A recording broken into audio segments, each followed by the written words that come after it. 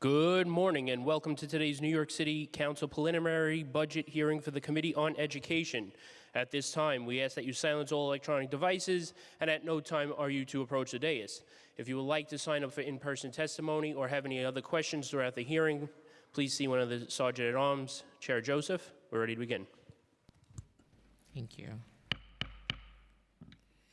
Before I start, I want to shout out PS 270 DeKalb School, who's here with us in the gallery studying the 19th Amendment.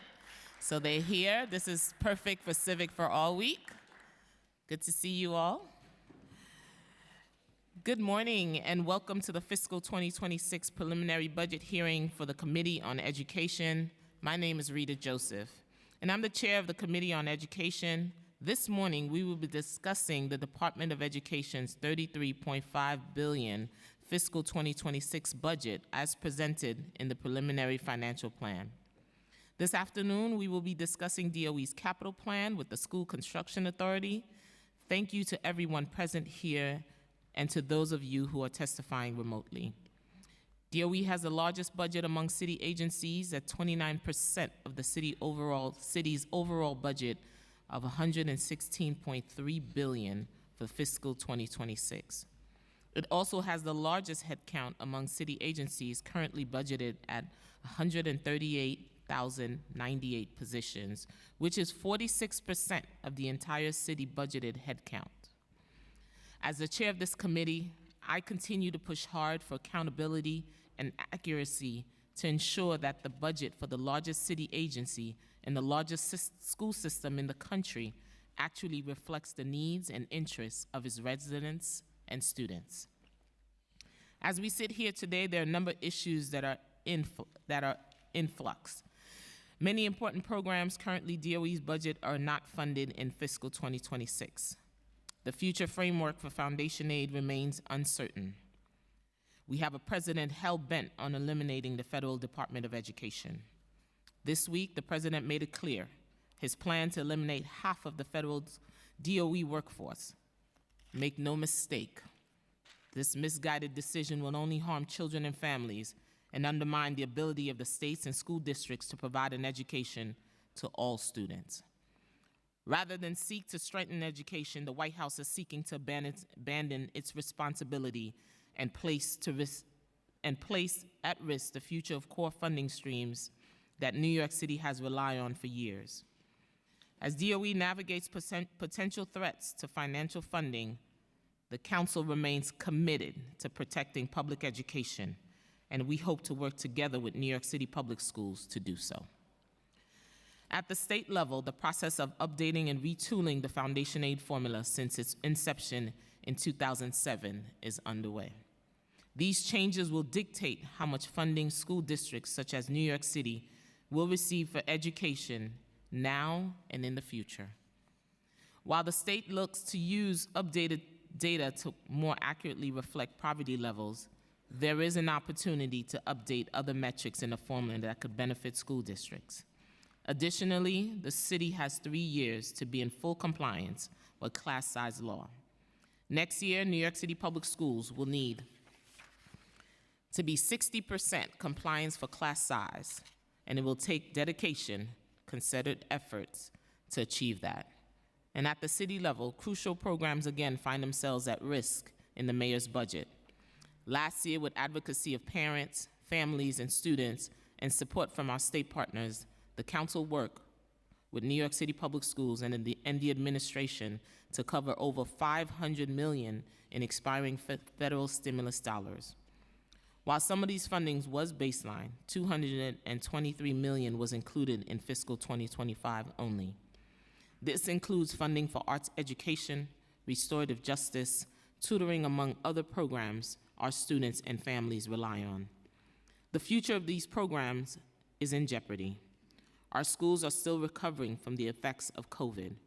Our level of chronic absenteeism are still higher than before the pandemic. Students are still recovering from learning loss, and mental health issues are still of high concern. Now is the time to slow down. Now it's not the time to slow down our investments. While we look to support our teachers, students, and families, there are multiple vital programs that the council must fight for every year. This includes funding for mental health continuum, teacher recruitment, and community schools. Baselining these programs will allow for the New York City Public Schools to focus on expansion in other areas for improvement instead of having the same fight every year. Through oversight hearing, investments, outreach, and works with our partners, this council is working diligently to stabilize our early childhood education system. We thank the New York City Public Schools and the administration for working with us over the past year on stabilizing and improving early childhood system. We have appreciated the biweekly meeting and have seen that the positive effect programs and initiatives like reinstatement of marketing outreach the council fought for. The council extended day seat pilot has converted over 1,700 standard day seats for children whose families now have extended hours of childcare each day. Still, there's significant work yet to do to ensure all our children are being served. Data shows that vacancy rates in the system are still high, and even though the council helped secure $55 million to fund preschool special education seats, there are still too many children and families waiting for placement and services. Yet this funding is currently missing from the mayor's budget in the fiscal 2026. Ensuring that the city continues its commitment and does not abandon these families is paramount. The city sits in a position, but there's also an opportunity in the chaos. By funding and baselining the many vital and critical programs that are currently unfunded next year, the city can continue to champion New York City Public Schools as not only unquestionably the biggest, but also the best public school system in the country. It is the council's responsibility to ensure the city's budget is fair, transparent, and accountable to the needs of New Yorkers. It is essential that the budget that we adopt this year is also reflective of the priorities and interests of the council and the people we represent. This hearing is a vital part of the process, and I expect the DOE to be responsive to the questions and concerns of council members. I look forward to an active engagement with the administration over the next few months to ensure fiscal 2026 adopted budget meets the goals the council has set out and continue to providing our New York City kids with the education that they deserve. I would also like to acknowledge my colleagues who are present here. Councilmember Narcisse, Councilmember Lewis, Councilmember Shulman, Councilmember Dinowitz, Public Advocate Williams, Councilmember Brewer, and Councilmember Gutierrez, remote, and Councilmember Ressler. Now I'd like to turn over to Public Advocate Jumaane Williams for opening statement, after which we will hear from the administration. Public Advocate. Thank you, Madam Chair. First of all, I just want to say I love these comic books, so I'd love to know how they be received, but they're pretty dope. Good morning, my name is Jumaane Williams. I'm Public Advocate for the City of New York. Excuse me. I'd like to thank Chairs Joseph and Brandon and the members of the committees for holding this hearing. Firstly, I want to acknowledge that the federal relief funding given to schools during the pandemic, elementary and secondary schools, or emergency relief, expired last year.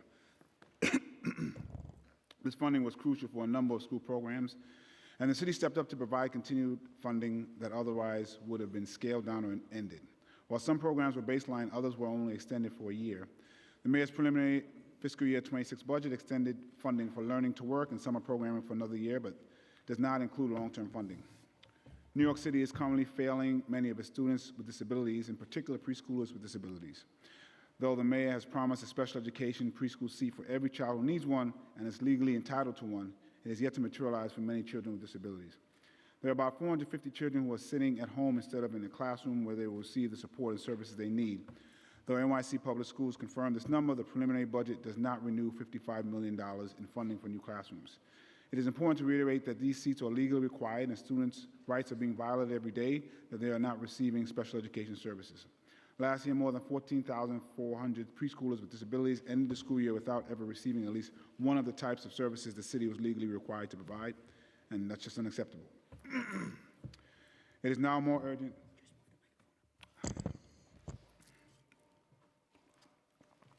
It is now more urgent than ever to ensure that our undocumented students and newest New Yorkers have access to the services and support they need as well. In January 2023, the city launched Promise NYC, which helps families who previously didn't qualify for the other state or federal programs due to their immigration status, including undocumented parents and asylum seekers.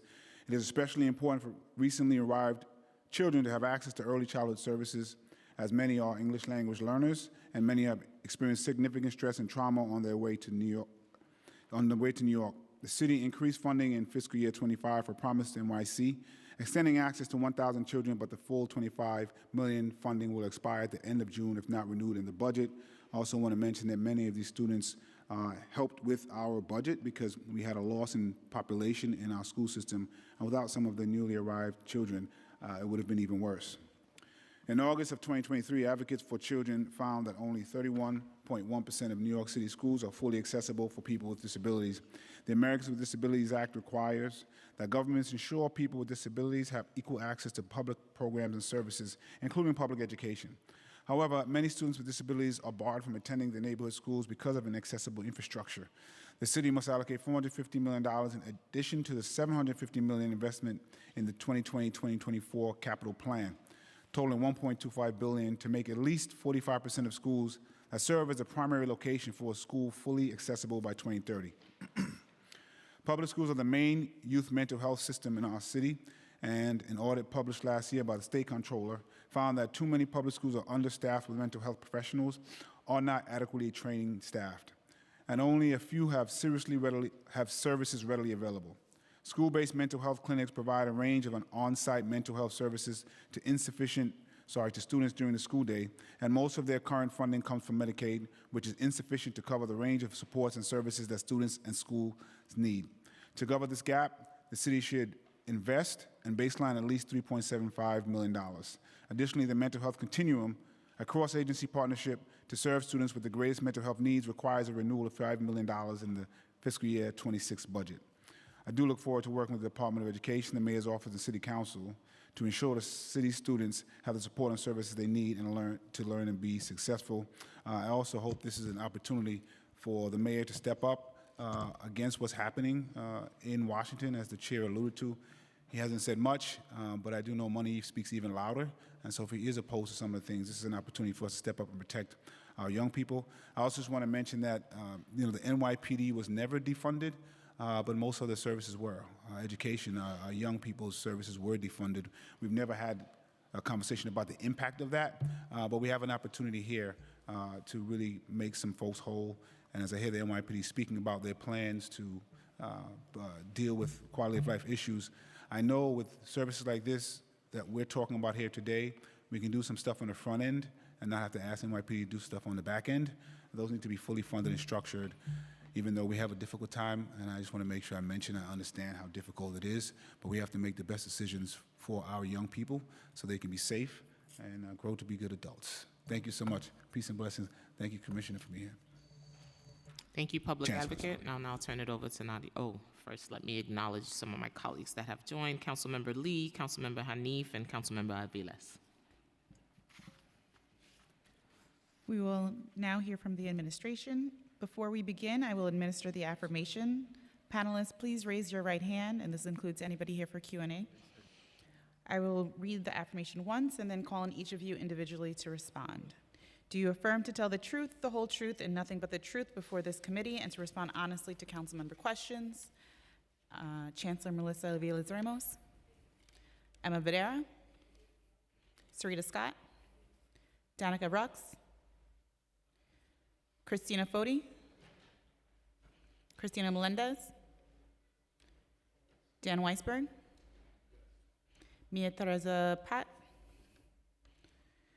Flavia Puello Perdomo, Monique Scales, Kleber Palma, Robin Davison, Paul Thompson, Mark Rampersant, and Travonda Kelly. Is there anybody I missed? If you could please fill out another witness slip, and then we'll get you. Liz Vladeck.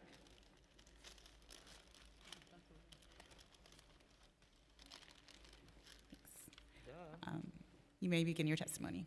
I'll swear her in after. Good morning, everyone. Thank you so much, Chair Joseph and Public Advocate Williams, for your support and for your comments. And we are very happy to be here with you and all of members of the council. Thank you for making time for us today. I am New York City Public Schools Chancellor Melissa Aviles Ramos, and I am joined by my First Deputy Chancellor Daniel Weisberg, Deputy Chancellor of Operations and Finance Emma Vadera, and Chief Financial Officer Sarita Scott.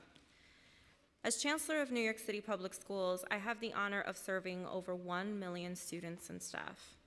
This role is the culmination of my nearly 2-decade career in education, which I began as a high school English teacher in 2007. Throughout my tenure in New York City Public Schools, as I moved into the roles of principal, deputy superintendent, acting superintendent, chief of staff, deputy chancellor, and ultimately chancellor, I have aimed to be not only a leader, but a change maker, navigating times of crisis and pushing our schools to new heights. When I became a principal, for example, only about a quarter of the senior cohort in my school was on track to graduate. I was determined to work in lockstep with my team and the school community to change that. And by June of that same year, 66.7% of seniors had earned their diplomas, and the following year, we raised that graduation rate to nearly 82%. Then in 2020, the pandemic struck, and I transitioned my school to remote instruction. Later during the pandemic, I stepped up to serve as at the district level as the deputy superintendent, and then acting superintendent for Bronx High Schools. After joining our central team, I launched and led Project Open Arms, working across our department and other agencies to enroll and support tens of thousands of our newest New Yorkers and their families. And as chief of staff to former Chancellor Banks, I was also one of the key architects of New York City Reads, which I immediately envisioned as a transformational initiative for our schools. In my own time as a high school English teacher and literacy specialist, I saw just how many of our kids struggled to read long into their teenage years. To this day, these experiences, enable me to lead with a deep understanding of what it takes to build bold futures for our students. To me, the key ingredients are strong and clear instructional priorities: New York City Reads, New York City Solves, and student pathways, to be specific, bolstered by a foundation of safety and wellness, teacher support, and family and community partnerships. This morning, I'd like to update you on the progress of these initiatives, starting with NYC Reads. I'm proud that we have successfully rolled out New York City Reads to our elementary schools and early childhood programs, but the work is far from over. As I know from my years in the classroom, research-based Tier 1 instruction must be paired with appropriate and effective Tier 2 and Tier 3 interventions. That is why we have turned our focus to consistent, high-quality implementation and streamlined, targeted interventions, directing our schools to focus on a handful of proven strategies for supporting diverse learners. This approach ensures that all children, including students with disabilities and multilingual learners, receive the support they need to access curriculum. Through our investments in NYC Solves and student pathways, we are also ensuring that our older students have the real-world skills and experiences to thrive beyond high school. As New York State revises its graduation requirements and reconsiders what it takes to be prepared for adult life, we at New York City Public Schools are ahead by leaps and bounds. We have been reimagining the high school experience since the start of this administration, providing cutting-edge opportunities for our students to prepare for high-demand careers. I'm proud that over 500,000 students are benefiting from NYC Reads and NYC Solves this year, and that 15,000 students are participating in our signature Future Ready NYC program, gaining 21st century skills and earning real wages. These instructional priorities are and will continue to be our major long-term focus.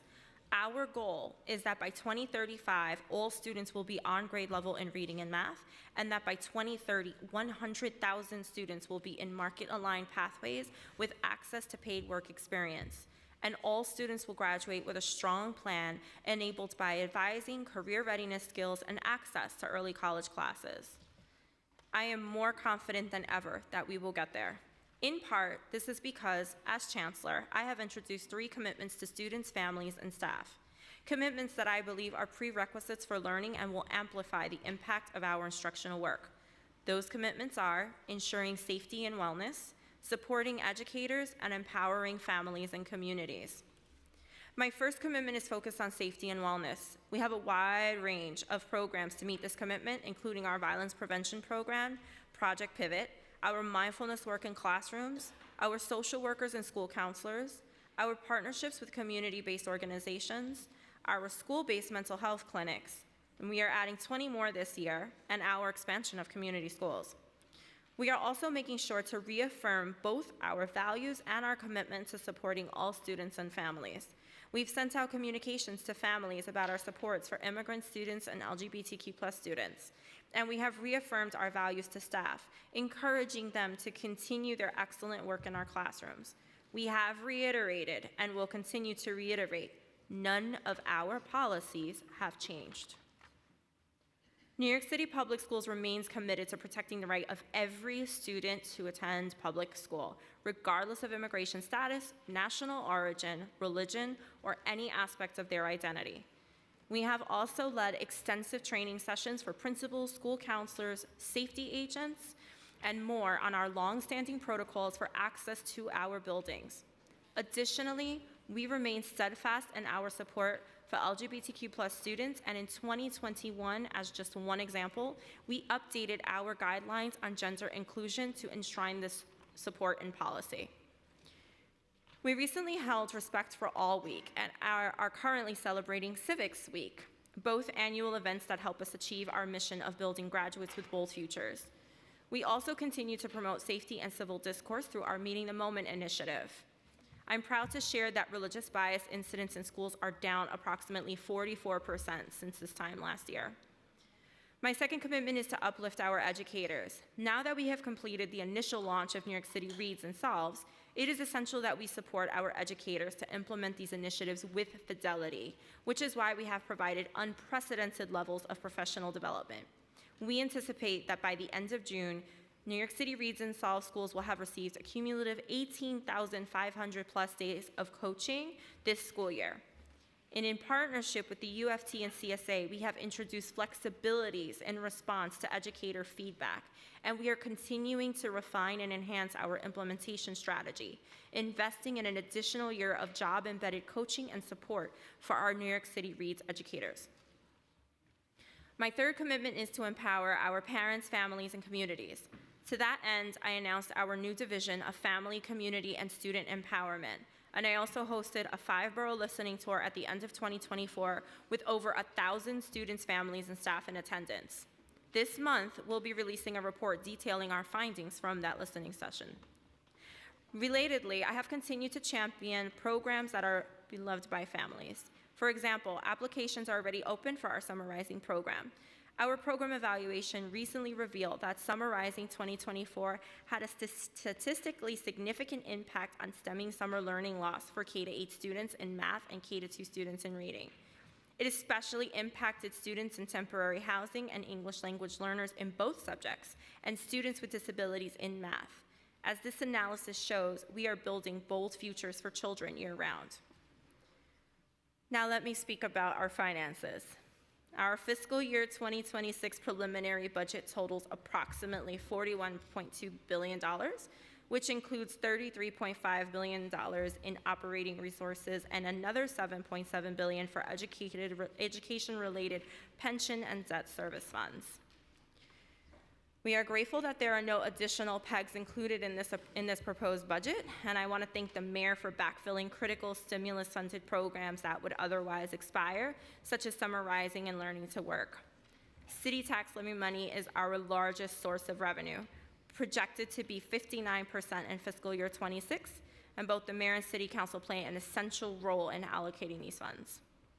To that end, however, I want to be clear that we still face key financial challenges, including significant fiscal year 26 cliffs for stimulus-funded programs that have not been fully backfilled, such as early childhood education, and other gaps, including due process cases, nursing, IT costs, and preschool special education classes, just to name a few. Even funding for Summarizing and Learning to Work is only for FY26 and is not guaranteed in the out years. While the city has invested in filling some of these gaps, it is critical to baseline these dollars to ensure we can provide all families with the appropriate programs and supports. We also have major expenses looming on the horizon, most significantly compliance with the class size mandate. Currently, over 46% of classes are at or below the class size caps, well above the 40% requirement for 24-25. And we received well over 750 plans from schools for improving their compliance with the class size caps next year. We are reviewing these requests with the U of T and CSA, which include additional requests for hundreds of millions of dollars annually and the hiring of over 4,000 additional teachers, beyond our regular hiring, to achieve compliance next year. This funding and headcount are not currently in the preliminary budget. As we grapple with this new and significant financial need, we are also faced with a proposed budget from the governor that could severely impact our ability to serve the students and families of New York City. Top on our list of concerns are the governor's proposed changes to the foundation aid formula. While it's clear that the foundation aid formula needs a significant revision, the proposed changes would actually result in nearly $350 million fewer dollars to New York City public schools than we'd be entitled to under the current formula, making an already outdated and flawed formula even worse. The governor has also proposed a statewide cell phone ban, a much needed step, but one that requires increased funding to make it an effective and sustainable effort. To address these challenges, I asked for this body's continued advocacy in regard to city, state, and federal education funding. We especially want to make sure our city's educational priorities and fiscal needs are heard loud and clear by the lawmakers in Albany. On foundation aid, we ask that you urge the legislature to continue the changes we proposed last summer to the Rockefeller Institute of Government. These include updating regional cost metrics to better reflect the cost of living in New York City, and updating and enhancing support for our high-need students, such as students with disabilities who require access to highly specialized programs, and our multilingual learners. If we deliver this message consistently from across city government, I believe it will have enormous impact. In closing, I am committed to working hand in hand with our elected officials. I feel fortunate to have collaborated with you even before I took on the role of chancellor. You all have been huge supporters and advocates for our children, and we appreciate you. I look forward to your questions.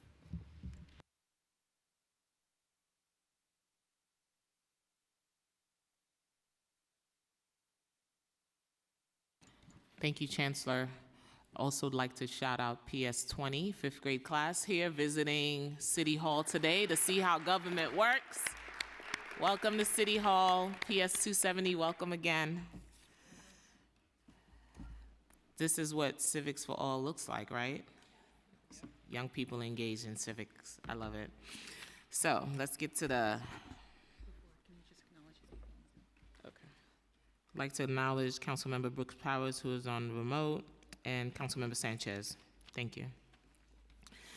Since President Trump took office earlier this year, his administration has taken aggressive steps towards significantly cutting federal funding, including education funding through rapid executive orders moved by the Department on Government Efficiency to cut spending, and how Republicans' early efforts to draft a budget bill.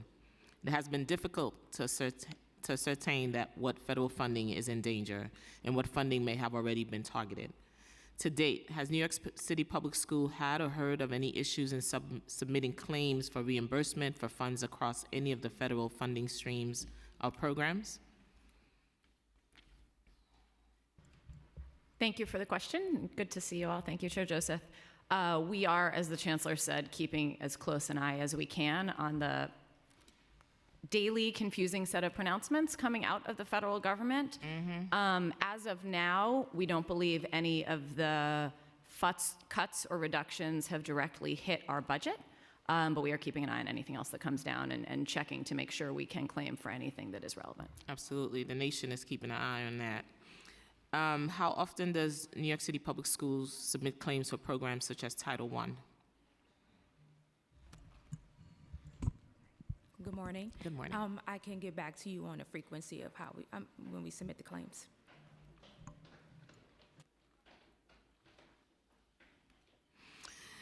Clearly, cuts in education funding, either from the Trump administration or this upcoming federal budget, would be detrimental to New York City Public Schools and services. Has New York City Public Schools have any internal analysis or collaborated with OMB on any analysis on which areas of the New York City Public School budget would be the most vulnerable, or which services would be most impacted given possible cuts?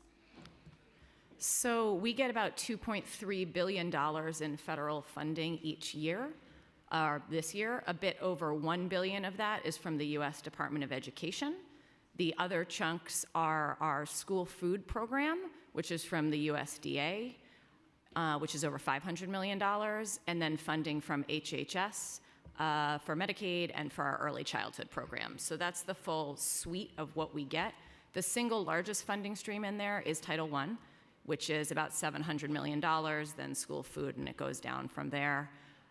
We are in ongoing conversation. Any of these programs being cut would be extremely disruptive to our schools, of course. We are lucky in that federal funding is not our largest funding source. City funding is by far our largest funding source, but it obviously would be critical. And those funds, as you know, are usually dedicated for our most vulnerable students, our low-income students, our students with disabilities, our students in temporary housing.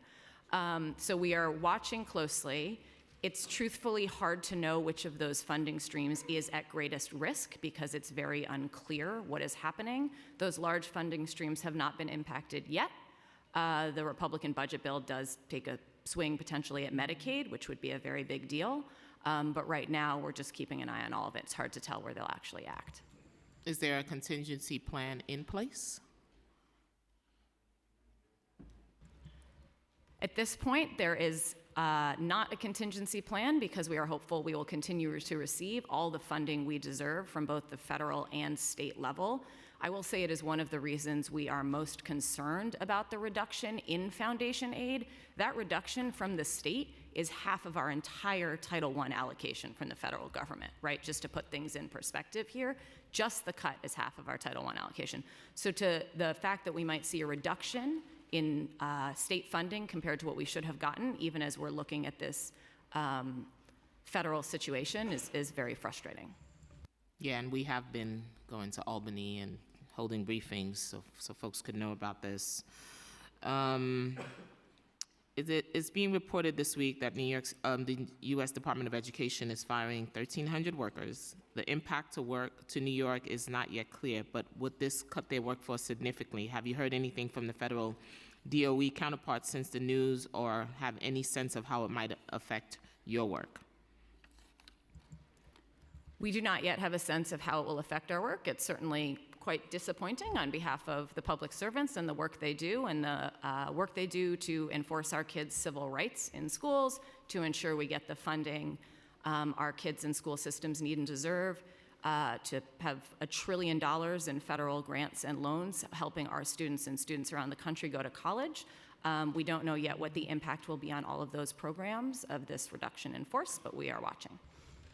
Earlier you said, when I asked about a contingency plan, you said none is in place yet. I think we shouldn't have to wait till it happens to be scrambling. I think we should plan. As educators, we plan. We don't sit and wait for it to happen and wonder, what are we going to do? Go ahead, Chancellor. I know you'd take this one. Thank you, Chair. And I'm still going to make Emma, give you all the more details because this is her wheelhouse. But what I will say is that it's not necessarily that we're waiting to make a contingency plan. We're having internal conversations around all the possibilities, but we cannot enact on a plan with certainty when there are so many moving pieces, including our budget, including what happens with foundation aid, including waiting to see which cuts actually happen from the federal government. So for us, it's really a case of scenarios and what are some of the plans that would be attached to those scenarios. We are not in a place where we can share those because, again, they are scenario-based and internal conversations, but we are watching closely. And as things continue to unravel, we would obviously brief you and have more detail for you. But Emma, you should add. I was just going to add that it's, of course, early in the budget process for next year, right? And we are, of course, here to talk about our city funding. We're up at the state level talking about state funding, and you all will be our partners in whatever it is we need to address together if these cuts actually do hit us. And I will also pass it to Sarita, who has an answer on the claims question. Yep, so just wanted to make sure I got back to you. We draw down on funds on a monthly basis for Title I. Thank you. Can you detail areas in which way New York City Public Schools and the U.S. DOE work together to collaborate on research and tracking outcomes in schools?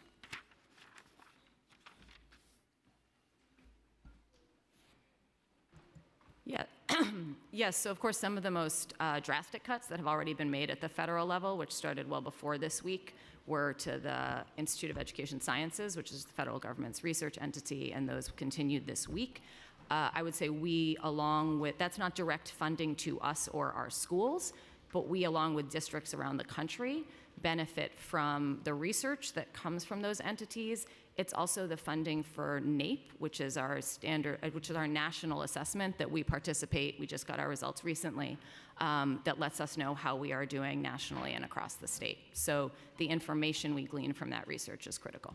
Yeah, the data from that information also inform how you make policies and how you serve New York City students. A lot of folks don't know that it comes from DC and how you look at this data, and then that's how you determine your tutoring, your after school, and how you support schools. Across the board, we use research from IES. Yes, that's true.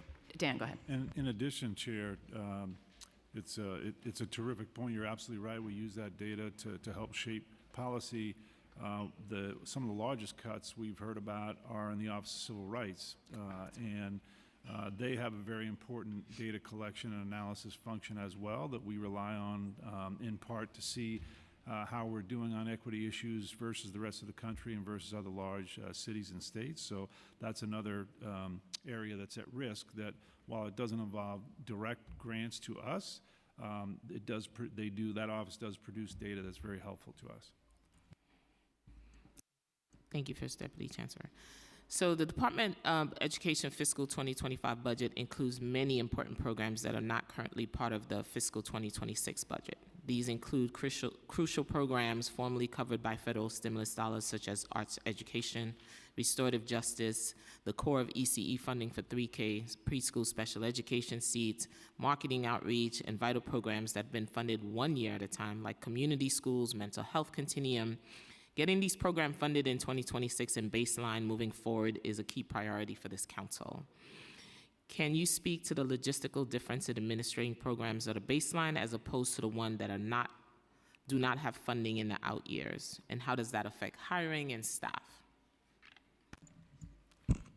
Yep, so essentially a part of our negotiations with OMB is to ensure that we advocate for those dollars to be baselined in our budget so that we can have sustainable funding to support headcount and other OTPS funds that are crucial for those programs. So all of the things that you listed are all of the things that are always a part of our conversations, extremely important, and want to ensure that we are able to continue to provide those resources to our students. Because the council would love to see these things baseline so we can do improvements in other areas and stop doing the budget dance every year. We're doing this two-step. We want to stop the two-step. We want to make sure these programs are baseline, and we could look in areas where we need improvement and where we can also expand. Yep, totally agree with you. We would love to see it baselined as well. So I'm not alone in this. All right, so I'm going to be a different chair, and I'm going to start allowing my colleagues to start asking questions. First member, Councilmember Shulman, and I'd like to acknowledge Councilmember Krishna. Hi, Chancellor. Oh, thank you, Chair, very much. And I too look forward to hearing the plans around the budget. I also want to say that one of the things that I would like to see too is some of the really good programs that we have in all of our different districts replicated throughout the system. I wanted to ask you about CARTA cases. I always ask about this. What is the average tuition payment per CARTA and CANA case student in fiscal 2025? And what was the average cost per student in fiscal 2024 and fiscal 2023? And their mother. Let me just swear you in. Do you affirm to tell the truth, the whole truth, and nothing but the truth before this committee, and to respond honestly to council member questions? Liz Ledette. Yes, I do. Thank you. Go ahead. Good morning, Chair. Good morning, members. Thank you for the question. And just give me a moment to turn to our exact figures. The average tuition cost in 2021-22, and this is now flat average, not the median. The average in 21-22 was $86,991.43. The average in school year 22-23 was $93,274.45. Last school year, the average was $99,710.19. The median costs were lower than that each year, but demonstrating similar large increases year over year. What are we doing, and this comes up all the time at these hearings, what are we doing to try and get away from these cases so that we can actually, in our system, give education to these kids? Thank you so much for that question. It's really the vital one. I definitely think the most qualified person to answer that is our Deputy Chancellor, Christina Foti, who leads all of our special education work, because first and foremost, when we have the excellent programs that she's building, especially for students with autism, which we're seeing as a major area of growth, including as a cost driver, she and her teams are able to educate children with autism in our neighborhood schools in these pilot programs you know about so effectively with such powerful results at, frankly, a fraction of the cost. So I'm happy to talk more about the legal work that my team and I are doing to try and speed the process and hold bad actors accountable and defend our programs strenuously. Any questions about the legal process, I'm happy to answer. Because we have, in my district, I have a program in one of my schools, the Mell School. That's an excellent program for kids with disabilities and learning challenges and all of that. And like I said, I'd really like to see any of you come out, and I would be more than happy to host, to see, so we can replicate these programs in the other public schools. I think that's really important. Thank you, Council Member. And we're going to ask Deputy Chancellor Foti to come up and talk specifically about some of the program expansion, but you bring up a very important point. First of all, I know my Chief of Staff is watching as we're sitting here, and so she's taking note that we'll make sure we go on the visit with you. I'd love to join you myself with Deputy Chancellor Foti. But you bring up a really good point about expansion. It's about quality expansion as well. We want to make sure that the right programs are being expanded, but also the right leadership and the right training are behind them, and that's the multi-pronged approach that Christina and her team have taken when it comes to special education services. But I'm going to shut up and let the experts talk, because I won't stop talking about it. We appreciate you talking about this, Chancellor. Councilmember Schulman, I want you to know that 3,140 families agree with you just regarding the Nest and Horizon program.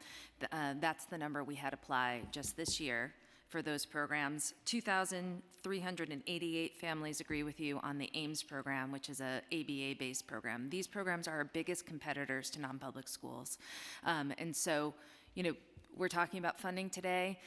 We have to prioritize what is most sacred and what is most important. Last time I testified, I told you that 95% of our Nest and Horizon students graduated within 4 years. We ran the numbers again. It's now 97. Okay. They're outperforming their peers by 2 to 3 times on the ELA exams, and they're coming to school more often. So thank you for this, and I'm hoping that we can continue to keep our eye on these programs. And I know, Chancellor, your staff actually contacted me about the sustainability programs we have with New York Sunworks to do the hydroponic planning. And, one of the schools, I just had cut the ribbon last week, an ELL class is actually doing the harvesting and everything else. And, I want to know what you're doing to help us expand that in the system.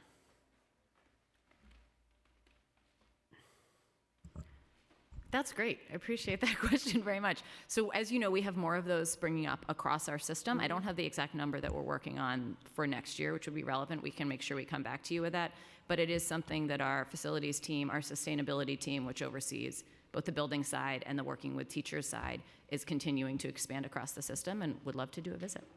Yeah, if I could just continue that line of questioning, yes. So, because we have limited funds that we can give as council members. I just wanted to see if you would if OMB would be able to give you funds for that, because it's so important. And by the way, these kids said to the principal and to me that when they do these hydroponic programs, it gives them, they feel it's a safe space for them and a serene space for them. And that's so important to their education.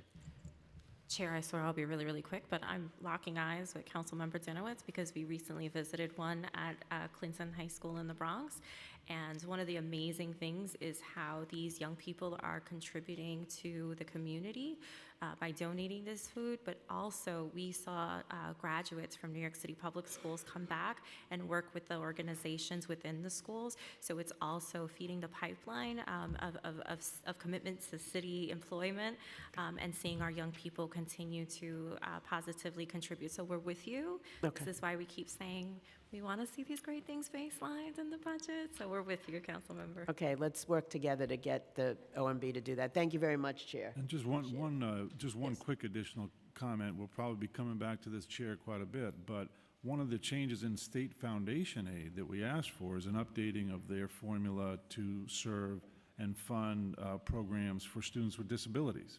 So these great programs that Christina's talking about, our vision is to make them universal throughout the city. Right. In every district. We don't get state funding specifically targeted towards those programs. Okay. In the same way that we target it with our FSF funding. If the state made that change in foundation aid, that would allow us to more rapidly expand these programs. So it's one of the reasons we're really focused on that issue in Albany right now, as I know you are as well. Whatever we can do to be helpful there. Thank you. Thank you, Councilmember. But Councilmember Aviles has an amazing program in her district. She has a model school. So if we're looking for a field trip, we should go into this Councilmember Aviles' district to see her amazing program. I went to visit the school. It's amazing. It's a brand new building, meeting all the needs of our special education students. Amazing. Councilmember Lewis. Thank you, Chair. Good morning, Chancellor, and to your whole team for being here today. Two quick questions. One is in regards to what's happening on the federal level, but I'll focus on the fiscal side. I wanted to know, has any additional funds been allocated in the FY26 budget for increasing the number of SAPIS counselors, guidance counselors, and family support staff, specifically trained to assist migrant students? And how does that compare to the current fiscal funding levels?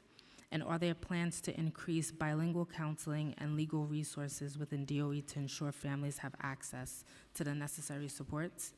And this is in regards to Title I schools. In my own district, several of my schools are Title I schools, so can you provide the breakdown of staffing shortages in special education services and paraprofessionals between Title I eligible schools and non-Title I eligible schools? Thanks. Thank you so much, Councilmember Lewis, and you asked some really important questions, and there are a number of folks here who can give you answers to your question, which is thoughtful and layered. So I'm going to ask to start with our CFO. Sure. Good morning. So for the SAPIS workers funding, I believe that's about $2 million, and that's in 25, but it's not baseline. That's something that usually is added 1 year at a time. In terms of our other supports, like the social workers, that funding is baseline in our budget. It was funded with expiring federal stimulus dollars and then was backfilled and baseline by the city. And how about family support staff? I'll get back to you on the family support staff. Okay, thank you. Councilmember, we're also working on getting you the vacancies, since we're not quite at that point yet, right? We're just starting to program for the upcoming school year, but we're going to get those numbers to you right now. Okay. Right, and I saw that in your testimony, you mentioned a division of family and community student empowerment. So that's what sparked some of those questions. So I'm happy to hear about that new division. Yes, and so we are going to quickly ask Chief Rampersad to talk specifically about SAPIS workers and some of those supports, and then we're going to invite Deputy Chancellor Melendez to speak more about the division and the work we're doing. Thank you. So thank you for the question, and good morning, everyone. So as it relates to SAPIS workers, currently there are 294 SAPIS workers positions throughout New York City Public Schools, of which 271 are actively filled in our schools, 10 are on leave, 13 positions were vacant. We are looking at 3 candidates now to fill those respective positions. And thank you to Council for the funding that was provided to us to hire 20 additional SAPIS workers to do the great work of which you described. So thank you very much. Thank you.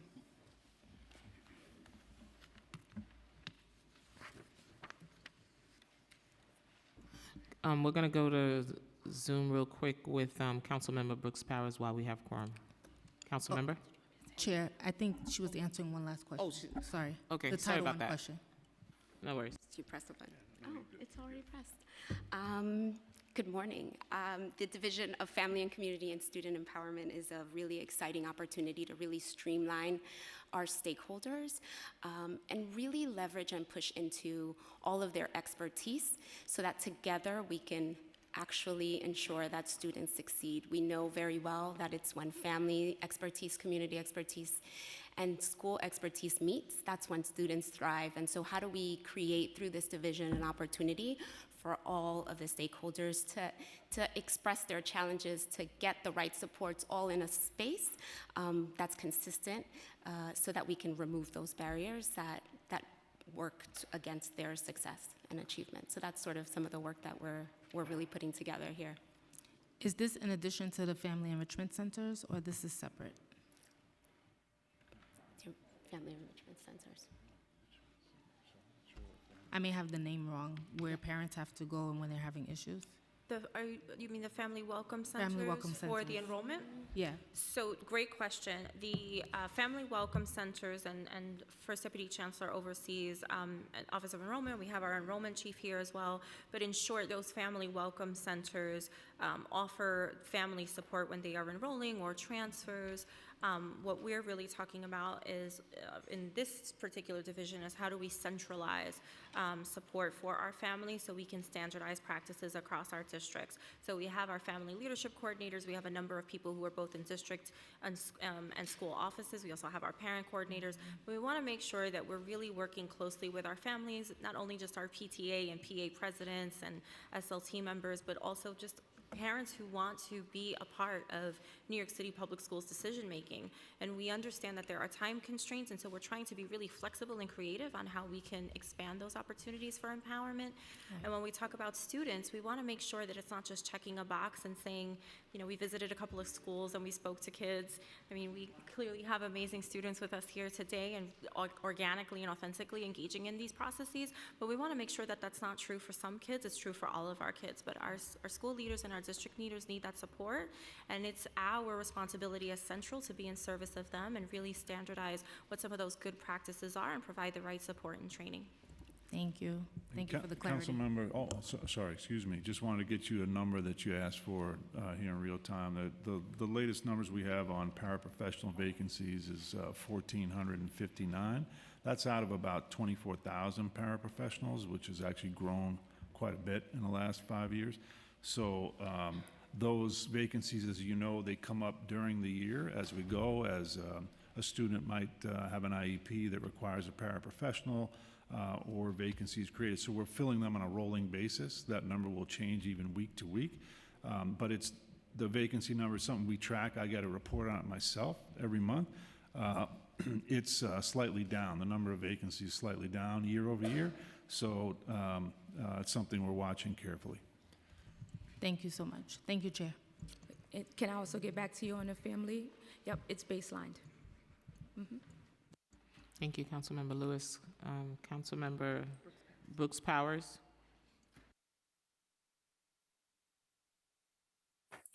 Hi, can you hear me?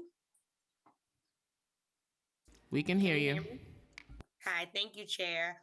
So I know that you've been asking questions on IEP. I just wanted to kind of ask a couple of additional questions because many of the families in my district have shared ongoing challenges with securing special education services due to delays and bureaucratic obstacles. So I just wanted to get a sense in terms of, and if you asked this earlier before I got on, I apologize, but what specific funding allocations in this budget will address the delays and ensure timely access to services for students with disabilities? And how is DOE working to improve the efficiency of IEP evaluations and service delivery, particularly in historically underserved communities?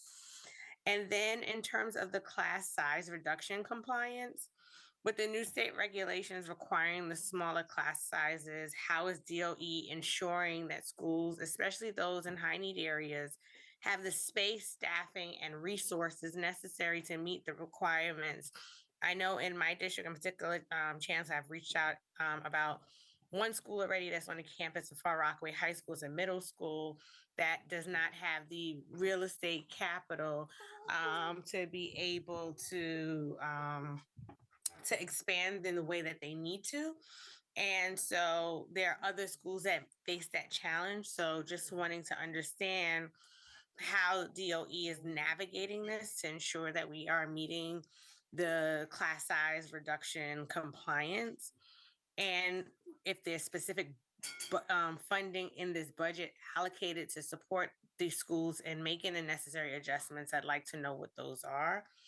And my last question is around the federal COVID funding and fiscal sustainability. Each year I ask this question. Now with the expiration of the federal COVID relief funds, how does DOE plan to fill the funding gap and ensure that critical programs are not disrupted? And let me know if you need me to repeat any of the questions. Thank you. Thank you, Council Member. We took notes. We think we got it all, but we're going to start going down the line to answer your responses, and we'll gladly ask you to clarify if we missed anything. Thank you so much. Thank you, Chancellor. Thank you, Council Member. So I know there are many parts. I want to move quickly on the portion of mine, and then I'll give it to our CFO for the funding piece as it relates to special education. This year, we've hired 469 related service providers. Earlier, we were talking about preschool, and I know that we will, about Carter cases, I know we will talk about preschool today. I want to just call out for our community school districts, that's districts 1 through 32, District 75, currently our related service provision Our related service provision is at 93%. And that is thanks to the investments in those 469 additional providers. In addition to that, we've opened up 79 sensory sites opening on Saturdays and after school. You've heard a lot about that. That is currently being funded via a grant for this year and next year, so we're excited to be able to sustain that additional service. This year, for the first time, we're providing services 7 days a week via Saturday and Sunday academies. Again, that's being sustained largely on grants for this year and next year. That's very exciting, but it is why we've been able to move to some of our historic highs of 93%. I know we'll talk about preschool later. In terms of the funding, can you repeat, Council Member, your special education funding question so that my colleagues can respond to you on that?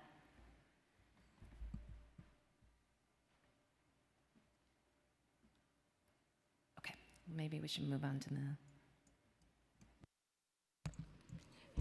Councilmember Brooks Powers, can you repeat the last part of your question? Chair, I think maybe we can... Okay, sorry. I needed to be let off me. Apologies. The last question about the COVID funding was about the expiration of federal COVID relief funds and how DOE planned on filling the funding gap to ensure that critical programs were not disrupted. Was that the question you wanted me to repeat? Sure. So in terms of those programs that were funded with expiring federal stimulus dollars, as the chair noted in her opening remarks, $300 million of it was baseline, and there's another $200 million that we continue to have discussions with OMB in terms of getting it baseline into our budget. So it's definitely something that we recognize is critical and want to ensure we have sustainable funding. Thank you. And however we can be supportive, please let us know. Thank you. Thank you, Councilmember. Councilmember Gutierrez? Excuse me, Chair. I'm sorry. There was a class size portion of the question. Should we? Councilmember Brooks Powers?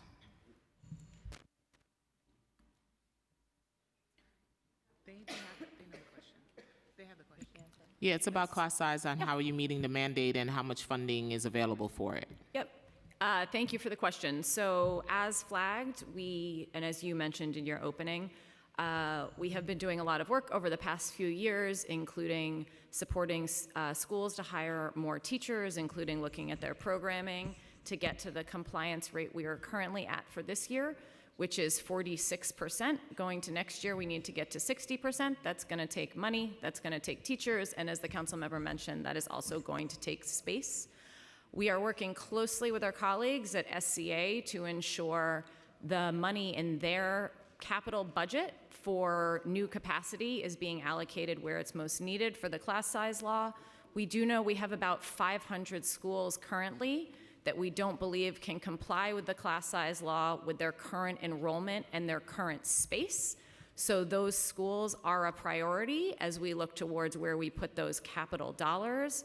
I would say in addition to that work with SEA, which is really about the large scale capital projects, we also know there's a set of schools that we think smaller scale projects to convert non-classroom space into classroom space will help them make progress locally. So we've been doing a lot of work. We surveyed all of our principals last year.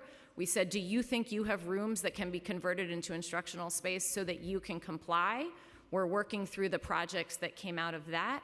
We're also running a whole new class size grant program for next year, where we allowed schools to come in and let us know what they thought they needed for compliance. Obviously, the most critical piece is teachers. We had close to 800 schools come in. They requested over 4,000 new teachers that they believe they need next year to get to compliance. But some of them also said one of the things we need is additional space. So we're also running through those, and where those are small projects, it looks like there will be 8 to 10 of those. We are also working at the school level to convert some of those spaces into instructional space as well. So that is funding that is not yet in our budget for next year. As the Chancellor mentioned, we think we need hundreds of millions of additional dollars to support that class size work at the local level, to ensure we stay in compliance, to ensure we can hire these 4,000 new teachers and convert these rooms, but that's what we're looking towards for next year. Just want to add on a quick piece. We're also getting some feedbacks from some schools. Are these schools losing their art spaces, their dance spaces? Because we did get an art teacher. She said, all of a sudden, my art was on wheel. It was no longer in a classroom. So when we talk about educating the whole child, I want a child to be able to go into an art room and do art, not art on space and on wheels. Yes, appreciate that question. And I think as we've flagged for a while now, given the amount of space that is needed to comply with the law, some of that will be about building new buildings, which SCA is working on, but some of that is also thinking about how we can maximize the space already in our buildings, but that does come with trade-offs. So just to give you a little bit of color, we've had schools that came in through this process and said, can we convert some of our 3K and pre-K classrooms into classrooms that we can use for class size? We've had schools come in with other conversions. What I would say is from where we sit, we aren't mandating anything like that across the system. We also don't want to lose our art spaces, our dental clinics. We had a question about a dental clinic. We have early childhood. We don't want to lose that either. So where schools are coming to us, we are taking a look if they're the ones that raised it from the school level, but we're not mandating anything like that centrally as we go through.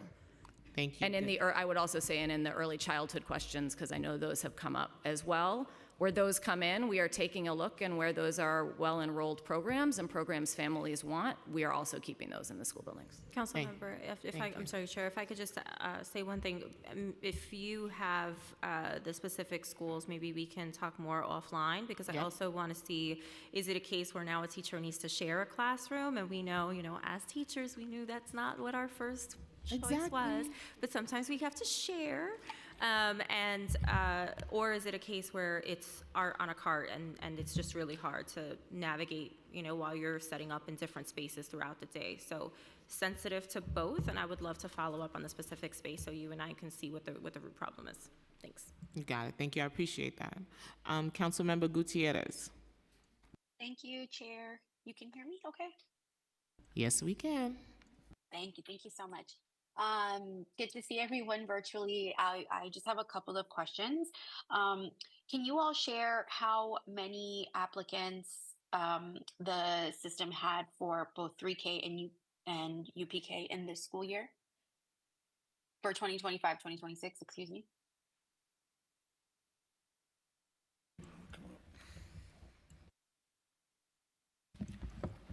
Thank you so much for that question. Good morning. Unfortunately, we just closed the 3K and pre-K application process, so we don't have the final numbers to share. What we can say is that in comparison to last year, it seems to be on par with application numbers from last year. But we'll share them once we have it, which is usually in the spring. Okay, thank you. And so and I know it's obviously pretty early, but because one of the things that Chair Joseph shared in her remarks, and something that I just want to share my gratitude for, giving us the space on the council to be a part of the ECE working group. I think you all have invested quite a lot of time and resources into marketing, and obviously the council fought and secured for that funding. Is there anything that you can share specifically about marketing that happened this year different than years past? And do you think that that will help increase amount of applications for 3K and UPK? Sure, I can start. As you may know, that this is a shared task between student enrollment as well as our Division of Early Childhood team, and so we work very close hand in hand, in addition to working with other agencies across, including the Public Engagement Unit. And so what I can share is, for us, some of these things are tried and true things that we have already done in terms of outreach, and then we have took on a different approaches for increasing outreach in ways that we haven't done before. So I'll start off by listing. It's a lot to list, but I'll start. Oh, no, I'm so sorry. You don't have to listen. My apologies. I appreciate it. Okay. I don't want to take up all the time. I guess my question is, because you said it is on par, do you not believe that the additional efforts and funding and marketing is contributing to increased applications, I guess is what I'm asking. I know you don't have the finite numbers in front of you, but just kind of, do you have a sense? Got it. The numbers are similar to last year, so I don't want to say that these efforts weren't helpful, but it's really hard to say. It's very early on, and of course, application, activity, and enrollment, all of that plays a good role in exactly where we're going to land in September, so it's too early to say. And just to say, council member, it's a great question. We're obviously interested in this as well. This is a partnership, as you know, with sister agencies, so HRA, DOHMH are also part of this effort. And so what we hope to do is evaluate with them the impact. Another point to make, like we certainly look at application numbers, the more important metric is actual enrollment, because particularly when you're talking about 3K and pre-K, there's a lot of families that will put in an application and then decide not to enroll. So all of that is to say there's a lot of data to analyze to see what's going to be most effective in filling the seats that we have. We need a little bit of time to analyze all of that. Well, I'll be patient and I'll remain hopeful. And again, just want to give y'all your flowers. And my last question is, last year, obviously, you all successfully offered 3K placement to every family that applied on time. And however, there were still, I believe, around 2,000 that were still on a wait list. And just curious, kind of the plan for this year. I know that you don't have all the numbers in just yet, but are there any additional efforts that maybe you want to share with us to avoid this wait list of certainly I think 2,000 is a lot, but anything that you are all working on to avoid that wait list, anything you did differently that you want to highlight just to ensure that every kid that applies has that seat and there's just no wait list, hopefully. The commitment to give everyone a seat who applies in the main round remains this year. Your questions about the wait list, I do want to be clear that just because families are on a wait list doesn't mean that they don't have a seat. And so this is a very, this family choice, and we want to make sure that families are getting exactly what they want. And sometimes if they're offered the second, third choice, fourth choice, or fifth choice, we always put them on the wait list automatically for programs that they had a higher choice in wanting. And so therefore the wait list, yes, we want to make sure that families are getting exactly what they want. Just because we will have families on a wait list doesn't mean that they're without, and we'll continue to use the wait list so that families can continue to get the choice that they want.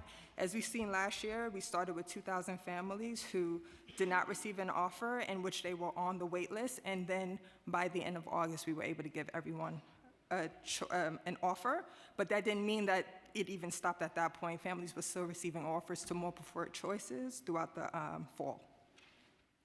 Okay. All right. Thank you. I just, and we can talk more about it at the next meeting, but I know that just folks were bogged down putting down deposits in the meantime. And I get it that they were waitlisted. It it might have been their second or third choices, but would love to continue to work through that with you all. Councilmember, Thank you, Chair. No, Councilmember, I just want to thank you so much for your continued support and partnership, always asking really thoughtful questions and giving us the space and the grace, right, to get you the most accurate information and have these productive conversations. And so as we collect these data and do an analysis, we would love to sit down with you and anyone else who's interested to Yes. really unpack the implications. Yes, thank you. And Chancellor, we're ready for you at Nuestros Niños. I know your team is working with us for the visit. Thank you, Chair. They are. I'm telling you, Chief of Staff she's watching all of this right now, and she's just I taking know it. note That's of why all I the said visits. it. Thank you so much. Thank you, Chair Joseph. Thank you, Councilmember. Councilmember Dinowitz? Thank you, Chair Joseph. Hello, Chancellor and team. Chancellor, first I want to thank you. Since before you've been Chancellor, you've been a real presence in my district in Wakefield for Project Open Arms, to this week at Intech for Civics Week, and soon, I think, in Riverdale at PS 24 and 141. So I look forward to continued collaboration. And I also want to thank you for your comments in your opening about our migrant students. I think anyone who was a teacher knows that our job is to take care of the kids that walk through the doors of our classroom. And we never ask because we don't care where they came from. We care about them getting a great education and them, being a good person. And I'm really pleased to see that at the top, that value remains because it's really important that we share and hold that value and that it comes from the top throughout the entire Department of Education. So I want to thank you for that. You mentioned in your opening about literacy, including at the high school level. I know you're focused on elementary literacy. At a hearing on January 30th, though, we did discuss literacy at the high school level.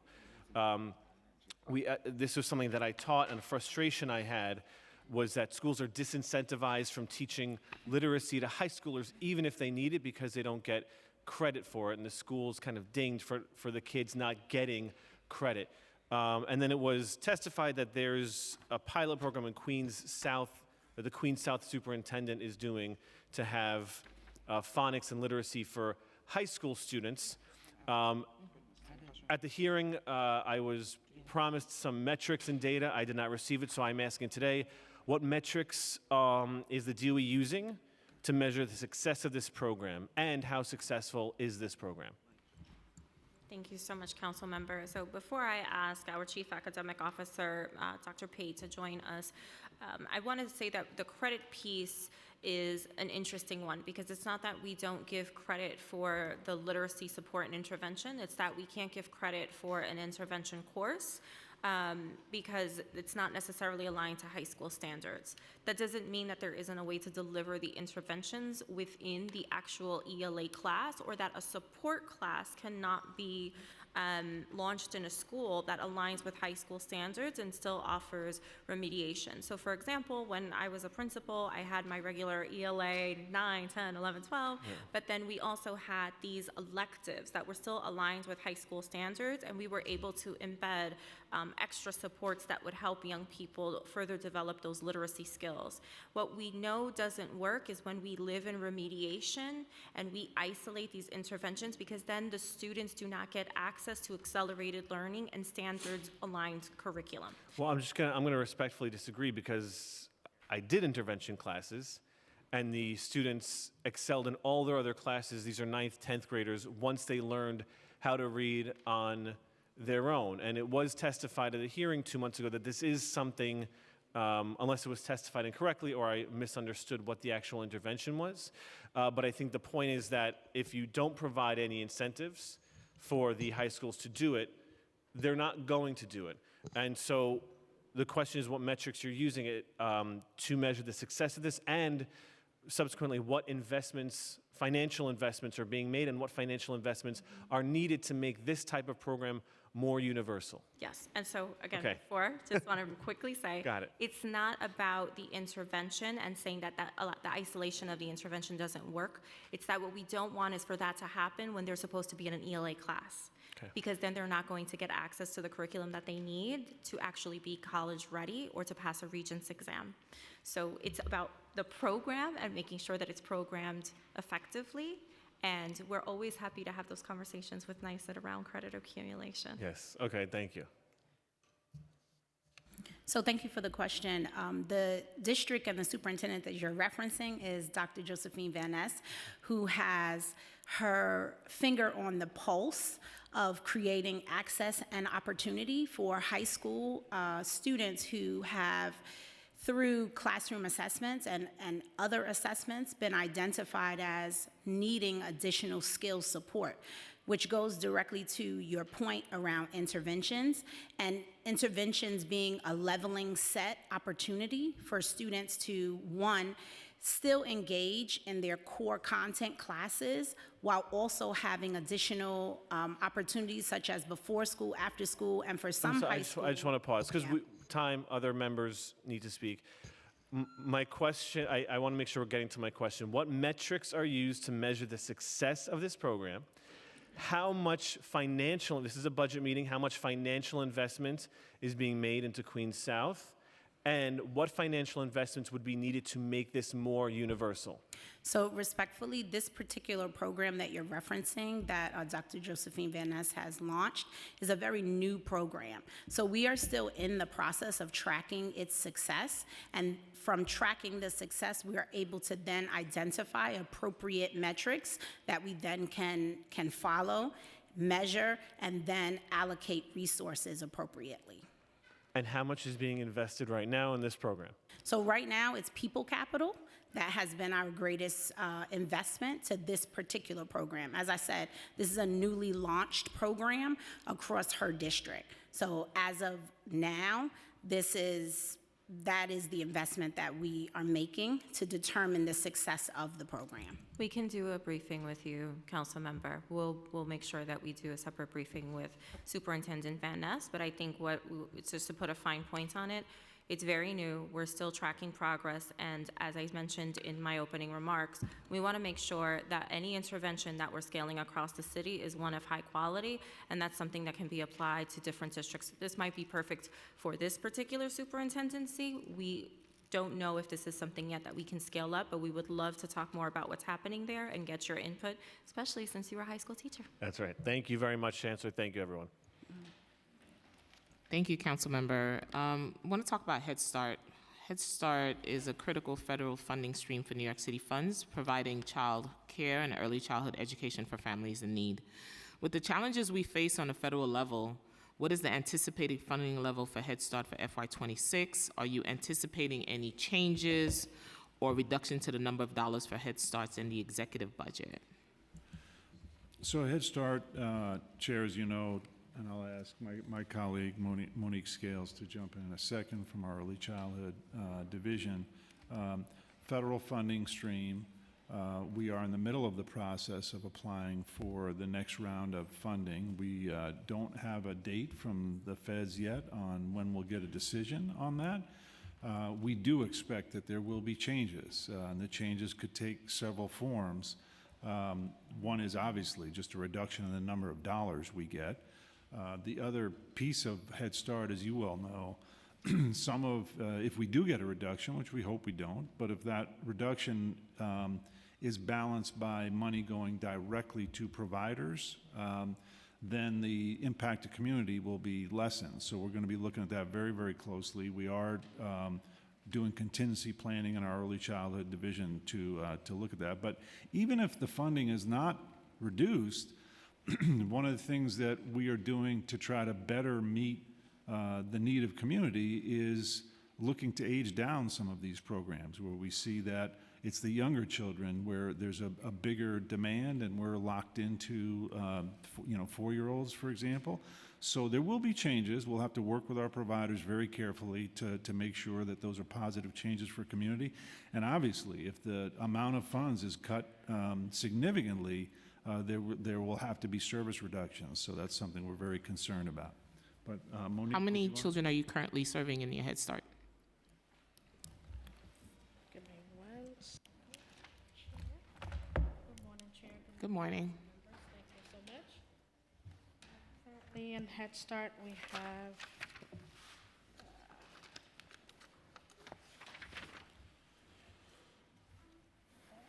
one second. we currently have 3,793 enrolled students. Do you have any vacancies? We do have vacancies, yes. How many? So it's approximately just a little under 2,000 vacant seats. Under 2,000? Okay, I'm gonna put my Ms. Joseph hat on right now. So we have 3,792, but you have under almost 2,000 seats that are vacant. What are we doing to do outreach for these seats in order to fill in these seats? We know Head Start, the purpose of Head Start is to make sure children have a Head Start in schools. So talk to me. Yes, so we have been doing the outreach campaign, the initiative that City Council has so graciously helped to fund. We've been doing marketing and outreach. We had previously put out a Head Start RFI where we tried to get in new providers, new delegates to take on additional seats for our Head Start. But as First Deputy Chancellor said, we had to recompete for the grant, so that's what's coming up. And we looked at the system, and based on the data, it's been determined that we should potentially age down. So there's a recompete. We put in an application, and we looked at the seats, and we decided to age down. So it's a reconfiguration of the seats that we originally had. Age down, for folks who may not understand, what do you mean by age down? So as opposed to, we had a lot more of pre-K seats, Head Start 4s, and based on the data, it looks like we need more infant and toddler seats. In your early learn, so that'd be your Yes. infant to 2-year-olds, for example, because there's a whole campaign for 2K. Correct. Exactly. Okay, got it. So how much of these changes compare with the current allocation of seats 0, 2, 3, and 4-year-olds? I'm sorry, can you repeat that? How would these changes compare with the current allocation of seats for your 0? Remember, we talked about infant, 2-year-old, 3-year-olds, and 4-year-olds. For the recompete? Yep. So sorry, let me just pull that number specifically. Originally, we had 136 early Head Start seats. And for our application, we put in 4,000 early Head Start seats. And I just have to find the number for the 3s and 4s. Give me 1 second.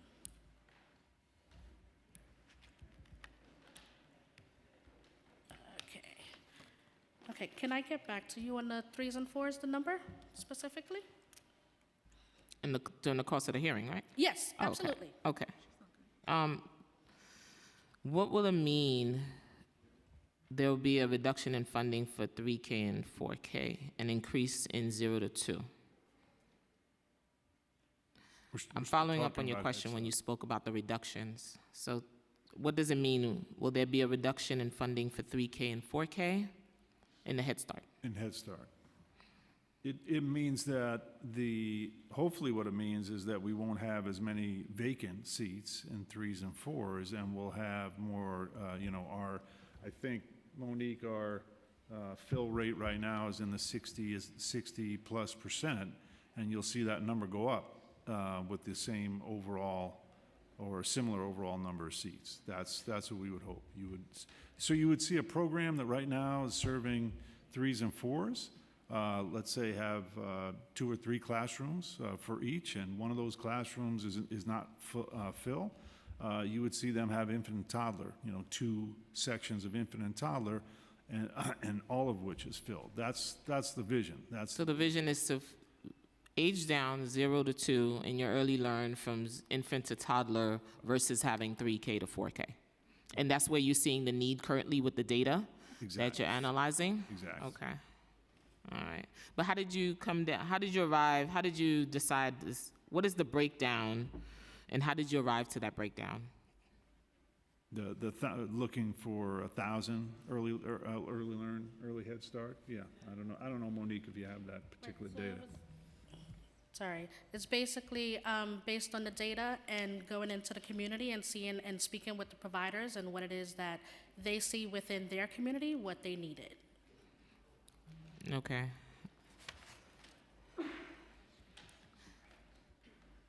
Are you aware of the CBOs that decided not to continue with New York City Public Schools ECE systems? Have they applied to Head Starts independently? And what benefits are there for a CBO to work within the New York City Public School system? We are aware that there are delegates that decided to apply to go direct to Head Start. Some of the benefits that a delegate would have with working with New York City Public Schools is they will be able to have direct support from us. We have a host Head Start team, and we provide additional services. They will be able to utilize some of our services that are provided by New York City Public Schools. So we are there as a full support for the delegate, as opposed to them going directly to Head Start as a direct grantee, and then they don't have all of that additional support and resources that New York City Public Schools could provide to them. Have you located the areas where these seats are not being filled in? Yes, so that's part of the data set that the team has looked at to see where there are vacant seats, where there is the issue, and speaking with the providers to determine what the community needs. And what are some of the issues that you're coming across? So I would have to get back to you on that specifically. I apologize. Okay, I know there's a big need for early learn. So we're looking to see if these seats could get filled up, because I'm sure in communities that's a unique niche to have parents that want to go back to work, right? And hopefully we would love to see that expanded to middle class families as well across the city, and having early learn, infant to toddlers. But those numbers, we have to work on them. Councilmember Narcisse. Good morning. Things that you do for your children, because I went to one of my school, 207. It's just like they have some question, and I'm gonna get to it. But first, I wanna say thank you for your leadership, Chancellor, for helping us out in crisis, and I know you're gonna do very well with this process. First, I don't know if anybody in this room have headache. I have a lot of headaches when it comes to education right now. Let's go to federal funding. Earlier this week, the United States Department of Agriculture cut $1 billion in the funding for 2 federal programs that incentivize schools and food banks to buy food from local farms. New York is one of the states that participate in this program. How will the Department of Education be affected by this funding cut? Does this funding flow directly to New York City, or does it come from the state? Does the DOE have an estimate of how much of this funding was recognized in the fiscal year of 2025 budget and out year? So if you can answer those before I get to my kids' question. Thank you for the question. So yes, as you said, USDA did cut some of their programs. We were, just to be clear, that was not our big school breakfast and lunch programs, which, as I said, is over $500 million and is supporting our universal breakfast and lunch. One of them was a program that we do benefit from, which was to support local food purchasing. We received about $8 million, $8.4 million over 2 years, which was last year and this year. We do still expect to receive those funds. Most of them we've claimed. We think we'll be able to receive the rest as well, but it's 8.4 over 2 years. What the announcement seems to mean is that they are canceling that program for next year and going forward, and so we will no longer be able to access those funds in FY26 and going forward. Wow. I'm scared. I'm crossing my finger. I recently visited 207 when the student expressed concern about the school lunch menu. Can you explain how school lunch menus are developed, who makes these decisions, and whether students are given any opportunity to provide feedback and meals they receive? That was the student government, but they were very focused on about the meals, so I'm concerned too. So Councilmember Narcisse, I really want to thank you so much for your kind words. And school food is very important to our young people, including my own daughter, who gives me regular feedback on the ups and downs of it. But I am super proud of this administration's approach to school food because it really has been an authentic form of civic engagement. Before Deputy Chancellor Vadera talks about it in great detail, just to give you an overview, we have taste testings with our students. We actually have opportunities for them to give feedback on the menu. Chris Tricarico, who heads that office, he meets with the students regularly. He meets with the administration. Never going to be perfect, because my own daughter, she came home one day and she was like, "Listen, I just got to tell you, this one wasn't the move. It wasn't the vibe." So we're never going to get it 100% right, but we have done a lot of work in this area, and I'm really proud of it. So Deputy Chancellor Vadera will tell you more in detail. Okay. Sure. So I would just say, just as the Chancellor keeps talking about her Chief of Staff, I imagine Chris Tricarico already is planning a visit to 207 now that you've shared that, so we'll be on our way soon. I will say, we do provide a lot of ways for students to give feedback. We could always do more. We are even, most recently, Chris and I sat with a bunch of students who were giving us feedback on how they should be able to give feedback and why the current processes weren't working for them. But we do surveys that students can do. We do taste tests for schools across the city that we bring to do that. Those are really fun. If anyone has not been to one, highly recommend it. You'll get to taste the food and give your own feedback, but you also get to watch the kids who grade and survey and all of that. We also work with some of our local student advocacy groups who organize their own school communities to give us feedback, both on the school meals themselves, but also on the arrangement of the cafeteria and our cafeteria enhancement programs and all that piece of it. So we will go here from 207, I promise, and always happy to hear more. Thank you. Your third commitment is to empower parents, families, and communities. That's one of the things that I'm always of, because I feel like parents have to be part of those decision-making in the school building. So I want to say thank you for that. Many parents feel unheard and unsupported in the navigating the special education system. What funding is being allocated toward parents' advocacy programs and other resources to help families better access the services their children are entitled to?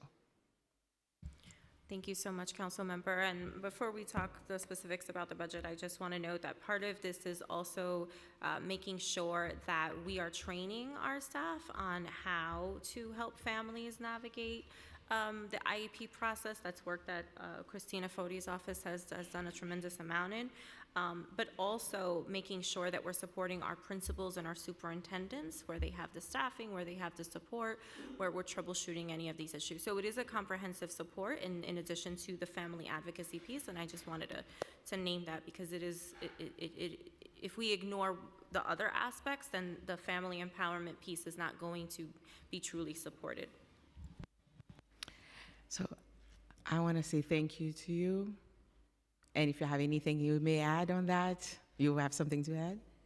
Sure. Just very quickly, Councilmember Narcisse, we have three major ways that we've been engaging families of students with IEPs. Number one, we've been doing our regular Beyond Access series. We started that during COVID. We get, on average, about 1,500 families that join us for those webinars regularly. We've also reinvigorated our IEP parent member initiative, where we are working with the state and our Special Education Advisory Council to make sure that we're recruiting more and more parents to participate in IEP meetings with other families on their behalf, and that is a paid opportunity. It's not significant, but it is a way that we try to compensate. Saturday Academies, we've been doing parent training during those as well at those Seed and Saturday Academy sites. And I want to say thank you, and don't forget mental health. Our kids been through a pandemic. When it comes to mental health for high school, junior high, we cannot cut that because we need our kids to be able to function again. You're Thank you. 100% right. We are not going to forget, and we also didn't forget the other part of your question, which was not only how, but how much. Yeah. So we're going to get you a dollar amount of how much we've invested. We just don't have that on us right now. Okay. So thank you. Thank you so much. Thank you, Chair. Thank you, Council Member. I have a follow-up question on the Head Start. The status of the new 3K and 4K RFP, does the RFP will guarantee a seat for anyone who needs it?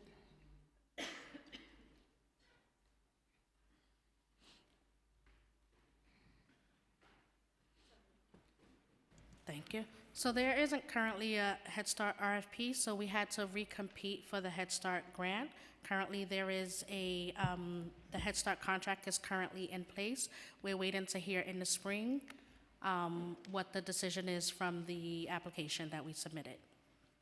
And that will guarantee a seat for anyone who needs it? Anyone who qualifies? Anyone who qualifies, yes, would be able to receive a seat based on what we're awarded. Okay, thank you. So at the newest and least established DOE core programming, early childhood, sits at an important juncture. The council and administration agreed to a number of improvements, initiatives related to ECE as part of the fiscal 2025 budget adoption, and the council is committed to continuing to help strengthen and stabilize the system.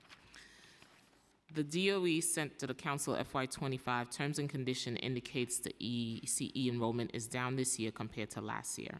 For the following categories, the seat types, please list the current 2025 enrollment number, whether and how much they are below or above the final enrollment number for 2023-2024. 3K special education. 3K special education. The seats as of March 10th, the enrollment, is 3,288.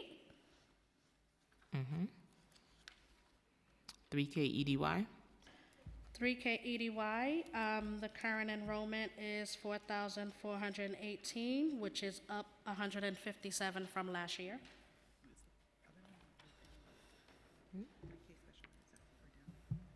Special education, is it up or down?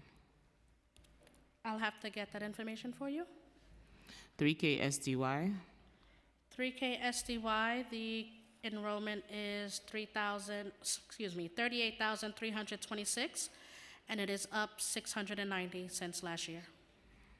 3K total. 3K total is 44,653, which is an increase of 696 from last year. 3K vacancies.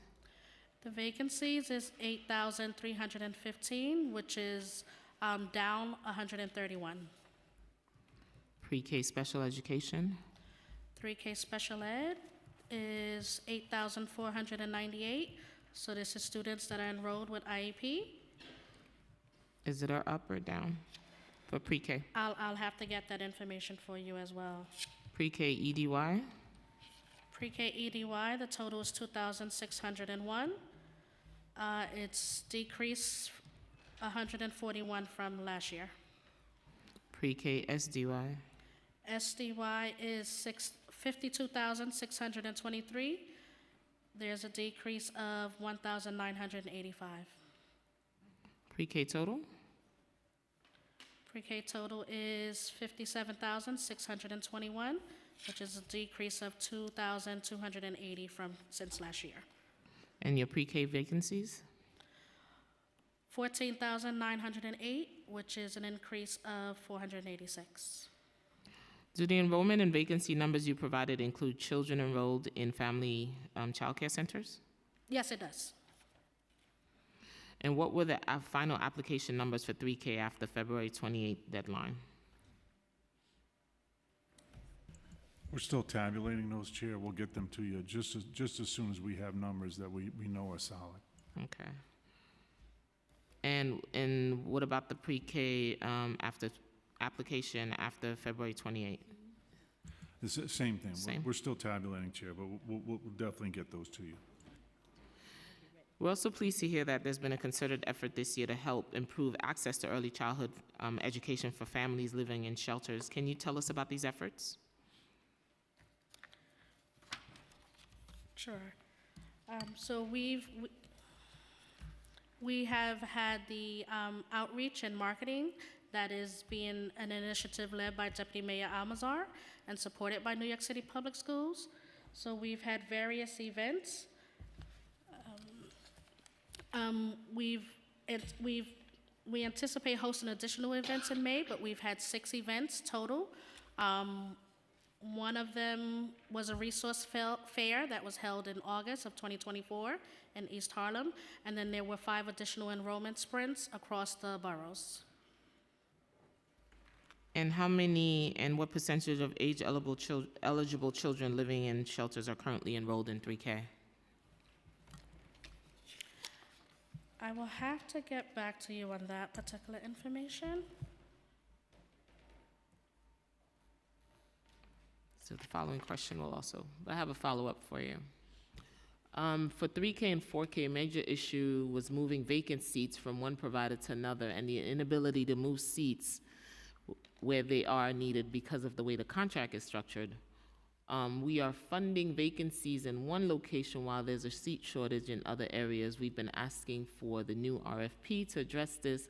What is the status of the new RFP? Will it include the flexibility to leave seats where move seats where they are needed? So currently, we are communicating with community, with providers, with families. We're looking to see what is the need. We've had some information sessions so that we can see what are some of the things that they're looking for. What are some of the things that the current contract maybe is not nimble enough in, and that we can change so they can be more nimble, so that we can potentially move seats across particular contracts, vendors. But currently, since we're in the current contract, we can't do that. The contract is not nimble in that manner. In that manner, how often do you meet with providers and find out what the needs are versus do you plan with them or you just plan for them? Just a question. No, in this case, again, looking at a new solicitation, we have been, since our new Deputy Chancellor came on of early childhood, we've been meeting with providers. We've had, I believe there's been 3 meetings with providers. We had them out at an info session and meeting with the advocates as well as parents and community to have info sessions and determine what we should be looking to put in a new solicitation. Is it a survey? How do you gather your data from families and community members? Are you reaching out to churches, shelters? Are you on the boots on the ground trying to find that information so you know how to best serve that community where there's usually a need, but sometimes the message is not reaching the folks that needs the service? That is absolutely true. So yes, we are doing all of those things. We have first started with our providers that we currently have, putting information out there.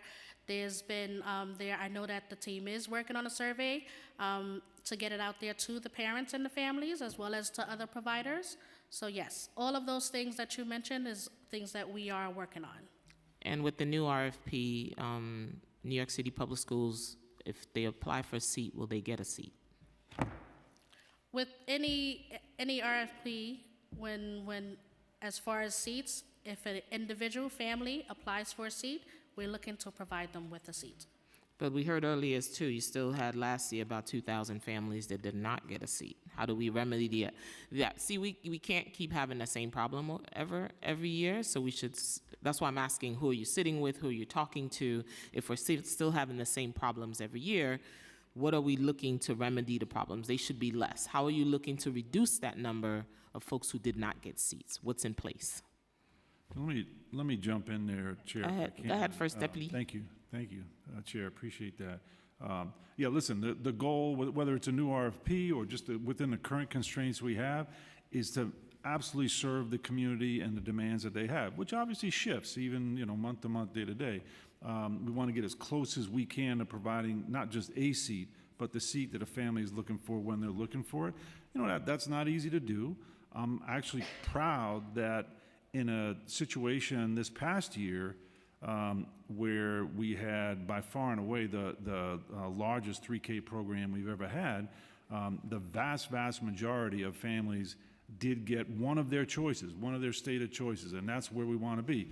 Now, that doesn't help. We totally hear you. That's not a consolation for a family that didn't get one of their choices in the initial round. We learned something throughout the summer with the wait list process, getting that number down from thousands down to under 1,000. And so we think it'll go smoother this year. I just want to insert a note of caution. I know you know this well. Same is true in high school, same is true in middle school, same is true in kindergarten. There are probably always going to be very high demand sites, whether it's schools or CBOs, where they've just got an amazing program, amazing leader. Everybody wants to go there. We can't assure that there's not going to be wait lists somewhere. There's always going to be wait lists somewhere. The question is, can we make sure if you don't get into that first choice, you get into the second or the third choice? That's where we're trying to go.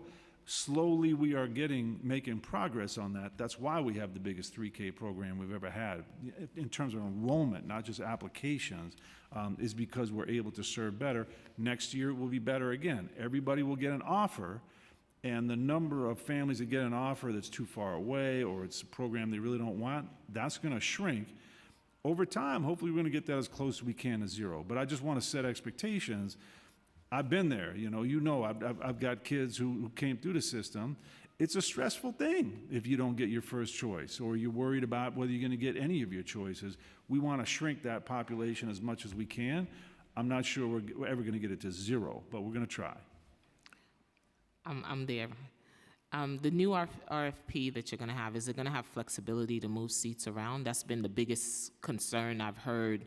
Well, Chair, we can't move it because the contract is fixed this way. We can't move chairs. This new RFP will allow some flexibility. Right, so thank you for that question, Chair. So that is one of the things that we are looking at, and again, engaging with community to determine what it is that a potential solicitation should have, and to be able to potentially have that flexibility so that we can shift seats in the immediate where it's needed.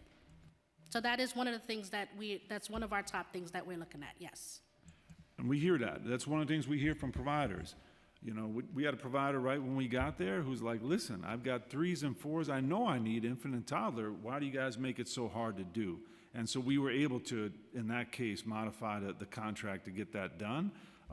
But absolutely, when we get a new RFP, we have to make that process a year-to-year seamless process because communities change. New apartment buildings open up. Now there's infant and toddlers. Now there's a big, cry for pre-K. So we need to get much more agile. We will definitely be more agile once we can get that RFP out. Okay, thank you. Wonderful to hear. Wonderful to hear. I'm going to pass it over to Councilmember Brewer. Thank you very much. Something nice to say. District 79, I've been working with a lot of migrant students. Oh my God, social workers, teachers, small class size, call you in the night. This is my cell phone. Call me on Sunday, call me on Saturday. So whoever the head of it, I want to give accolades to. Number 2, the civics is great. I've done a couple of 7th graders, like 500 7th graders with civics. And what a great idea. They all have questions, the most impossible ones to answer, but I tried. So I just want to say congratulations on those 2. Now my questions. Special Commissioner of Investigations. I head up the committee that looks at these things, and I want to say that you have your own independent oversight agency, which is called Special Commissioner of Investigations, not part of DOI. It's responsible, as you know, for criminality, corruption, and wrongdoing. It serves as also the Inspector General for the Teachers Retirement System, the Board of Education Retirement System, et cetera. And what I'm concerned about is that there were 11,874 complaints in calendar year 24 for all these different issues.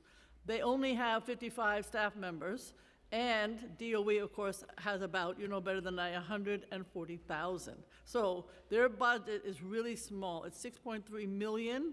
It's a pass-through line of DOE's overall budget of $40 billion, which you mentioned earlier.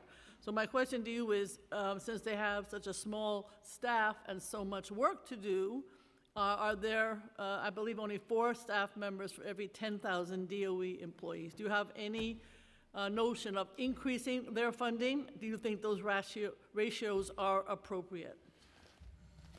Thank you, Councilmember. By the way, that District 79 Superintendent Glenda Esperance, yes, thank you so much for shouting her out and her team. They do an amazing job.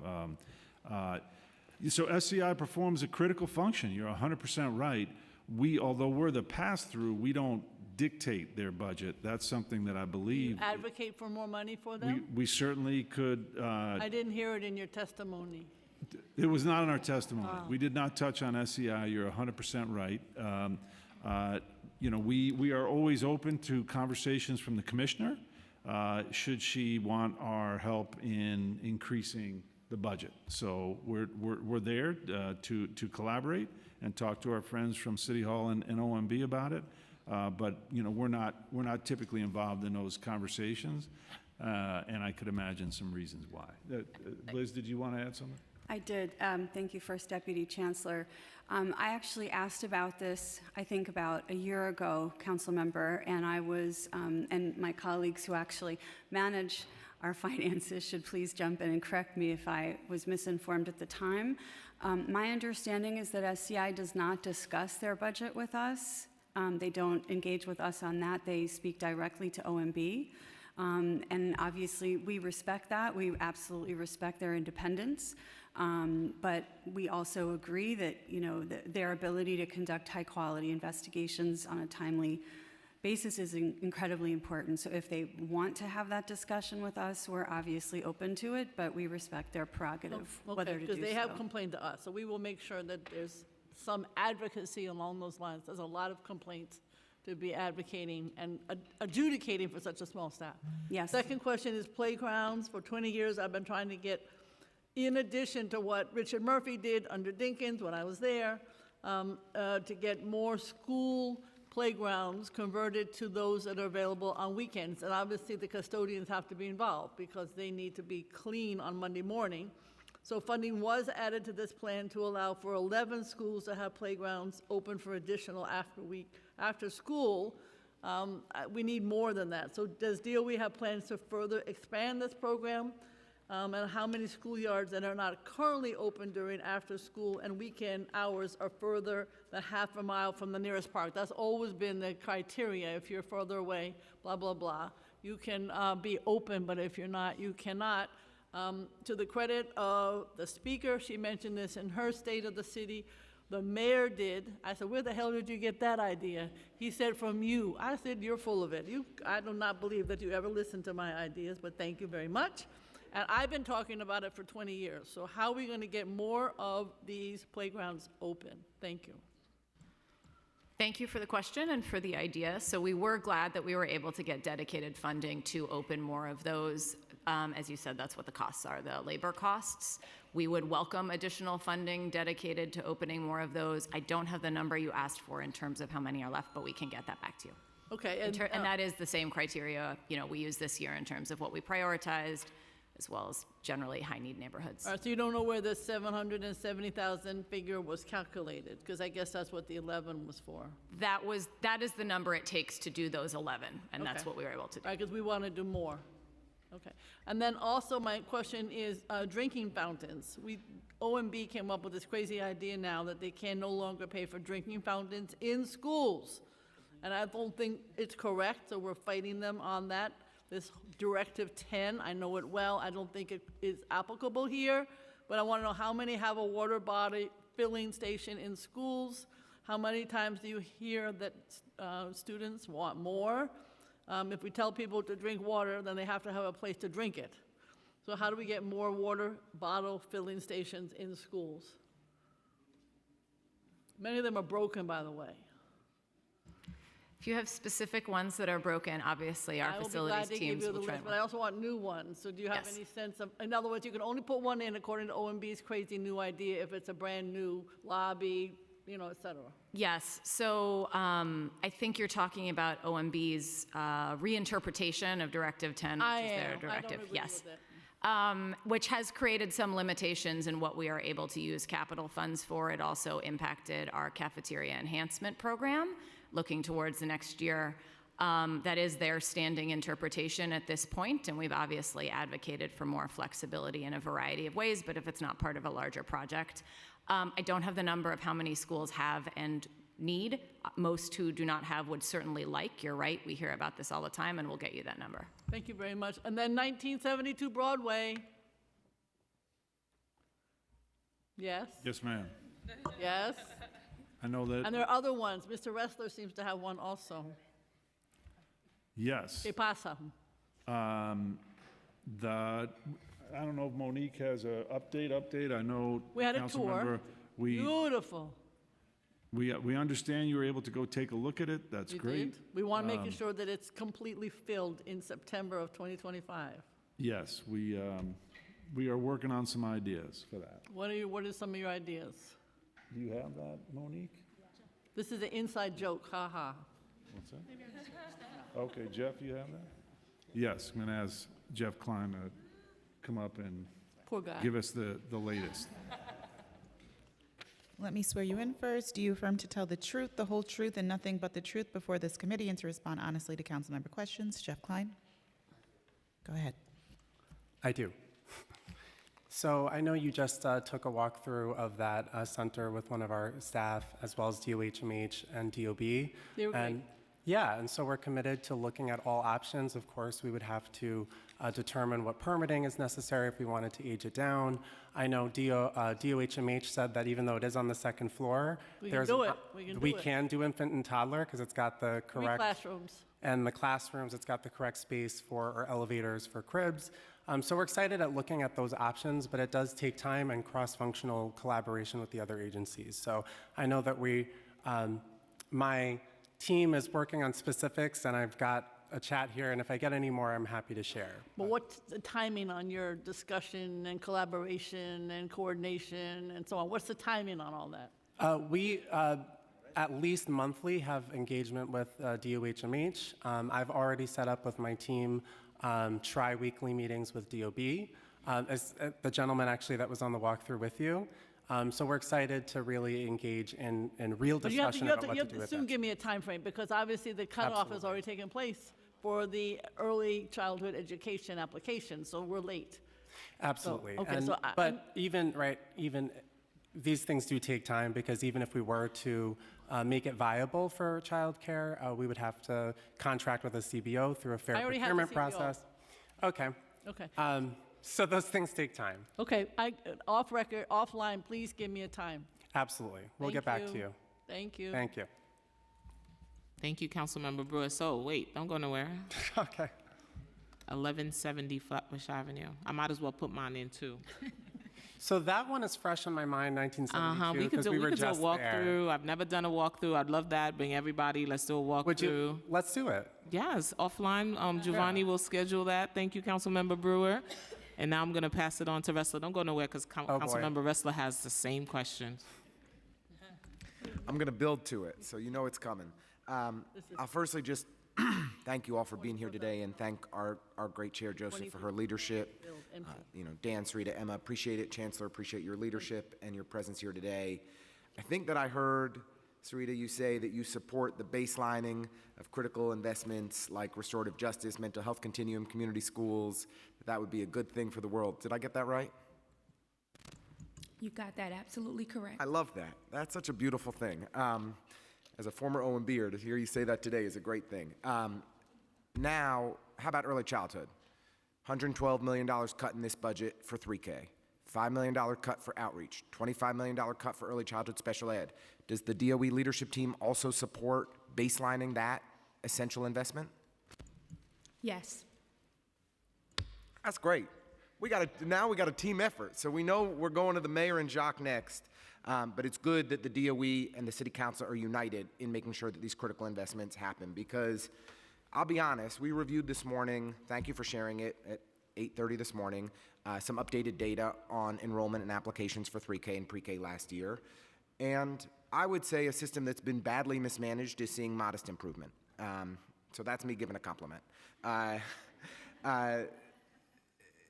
We continue to see that in more than a quarter of school districts, applications, demand are outpacing the number of seats. And in an additional quarter of school districts, so 18 out of the 32 school districts, we either have more applications than seats, or over 90+% applications than seats. It's very challenging to manage a school system, to manage an early childhood system, and actually connect a family to a 3K seat in their neighborhood when you're at 95, 96, 97% capacity. So I'm not sure if this is a Chancellor, Dan, or who's the right question on this one. What's the ideal operating capacity for the 3K system? Is it 90%, 85%? So it's a great question. It's a right question, Councilmember. Good to see you. One thing I want to. Dan's a constituent, by the way, so we got to take care of Dan. Yes, All right, yes, sorry. I am. Go ahead. I'm a taxpayer. There you go. As well. One of the things we are looking at closely, so because I can't give you a precise number, but let me tell you why. 3K more so than kindergarten, more so than high school, middle school, other places where we have an application process, we see a big drop-off between application and enrollment. And so that's one, and it varies as you might expect. And you know that's because we're offering people seats that are 2 miles from their home, right? In my council district, in districts 13, 14, 15, you offer a family in Greenpoint a seat in South Williamsburg, and it's useless. You can't take a 3-year-old 2.5 miles each way every day. That doesn't work. But that's exactly what we're doing. And that's when the DOE says we're offering a seat to every student, it's totally disingenuous, right? So how can we get to a place where we're offering a convenience seat for every student? The vast majority, 90+%, are getting an offer from a place they have designated as a place they want to go. But we can't just look at application rates, is my point. That's not the only metric. We should be looking within sub-districts and making sure that we're meeting demand in those much more targeted areas. There's no question about it. We agree with you 100%, council member, that there But are I'm disappointed you're not given some data this morning to say our goal is to operate at 85 or 90% capacity within every sub-district of every school district across the city to make sure that there's a convenient 3K seat for every family. There should be a clear metric goal that we're trying to accomplish because we're failing today, right? We are failing when in 18 out of 32 school districts, we are at 90-something% capacity or over 100% capacity. 95 is our benchmark. That's Really? where we would like to be. And you Yes. think you can offer a convenient seat for every student at 95? Sure. At 95% enrollment, sure. So for the 9 school districts where we have more applications than we did seats this year, are you actively working to move seats around in those districts, to make sure that we're meeting demand? Within the constraints we have, that is absolutely the process that we're undergoing. So Absolutely, to move seats around. We'd like and to move age ranges as well. Getting real-time updates during the school year for how we're planning for next year would be very helpful. You know, we're still failing to fill the extended day, extended year seats, right? So in 3K, you cut almost 10% of the 3K extended day, extended year seats, 8.5%, and still we're only filling 50% of those seats.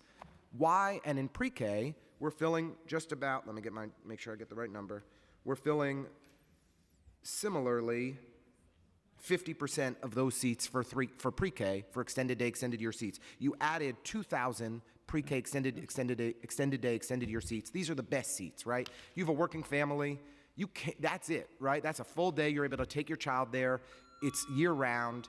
Why are we failing to fill these seats? You want to take it? Sure. Yeah, so we recognize that there's oversaturation in some communities, and EDY seats in particular. Oh, come on. But communities are changing, and those are means-tested seats. So those are eligibility required low-income seats. And as communities around them change, we're finding that less folks are eligible, right, to avail themselves of those seats. So that's one of the reasons why we have oversaturation. And one of our appreciate that there are commitments communities is that gentrify and that it's harder to reach families at certain income Right. levels in certain neighborhoods. I represent one of those districts. I get it. But at the same time, when you're filling 50% of the seats system-wide, we are failing at outreach. We are failing to reach the families who desperately need these seats. And the trouble that I've seen over these now year 4 of the Adams administration is there's been no improvement. That it's been a failure from the beginning and it's a failure today. So that's the thing that I'm struggling with. And then we cut $5 million in outreach from the early childhood education budget. We know there is a critical demand for these seats. Families desperately need full day, year-round seats to be able to work. You can't work. A working family can't go to work if they don't have a place to take their kids. So I do want to follow up on Councilmember Brewer and Councilmember Joseph's questions.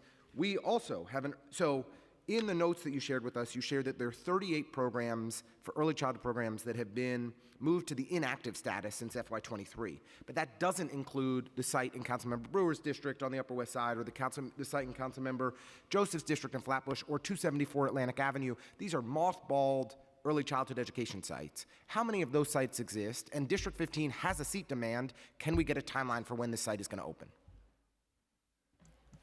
So, Councilmember, I believe you're speaking about vacant sites that were part of the 3K expansion under de Blasio. I believe there's about 21 of those sitting vacant. And so what we're doing, just as I mentioned to Councilmember Brewer, is working cross-functionally with DOHMH and DOB to ensure that these can be, still viable, because if time has passed and they're sitting vacant, they need to be up to all appropriate codes. And then we're trying to repurpose them where possible as well. And where possible, if we can't do those things, we're trying to also get out of those leases. So we're working on different ways to really make our portfolio cost effective for the city of New York and be good stewards of taxpayer dollars. Certainly want to be good stewards of taxpayer dollars. We have a need for seats in our community, and we look at a mothballed site in a private building that we put a bunch of money into the capital repairs, and then we're paying rent. That is infuriating. And so we really, I had a positive meeting with Deputy Chancellor Videra, which I appreciate her time, but then the follow-up we get is being stonewalled. So I'm really looking for actual solutions. We have a meeting with Deputy Chancellor Hawkins later this month. I really am looking to activate this site to provide the early childhood seats that our community desperately needs. Last thing is, if I can, Chair Joseph, one quick question. I know there are many schools like this around the city, but I'm going to cite PS8 as an example, where around the corner from Deputy Chancellor Weisberg. We added 172 seats in a 2011 expansion. We're at 594 seats today, I think. We're way over capacity again, even after building the expansion. And every kindergarten, first grade, second grade, third grade seat is over this class size capacity. It's a great school.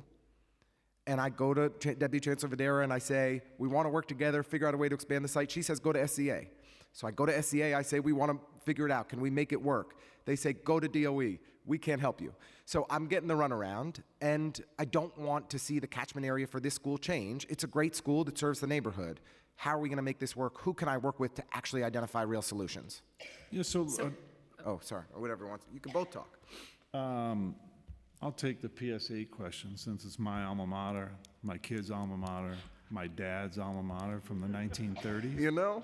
No joke. Way before that 2011. That's why we take care of our constituents. So this is an example of schools, high demand schools we have all over the city. We don't want to give you the runaround, so we should have a real conversation. I will be part of that conversation, council member, with SCA. But it points up one of the challenges we have with the class size law, which is the available space in PSA, which was in the schoolyard, was used to build an annex. There's not really space in that footprint, and as you can imagine, buying a parcel close to that area is impossible.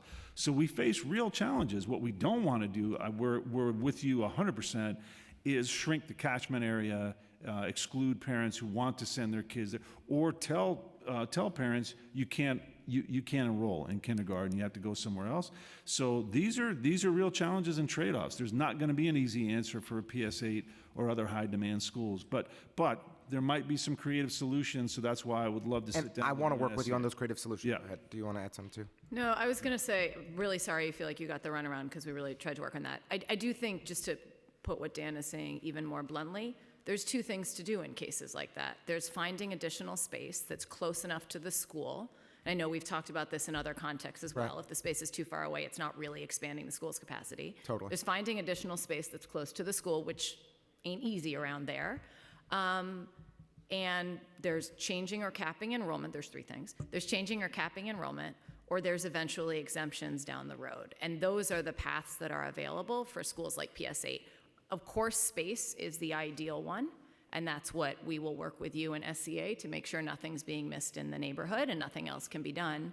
But to the extent we don't want to be changing enrollment, those are the next few steps that are in. Look, I think in certain areas, this is really, really hard. In one like this, council members have to be key partners because we approve the rezonings. So we have opportunities to say in a ULURP, we need early childhood space in this rezoning to free up capacity at PS8, or we're not going to be there, and we can collaborate to actually identify real solutions. So I just want to say, Chancellor and team, you all have been responsive and you've been engaging in constructive ways, and I really appreciate it. You do not have easy jobs, and I'm grateful for your team and your collaboration. And I give you all a hard time because I care and I think we can do better, but not because I don't appreciate the work that you do.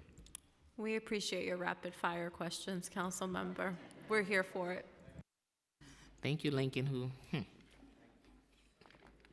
Exactly. We've noticed that some variance when comparing the ECE enrollment capacity and vacancy across the PMMR and the MMR and the council's term and conditions. For example, the term and condition number, which were as of the end of January, showed a total combined 3K and pre-K enrollment for non-special education seats at the district level as 91,355, whereas the PMMR reflected at the end of October showed a combined total number of these seats at 94,855. Did enrollment decrease from October to January? And could you explain why these numbers may fluctuate across the report? We'll have to look into that. Apologize, Chair. We don't. We'll look very specifically at the timeline for those, what window they're looking at. I don't believe that that's capturing actual trends. I think it's just a timing window, but we'll get you an answer by the end of the day. Yeah, you'll look at the timeline to see where was an increase and where was the decrease, and you'll share that with the council. Yes, Chair. Thank you.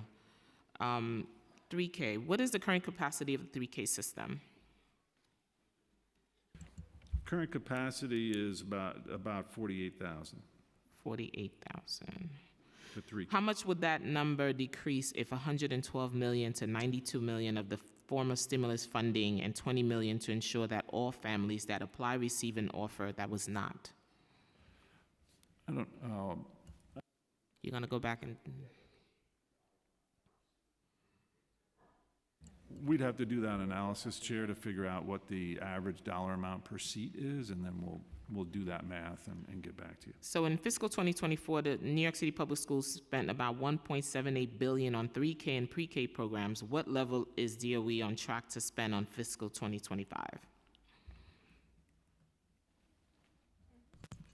Yeah, again, I think our team will have to get back to you on those answers.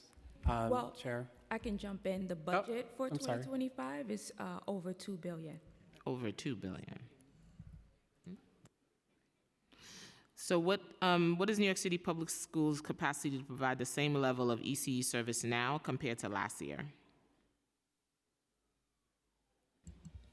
So you want moment in time data to compare right now to last year? I have data as of the 24th of February, but I would have to pull like the exact moment in time for last year to give you a comparison. And how soon can I get that? Very soon. I think we can do that today. Yeah. That would be great. Because my next question was, how has that affected providers? So it's going to impact providers, right? So what is the current capacity of the pre-K system? So the total capacity of pre-K, including EDY, SDY, and Head Start, right as of the 24th of February, 71,349 capacity.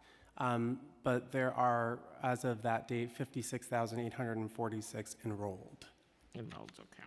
Will more funding needed to be added for the current year for fiscal 2026? The out years, for instance, UA 408, which has the OTPS costs such as contract, costs for ECE providers, has actual spending of $967 million in 2024, but is currently budgeted at $826 in 2025 and only $689 million in 2026. We're noticing decreases. Yep. So, as everyone has pointed out, including Councilmember Ressler, there's funding that we need in baseline, right, in our budget after 26. So we're having ongoing conversations to ensure that that is in there, and I can get back to you on the specifics of what you just named. But just want to point out that in order for us to sustain those programs, we need to have the funding baseline in the budget. Baseline and not have to be doing a two-step every 2 years. Early childhood special education. I noticed the budget included $55 million to open new preschool special education in New York City Public School. However, there are still children waiting for seats. Preschool special education classes they need. At our January 30th hearing on special education, you testified there was 450 students, preschool students, were waiting for class. How many students are currently waiting for seats in preschool special education classes? So as of our most recent poll, Chair, we have 651 students awaiting a placement. 651? Yes. Or more, and meanwhile, they're waiting for seats, or they're receiving their mandated services? So in terms of receipt of related services, we have students that are receiving partial services are 319 students. How many? Can you repeat that? 319 of So of Awesome. the students waiting for service, waiting for placement, 319 of them are receiving partial service, And the others? are not receiving. No services at all. Yes. And why has the number been increasing to so much in the past few months? Well, so a few reasons. First of all, there's been a 20% increase of students requiring preschool special education services from FY22. We're up to 32,153 students this school year. In terms of kids coming in this school year, we've been able to place, thanks to the $55 million, 92.3% of them. So they were all placed, and Chair, when we opened the school year, we opened on time with every student in a preschool placement for special education. So that $55 million was a critical investment, and we thank you and Councilmember Gutierrez for being there present every week. Every 2 weeks you are there advocating and helping us strategize on this. So we thank you for that. Thank you. Of those students waiting for, how many are waiting for self-contained seats, and how many are waiting for integrated seats? Yeah, so 528 of the students waiting for placement are waiting for special classes. 123 are waiting for SKIS, integrated seats. I do want to point out, though, Chair, that we expect to be opening an additional we are opening up an additional 145 special class seats and an additional 24 this school year. So that is going to also be helpful via that $55 million. And that will be in September.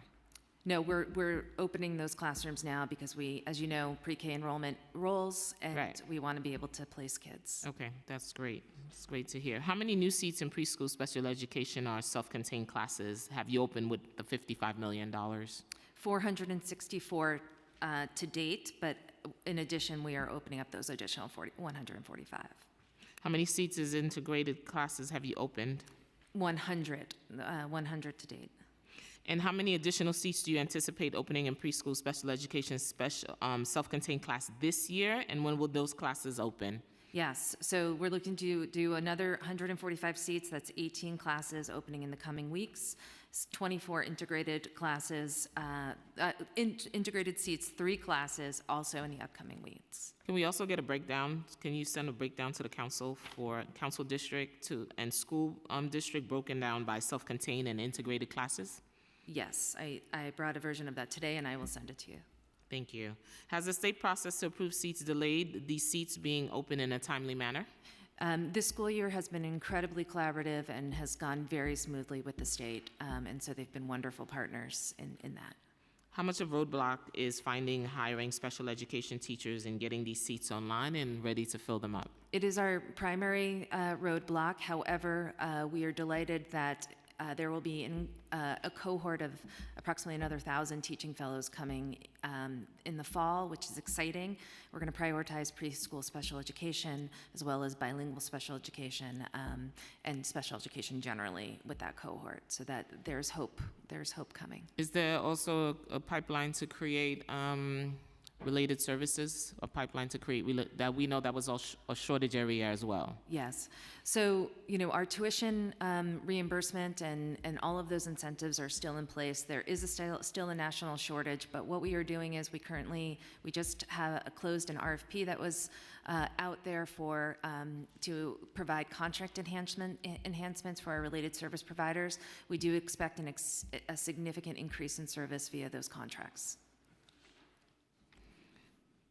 And do you believe that, would you be able to offer these seats if you had the funding to find and hire all the necessary staff and teachers?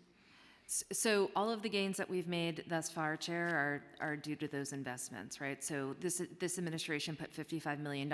We were able to open up those preschool classes. $16 million in CPSE administrators. That is helping us enormously. The $40 million contract enhancement. Remember how we got here. right? We got here because 2 administrations ago, we did not plan for special education. That's right. Right? To be an integral part of the pre-K for all. I know I need to say that every time. We've been making up for it via this administration, and that's why you and Councilmember Gutierrez meet with us every 2 weeks on this. We've been inch by inch making up for an infrastructure that did not plan for special education. With a 20% increase, right, that keeps growing. So that's what we're adding. And when you talk to, as you know, when you talk to families and kids that are in the seats, they are over the moon with the services they are providing. And so that is our goal. So we have to keep doing that, and also including the pay parity. Most folks don't know about the 4410 and how much that was a game changer for our preschool special education educators in the private sector. So I'm going to now pass it over to One other Councilmember element. Hanif. I'm sorry. Sorry. You had something? Just while you were on that really good point, Chair, the other investment that Deputy Chancellor Foti was referring to is around our alternative certification program. So the additional funding, the $10 million in funding for teacher recruitment, that's what allows us to have a class of 1,000 plus to fill these. And we certainly have the capacity to go even larger. We have gone larger in the past, but there's, that costs money. Yes, it does, and it's a great way for folks to come over to the field and incentivize them. We have to be creative, right? So thank you for that. Councilmember Hanif. Thank you, Chair. Good afternoon, Chancellor and DOE team. I recently had the great privilege of taste testing arugula pesto pasta at PS 295, and I have to be honest, I actually liked it. I liked it, and what I got to witness is the Wellness in the Schools program, which I love, and I just want to see it have more capacity, and to see students taking a cup of pasta and deciding on whether they like it or not and giving feedback. That was great. I saw all of that just standing there for the half hour I was there. Okay, so I'll ask about the 3K wait lists. How are we making sure that while families are waiting, they're not depositing thousands of dollars to private childcare centers? Thank you for your question. Well, one, we moved up our, all of the application dates we have moved up so that families can plan. How many days was that moved up? I'm talking about previous years. So we have heard this feedback. So the last couple of years, we have adjusted our admission dates to make sure that we can account for families who have to make those decisions. So as far as now in this particular, and going back to your question about the wait list, there's constant, reminders that we're providing to families that, reminders to programs more or less so that they can continue to move the wait list so that families can get offers much quicker. Because what happens with the wait list is that if you're on a wait list and you want a specific program, if the seat becomes available, the program needs to make an offer to the next student. And so therefore, the quicker we can get through those wait lists, the much quicker families will get an actual offer and response and can register. What's the timeline of getting through the wait list? How quickly? It varies because this program, every program has their own wait list and every program has their own demand. So some wait lists go a lot quicker than others just because, as we said in this conversation, just because the fact that they get an offer to a program doesn't always mean that they want that program. They may want another program. And so if those become available in specific programs, that can mean a quicker churn than other programs. And have you had families raise this concern that they had to put in thousands of dollars in deposits, and how are you responding to them? I mean, we hear from families, and we take their feedback into consideration. I'm not saying that I have a whole lot of complaints about that, but, families want what they want. And we want to make sure that the system works so that they can get what they want in a timely fashion. We do hear that, Council Member. It's a real issue. It's one of the reasons why Trevanda and the Enrollment Office moved up the timeline for high school as well, because we hear it at that level as well. So we do the best we can to address it, even though we don't control the deposit rules and so forth that private schools have. Sure, and I want to make sure that our public school infrastructure is as best as it could be. Last month, I had the honor of being with some parents as part of New Yorkers United for Childcare. We were petitioning for 2Care in Park Slope in my district. And the conversations I was having, we were at J.J. Byrne Playground. It's one of the popular playgrounds in my district, asking about 2Care, 3Care, and the responses were outlandish. To know that parents have to make drastic measures, either leaving the workforce or entirely leaving the city. And, I don't have a kid yet because I'm not trying to leave the city and I'm not trying to stop working. So what are your thoughts on the 2Care proposal for free publicly funded free childcare for 2-year-olds? And this is about 60,000 2-year-olds that United Neighborhood Houses and New Yorkers United for Childcare have put forth.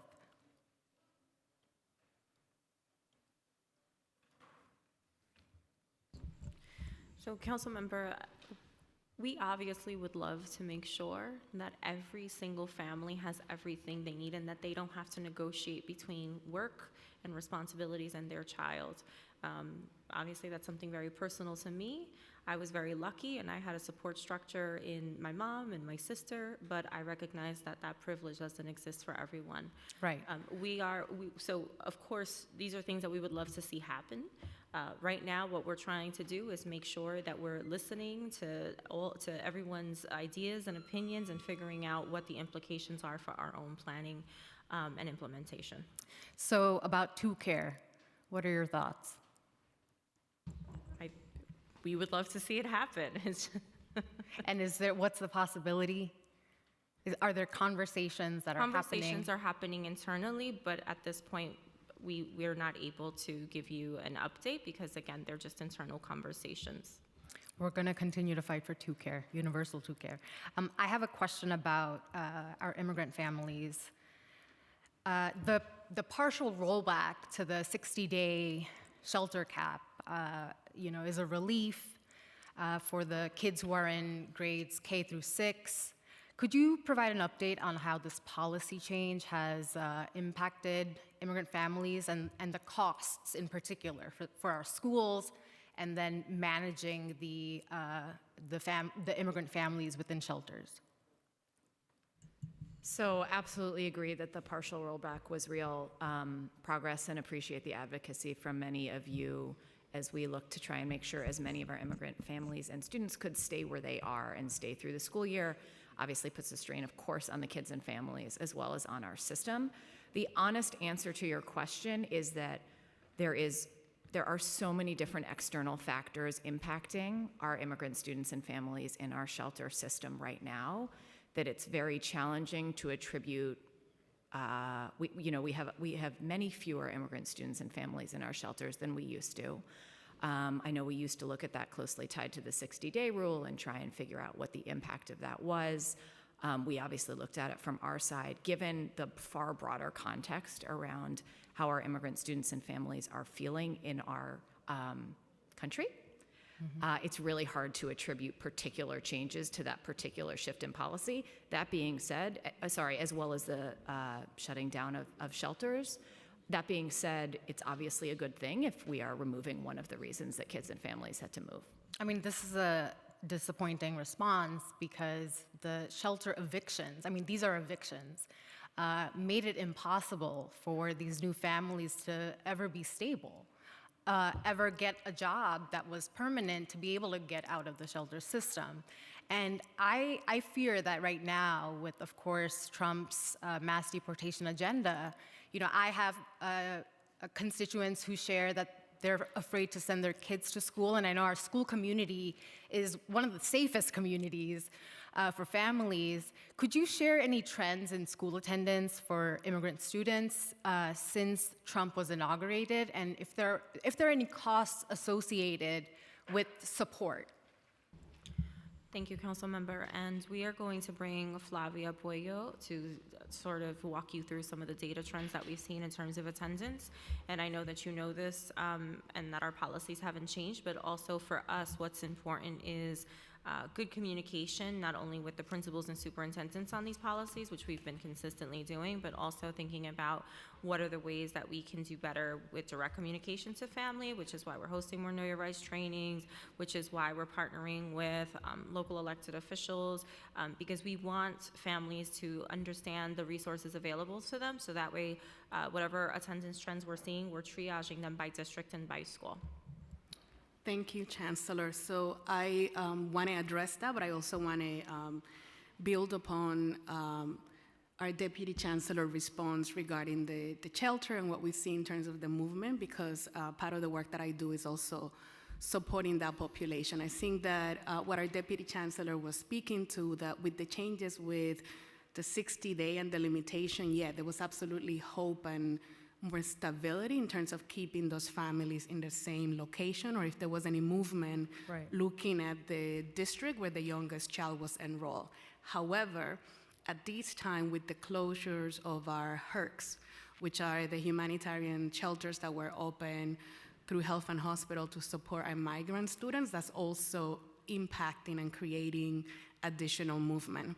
So then that has a direct implications with things like attendance, right? Attendance is really, and chronic absenteeism are a symptom of what we see within a community and what may happen, which ranges from access to support services to whatever it is that is going on. So the good thing is that when we look at citywide data, we don't see massive shift in terms of the data. So our percentage for attendance and where we are in terms of chronic absenteeism are on par at a citywide level. However, we know that certain subgroups and vulnerable population, like students in temporary housing, our students in foster care, our students with disability, have had lower attendance rates, and we have to work with them more closely and be a lot more thoughtful about the interventions there. So for example, immediately after some of our changes in shelters, for instance, I was looking at districts like District 22, where we saw that some of our students in temporary housing then experienced decline on their attendance as a result of some of our changes in shelter. That didn't impact citywide data. So what are we doing about it to make sure that we keep our fingers on the pulse of what every school community, whatever district is experiencing, working closely with our superintendents, working with our principal, making sure that they have all the data that they need consistently so that they can monitor what's happening in their community, working with our CVO partners, right, so that we are helping with families to understand what are their rights to And is remain all of that a separate kind in their of local program? schools. And I'm about to wrap up, so I just want to, close before you Absolutely. It is respond. and it isn't. So I am privileged that because I get the opportunity in New York City Public Schools to lead work like community schools and to lead work like students in temporary housing and to lead work like attendance, that I look at that as like the ecosystem of support that we have for all. And when we work with our superintendents and when we work with our schools, the experience of children is holistically. So we have to make sure that all of these pieces of our agency are working together, are meeting consistently, are emphasizing to families that you belong here, there's hope for here, and just like many of you, we were there at one point as immigrants, and you're welcome, and we want you to stay in our schools.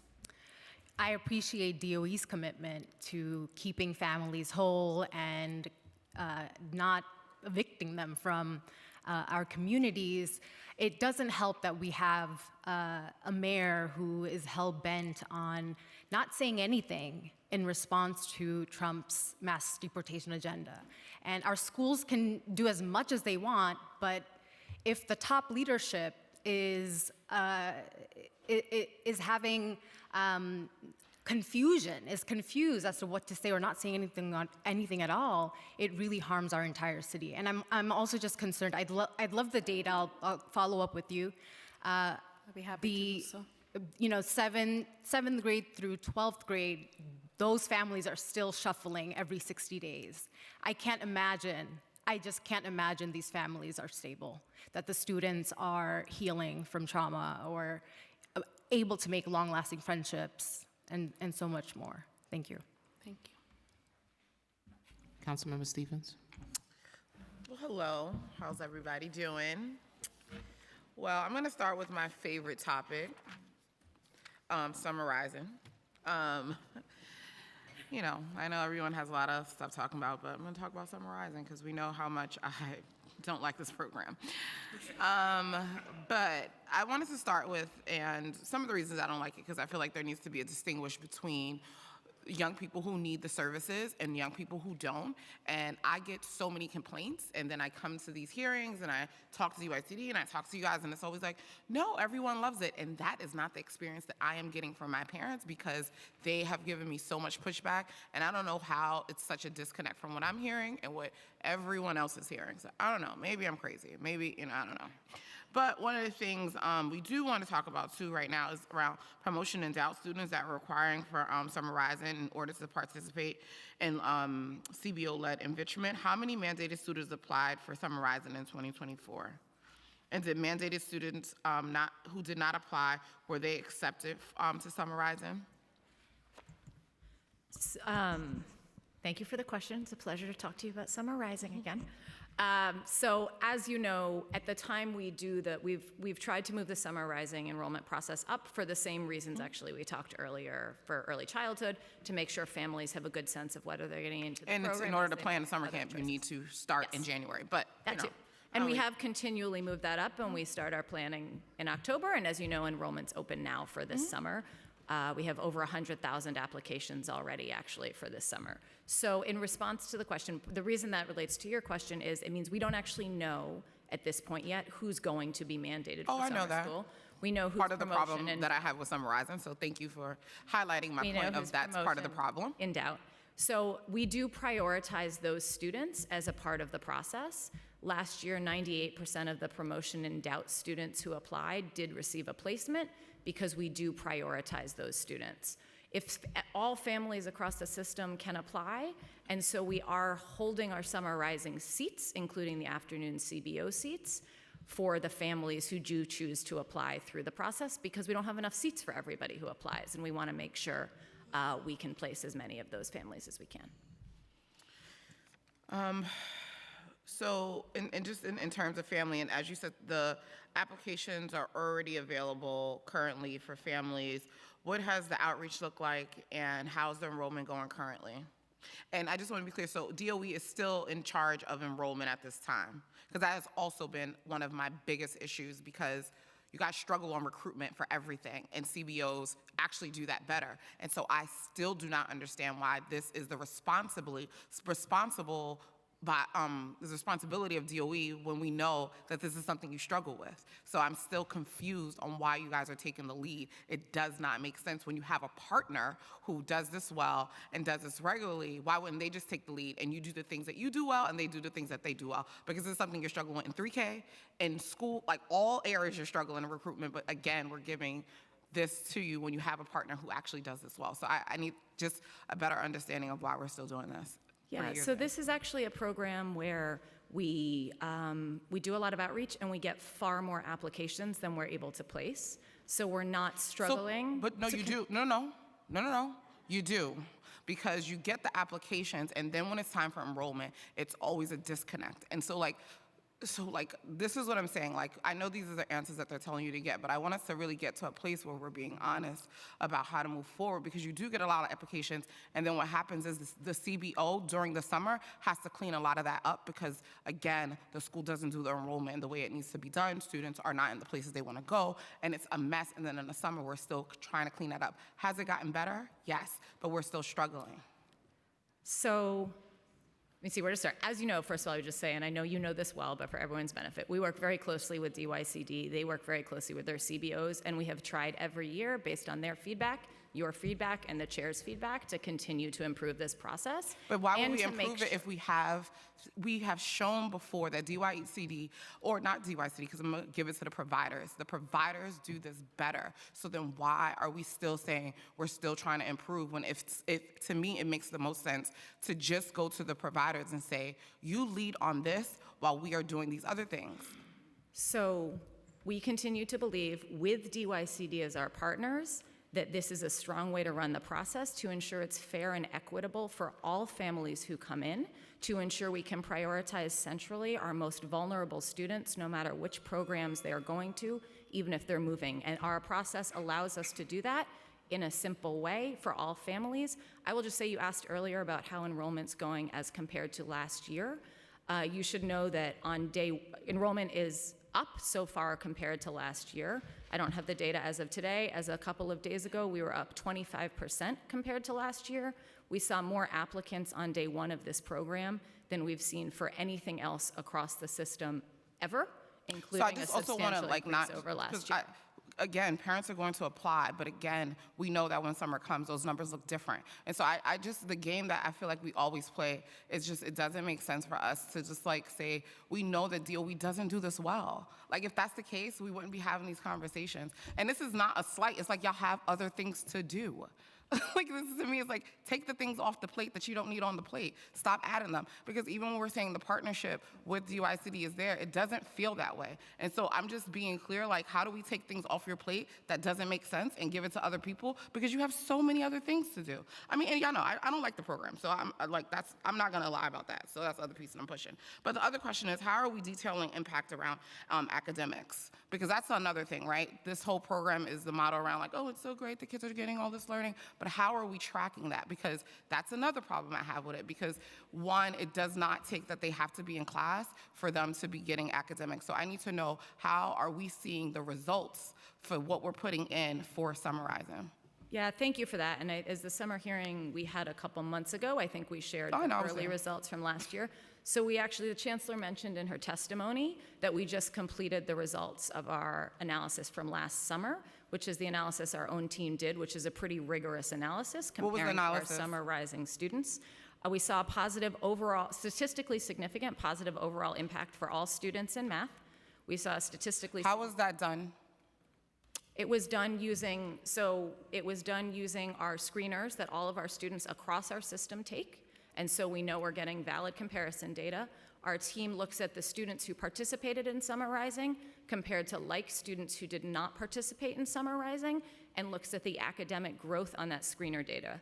As I was saying, positive impact overall for math, positive impact in K2 for reading, more positive impact in both cases when students showed up for more, can I just finish this last sentence? When students showed up for more days. So that's one of the other things we know, is when students are showing up more, the academic impact is greater, and a more positive impact as well for our students in temporary housing, our English language learners, and our students with disabilities. So that's the overall academic impact. So was this done through like testing or something like that? Because even with positive impact, let's also be clear, if you go to camp, you actually have positive impact too, which is why when you're thinking about summer reading loss, which is why parents were enrolling them in camp. So I wanna know, what is the growth? Because if we're investing all this money to say that this is the way and this is the way we're going, for me, the same way with everything else, how do we really prove that other than saying it's an impact? Because even if they went to camp, and if you look at folks who just go to camp and not in Summer Rising, they're going to have a positive impact too. So is there any data to show that it's not just a positive impact? Yeah, so I would say, totally appreciate that question, and actually really proud that our team was able to do this by, also totally agree on the value of camp, by the way, but our team was able to do this by comparing these students to other similar students in our system. Whether they went to camp or not, we are comparing their progress to those students' progress and taking a look at the Summer Rising students. I would love to see that data. We can share it today. What support is given to providers with students with disabilities? Because I will say that that's the one thing that I have appreciated about Summer Rising, but also have been really upset about it, because we should have been serving these students all along, and the city has said that they couldn't afford it, that they couldn't do it, and all these things, and now the Summer Rising is here, we're doing this, and so I hope that when this program is no longer in existence, that we still are serving the students who need these services. And so this is the one thing I will say, that you guys have made great effort to include students with disability in this program that has never been done before, which to me was a disgrace to the students that we were not serving. Appreciate that, and we are including them. We're actually prioritizing through them in this program as well. We've been working closely with DC Fode's team on how we continue to support providers who have asked for additional support here. So, Christina, you want to come up? Councilmember, I don't want to share with you things that you already know, but you've been such an advocate on this. You pointed out years ago when we first started the need to train the CBOs, we responded to that and made sure the second year of Summer Rising that was a full partnership with the CBOs, and we've continued to do that. And so a lot of that has been just with existing resources, but we're just grateful that it's landing in a way that works. We've also really upped the number of paraprofessionals supporting our students in Summer Rising, which has been a beneficial impact for students. Thank you. And what is the additional training? Because I know like last year, I know that there was additional training, but a lot of it was through like video and things like that. Are there like more hands-on training this year for providers in preparation for this? Yeah, so we've done more in-person work. We've done the online work. We've also done resources like tangible resources. And whenever CBOs reach out for additional support, I know that our team's been very responsive to those requests. I'm sorry, Chair, I have a couple. You gave me a lot. And just the transportation piece around Summer Rising, year over year, it has gotten better, but how are we preparing for this so to be even better this year? Because how do we make sure that young people who want to participate in the CBO portion is doing it? Because that is the piece that most of them like and want to do anyway, and with the buses, that has been a huge hindrance. So what are we doing to try to rectify this year? Yes, so we do think it's improved, and there is always room for improvement on the transportation front. So as with last year, we will be providing rideshare to students mandated for transportation, including our students with disabilities who are staying later. We've heard from families, that's great, but I didn't know that when I was applying. And so we've made sure that's clear before applications open, and we are sharing that information out with families. We know thousands of families took us up on it last year. The larger challenge, of course, here is our bus contracts, which don't allow us to do 6 p.m. busing over the summer for everyone. We are in the process of dealing with those contracts now, but the long-term solution would be to have more flexible contracts in that way. In the meantime, we're stepping up the rideshare again this summer. What's the plan/process for students enrolled in Summer Rising who are in temporary housing and are required to move? Yes, we are working very closely with Flavia and team on this to make sure we're getting the feedback in from our STH coordinators, sharing that centrally with ourselves, and figuring out what the student wants, whether the student wants to stay where they are, whether the student wants to move to a different spot, and how we can support them individually at that time.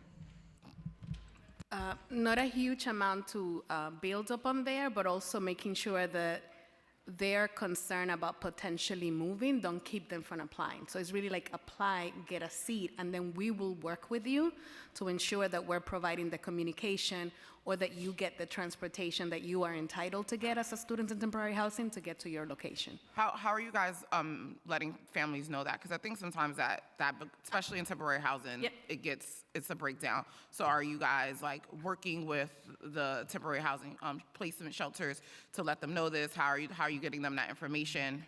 All of the above. So for example, which something that was mentioned earlier when we had the early childhood application, my team, including those who work centrally, including myself, are out in the communities, in the shelters, making direct contact with the families. We also held meetings with DHS, with Health and Hospital, their leadership, so that the people that have direct contact with families are empowered and know that information. We held trainings between the enrollment team, the student and temporary housing team, and to me it's like all hands on deck, including me, being out in the shelters and making direct contact with families so that we can ease any confusion, provide clarity, work with them to create accounts if they don't have accounts, really understand what are the things keeping them from applying. Yeah, I definitely want us to make sure that we are making this available to those young people. I want to shift gears really quickly to Learn to Work. $31 million was added to the preliminary plan in fiscal 2026 for Learn to Work, bringing the total to $45 million, which in line with recent years. We understand that DOE plans to issue an RFP for fiscal 2026. What is the timeline of this RFP? And did DOE talk with OMB about baselining this program?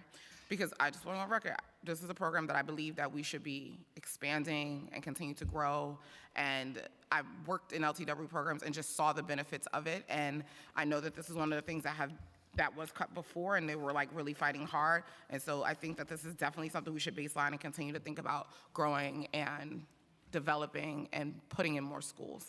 Yeah, we agree, Councilmember.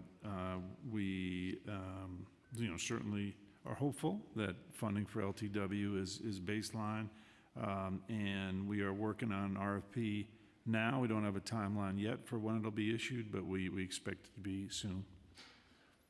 So you have no idea, maybe a couple of months, September? What do you No, need from us to help push don't wanna- it? Like, how could I be supportive? Like, what do you need? Well, baselining the funding would certainly help. Okay. Certainly help. So you need us to help you push them to baseline this funding? I heard, you didn't say it, but I said it. So that's what you need from us. Got it. Thank you. Thank you, Chair Stevens. Just a couple of follow-ups on that. We know that summarizing is usually the program most popular. We get a lot of applications. How do you sustain the students? Because last year's hearing, if you recall, the attendance rates were very low, and I was not very happy with that. So how do we, one, get all these applications, yay, now we get them through the front door, how do we get them to keep coming back to the program? Thanks for the question, for the feedback from both of you at the previous hearings. So a couple of quick things. I just want to say, I do think we think we don't expect summer rising attendance to be what school year attendance is. It's a voluntary program. It's a free program. There are no attendance requirements. That's intentional. We're excited we're able to offer this very flexible program to families. We could change that, as we discussed, but we don't have an attendance requirement. And given that we do know that families sign up potentially knowing they're going away for a few weeks over the summer, and that's fine, and it fits into their schedule. We also do know we have some students who only show up for very few days, and that skews what the data looks like a bit as well. We know that in the last weeks of the summer, both for the summer rising portion and the CBO portion, attendance is down, we think because families are more likely to be away or doing something else in August, right? So I would say I do think the attendance data, there's a lot of context behind that we think is partly about providing families with flexible options that we're excited to give. In terms of what we are doing, I'd say a few things. One is we do think consistently trying to improve the transportation piece is a piece of this. We do think moving up the admissions and application cycle is a piece of this that allows the families who really want this to plan. Earlier decisions back to families is a piece of this. This year, we're hopeful we'll be able to make more offers and move down the wait list faster so we get families earlier in and who really want to do this. On the programming side, I would say there's a series of changes we're making ourselves and with DYCD. We are looking at some special initiatives around, for example, sustainability programming and equivalent of our climate action days to make sure we have more enrichment-like programming interwoven with our CBOs throughout the day. We're also looking to continue to improve our field trip take-up. We had twice as many field trips we were able to provide last year as a couple years before, and it looks like we'll be able to do that again this year. That's the fun part the kids look forward to. So in your testimony, and you stated again now in response to Councilmember Stevens, summarizing has a significant impact on students who participate. Can you please release the data analysis done by New York City Public Schools? If the program has a positive impact, why hasn't it been baselined? Our favorite word. We actually are just releasing that analysis today. I believe it just went up on our website this morning. We will share that with you, and we're happy to arrange a briefing to talk you through what the impact looks like. I know we talked earlier about the early impact from last year. This is stronger, including for our most vulnerable students, so we're really glad to see it, and we can do a briefing on that if you'd like. In terms of the baselining question, as with many other programs, we would support baselining this very popular program, and we'll continue to advocate. Thank you.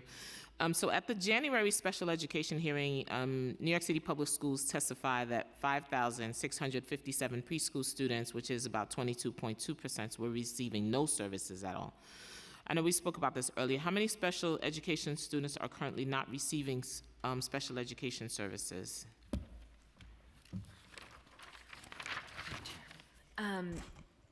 So there are 4,570 students not receiving any services. Chair, that's the first part. How many preschoolers with IEP mandating related services are currently waiting to start one or more related services? 7,914. How many and what percentage of preschoolers with IEP mandating special education teacher services are currently waiting to begin the service? For the special education teacher, itinerant teacher services, which are called, right, see it, it's 4,087, that's 58%. This percentage is much higher than 1% of all students with IEPs that were not receiving services in January. What accounts for the difference in wait time for preschool and school-age students? Yeah. So as I testified earlier, the number of students has dramatically increased. And Chair, I must correct, I gave you the 32,000 plus number. I just want to note that was FY24, and I can get you the number for this year.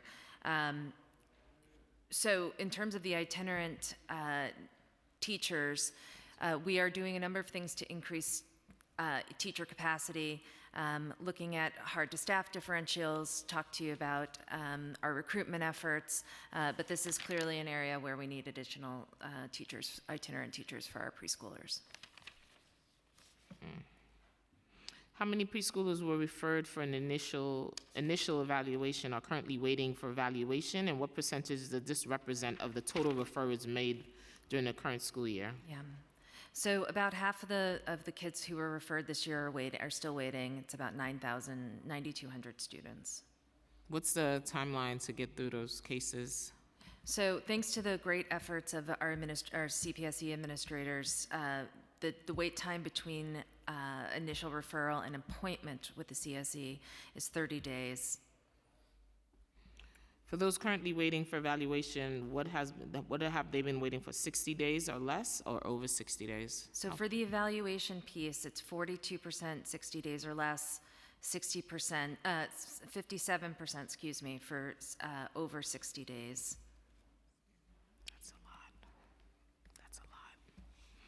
That's a lot. Chair, can I just add that we've, Please add. Thank you, Chair. We've developed in-house preschool assessment teams. We have 21 of them now. They did about 2,100 evaluations themselves. We prioritize hiring of bilingual staff in those preschool assessment teams. That's also where we see inclusive recommendations happening. And so we are delighted that we have more and more students attending 3K and pre-K of students with disabilities. Those in-house assessment teams, the delays, they cut down on delays because their parents don't have to seek out an evaluator, right? When we have availability, we just offer the family. So that cuts down delays significantly, and it's something that I'll continue to advocate for.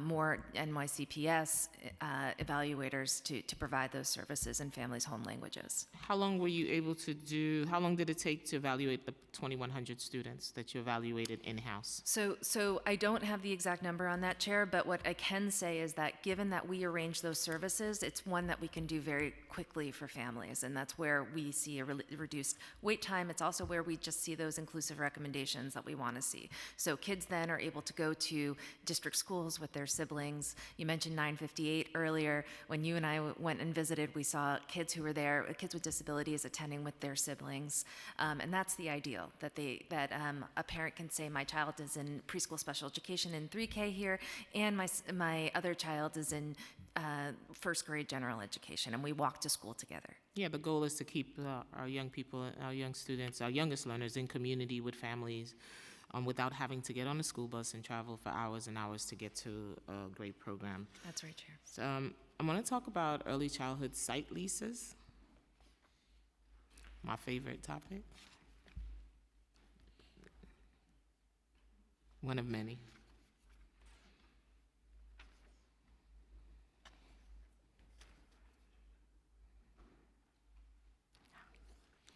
So how many ECE sites have 95% or greater enrollment? And how many sites are not at 95% and may be in the same situation as the 5 sites that were almost closed last month? Sure, just one moment, Chair. While Jeff, Chair, while Jeff is getting the data up so we can respond to your question specifically, just want to clarify and reassure, it's not that if you're at less than 95%, if you're 92% enrollment, you're somehow in a risk of having your contract pulled. That's not the case at all. These 5 sites that were an issue had specific conditions around their leases. In some cases, lease was ending. In some cases, the landlord was asking for a lot. So enrollment certainly was a part of it, and we do, as we said earlier, have a 95% standard in terms of that's what we consider to be fully enrolled, but we don't want to send the impression. I want to make sure our communication is clear on that. Doesn't mean that you're at risk of some negative action being taken just because you're below 95%. Whether you are in a lease site, and most of our CBOs, as you know, are not in sites that we lease. They're in their own, their own properties that they lease or otherwise have access to. So I just want to give that a high level before Jeff dove into the specifics. Yeah, that's right. And an important point about those particular 5 sites was they were in communities that could absorb impacted children. So that was something that was looked at for those as well. But those discussions were largely driven by upcoming lease expirations. But as to your question about how many are at the 95% enrollment threshold, 773 sites out of our 2,017, that's 38%. And Dan mentioned that our standard for full is 95% citywide, but just note that that is less than the federal standard of 97% that's held by the Office of Head Start. So to clarify, if I'm at 90%, I'm a provider, you're not going to come and shut me down? No, ma'am. No, we will not. And we also don't want to characterize a program at 90% as low enrollment. It's under the standard of full, but we wouldn't characterize that as low. So I think maybe the language has to change in that messaging, right? So the general public doesn't see it or hear it that way unless you come here and we ask you for that, right? We've definitely seen the need to communicate enrollment and enrollment levels better with that situation with the 5 leases. Yes, for sure. Thank you. Thank you for that. How many sites have not been renewed due to low enrollment numbers? So we haven't only driven decisions about lease renewals by enrollment numbers, as I mentioned. There are several factors that will go into whether we should decide to renew these city assets. In many cases, they were asking for 10, 15, or 20-year leases, which far outlast our contracts for service provisions and what we have secured funding for, right? So we have to make those decisions in accordance with, community need, what we have secured funding for, and we are not merely looking to not renew a lease because of enrollment. So that has not historically been done. I think in the 5 cases that we've been talking about, we've mentioned their enrollment levels mainly because we wanted to demonstrate that the children at those sites could be placed elsewhere in the community, right? That we had community capacity to absorb those children, and that for the past 3 fiscal years, some of those sites were significantly under-enrolled. The community was saying that that wasn't the case, that the numbers were right and you guys were wrong. So that's what led to that, and it was a miscommunication. So I hope that this communication is working. Yeah, so we rely on a system of record that really determines how we can reimburse programs. And in one particular case, we saw that there were only 4 children in that system of record. It is the program's responsibility to maintain these accurate records because we have 1,500 contracts with CBOs, and our site support staff are there to coach pedagogy. They're not there to audit enrollment records. So we really rely on programs to partner with us in making sure these, figures are accurate. And really, in the end, they need those figures to be accurate so they can be properly reimbursed. And that was one of the questions I asked. Do you provide technical support? Do you provide customer service, which a lot of providers I've always heard from was they can email you days in and days out and no one responds, no one pick up their calls. So again, and I think we agreed in the last hearing that communication will be much, much better to providers So we're providing a service to our communities, and they have to in turn have information as well. And I'll add, Chair, that we have since dealing with these 5 sites, set up monthly meetings with them, with our enrollment team, our eligibility team, our finance team, our policy team, and we're meeting with them ahead of that to ensure that the agenda meets the moment, that we're discussing things that are truly pertinent to them, and we're really trying to improve that kind of engagement across the board. I will say, since DC Hawkins assumed her role, we have really made an effort to be responsive. We don't let requests that come in for technical assistance go unresponded to. But if there are any cases that you know of, we'd love to hear about it, because we have taken, really immense efforts to ensure that that does not happen. Oh, you don't have to tell me twice. I'm always Okay. somebody's always on speed dialed. For example, one of the reasons they gave for renewing the lease was the sites were oversaturation in school districts and zip codes. But when we had that hearing, all 5 sites had extended day seats, which is limited in our system. And we know those are needed for parents to go to work, which were limited. And one site was said only had 4 toddlers in site. Can you define oversaturation, and what does it mean for New York City Public to determine if a school district is oversaturated? What does that look like? Sure. So just to clarify, this goes to the point I was making to Councilmember Ressler, right? EDY seats are eligibility required seats. I'm sorry, income restricted seats. And so as the community, right, around that particular site with the 4 children changed, right, it was less children in that community were eligible for those seats. So that is part of why they were under-enrolled. Oversaturation is where there are too many of a particular seat type in a neighborhood, which children in that neighborhood are not eligible for, and it leads to unhealthy competition, us having to subsidize programs for their vacant seats. And so all around, right, it's not good for the program. They can't maximize enrollment and therefore maximize their revenue. They're in an unhealthy competition with their neighbors because nobody can fill their seats. And the city has to subsidize these programs, putting us in a financially unsustainable state. But do you know that across the city, a lot of our neighborhoods are facing gentrification? So how are you also planning for that takes away those income restricted seats? For sure. I think you brought up a really important point about the upcoming resolicitation. As we know, the current Birth to 5 contracts are ending, and we are in discussions about how to make future solicitations more responsive to community need and the changing community need as the landscape changes. The landscape and the communities are changing very rapid, and that's scary. How many leases have been terminated in the last 5 years due to landlord noncompliance? We asked our SCA partners, and they told us 4 leases were terminated at sites. Of course, SCA could have more detail as they manage our city assets, and I know they're coming soon. But we know of 4, and I am happy to give the detail about what those 4 were if you'd like. The sites were extended for 1 year in my school. Were parents whose children are currently enrolled at these sites notified that they could mark these sites as priority for next year? What has New York City Public Schools done to ensure that these sites will not be at a disadvantage for enrollment for next year, considering they were added to my school in the middle of the application period? Thank you for that question, and I'm actually really proud that our team was able to contact all the families. We've been working closely with the program to make sure that during that application period, that last couple of weeks before February 28th, that families knew that they could, amend their application.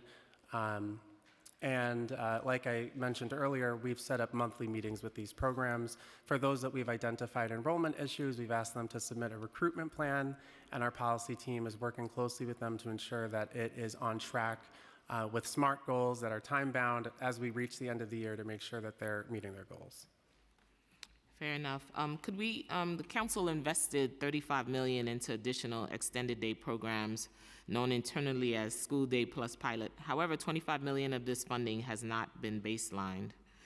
How many sites are signed into the SDY Plus in the fiscal 2025, and how many of these sites are operating? So, Chair, actually the correct amount is $40 million for the SDY Plus, not $35 million.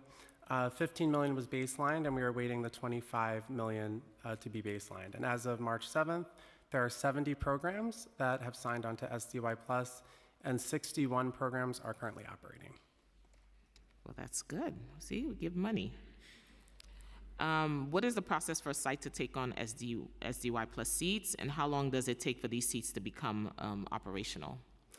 Yes, thank you. So programs in areas with a high economic need index, that's between 70 and 100%, that have very few to no Head Start or extended day and year seats that are contracted to provide SDY seats, are eligible to expand their services for those seats.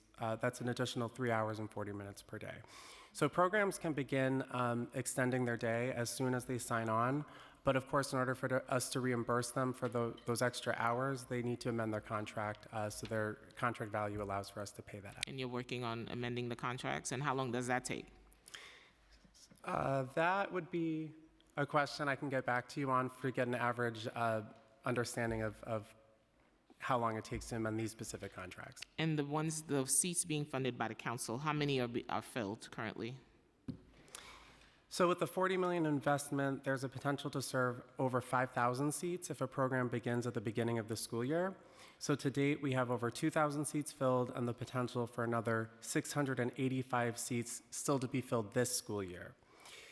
For programs that began operating last year and were able to market more, they're enrolling around 73% of their seats, and newly enrolled programs are seeing a 60% enrollment percent. And the goal is 100%, right? Absolutely. I don't like those low numbers. How do families learn about SDY seats at their site? Do sites choose which families to convert their school day seats into an extended day seat?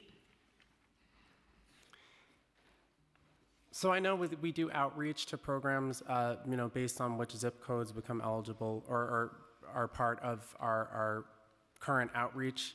As I mentioned earlier, when a program is eligible, they can immediately offer the services. They just attest, to how many children, but then we have to amend their contract in order to pay them out. How do families know they're eligible for these seats? Is it through My City Identified, or families who did not fill out an eligibility may be eligible and you direct them to My City? How does that work? So we rely, and this reminds me of Council Member Stevens' point about how the CBOs are really the best at recruitment, because we rely on programs to share their available options with their community, SDY Plus being an example. Since it's only available in certain zip codes, as I said, we open up those zip codes to do the outreach, and then it's denoted on the program's My School profile so families can be informed there. But really the main goal is the program, because they have relationships with their families that are already enrolled.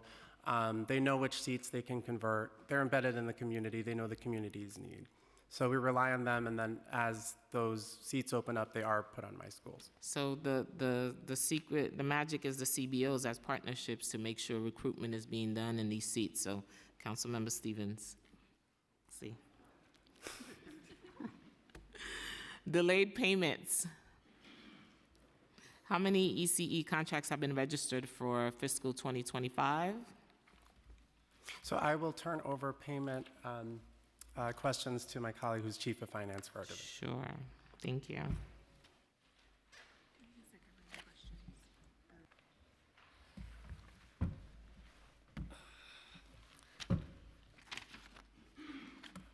Hello again, Chair and council members. Thank you for your question. So we have several different contract types. So there are contracts that are currently on a 4-year and 5-year term. So in total, we have 1,340 contracts that are currently registered. We have another 66 that are in the process of being registered for FY25. Then let me back up. So we have 1,340 contracts that are currently registered. That's on our 4-year and 5-year contract term. We have approximately 100 contracts that have to be registered or extended every year. So out of that 100, we have 66 contracts that are in the process of being registered, and 34 have already been registered for fiscal 25. And how many have been approved? How many EC budgets have been approved for fiscal 2025? So for fiscal 2025, we've approved 1,141 budgets out of the 1,175 submitted budgets. Okay. And how much is that in dollars? You'll get back to me. I'll have to get back to you on that one. Can you please tell me the details on New York City Public School effort in recruiting and hiring more analysis to work on processing these contracts? And what are the barriers to hiring for this position? Because I know last time there's a head count.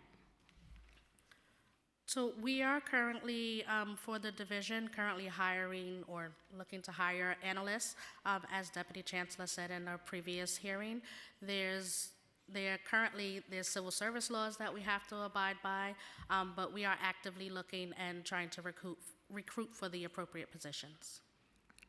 So do you get accurate, up-to-date enrollment numbers for ECE providers before those providers are approved to submit invoice or submit current attendance and enrollment? How does that?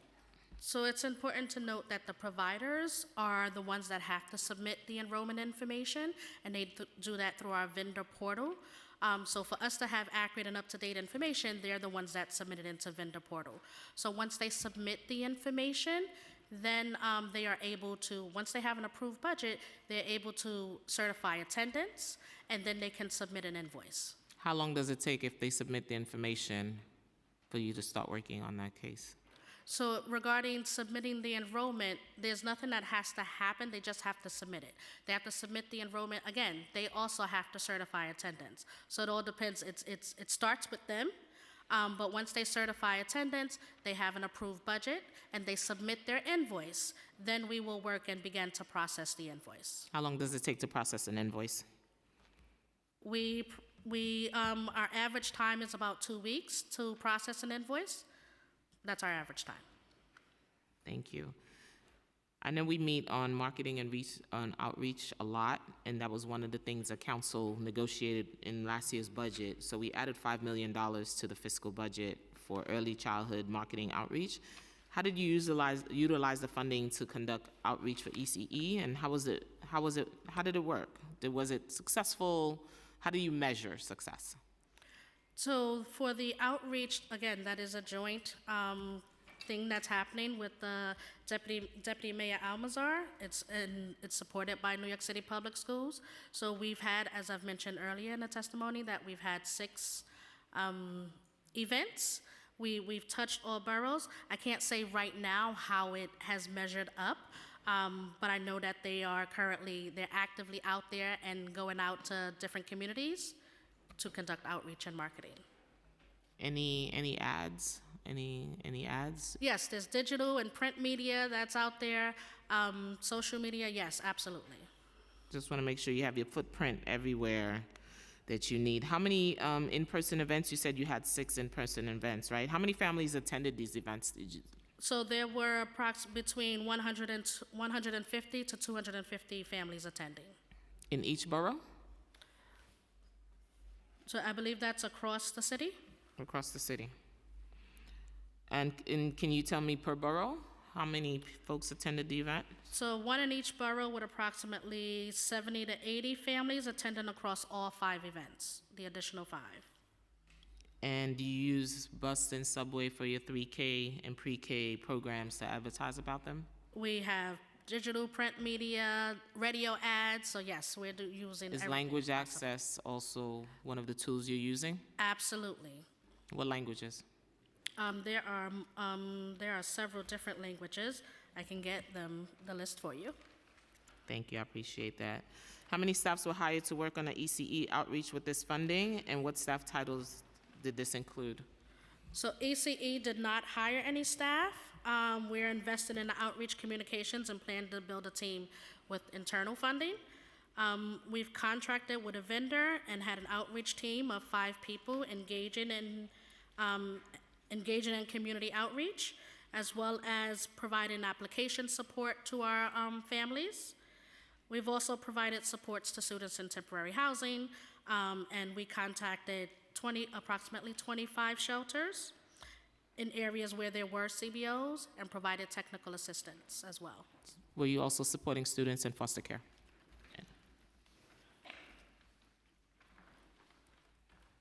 I'm sure we were, but I'll definitely get back to you on that. Thank you. Do you use any consultants for this, with this funding? And why did New York City Public Schools choose to use consultants, and how did they utilize the funding? So ECE did not utilize consultants. As I said, this is a joint venture with the City Hall.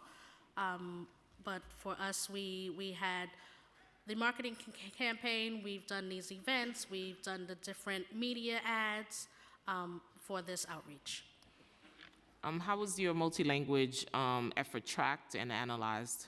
Did you realize there was a pattern in what languages were used the most in your outreach? I don't have that specific information on how it was tracked, but I can definitely get that back to you. A portion of the $5 million investment was transferred to HRA, DOHMH to contribute to this effort. $2.15 million was transferred to HRA to conduct this outreach. How did HRA use the funding? So HRA was awarded the funding, and they provided $175K to 10 New York City benefits grantees, along with additional support and training and reporting. And I noticed that $1.72 was DOHMH to conduct outreach. What did they use that funding for? I'm sorry, can you repeat that, Chair? The funding you provided to DOHMH, how was that funding used? DOHMH, they awarded funding to 12 grantees at $75,000 each through a task order. Their funds were being transferred, and the citizens, New York City, managing vendor payments and invoicing through the DOHMH. Now again, so I'm giving you information on some of the things that they did, but they would be better able to explain to you their process. Did City Hall hire any consultants for this project? I am not aware that City Hall hired any consultants.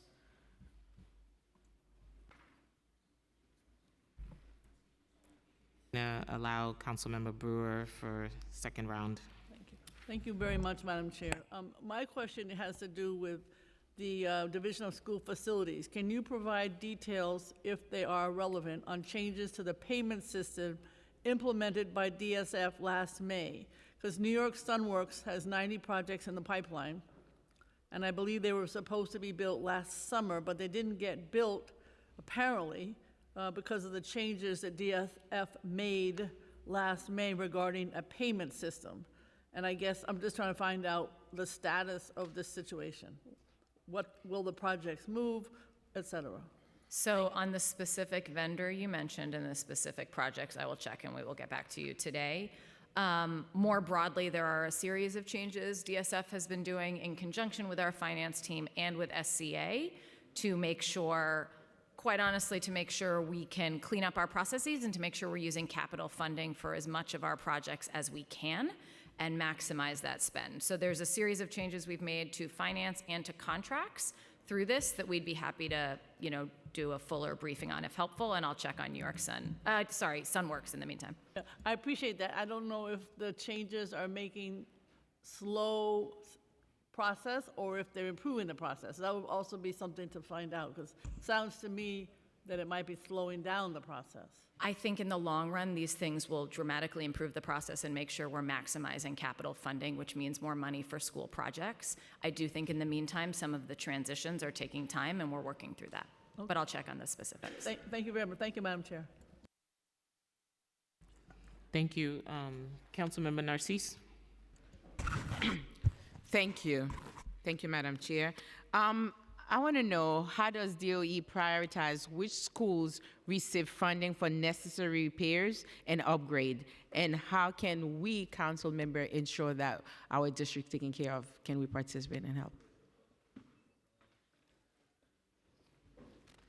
Thank you, and I think this is related to Councilmember Brewer's question as well. So schools have their own budgets and custodians have their own budgets to do some of those repairs and upgrades. When they are not able to, we work closely and we try and be as responsive as we can to school needs, understanding we do also have a limited budget centrally. Where projects are large enough that they take capital funding, we do try and spend capital funds on that as well. One of the changes we are actually making is, frankly, to push more of these funding decisions closer to the school level. In terms of your look, we are very grateful for the funds that you all as council members put into our school projects as well. I'm sure we'll talk about that more this afternoon, and appreciate more of that as well for the schools in your own districts. And if there's specifics you want me to check on, happy to. Okay. Now we're talking about the very, very fast summer will come, right? We have a new state law effective September 2025. Said the temperature will be set at 88 degrees Fahrenheit, the maximum allowed temperature for the student occupied spaces. It will further emphasizes the need for effective control in the schools. So how are you planning to address that? Because I know we have a lot of ACs that are not working. So that's the question. That's the reason for my question.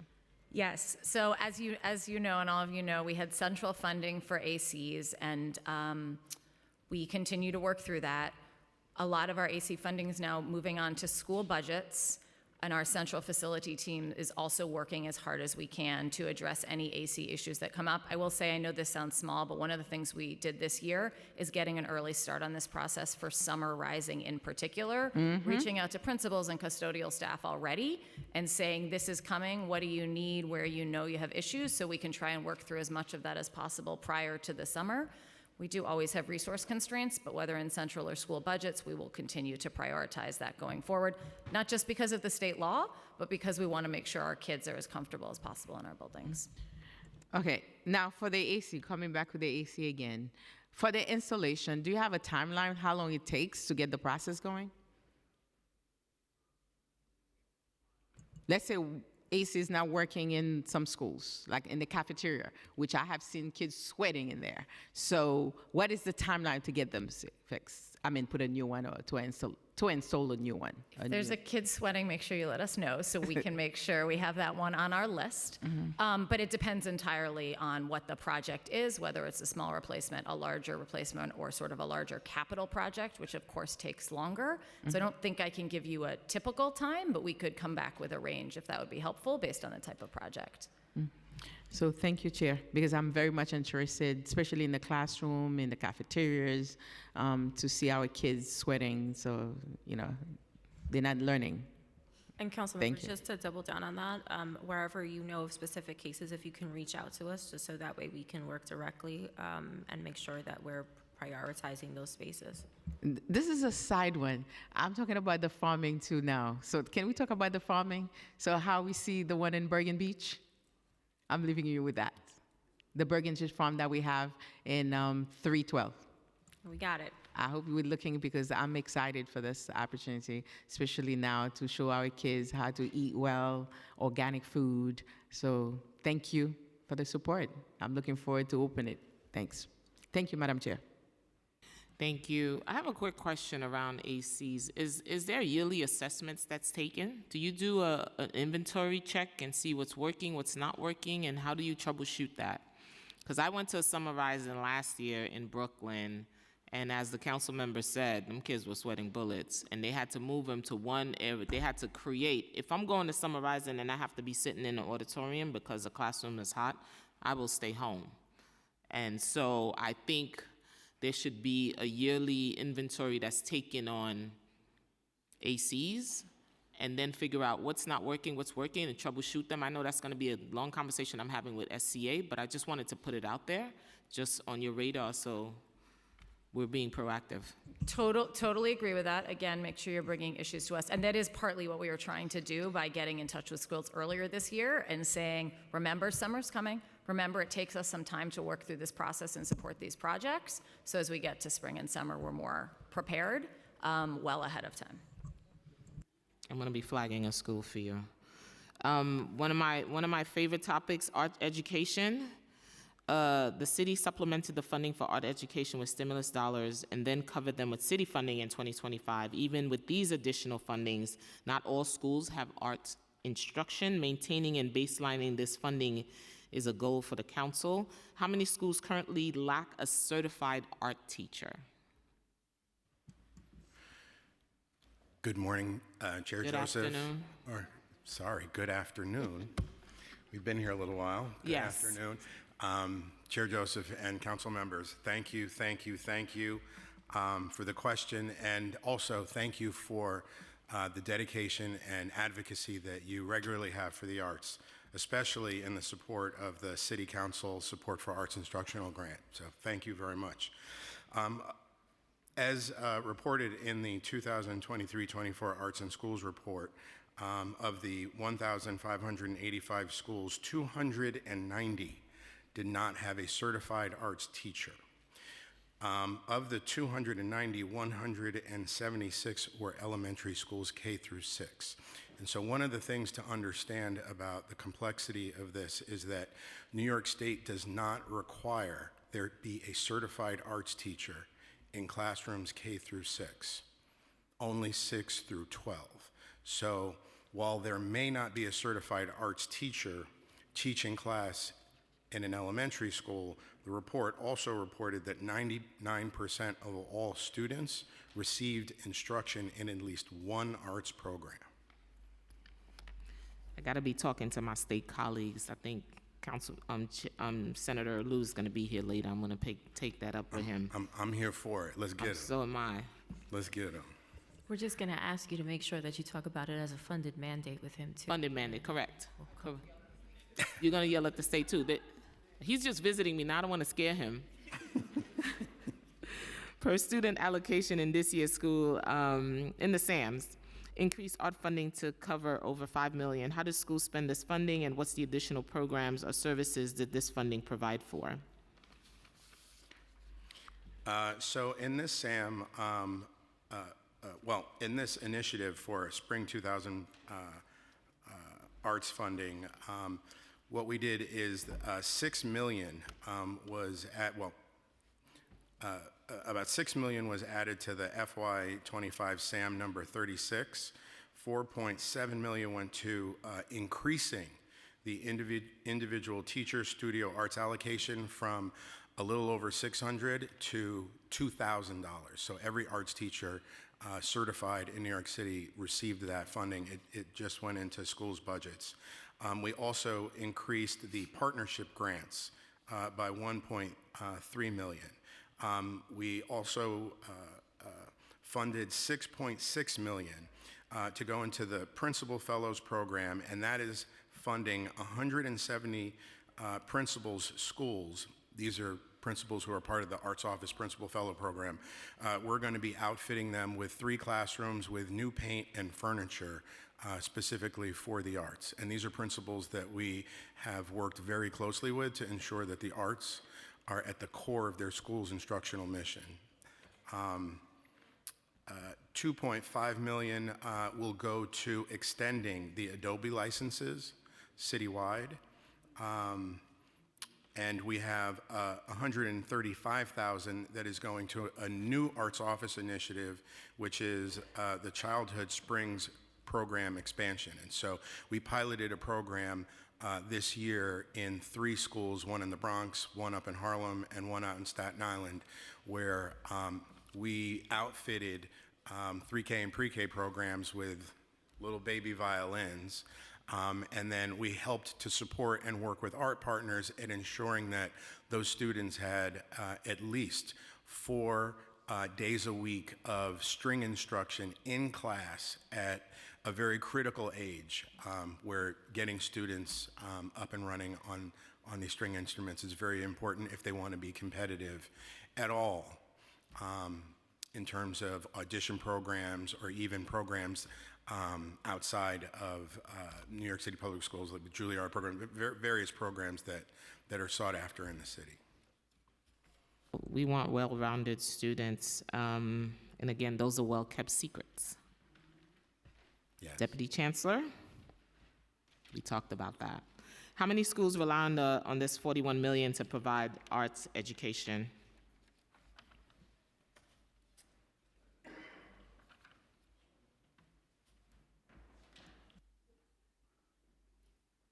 Chair, are you talking about the SAM, the school allocation? Yeah, the $41 million. Right. How many before we give you the specifics, I just want to highlight that that money is to support programmatic pieces and not headcount. And so what this administration has done is recognizing the complexity behind arts programming. We have centralized through Paul's work a number of supports on the programmatic side. So even schools that don't necessarily have the ability to put in place an actual arts teacher, students are still getting access to arts programming. But we will get you more specifics. Okay, thank you. And the students were texting me along for this next topic because it's very near and dear to their heart, restorative justice. And it's near and dear to my heart as well. How many schools currently have restorative justice programming?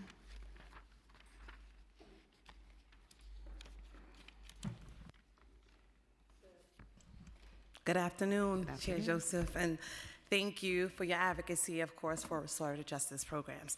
We currently have 972 restorative justice that we support across New York City Public Schools. How many students have received these services in the current year and in the last school year? So this current year, FY25, I don't have the number of students, but every student it's touched through the 972 schools we support citywide. But if you want the numbers, I can get you those numbers. Is there a plan to expand as we see suspension rates are up? How do we address that? Well, I hope we can expand, but I would defer to.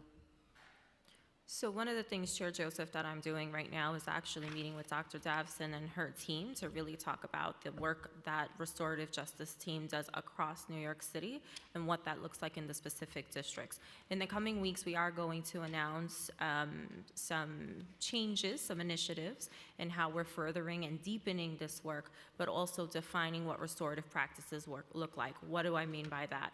Reentry plans for our young people when they come back into buildings after suspension. So we know that there are consequences, and we know that the restorative practices have to work in collaboration. It's not necessarily one or the other. And so we are doing a needs assessment as to what this work currently looks like, where it needs to deepen across districts and schools, particularly, and I'm sure you would attest to this, just because a district has really low suspension rates and really high attendance, that doesn't mean that when you disaggregate that you don't see certain schools that have practices that need to be supported. So what we're doing, Chair, just to put a finer point on it, is making sure that through this needs assessment, our restorative practices team is actually working with the right schools in the right ways, and that we're centralizing what some of those good practices look like. Because we do get a lot of calls around bullying still happening in schools, and that's part of the restorative justice, right? Sometimes you may cause harm and don't know it. How are we using restorative justice practices to address those situations? And are we also including students with special needs? And we talked about that in my last hearing through MDRs. When students are also suspended with special needs and then their services are not being met if I'm at home or at a suspension center, how are we addressing that? Sure. So we continue to provide training citywide for our schools on bullying. We continue to lift and share with our communities about the multiple ways in which bullying can be reported. We actually this year have targeted specific schools that have high incident rates in bullying and or incidents to provide individualized case-by-case professional learning and training for those school communities in partnership with our vendors. And in terms of special education and students with disabilities, we work really closely with Christina Fody and John Hammer and our advocates in remedying a lot of those issues that come up case by case. For example, specifically with our team, in collaboration, we have made some changes in some documentation that we sent to families to let families know they have access to an advocate at hearings and at MDR processes.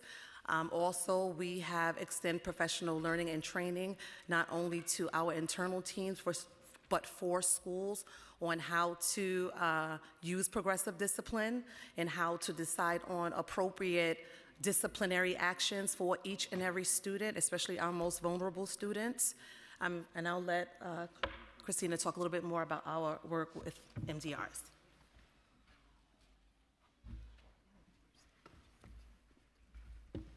Thank you, Chair. We read your op-ed this morning, beautifully written. Just to address some of what you spoke about in the op-ed, Oftentimes, our students with disabilities are given an unfair shot, right? The reasons why they are acting out are sometimes, oftentimes, most times, part of their disability and or linked to their feeling of not being successful in the classroom. And so we did engage a group of advocates, administrators, teachers, to make adjustments to the MDR process, and we've been out in the field training. So far, we've done CSE staff, districts 8, 17, 18, 20, and we plan to train all district special education teams on these modifications and changes to the process. Namely, we're talking to them about examining the impact of suspensions, a deeper dive into positive behavior supports and getting in front of these issues, best practices for building trust with families. Parents should not have to rely on an advocate in an MDR process. The school should be the advocate, right, on behalf of every child. And at the end of the day, if a child's not succeeding, that's on the adults that are supporting them. And so this training is really intended to be a call to action for people to support students with disabilities before taking on disciplinary processes that are not necessarily going to be helpful. Are parents notified or made aware of MDRs, or do they know what it is? Is there training provided for parents? Yeah, so we updated the family letter to be much more family friendly, but also to give access on the discipline process. We're hoping that this more family-friendly notification is going to land as supportive to families. And Chair, we are going to share with you in the coming weeks an additional layer of support for families, so that way beyond the written communication and social media communication, we are really training on myriad topics that are going to allow for parent leaders to share shoulder-to-shoulder information with other parents in the communities, including topics such as these. Thank you. Can you provide a list of which schools have restorative justice programming for the 2024 and 25 school year? Yes, we provided that list to council. Okay, thank you. In looking at the terms and condition on restorative justice spending and programming in fiscal 2024, can you explain why the utilization rate on spending for OTPS costs was lower than personnel costs? Sure. So last year that was primarily due to late allocations going out, but I can say for this year we've gotten it together, and at year to date we've expensed about 80% of the budget and on track to spend it down. How can we make all deans restorative justice practitioners with deep knowledge of mediation and conflict resolution? We can certainly provide those trainings to deans. We currently provide trainings to all school staff citywide who are interested in restorative practices, and we can certainly provide those training for deans. Actually, through our suspension and hearing offices, we do train school staff who issue disciplinary consequences to students, and that does include deans, but we can certainly do it wide scale. Again, doing the needs assessment to see when principals, again, just having done this work, Chair, when I was a small school principal and someone told me you have to send 12 of your staff members to be trained on restorative justice circles. Not that I wasn't bought into it, because I absolutely understand the power of restorative practices, specifically restorative circles. That being said, if you have a staff of 25 people and 12 people need to be out at the same time, it is unmanageable. And so what we're doing in our needs assessment is really thinking about how do we get the job done while taking into account a specific school's context, so principals can actually send the people who need the training to the training.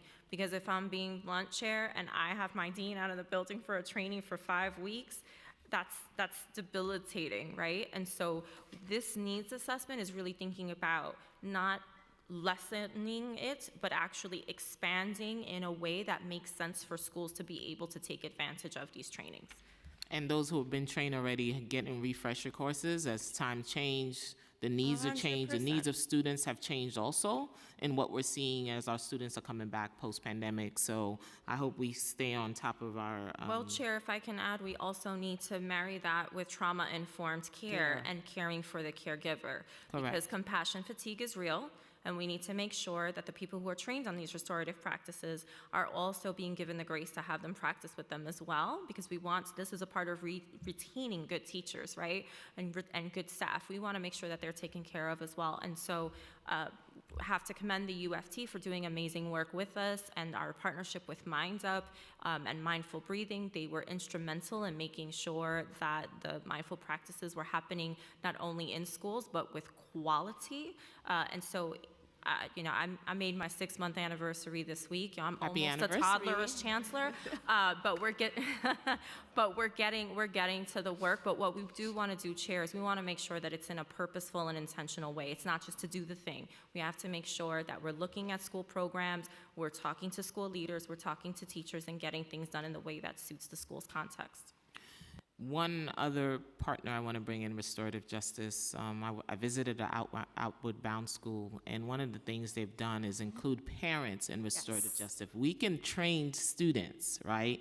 And remember, they live at home. So we want to make sure they're applying those same techniques with parents and with students. How are you engaging parents in restorative justice?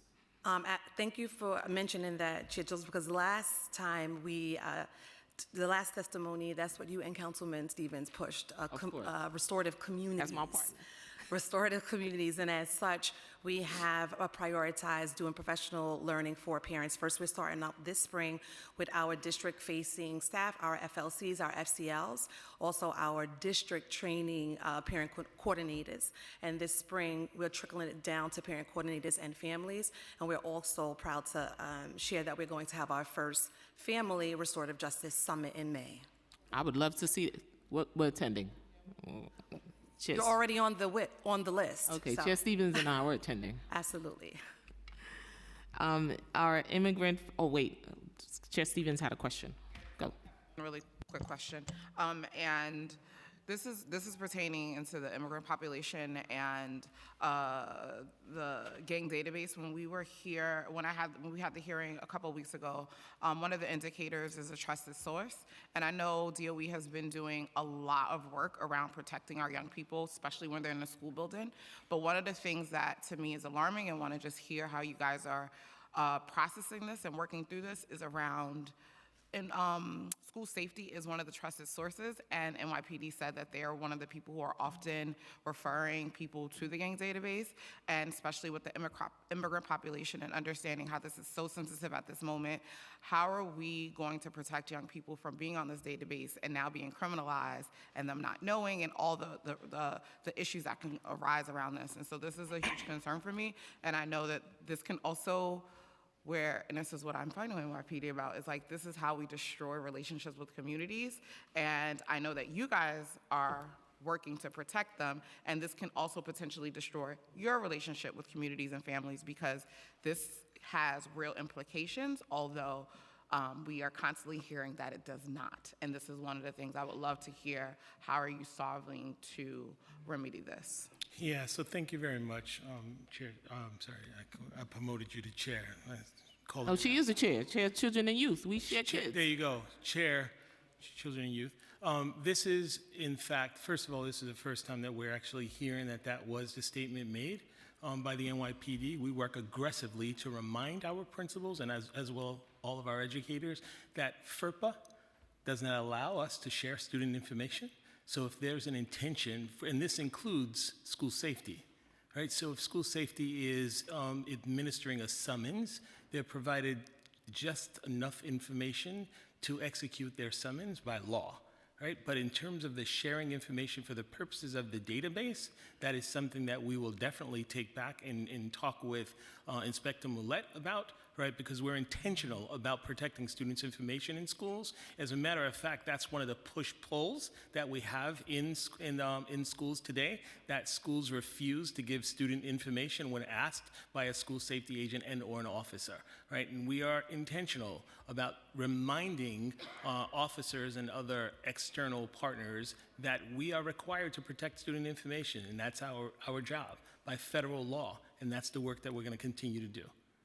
Well, school safety is down as a trusted source that they get information from, so clearly there's a disconnect, and I'm happy that I brought it up, because that's one of the huge concerns that I have around like them being a trusted source in this fight moving forward. And I know all of the work that DOE is doing to try to protect young people, especially in this climate, and I think that that's one of the things that we just have to make sure that we're all on the same table. 100%. All right, thank you. Thank you, Chair Stevens. Immigrant family engagement is the, whose subject is that? Immigrant family engagement? No?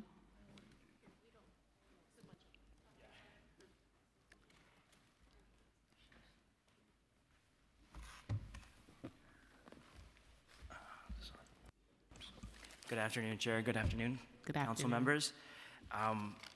First of all, I just want to point out that I'm here from the Office of Language Access, which is part of the new division the Chancellor highlighted earlier today. And I want to start with echoing the gratitude from the Council for the investment made on the language access piece, engaging, communicating with families. We've done a lot of exciting work with that investment. We've amplified the work that we currently have been doing for the last several years. And we've seen a lot of net results, positive results in added engagements, increased demand overall, and just general awareness, and we continue to do that work. But that amplification is based on the work that we lead here at the Office of Language Access. It's approximately $12 million yearly investment. In addition to that, we have oversight of about $7 million that are dispersed to schools every single year to help with the local needs and the local languages that perhaps here at Central we're not the lifeline directly. So we're being very creative to ensure that we support all of our families. This is a system with over 180 different languages, with over 40% of households speaking a language other than English. So we have to be creative with what we can do. And as you heard today, a lot of the new programs that we've spoken about today, every one of those programs and initiatives has a language access component to it. So we're kept busy by all means. So I'm happy to answer any other questions you have. Thank you. That was going to be one of my questions. How is language access used across the board, making sure families are engaged, especially in households we know that English is not their first language, and helping them navigate those spaces. I know parents also, for the high school piece, I know a lot of parents also are looking for language access to understand the system better. Is there a plan in place to better engage parents as they transition from middle school to high school, even from middle school, from elementary to middle school to high school? Absolutely. It's one of the reasons why we wanted to go from engagement to empowerment, because after meeting with our Chancellor's Parent Advisory Council, these are some of the topics that they brought up, and they said you have to do better.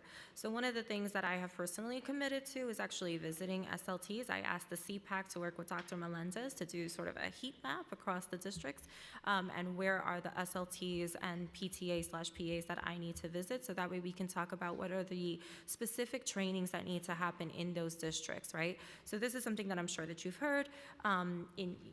We need more support in transition from middle and high school. Are we going to offer some of those trainings centrally? 100%.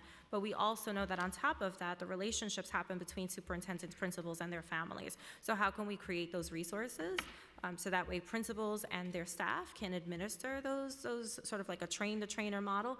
But again, what's better than having trained parent leaders who can do that work themselves and who are willing to do that work? They want to work shoulder to shoulder with their peers, and so that's something that we're working on. Yeah, I love the idea. It'd be great. Parent and family engagement, $1 million. How much is that total funding that New York City Public Schools allocate to parents and family engagements more broadly? So we're going to bring up Dr. Melendez to talk about the specific division that does things from a central perspective. What I do want to know, Chair, is that there are specific pots of money within a school budget as well, right? So we're talking about from a central perspective, but we also know that there are other funding streams within a school budget. Quite simply, just headcount for a parent coordinator, right, who also supports some of that work. So I just always want to make mention that there's the things that we do from a central place, and then there are things that happen in a separate In school budget. communities, and it's extended beyond Tweed.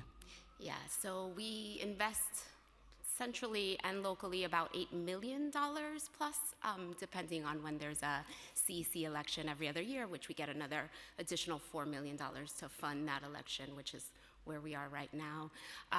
So currently FACE and their $1 million allocation really expanded the New York City Ambassadors Program, where we really spent a lot of time speaking to some of the things that the Chancellor shared around what does it look like for the parents' perspective to really support New York City Reads? What does it look like at home, and what can you do? And how do we teach and support our families in understanding brain science, right? And then the rope and all of the stuff that the teachers were talking about. So we did that last year, and we were able to expand on that and build on that. It's been a very popular program. I think we're at 4,500 parents now that are trained and have gone through some of these cohorts. We have also expanded our literacy hubs, which are community spaces that host books and opportunities and events.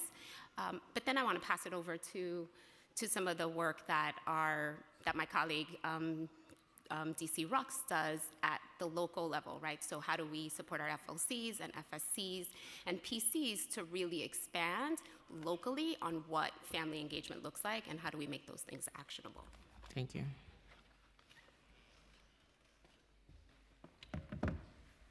Good afternoon, everyone. Good afternoon. So I'm excited to share that in partnership with DC Melendez that we've been bringing our FLCs and our FSCs together for monthly training. As a former superintendent, one of the things that I had heard from many of the FSCs and the FLCs who are on superintendent teams is the need for real professional development. And so we've been providing that, and I'm very excited about that. In addition to that, superintendents have said that they want an opportunity to bring all of the folks together and provide a menu of professional development for them who are supporting our families, and also have families be a part of that. And so in the spring, last year we did this, and it was highly sought after, and we had hundreds of parents and FSCs, FLCs, parent leaders across the district join us. And so this year we're doing it again. And we're doing it even bigger. And so we are thrilled that we're able to provide that support to them. We're going to have a menu of different options and opportunities for parents. We've even asked parents to facilitate some of those trainings, so it's by parents, for parents, and that is coming in the spring. You all will get an invitation to join us for that opportunity as well. Thank you. And as you're training, you train 4,500 parents. Are they turning key to other parents, or how does that training spread? That is the work that DC Melendez is doing and that our chancellor spoke about. Yeah, so now we're embarking in that second phase of the work, which is exactly what you're saying. It's really important for us that we're really confident that communities know how to take care of each other, and we want to respect and trust them to do that. And that requires that we now not only expose them to the work, but now teach them how to facilitate the work towards others. So we're embarking in the Ambassadors 2.0 program, where parents are being taught how to train the trainer. What does it mean to facilitate this knowledge to a peer? And the hope is that they're not only just being able to train around New York City Reads, but they're able to train and build those skills for everything. And that's the goal as we keep expanding and leaning into our families to be those trusted messengers in their communities that they know to be, and invested partners, right? Because their children are in our schools. They really want to be part of the conversations. A lot of the listening tour feedback was, we want to be involved more. We want to be in the conversation more. And our ultimate goal is really to be real partners in this work. And so these are some of the ways that we're doing that, and we're building that base so that they're able to confidently do that at their school communities on a regular basis. And the parents you're engaging, is it you meet them where they are? This is on the weekends? This is Monday through Friday? Yep. Wherever it is in the community, you're out and about making sure you're engaging them. Yep. School food workers. Our favorite topic, school food. How many of the additional 1,000 school food workers have been hired with the $20 million that was added in adoption? Yes, thank you. We've hired 153 full-time, and we are up to 105 subs who will hope to transition to full-time. So we should outdo the 250 that were. And the goal is to keep hiring until we keep hiring all year for school food workers. How difficult is it to hire for these positions when the funding is not baseline or guaranteed in the out years? It's definitely always a preference to have funding baseline and guaranteed in the out years. I will say for positions like these, it's just hard to hire generally, and we have high turnover, and so that's one of the things we're continuing to work to ensure that we're supporting our food workers and retaining them as well. And hiring is on a rolling basis all Yes. throughout the year now? All year, yep. Mental health continuum, we need to baseline that. Would centers that would have been open using mental health continuum funding be able to continue in fiscal 2026 if the funding is not renewed?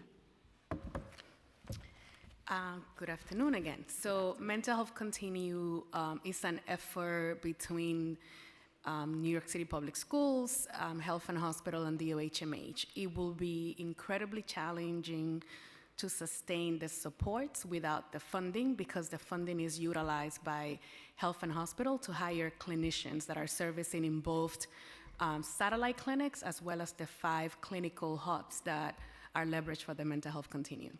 What services have these centers provided since the opening?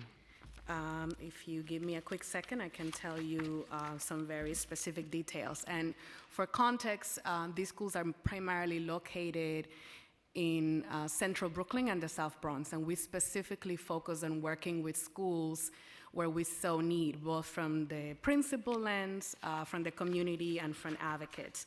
So to your question, what are some of the things that we have done in the time of doing the work? So as of March 2025, 16 school-based satellite clinics have been open.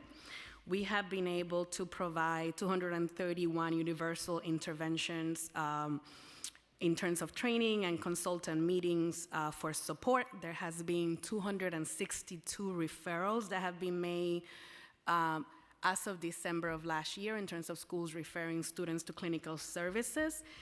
These include 144 unique patients that have been receiving support.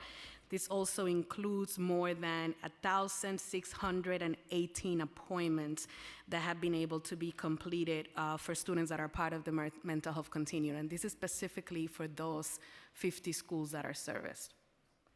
Are serviced through these programs? Correct. So we have to find a way to baseline this program is critical to the mental health and support of our students. Community schools, don't go nowhere. Community schools. I won't go anywhere. I'm here, right here. I'm not moving. Don't move. I want. How many community schools receive funding from the $14 million that is currently set to expire at the end of the year? It's actually 17. So about 3 million support our contract that we do with United Community Schools. About a portion of that also support 10 schools that we did during the COVID expansion, and then the rest of that were utilized to do amendment for at one point when there was a change in the community school formula that impacted some schools and will have a reduction. So the 17 million will be needed to be able to maintain those 3 buckets of supports that I share. I know community schools also have reached out and delayed in payments to providers. Is that being worked on, or all that is taken care of? That is absolutely being worked on. I won't say it's all taken care of, but it's definitely a lot of work in progress. So it's a combination of getting contracts renewed and accelerating the payment. And I know our chancellor has been incredibly supported in that space. So there are 269 contracts that we're working to renew. Out of those ones, already 198 have been renewed. 18 of them are with the controller, which leaves a small bucket. Just to give you an example, the chancellor and her leadership worked with us to put in a meeting together with the Coalition of Community Schools at the end of November. And since then, in combination with the work that we've done around contracts, we have been able to get, from November 25th until now, over $62 million in the hands of CBOs, both by expediting advances of 40% for the contracts immediately once they're registered, so those 198, but also by working on any backup payments or invoices that they share. So definitely more work to go, and I feel incredibly supported by our chancellor and the work that we're working there. But if any CBO provider that you are aware or you want to put me in contact with, if Terrence hasn't already done it, I'm sure that you will absolutely let me know as well. Oh, absolutely. Across the city, how many community schools do we have? 421 community schools. I would love to expand. Every school should be a community school, but we got to perfect what we have before we do expansions. Absolutely agree with you, ma'am. So would these programs have enough funding to continue community school programming without this funding? No for the specific ones that we mentioned, no for the amendments, no for the 10 COVID ones, and no for the ones that we have the partnership with United Federation of Teaching, yes. Teacher recruitment. The 10 million, I know First Deputy Chancellor, we spoke about that. 10 million for teacher recruitment is being utilized this year. What type of recruitment efforts has this funded? Yeah, it's been critical, Chair, for the recruitment of 5,000 or so pedagogues that we hired, teachers and other pedagogues. So about half of it went for our New York City Teaching Fellows, which, as you know, is a major source of talent for, particularly for shortage areas and for our harder to staff schools. You know, we also use that funding for peer recruiters, which we find to be a really effective, innovative method of doing recruiting, again, particularly for our harder to staff schools. Having a teacher in the school who is getting paid to help recruit has been really effective, so we use the funding to hire about 300 of those. And then there's been a couple of other activities, but the main thing is, as you know, Chair, the most effective recruiting tool that we have, again, for shortage areas, hard to staff schools, is fellows where we are subsidizing their tuition for their master's degree. So that's a very, very effective incentive. And a lion's share of the $10 million went for that type of investment, which we know we can show has a yield. We can show for sure. We know how many, the numbers in our alt-cert programs, how they go up when we are able to fund them at higher levels. Given the need to hire additional teachers to comply with the state's class size law, do you believe you can afford to lose this funding? Absolutely not. Absolutely not. Absolutely not. I mean, in fact, we have a need for greater funding in order to have a chance to meet the requirements of the law. Thank you for not being shy about that. Yep. Thank you for not being shy. School cleaning, I know we support school cleaning at $154 million. There's approximately $154 million funding gap in the 2026 for school cleaning that reflects that this funding was added in fiscal 2025, and again, not baseline. Does New York City Public School plan to add funding in fiscal 2026 for cleaning services?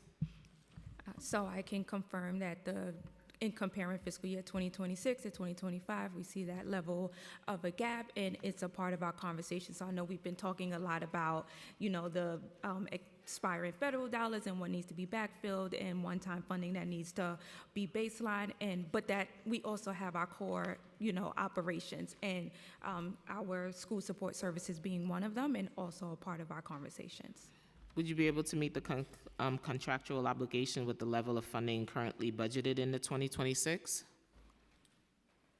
And this is the reason why we would need the funding to be increased. And the funding does get increased, it's just 1 year at a time. The last ARPA stimulus funding was rolled into FY 2025 to cover this area. Will this funding be fully spent in 2025?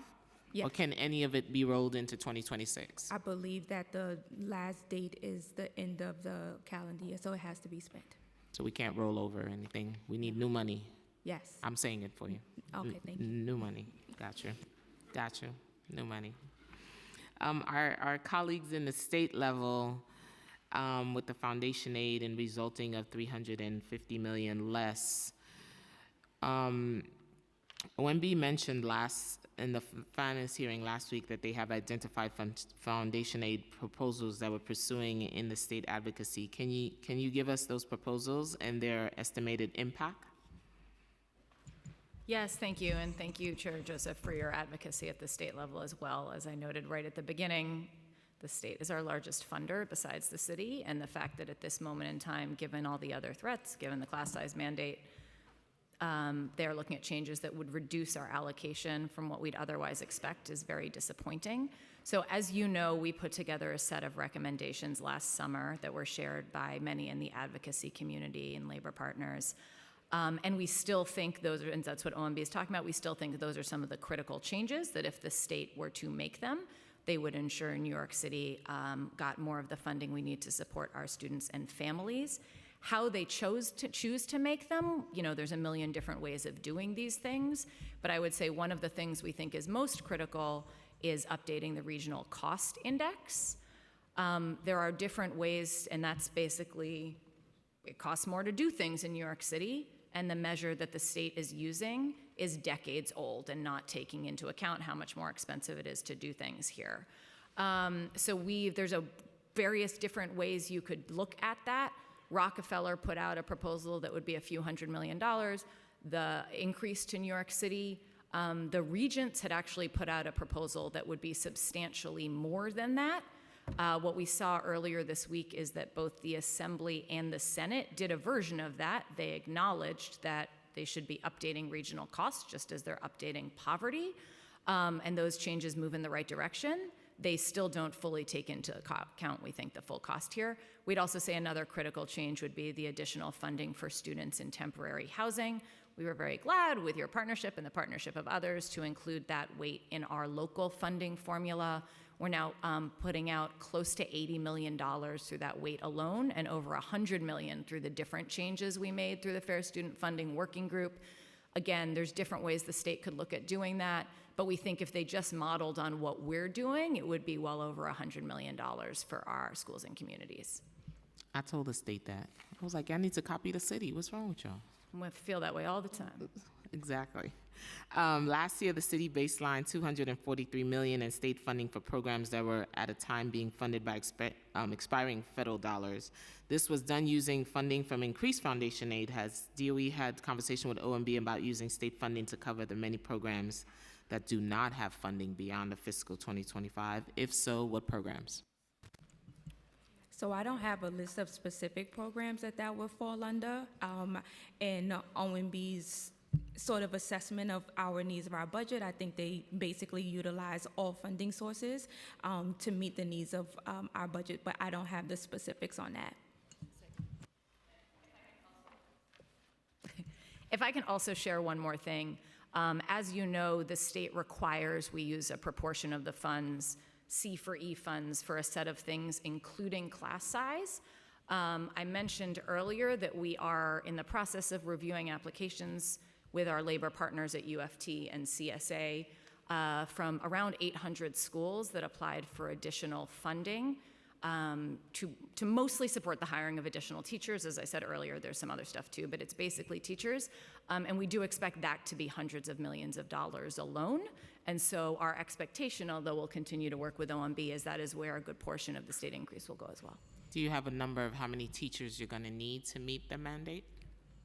It's a very good question. What I will tell you is schools have applied for well over 4,000 teachers. We are looking, and that's obviously on top of the 4,000-ish we hire each year. So basically doubling the number we think we will need next year. We are reviewing all of those applications case by case.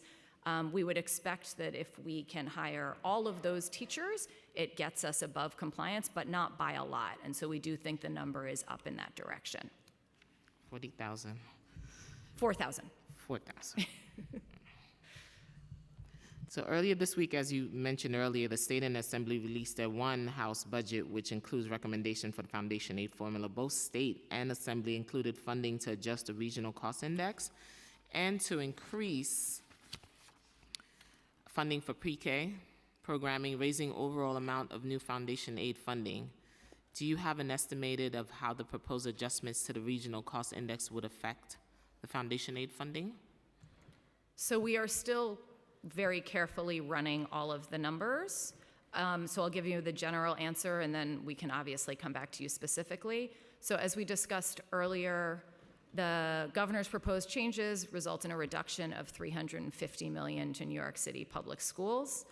The Senate made a change to the regional cost index that is quite substantial. We think it is getting up towards $300 million, not quite there. And so that would make up a good chunk of the difference. Again, that's just the difference for status quo funding. The Assembly included a different version of the regional cost change that is closer to $200 million, we think. However, the Assembly also included an increased weight for English learners. As you know, one of the things we and you advocated for was an increased weight for English learners and special education students to get closer to how we look at those things here in New York City. And so that increased weight, of course, will also help New York City. We think over $100 million there too. So both are getting closer in different ways, and we can get you the specific numbers. Okay, that'd be great. And the Assembly also proposed $327 million for pre-K programming across state, and Senate proposed. Does the DOE have an estimate of how much of this funding would flow into New York City?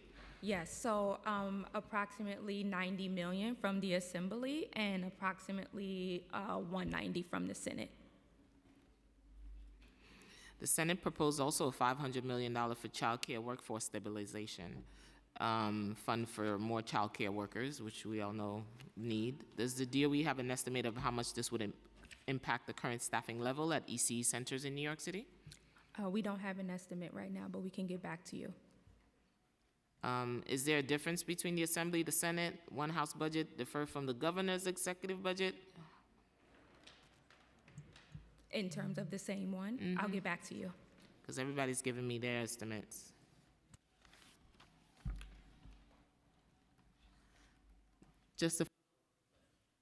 You testified earlier there were 297 SAPIS workers citywide. We've been told by the Vice President of Local 372 the number is actually 236. Would you confirm which number is correct on the record?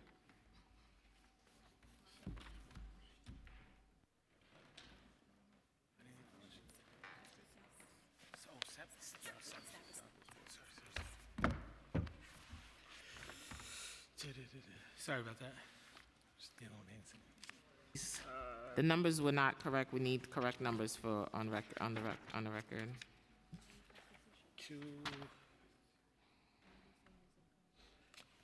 The numbers that that I testified to are the numbers. Hang on one second.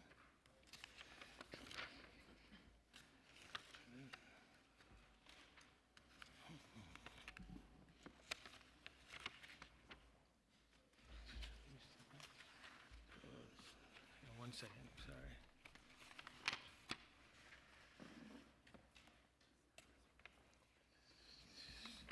Yes, that's correct. The number that I gave you includes the vacancies as well. So what is the number that you're quoting? You told us 297, but it's actually 236.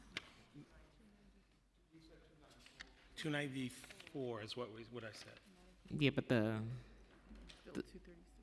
the union is emailing and saying the numbers are wrong, that the correct number for SAPIS workers is 236 citywide. 294 SAPIS positions to date. 271 positions are active. 10 are on leave. 13 vacancies. 3 candidates have been identified. We have 10 that we don't have candidates for right now. 389 schools being serviced, receiving services. This includes 35 schools that's supported by 20 of the SAPIS workers that we've been able to bring on as a result of funding from council. Chair, we can get in touch with Local 237 and 372 and figure out what the discrepancy is, and we can report back. Yeah, that's fine. Thank you. Yeah, it's not accurate. Okay. A quick question around, we had a hearing earlier on Tuesday with NYPD around assistant school safety agents. Does that fall under you? No, it does not. Oh, it does not? Okay. Because I know, it does not fall under you. So we will follow up with them around those questions that we had and I know there's a crisis care under school safety. oh, I forgot off the top of my head, it was called a crisis care in schools, in public schools. New York City Public Schools has crisis teams? No, I know you have a crisis team. I Right. call them all the time. I'll follow up with Officer Millette on that, because I want to see what it looks like in real life in action, because she said in other than that's how they're doing it. But I have a couple of questions around Carter cases, due process claims, however we're calling it now.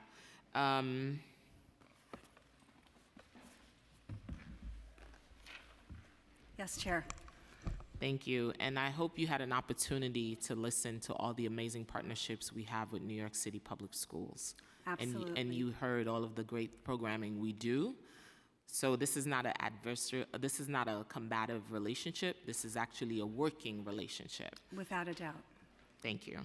So spending on due process cases such as Carter cases, Connor cases, and direct service needs continue to grow, with funding added for these costs in each planned fiscal 2025 budget now include $1.08 billion for Carter cases and only $100 million less than fiscal 2024, actual spending of $1.19 billion.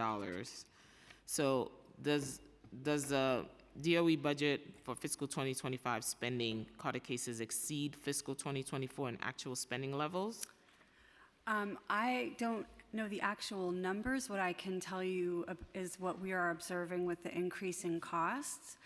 One of the key elements of the answer here is that we are continuing to pay cases that apply to prior service years.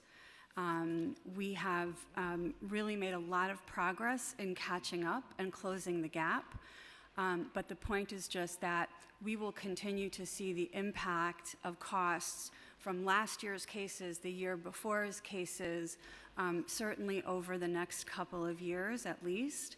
I'm very pleased that we've been able to reduce the number of filings of due process claims, so that covers both the Carters and the IESP cases. We've been able to reduce that number by about 20% so far this year, year over year.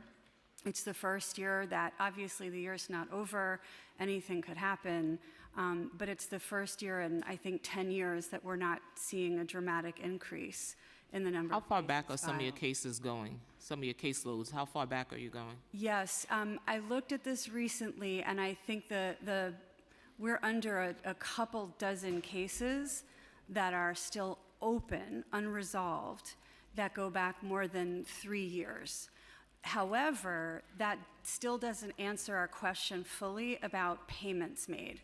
Families have a 2-year statute of limitations. They can file a case now for a claim they have from a few years ago. Cases that we have open now might apply to a few years ago. So in terms of cases that are closed, our speed at getting these cases closed has dramatically improved. And so we're closing that gap of having sort of an older backlog there. At our January 30th hearing, New York City Public School was able to provide a preliminary number of students who are receiving tuition payment through due process for schools in 2024. Can you provide updated numbers of students receiving tuition payment through due process for the school year 2023, 2024, and can you provide this preliminary number for the current school year? Yes, Chair, I have to apologize because we didn't prepare the number for school year 23. I can tell you that for school year 24, so school year 23-24, we have so far made tuition payments for 6,113 students. For the current school year, we have currently made tuition payments for 2,393 students. And to my earlier point, I just want to make sure I'm being repetitive to just say those numbers will continue to go up.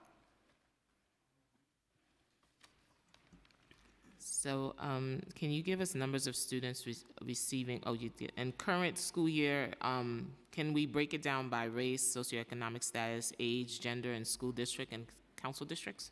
Yes, Chair. We're doing our best on that, and we have some very detailed tables that we should be able to send you today.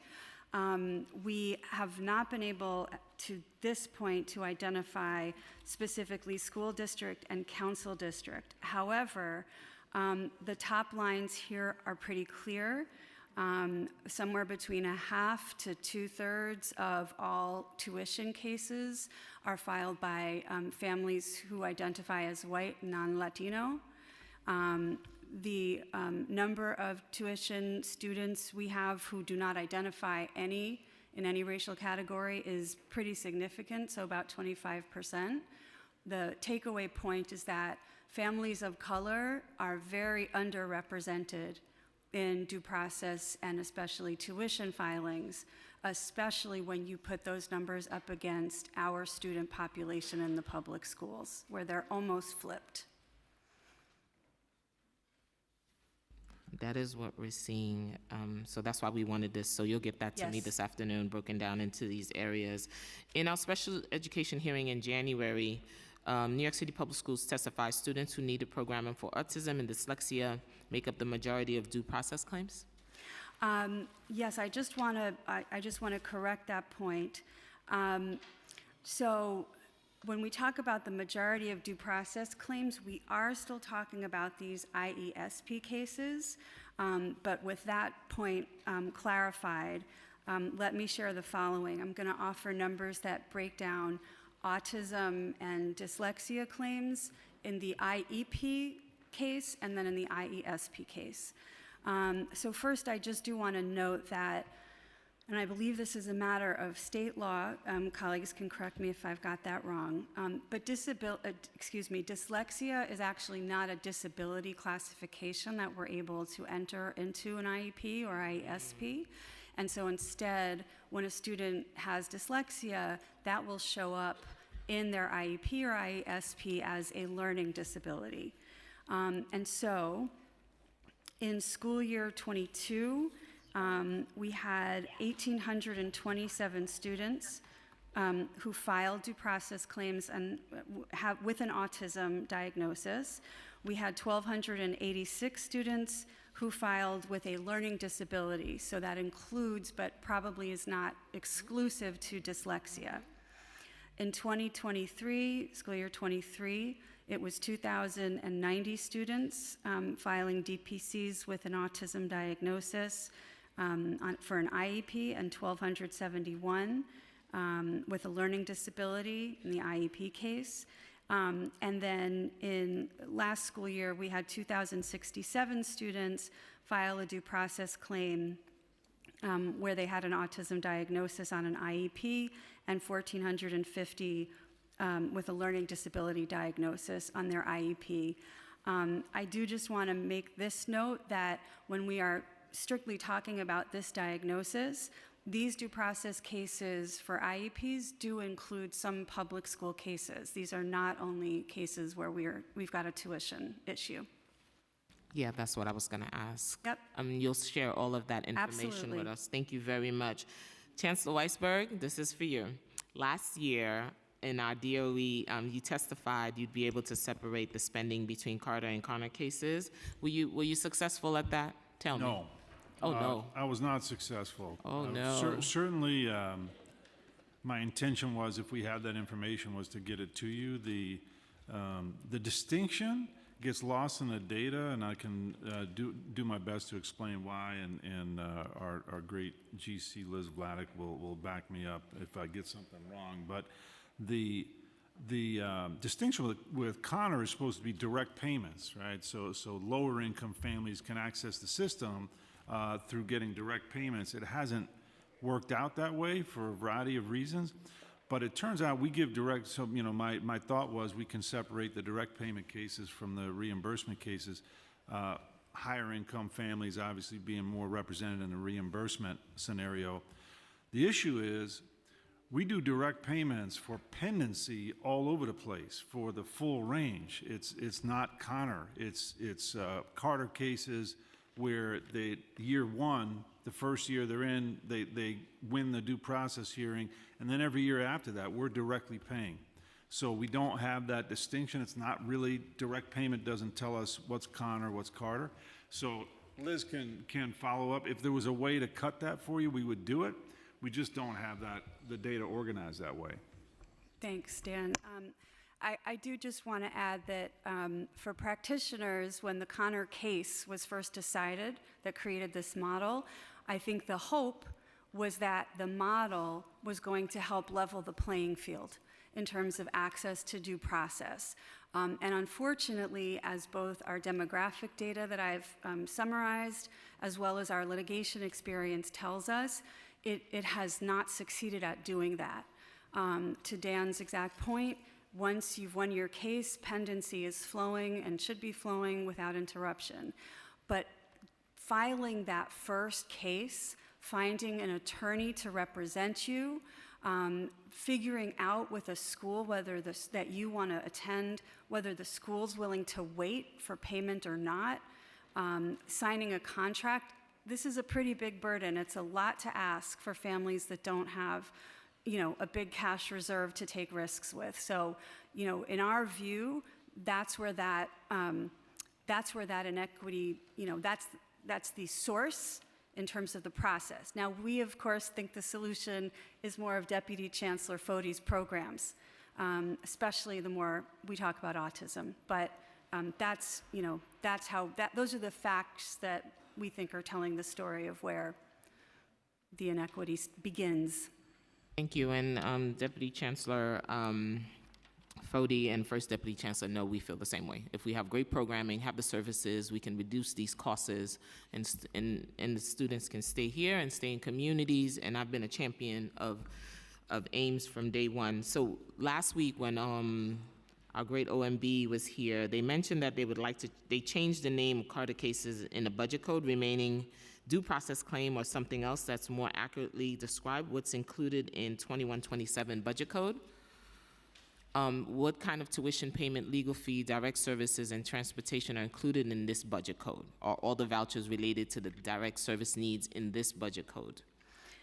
I know that our CFO can explain this better, but my understanding is that the due process budget code, and that just covers IEPs, which are Carter cases mostly, and then these IESPs where the family's not seeking FAPE.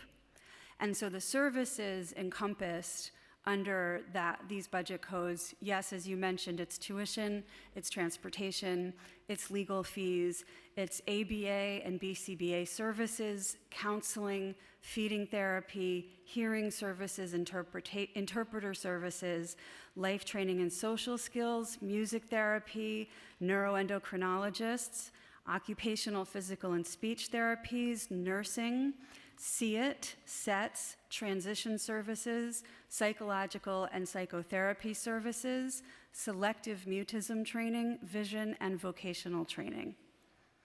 And some of these tuition also require, if you can't find a program here, the students can go somewhere else, right? In Westchester dormitory? Yes, yes. Is that a separate cost, or that's also added to that tuition That would cost? be included as well. If it's coming via a due process claim, then it's included in this budget code. So what is the average cost for each voucher by mandated services in the categories that you listed? For example, assessment provider, counselor provider, health aide, paraprofessional, hearing educator provider. Yep. All of the list. What are the costs of each of those mandated services? So here are the costs for fiscal year '24. An assessment provider, the average cost is $3,294. A counseling provider, $1,044. A health aide and/or a paraprofessional provider, $7,591. Hearing education providers, $1,487. Occupational therapy providers, $1,186. Physical therapy providers, $2,039. Registered nurse providers, $30,676.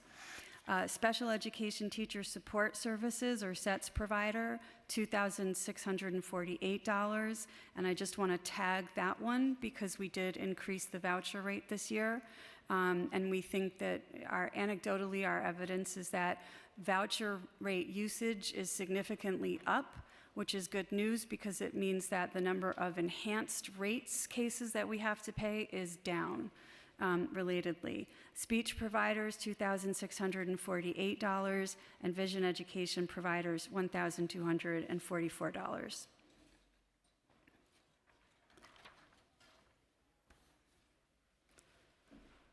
How many families are not able to find providers, and why do they have issues finding adequate providers? What is the most common service acquired with a DOE voucher? Is the voucher sufficient for families to find adequate services? Just to make sure I understand, Chair, are you speaking within the context of due process cases particularly, or more general? Yes. Yes, okay. So one of the key challenges here has been the explosion in these IESP cases. So we went from having a few thousand of them 8 or 9 years ago to 19,000 of them last year. And so the number of students requesting services sets most of all really just has skyrocketed. We have taken a number of steps to address provider availability. First of all, that increased demand just does put a strain on the existing pool of providers. Others can talk much more intelligently than I about the efforts we're making to increase the number of providers. Deputy Chancellor Foti mentioned the RFP that we've put out, but I really want to credit Deputy Chancellor Foti's CSEs, the Committees on Special Education this year, because what they've done is they've made sure to reach out to every single family that we have an IESP for, especially with the June 1st notice. We can talk about that if you like. And so we've been able to facilitate arranging the services directly with one of our contracted providers, or providing a voucher that seems to have worked for most families. We've also hired 19 itinerant teachers on our own payroll to send them to schools. And we've done something we never did before, which is that we've made our afternoon and weekend programs available to students with IESPs, not just public school students. And as far as we can tell, as far as our data shows us, we have been able to at least partially offer services to every family who's entitled to them.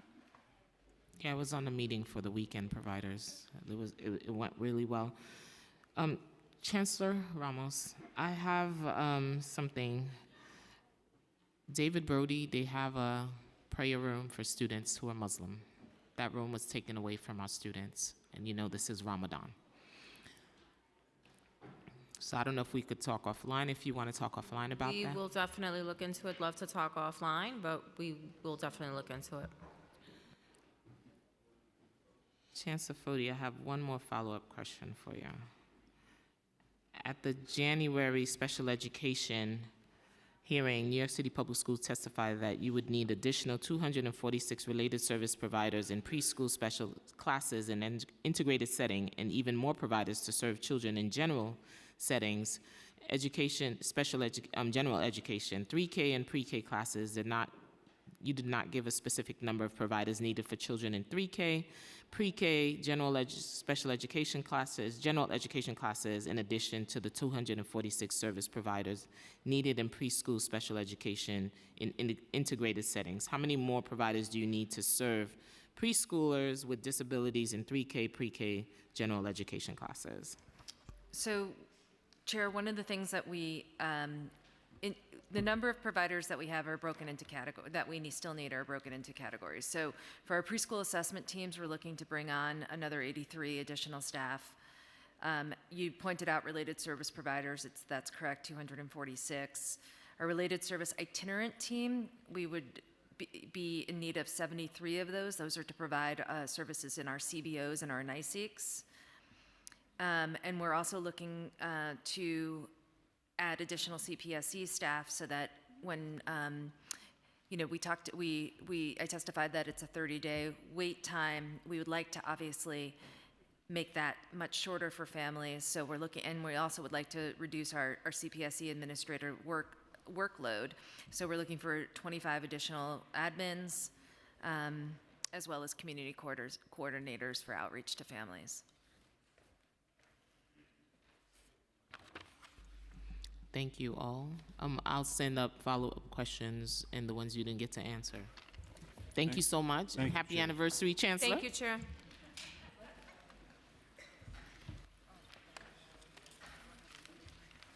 We'll be taking a 10-minute break.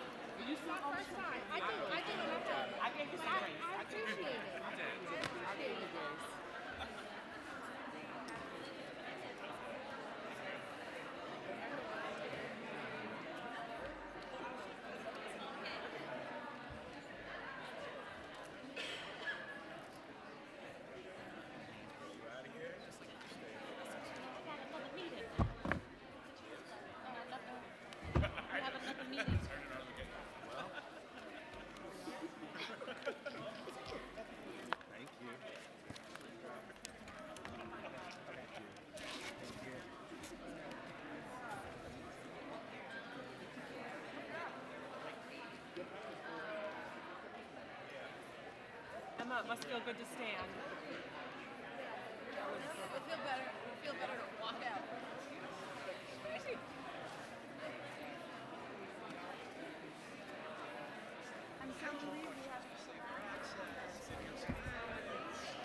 Chances are, you could do our How are you? Is he going here? Sorry.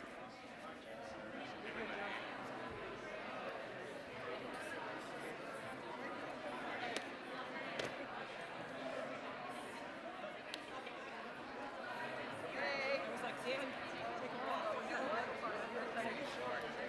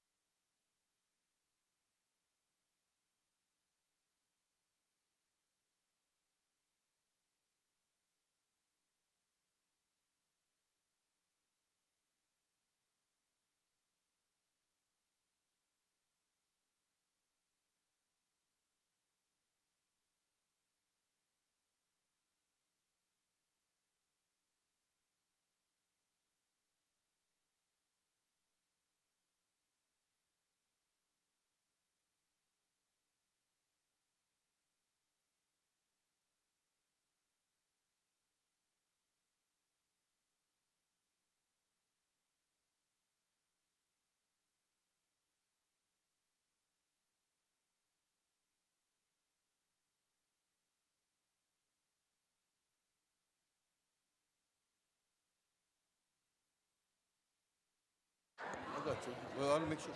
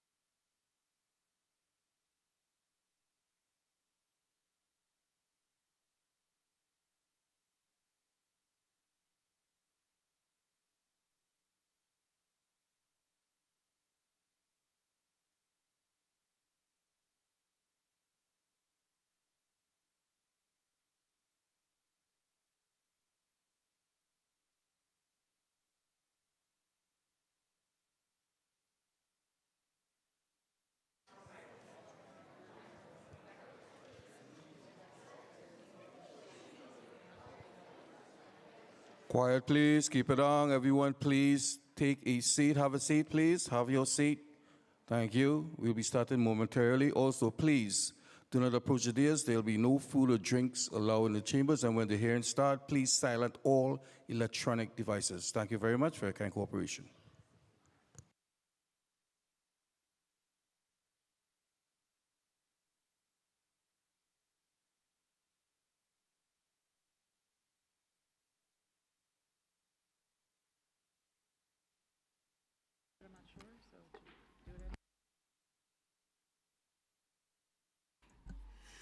Good afternoon, and welcome to the Education Committee hearing on School Construction Authority Fiscal 2025 to 2029 Capital Plan and the Fiscal 2026 Preliminary Capital Budget and Commitment Plan for the Department of Education.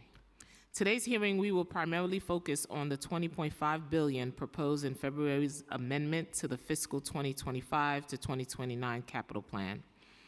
SCA's capital plan is an important element of the city's education programming as it provides an infrastructure for learning, extracurricular activities, enrichment that our students crave, every new playground, classroom, cafeteria, and environmentally friendly educational space is a step towards a better learning environment for our city students.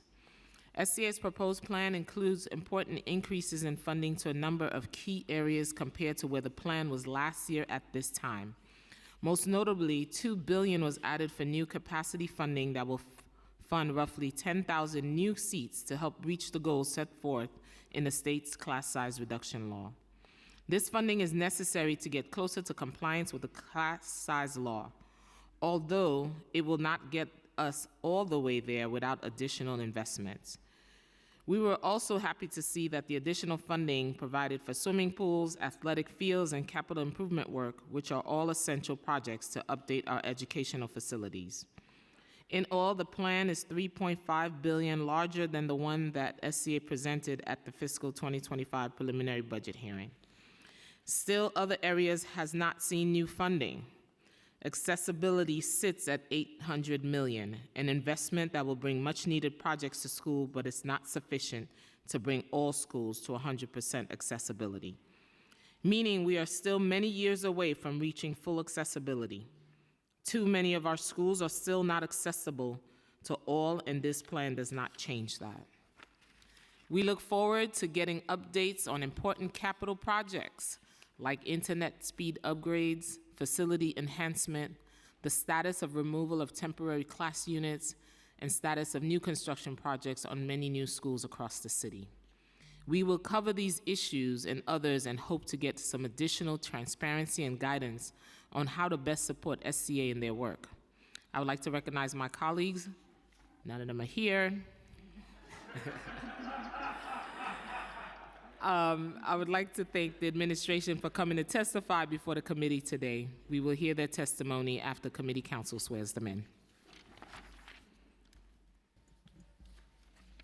Thank you, Chair. We will now hear testimony from the administration. Before we begin, I will administer the affirmation. Panelists, please raise your right hand, and this includes anybody here for Q&A. I will read the affirmation once and then call on each of you individually to respond. Do you affirm to tell the truth, the whole truth, and nothing but the truth before this committee, and to respond honestly to council member questions? Nina Kabuta, Cora Liu, Dan Weisberg, Tom Taratko, Kevin Moran, Shaquille Intihab, Jay Feinling. Thank you. You may begin your testimony. Thank you. Good afternoon, Chair Joseph and members of the City Council Education Committee. My name is Nina Kubota, and I am President and CEO of the New York City School Construction Authority. I'm joined by First Deputy Chancellor Daniel Weisberg and by Cora Liu, Vice President of Capital Plan Management of the SCA. We are pleased to be here today to discuss the updates to the New York City Public Schools SCA's fiscal year 2025 to 2029 five-year capital plan as laid out in the February 2025 proposed amendment. Coming off of one of our biggest years in our history, we were proud to stand with New York City Public Schools and many of you as we opened 24 new buildings this past September, adding over 11,000 seats to the public school portfolio. But we didn't celebrate for long. This September, we are opening an additional 6,363 seats across 13 buildings, including the largest project we have ever built, a 3,066-seat high school on Northern Boulevard in Woodside, Queens. I would like to take a moment to share a preview of what some of our other beautiful new buildings opening this fall will look like. Going clockwise from the top right, an addition at PS 105 in the Bronx, an addition at PS 26 Queens, an addition at PS 160 in Queens, an addition at PS 5 on Staten Island, and a new school building located at 24 Shelley Avenue on Staten Island. Since the adoption of our fiscal year 2025 to 2029 five-year capital plan, the total funding has increased by $1.5 billion to $20.5 billion, which was largely due to funding rollover and new reservoir projects. We thank the City Council for their continuous support of our public schools. I will now briefly discuss each of the categories in the proposed amendment and the changes since the adoption of our 8th plan.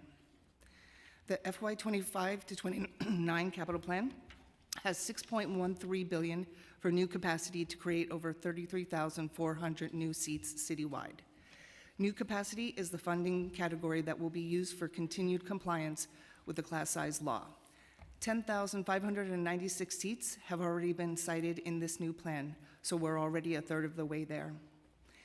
In our recently published February amendment, the SEA is proposing to allocate nearly 7,100 seats for 15 new projects to specific districts and subdistricts, roughly 31% of the remaining unsited seats. While these projects do not actually have sites identified yet, they demonstrate where we think funds are the most needed under the class size law. In short, these districts and subdistricts represent areas where, after careful data analysis, we believe capital construction is needed to achieve class size compliance. The balance will remain citywide in the plan for other projects to be identified. This gives us, in partnership with New York City Public Schools, the ability to respond effectively to address class size and allows us to provide targeted support to individual schools that are not located in areas receiving allocation but must rely on capital investment to achieve compliance. The change to the new capacity program I just outlined was done as a response to the public feedback we received after publishing the original 8th plan. As you can see from these maps, there are 12 districts and subdistricts where we have allocated seats on a PSIS level, as well as on a borough level for the high school seats. We use the latest enrollment projections, housing development, as well as class size data to develop our proposed framework to allocate seats. Building new capacity is and will continue to be done in a phased approach and will include a variety of different types of projects, from new buildings to leased spaces and interior conversions in our existing buildings. In fact, 3 room conversion projects are underway now at Elmhurst Educational Campus and Far Rockaway High School in Queens, and at IS 101 in the Bronx.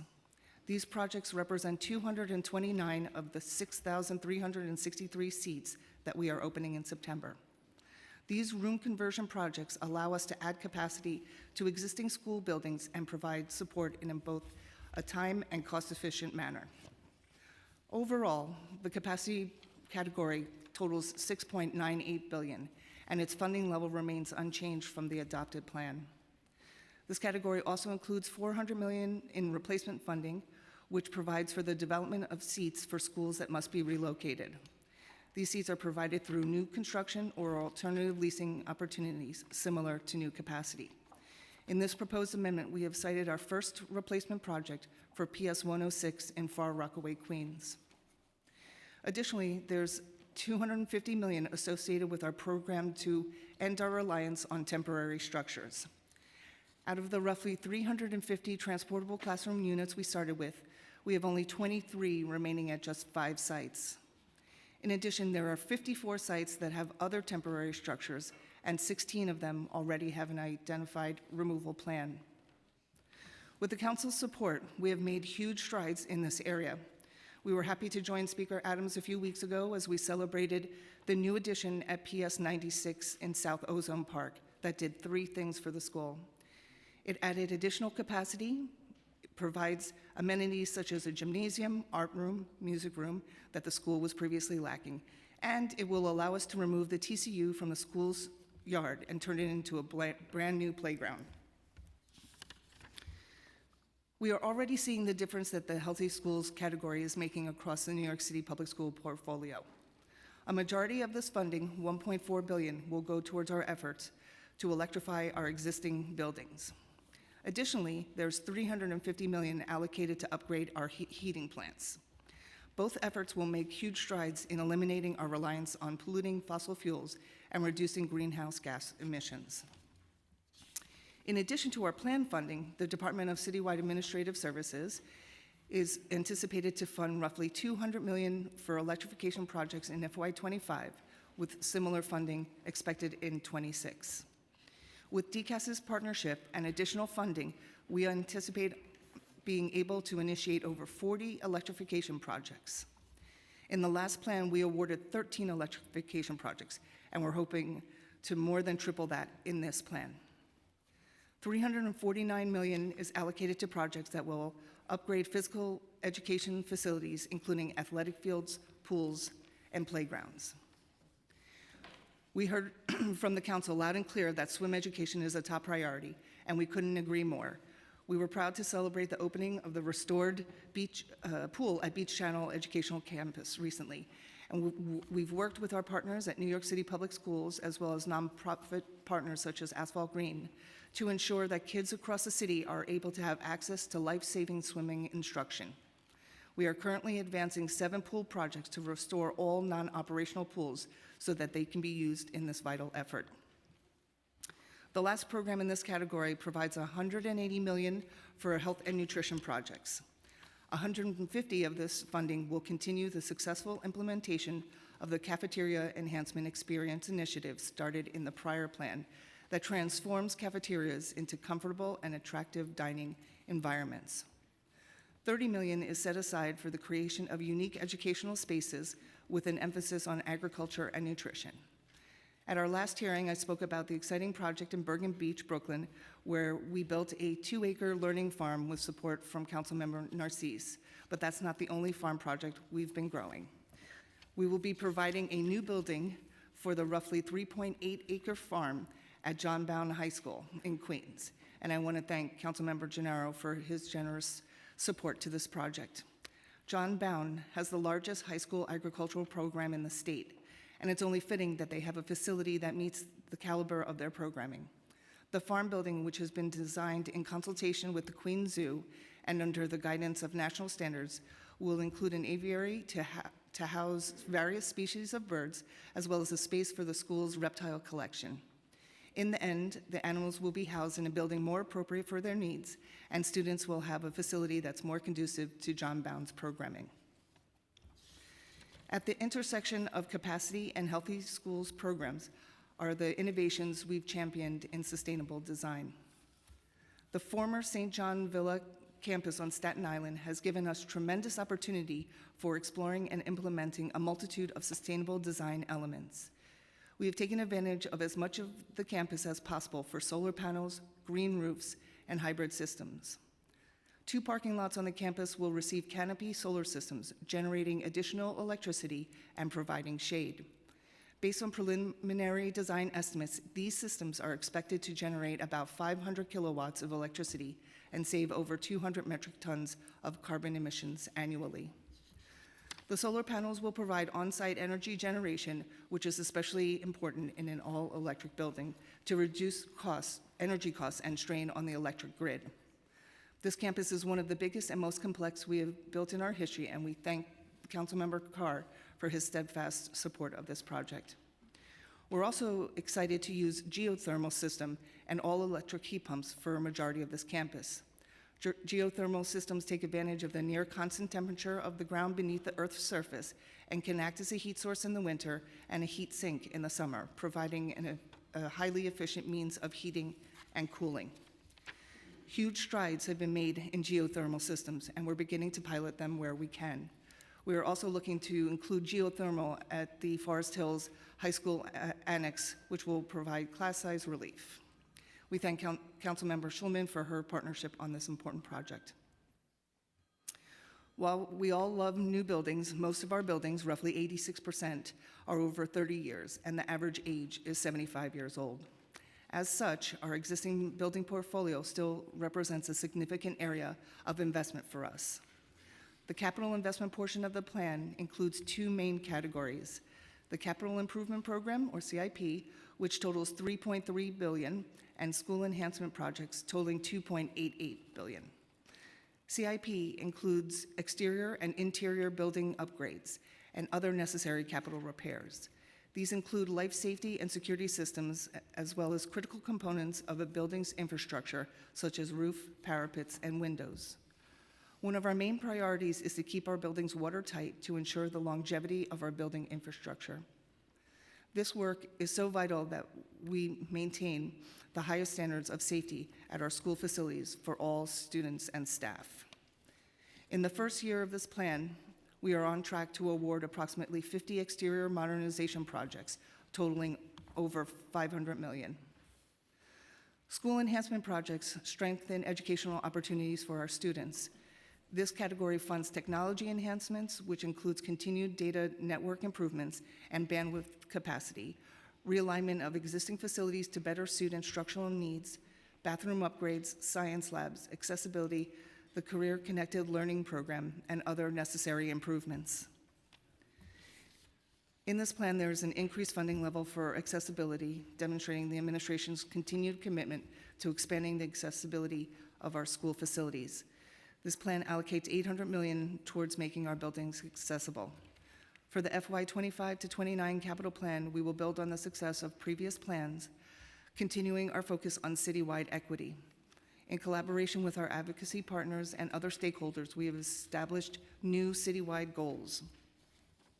We will prioritize projects that increase the accessibility of all primary school buildings across every district, raising the accessibility threshold from 33% to 40%. Additionally, New York City Public Schools will focus on improving accessibility in D75 schools across the entire city, aiming to ensure that 75% of those buildings are at least partially accessible, with 50% fully accessible. In the plan, $3.4 billion has been allocated for a number of items in our mandated category for remediation, code compliance, and other projects required by law. It also includes funding for our wrap-up insurance for contractors on our projects, as well as for prior plan completion costs. The SEA is incredibly proud of the work we are able to accomplish for New York City public school students. I would like to take the opportunity to publicly acknowledge and thank the hardworking staff at the SEA that work tirelessly to provide high-quality educational facilities across the city. We've already accomplished so much in the first year of this capital plan and have so much more that we are working towards. I thank you again for allowing me to testify before you and would be happy to answer any questions you may have. Thank you for your testimony. I want to talk around class size. I know SCA's most recent estimate for number of new seats needed for class size compliance is about 70,000. There are about 33,417 seats funded in the plan and 14,174 seats funded under the 2020 to 2024 capital plan that will open by September of 2028. Can you confirm that 70,000 seats is the current estimate? It is. How did you come about that number? It is really based on the number of schools that we have, or we work with New York City Public School to identify that will be in need of space to comply, and we use the number of classrooms to roughly estimate the number of seats that's needed. So that's an estimate, right? Correct.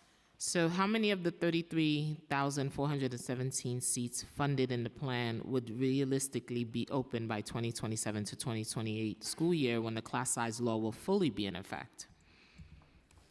So we're very happy to report that since the adoption of the plan, we've been able to cite 8 additional projects totaling 2,700 seats. However, as you know, typical capital projects can take an extended period of time. Finding the site acquisition process, the design, the bid and award, and then construction, which is typically 3 years.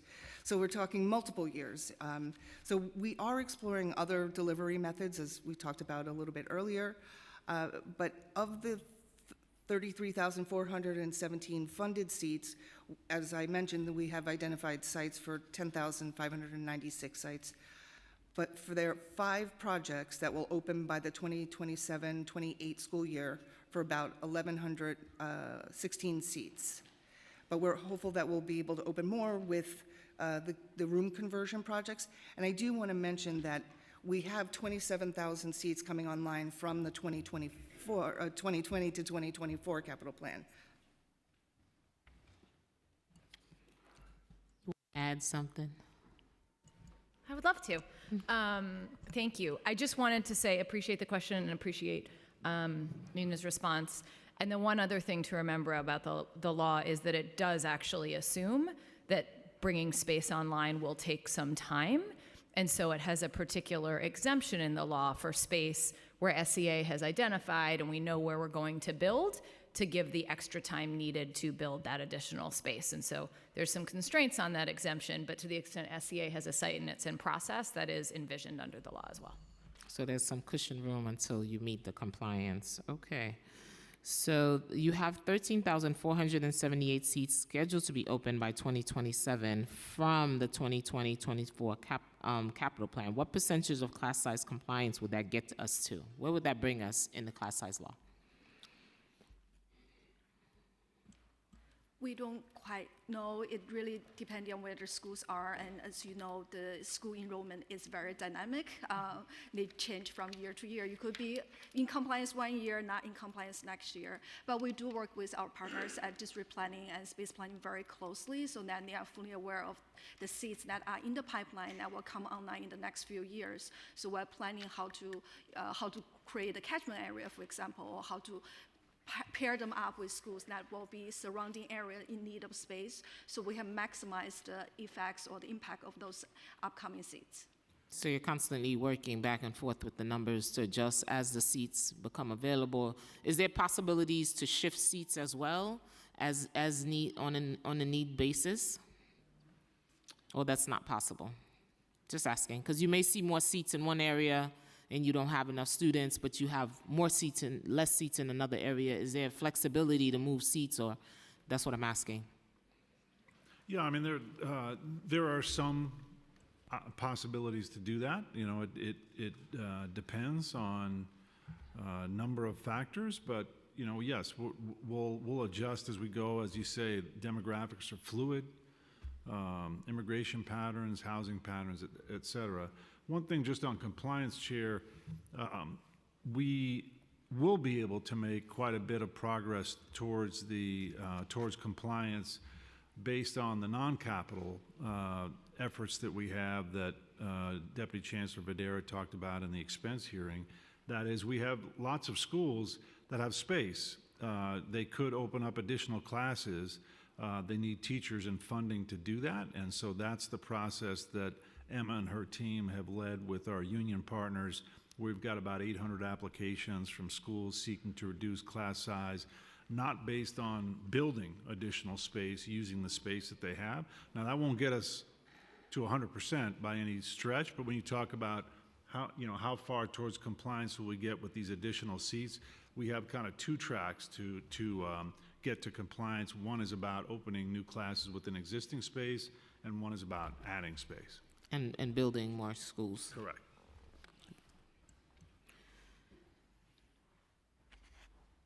So does SCA have a target range for how many total seats you want to open in the 2027 and 2028 school year? Is there a number you have in mind? And what does that look like? In addition to what we already have in the pipeline in terms of our seats opening, and we have that figure here, we have about a dozen or so room conversion projects that we're looking at right now that would help increase those numbers. And we work with our counterparts at space planning to come up with those room conversion projects. One of the things, Chair, if I could just jump in, and Nina will President Kubota will elbow me if I'm getting this wrong, because this is really in SCA's orbit. But one of the reasons you're hearing that our friends at SCA talk about how many jobs are cited so far, it involves finding sites to build on. And so one of the reasons that, and SCA, I can tell you, is moving as aggressively as it possibly can to find these sites, to then, get the projects in the pipeline, get the funding there, do the design.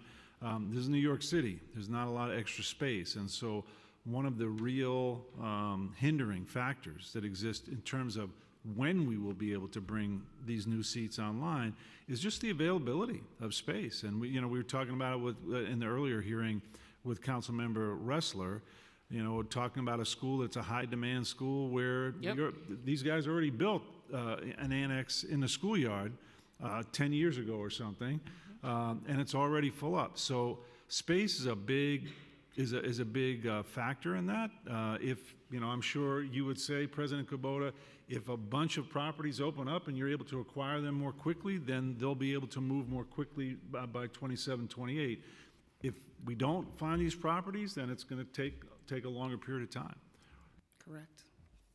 And what metrics do you use to figure out, hey, I'm going to build this amount of schools in the next 10 years? Is this the census? You build out an annex in that other school, and here you are, they're already at capacity. I went to visit that school with Councilmember Ressler, too, and it's a high-in-demand school. AP classes are full. The kids are amazing, and more people want their kids to go there. So what's the metric to expand schools that are in demand in terms of space? Well, when we do our projections, we do it at a sort of district and sub-district area, and to that we add housing. So we were really, prior to this plan, planning at that level. Since class size compliance law came into effect, we've been really analyzing it at a per school basis, and actually I'll turn to my partners here at New York City Public Schools to help us with that answer. Yeah, so as Nina said, and this is one of the reasons, and she highlighted this, that SEAs had to think differently about how they allocate their new capacity funding going forward, because we used to look at overcrowded communities based on the projections of who is going to live in the community, and that's not what we need at PS8, right? The challenge at PS8 isn't whether more people are moving into the community. Opening up a school down the street from PS8 doesn't actually solve the PS8 problem, unless we want to limit enrollment, which we don't. And so it creates a new way of planning for SEA that's actually far more constraining, right? Because you actually need to find a way to expand the capacity of PS8 itself. As we work with SCA on that, what we are looking at is our class size compliance data. So we're looking, as you know, we have data for every class in the system at this point in time. We are looking at the space already available in that building to see, as we discussed earlier, if any of that space can be converted into instructional space without any trade-offs. And we also did a survey of all our principals to get their feedback on this particular challenge. What space do you have? What space do you need? What space could you convert? Coming out of that survey is how we've gotten to some of these smaller room conversion projects that Tom and team are doing to actually say we can move further towards compliance without building more buildings just by churning over some of that space. But the basic data we're looking at is our current enrollment and class size compliance data to figure out what's needed at each school. And when we say 500 schools need more space, that's what we're looking at, current state. Thank you, because we also want to make sure as we're planning with class size, it's also equitable. Equity will always be at the center of this work for our New York City students. So I just want to make sure that's centered as well. I'm going to get into delayed projects. Boy, do I have a list. And I'm sure if I call a couple of council members, they will feel the same. So over the past few years, the rate at which council member projects are delayed, pushed, or have costs for re-estimate has sharply risen. And I don't usually say it's a re-estimate, I say SCA likes to guesstimate. We guesstimate and come back to the members and say, you're short. I always keep it real with you guys.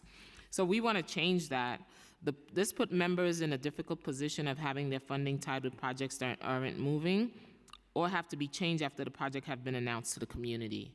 And that happened to a couple of projects I funded myself, a middle school in my district when I funded it at $800,000.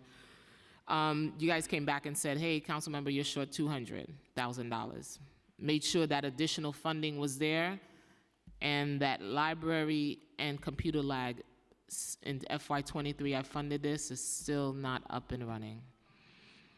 That's not acceptable to our New York City students who waits on these projects. They leave schools and they have never used these spaces.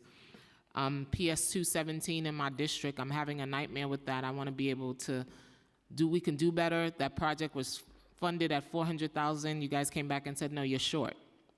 Came back, put in my $550,000. This was in FY23. Nothing has started with this playground yet, and it's supposed to be an ADA playground.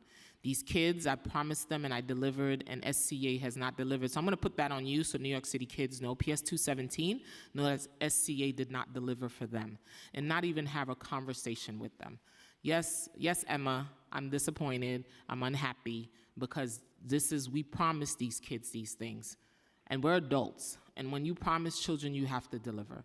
So I would love to know where I am on PS 217. Parents call me, kids call me, and all of the other PS 217, a playground, ADA compliant for our students with mobility issues. That's the one thing they ask me. And so before President Kubota and Chief Moran are going to respond, Chair, and let me just say that I totally agree. And it's the worst thing in the world when you promise kids something and then they're asking you again and again. So we got to do better collectively. You're going to hear from my colleagues like what the process is and how we're trying to expedite it, but I'm going to just short circuit it a little bit and say and suggest that, because you're also 100% right, that you are not the only council member who has had issues with delays in Reso A projects. So, we would love to engage with you and colleagues to really go through with a fine-tooth comb. This is what's happening now. Here's what we're doing to clear the backlog. Here's what we're having, frankly, our own, obstacles, and see if we can collectively figure out how to solve it. Because we want, when you fund a project, we want you to have a very clear timeline. We want you to be able to look people in the eye and say, this is when it's going to get done, this is when it's going to get started, et cetera. And we hear you that we are not there now. And so we want to fix it, but we think we'd ask for your help in coming up with the right range of solutions. And that's what we talked about in terms of communication, and that's one thing I expressed to SCA. I was not happy in the way we were communicated. I promised New York City kids one thing, that I would be their champion, and I would never want to let them down, right? If I say I'm going to deliver, they have to get what they want. So talk to me. So this is an opportunity to talk to New York City kids because they watch, and they're here today, right? Because they want to be involved in government. They're here today. Shout out to them for being here today and for advocating for themselves always. They're here also to testify for things they want to see in the budget, First Deputy Chancellor. restorative justice, community schools. Those are the things they're here to tell me. So, I mean, I think we met with your office pretty recently on some of the RESOA-funded projects, and we're doing this, we actually started with a quarterly update for select council member districts so we can start that communication better. I think one of the things that Councilmember Stevens brought it up last time, one of the things that we wanted to do, and we've started to do, is reach out to the council members to sort of engage at an earlier stage, because as you know, some of the things, what ends up happening, I think a lot of times, is that money is allocated to a school, the school then says, oh, great, I want all of these things, then we come back to you and say, ooh, we're short X number. And in the case of PS 217, that was part of it, but also I think what wants to be added right now is the side yard. I think we looked at the initial, the larger yard for 217. Now we're adding, and we have the exterior modernization project that's completing that will allow us to start that project. But I think it's earlier communication. I think it's communication with the school, most importantly, because we encourage the schools to reach out to us even prior to the allocations being given, because then we can actually say to them, okay, you're going to advocate for an auditorium project. We know that an AV system is going to cost $200,000. Curtains will cost $200,000. Your floor will cost, I don't know, whatever, $500,000. I think what ends up happening is they say, oh, I want an auditorium upgrade, and council members, generously fund $500,000. But then when it gets to the project level, then all of a sudden we see the $500,000 isn't enough because it's not enough to do all the things that they want on the list. So I think, Cora, do you want to? 217, just to be clear, that was not the case for 217. I came in, there was a $400,000 there, and then you guys said there was a gap for $550,000, which I funded. So this schoolyard is going to cost $950,000, and we're still 2 years later. So this is a different scenario than what you're talking about. You asking me for funding, I funded it on time.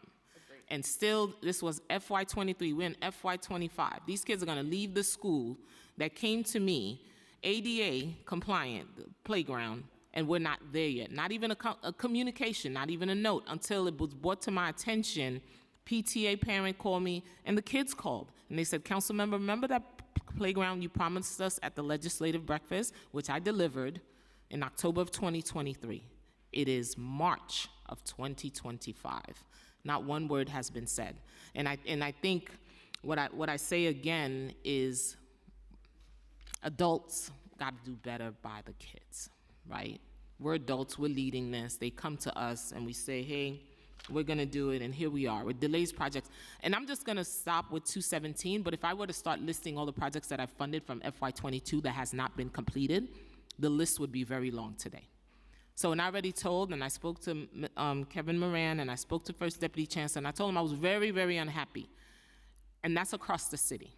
If I were to do a survey right now, across the city, schools with scaffolding, students never get to see the school building until they graduate and they're driving by, and they're like, what building is that? Oh, I attended that school. So I'm putting out my frustration because I want us to do better as Deputy Chancellor moving forward, do better, communicate better, let us know early on, your funding is short, we gotta do this, it's gonna be delayed. That would help a lot of this frustration. PS 217, I hope by the time I leave today and by tomorrow, we start working and looking how do we address the kids and making this better for them, right? Okay, there was a delay and that was your fault, thank you for owning it, and then how do we move forward? We are meeting with the principal on Wednesday so that we can start brainstorming how to move forward. I do want to go back to the point Nina was making. We agree with you wholeheartedly. Communication is the key. We took a very deep and look at our process when Nina was mentioning to move that communication directly with the principal to define the scope of work, so that principal has the right expectation for what they are getting as part of the project. We're moving that out of the project design schedule to the very beginning before projects are adopted or money are added. We think will help tremendously, and we're willing to invest them time and resources to work with principals directly, and we encourage council members to direct their principals to come reach out to us. We will work with them, come up with a reasonable expectation on scope as well as cost. Thank you. So, so back to your Reso A, I wanted to find out your internal process at SCA for member Reso A projects, because my colleagues would want me to answer that. And when projects are submitted to their completion, what's the internal process for SCA for Reso A projects? From the time we submit it to the time of completion. I submitted a project in 2022. It has yet to be done.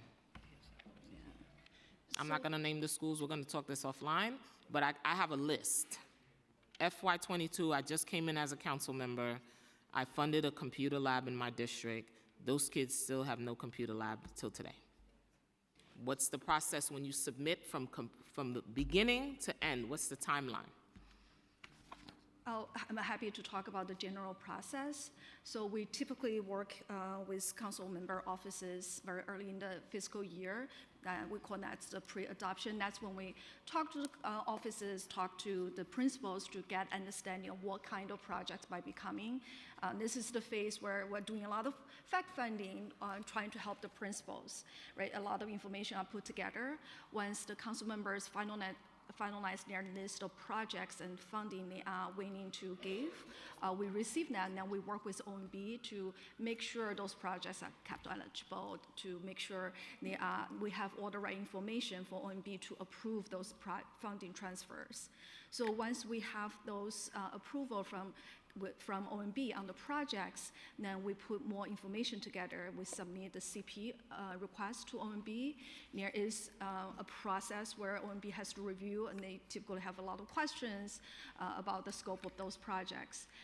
But generally, by this year, January, for example, of 2025, is when we got CP approval for all the Reso A projects. At that point, now we'll kind of divide projects up to 3 implementers. Some projects are being done by SA, some projects are being implemented by DSF and then DIT. I'll talk a little bit about the projects being managed by us. We will then assign them to a design consultant who will now reach out to the school to have a scope kickoff. I think that, again, that's where a lot of questions raised. Principals might have a different idea or perspective or expectation of what they are getting from the projects. So there's a lot of back and forth between us with the school, sometimes with council members' office and staff, to try to finalize what can be done with those projects. But if there's, we're very clear, settle on the scope, then we go through design process, then project is bid and awarded.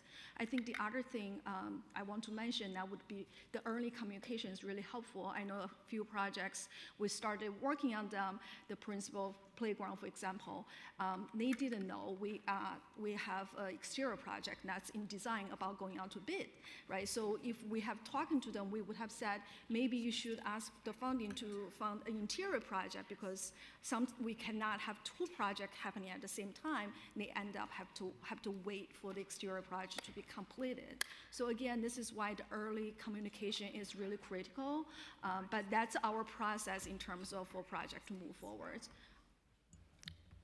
So that's like how long? You still didn't give me the... Sorry, from from the time you get the approval from OMB and then moving forward, how long does that take? The scope and design typically takes up to a year, and then bid award is 3 months. Construction duration really depends on the scope and the type of the projects. It could range a year or 2 depending on the scope of the work itself, but typically in that range. I also just did want to, before I pass it to Kevin, to talk about the DSF managed projects, and this is actually one of them, PS2, is, I think, you MS2? mentioned- You mean MS2? MS2, sorry, my mistake. The Computer lab? Computer lab actually was previously managed by Division of School Facilities, but we actually recently took it back, and it will be completed by September of this year. How many member projects that were funded in prior years have not been started or passed the scoping or design phase? And that's all the members. I need all the numbers. So, I mean, we can speak to SEA managed. We have about probably 10% of projects in the past 5 years that have not been completed. We're happy to get you the more exact number. What's the oldest project you have in your portfolio that has not been completed? Reso A projects? Reservoir or capital? Any projects that's old? Or all of them are done to this, up until this fiscal? I know 2022 hasn't been done, so I'm not even, any? I think we will have to look at the different buckets. Please. Yeah, we'll get back to you with more. Please do, please do. Kevin, you wanted to add on something? Yes, thank you, Chair Joseph. I'd like to start to thank you and the council for your support of schools. The Reso A program, the use of discretionary funding, is a huge win for our students, all gathered here, for our families, our school communities, our staff. So it is our goal to improve the process, to be transparent and accountable and efficient. And so I do definitely want to apologize because we can do better. We started looking at the way the Division of School Facilities operated on the business side of the house last year as an outgrowth of the last hearing. Very clear direction from our leadership team. We weren't doing a great job on how we were financing, how we were procuring, how we were budgeting, ultimately, and actually running our capital program and our health and safety. And there were many, many things. We took a good long look at it, how to fix things going forward. So with some of the reorganization and a focus on capital, we took some steps. We identified the previous problem. You know, in operations, often today's problem was yesterday's solution. So we looked at it and said, did it work then? And at times it did. But then we went back and said, how can we make this better? And then we got into what was known, as we've been talking about, as like our backlog of cases. But I'd say fundamentally on process, we decided to move from a expense payout quickly through, once we work with the School Construction Authority on an LOW number, a low-level work number, and a scope and a budget. That's the good hard work, getting the scope and budget right, proceeding then to get a CP. And previously, we would wait to the end of the year to try to true up, and we were disallowed, and it didn't work well. Now, we've worked hand in glove with the School Construction Authority on how we do our capital work. And so we advance through that sequence. We get our LOW number, we get our scope, our budget, refine it, make sure it's tight, get it to CEP, you know, the certificate to proceed from OMB to move ahead, and then start the work, because the vendor was also complaining that they weren't getting reimbursed in time when they finished the jobs. So the new process has yielded some early results. I'll start off with what was our backlog. And our backlog represented essentially less than one project per school building. We had about 709 projects that were not attended to prior to FY24. And so from 2024, we actually have 112 ready to go out the door any day now. But as far back, your question was how far back, we had a job or a few that go back from 23 to 18. And that was a very large number. That is not 112, that's 597 jobs that over time, the scope changed, the priorities changed, and that presents an opportunity for us to work with each council member, specific and school community, and say, for whatever the reason the job didn't proceed at that time, it is still here, and let's talk about that. So that's gonna be our work this spring. And then it brings us to the here and now, the 24 jobs. In our pipeline right now, we have 441 jobs pending. We're aggressively working on that.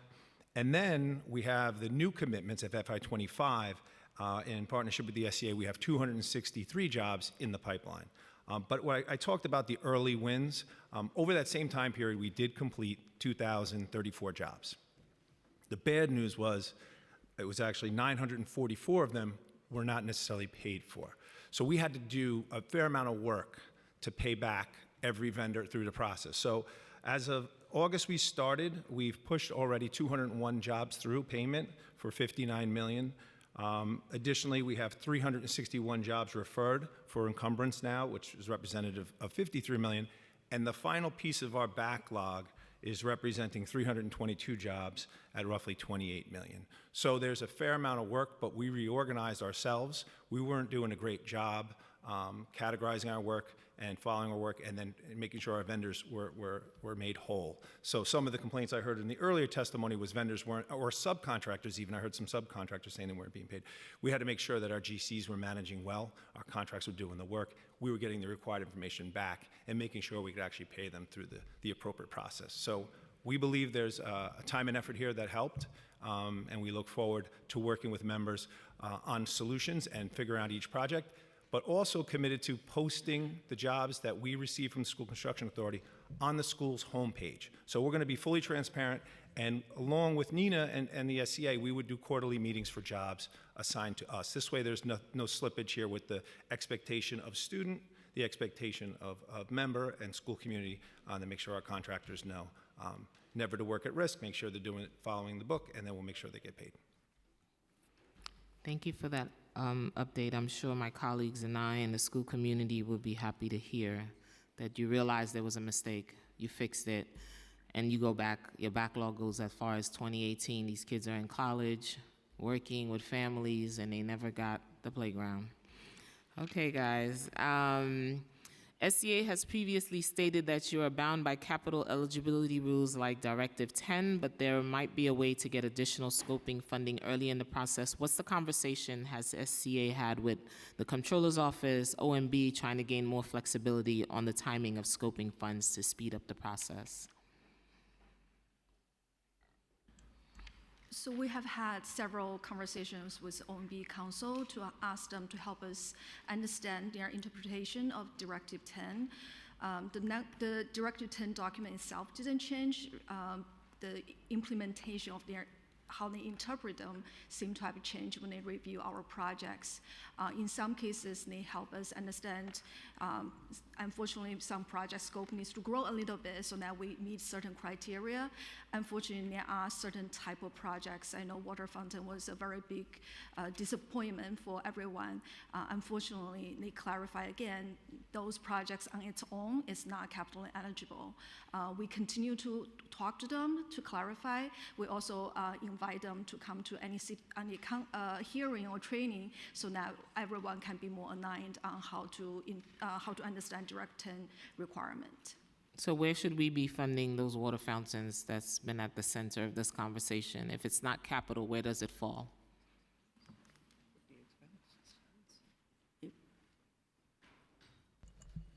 Well, what I would add, through your advocacy and feedback we've received, we've looked at the program a bit differently, and we're probably going back to OMB with a new application of sorts, if you will. We believe that these touch on many of the trades, carpentry work around tiling, plumbing work around the fixture itself, electricity. These units use electric. There's also testing and abatement in some instances. So we're going to take another bite at the apple on eligibility and how we do this. These are very popular, and but we're also, Em and I have been in discussion about alternatives to that if we don't meet a capital threshold. Thank you. Has SCA identified ways to scope the projects more accurately from the onset to avoid revision, delays later in the project timeline? I think Cora mentioned a few minutes ago about really encouraging our principals to reach out to us before adoption so that we can give them the correct sort of estimates. Of course, it's not going to be foolproof, and I understand that, but just, again, to set expectations a little bit, I mentioned earlier about like curtains or flooring or seating, like we do have estimates for each of these components of a project, and we really, I think that direct communication with us would really help move some of these projects. And again, we can, if we have that communication earlier, we can get almost straight into design rather than having the consultant reach out and again get the scoping of that project. That'll be done ahead of time. So we are changing our process to hopefully engage our principals earlier. And please, if any of your principals are interested, we're always here to walk them through anything. What are some of the barriers do you face in the process which delays project completion? Other than funding, what are some of the barriers you face? There are always new law that coming by. There are all new regulations that we have to comply with. Very recently, there is a SWEEP. It's a stormwater requirement that coming from DEP, which we have been, experienced some impact on our design schedule. We're working with DEP to try to understand the requirement a little better. But it is, those are some examples of major hurdles we face. Thank you. In the fiscal 2025 PMMR, the metric regarding the percentage of projects constructed on time or early was revised from 15 days after the scheduled date to 30. Why was the metric revised to give SCA more time to complete a project to be considered on time? Actually, we just aligned that with other city agencies use that same metric. We were not sure why it was 15 days initially, so we just, all the capital agencies use that 30 days, so we just aligned it with other So everyone capital. could be on the same Yeah. page and aligned. Despite the change in metric, SCA fiscal 2024 on-time completion rate was only 43%, whereas the fiscal 2026, there was a high of 86 on-time completion rate with the old metric. What has contributed to the decrease in on-time projects, and what has SCA identified as the barrier to completing capital improvement projects on time? What happened in the decrease? You did better in 2016 than you've done in 2024. What changed? I think some of certainly the added requirements that Cora just mentioned, but besides that, we definitely had some COVID supply chain issues. I think that we're still sort of experiencing. Who knows what the tariffs are going to do? But also site conditions of our older buildings. I think we're seeing a lot of we get into the building and we're like, even though we test for different areas of the building during design, we can't test 100%, obviously. And so again, we get into the buildings and we're like, oh wow, we have to replace all of this brick that wasn't anticipated. So it is an unanticipated sort of site conditions. Thank you.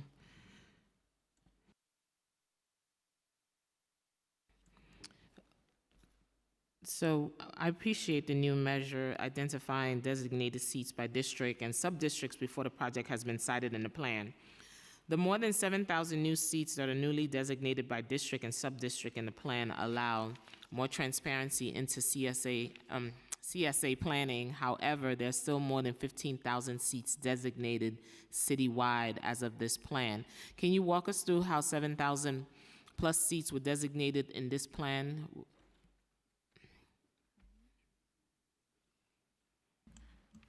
So we certainly have heard the comments and the feedback from the public about I think prior to this February amendment, our seats were all citywide.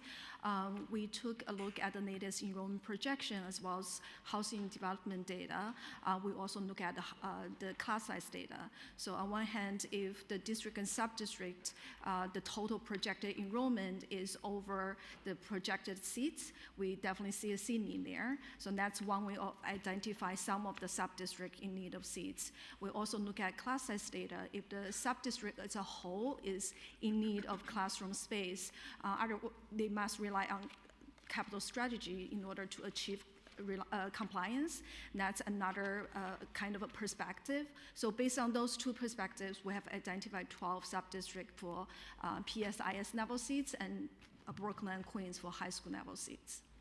And I'd say, Chair Joseph, as you sort of asked earlier, like how do we keep some flexibility to address needs? And as Nina and I shared earlier, the new law means we need to plan a little differently. We need even more flexibility than we had because maybe we will find a site for PS8 or maybe we will not. And so by keeping some of that money at the citywide level for now, it allows us to find those, like, not us, I don't do any of this, thank you, SCA. It allows them to really see where they can actually find sites that address specific school needs, even if they don't fit in one of these sub-districts. I would say in these sub-districts, we know we're gonna have need and we're gonna need to find space, but there's many other schools as well. And they maintain some flexibility, so if they do find a site by PS8, they have funding to go put towards that, or maybe somewhere else. And Got it. even our Go ahead. room, oh, sorry. No, go ahead. Even our room conversion projects that we mentioned before, you mentioned equity. So I think Far Rockaway and Elmhurst Educational Campus are in the third and fourth E&I quartile. So that having that almost 16,000 to allow for room conversions at certain schools does give us a lot of flexibility. So you said these seats in the districts have been identified as not be able to reach compliance with school with class size mandate without adding new capacity. Has SCA identified other districts that will not be able to reach compliance without new capacity? There are schools, every district has some schools that are probably not currently in compliance. Again, just to refer back to Deputy Chancellor Emma's point, we keep those seats citywide so that if there are schools not located in one of those 12 sub-districts, we still have the resources and capital funding to assist those schools if an opportunity comes up. What timeline do you have for increasing number of seats that are designated by sub-district and district in this plan?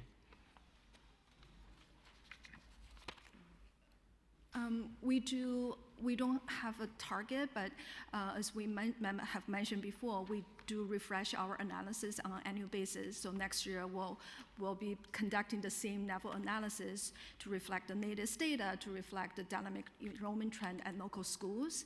And as the trend, the data tells us, we'll make sure we make the adjustment to reflect the latest information.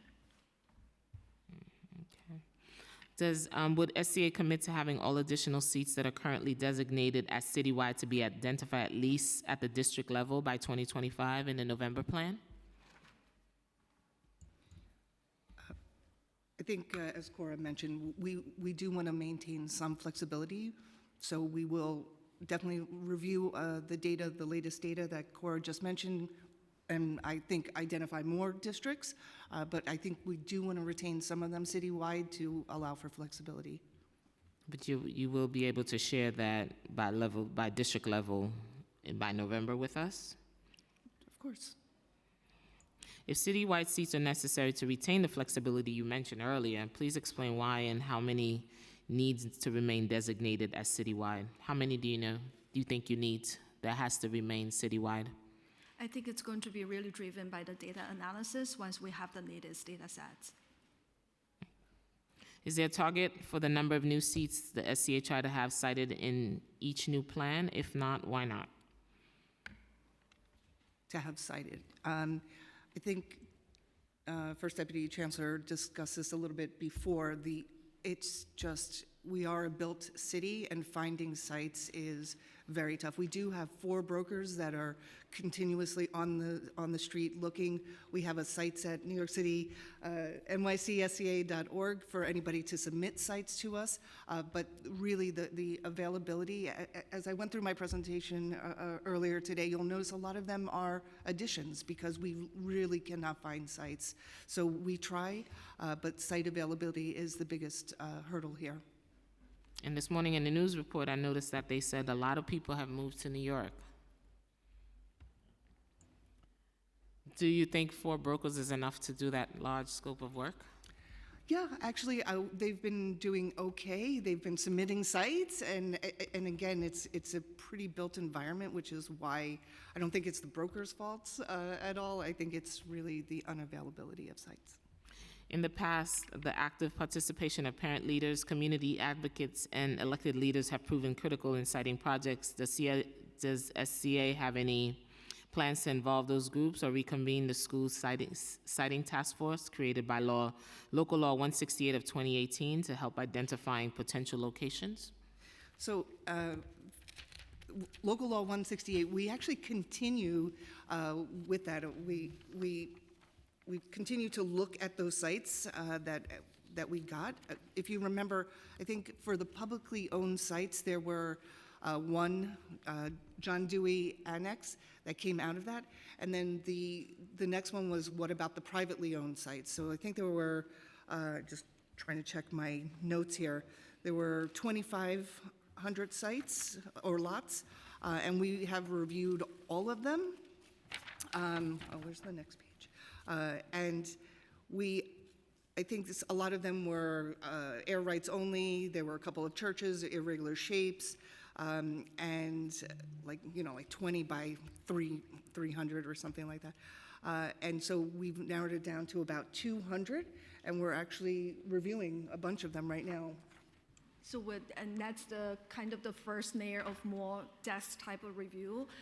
For the 200 that are more promising, we're looking at each one of them, and there are about a dozen that are being sent to the next level of review. So we want to confirm they are available, and then we want to make sure we do the thorough feasibility study in that school. It is a appropriate site for the school.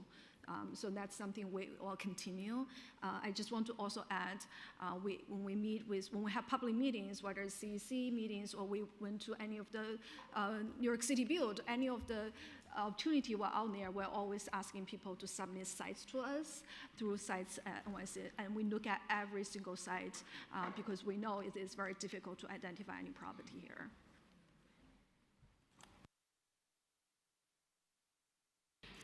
How many ECE leases have been terminated in the last 5 years due to unfavorable lease conditions such as landlord non-compliance or rent hikes?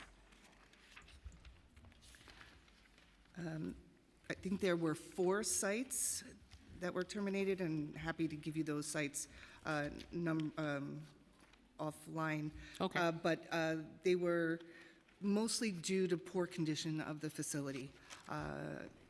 There was only one that we didn't arrive at favorable terms for the lease, but there were 4. I'm happy to give you those addresses. Thank you. And when you have to move schools like that, what is the process for that? How long does that take? Before we terminate, we would notify the early childhood division. In some cases, my understanding is one program actually decided not to run the program, so it worked out. It is really an ongoing process. In some cases, they will consolidate it with another site in the neighborhood. So it's not, we don't always find a replacement site, but we work with early childhood to make sure we have a solution for the program before we terminate the lease. Thank you. At the February 20th hearing, New York City Public Schools testified that 6 sites had leases that would expire in the next 2 years. Will you be able to provide us with a list of those sites? Absolutely. Offline? Sure, absolutely. And we actually found, because I think the question was 2 years, and I think we only looked at through 2026, but there's one that expires October 31st of 2026, so it's 7, and we're happy to send you that list. Okay, that would be wonderful. Thank you. Accessibility. At last year's budget hearing on preliminary plan, we asked you a list of your priorities for additional funding if the state raised the debt limit. SCA testified that one of 3 priority areas would be accessibility. However, although the debt limit was raised, New York City Public Schools and SCA has not included any additional funding for school accessibility in July, November, or February amended capital plans. Is there room within that raised debt limit to increase funding for accessibilities? So when that additional funding was received in July of last year, it was specifically, the debt limit was raised, and that $2 billion was specific to new capacity to help comply with class size compliance. We were not able to redirect any of that funding to any other category. And to be clear, Chair, I mean, no one would be happier than us, the Chancellor, Emma, Tom Taracco, if we had additional funding for accessibility to expand that program. Certainly, I can't comment based on all of the city capital needs, what room there might be within the debt limit, but if room does exist and we don't get it earmarked for other things, for an expansion, we would be able to make very good use, very productive use of additional funds. You know, we're proud of the program that we have with the $800 million, but we certainly could do more if we got additional capital funding. And could you might not have this with you, is it possible we can get a list of all your accessible schools and the ones that are partially accessible? Because I know some of them are partially accessible. We have over 900 building accessibility plans online on our website. Mm-hmm. So that will tell you a rating from 1 to 10, from partially accessible, or no accessibility, partially accessible, and then fully accessible being the 9s and 10s on that scale. We'll make sure your staff has that list broken down up Thank here. you. SCA has previously stated $1 billion per capital plan would allow SCA to reach your term maximum practical accessibility in the next 20 years. Given that $800 million is allocated in this plan, is the city further than 20 years away to the maximum practical accessibility? There was a goal. That's why I'm asking that question. If we had $1 billion in every capital plan, you would make it in 15. I think you would make it. It would be 15 versus 20 years. I know. Okay. How much funding would it take to get District 75 schools to be fully accessible? What does that look like? Well, one of the main things that we've shifted this year and I have to give all credit to our advocate partners who really taught us about our clients and our special needs students and parents with disabilities, that we shifted our whole focus to District 75 now, and that's one of our main goals. We'll be at 75% accessible options at the end of this plan. Then to go to fully accessible, I would think one more plan, 5 years. 5 years. And you'll be to the top where if we go into a historically protected building or something like that, something we'll have to do, but you'll be at the practical ceiling after the. And how much would that cost us? I think you would do it within that $1 billion. In that billion. That's going to remain the focus of accessibility to work with this. To make sure we bring it to $1 billion so we're accessible. If we bring it to $1 billion, does that take us to 15 years? Or would that stay still 20? That would assure the 15. This is back of the envelope planning, but yes. Okay. Thank you. I always appreciate that. Thank you. Thank you for that. In regards to the maximum practical accessibility, SCA has indicated that between 10 to 15% of school buildings cannot be ADA compliant, and we talked about that because of age, configuration, location, historic designation, and other variables. Would these schools all require new capacity building to be ADA compliant? If so, does the SCA consider the locations of schools that cannot be ADA compliant in their new capacity planning? The SCA in an internal meeting said that Tom said that. So it's on the record. Tom said put the blame where it belongs. We have about 300 secondary sites and a few sites we have not surveyed yet, but we're committing right now, first time, to. On the record, in front of everyone. I love it. Well, we'll have them all done in 2 years, so Okay. we'll have a much better answer for you on specifically what we don't think after we visit the buildings that can't be done for whatever reasons. Because some of them are too old, as we mentioned. Right, or landlocked in Manhattan with no room to do anything, or not enough capacity inside. But there's various reasons for that, but we will have those listed out in 2 years with the building accessibility profiles on those buildings. Is it possible to just bring new buildings onto those sites completely since they are too old? I think SHPO would have something to say about that. So I'm afraid to say probably not. Of course, of course. That's what I was asking. Has SCA determined how much it would cost to rebuild and replace these schools in an ADA compliant manner? No, I think what Tom was referring to is how many cannot be made. And then He's going to share that number, but if we were to, how many can we do? I'm sorry, how many can we do? How many can we rebuild and replace? In the stock you have that says, you said there's nothing we can do because these buildings are too old. Is there a possibility to rebuild? So I'm asking. I think that would be a case by case. Case by case. Yeah. Like, Thank you. Depending where it's located. Trust me, my questions they're going somewhere. I know. Trust me, they're going somewhere, and I know what I'm asking for. I know. Are there accessibility projects funded under the fiscal 2020-24 plan that will be completed in the next few years? Yes.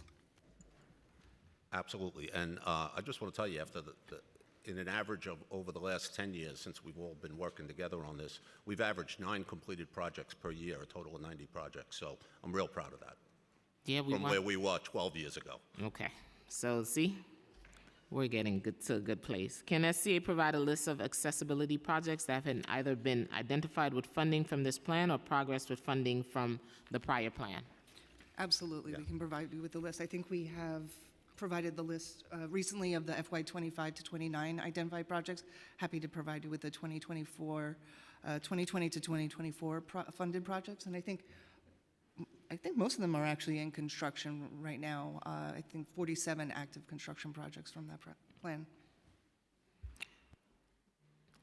Cafeteria enhancements. One of our food advocates, if they're here, that's one of their favorite topics, cafeteria enhancements. In the 2020-2024 capital plan, are you continuing this popular program in the current plan? Absolutely, $150 million set aside for this program. How many total cafeterias have been upgraded to date, and how many remains to be upgraded?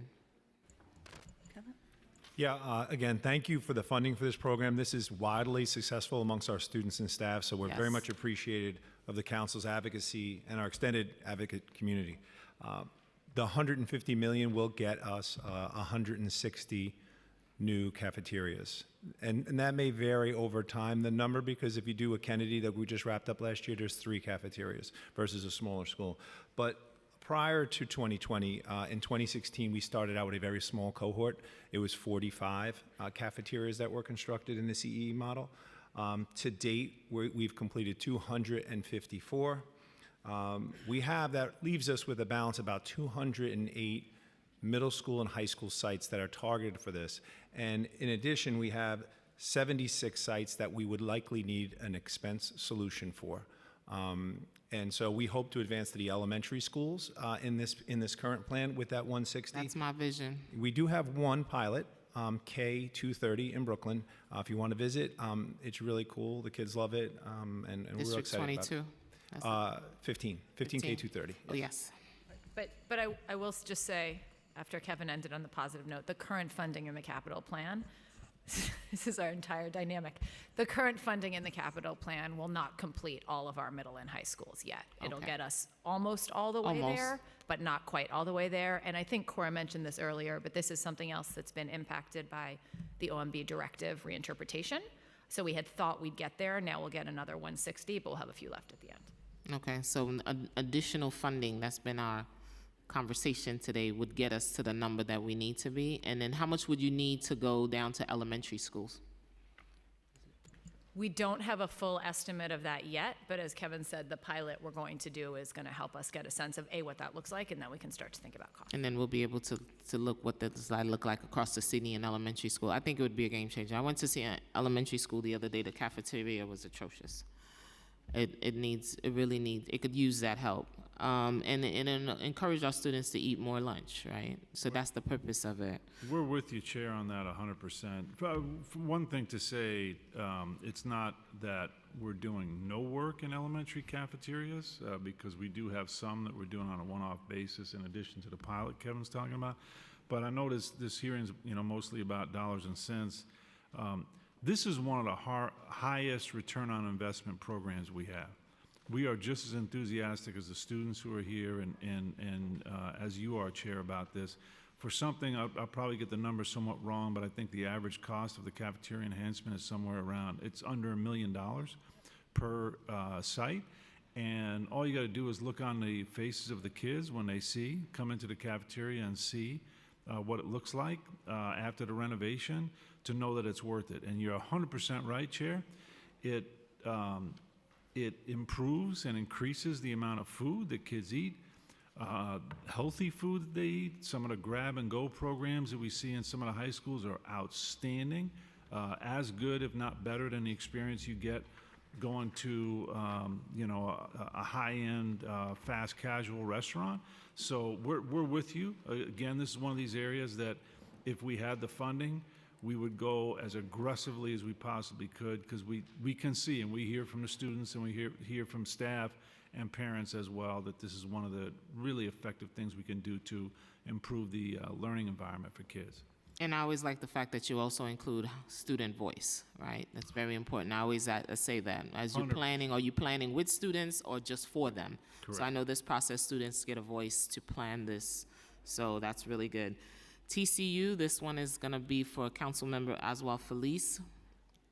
The TCU updates. Can you please update us? In the TCU recent years, the last updates were 24 TCUs were left with having 16 a removal plan, and with all the 24 TCUs removed, what does that look like for us?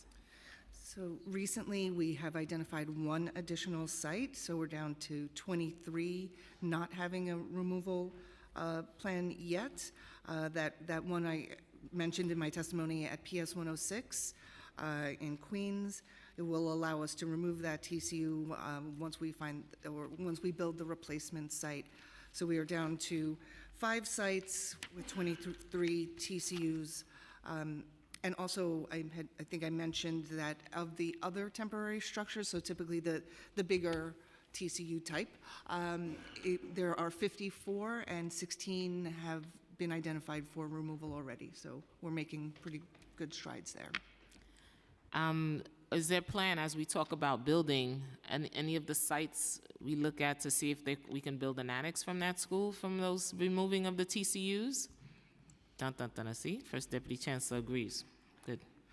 Absolutely. I think PS 96 is a good example of where we were able to build an annex, get them a gym which they didn't have, music room, art room, and now we can remove the TCU. So we are always looking. We also want to maintain some level of play space, outdoor play space for children. So it's kind of a balance. Especially in communities where we lack green space, so having those playgrounds, and that's why Councilmember Brewer talked about the School to Playground program a lot in communities where there's a lack of access to green space.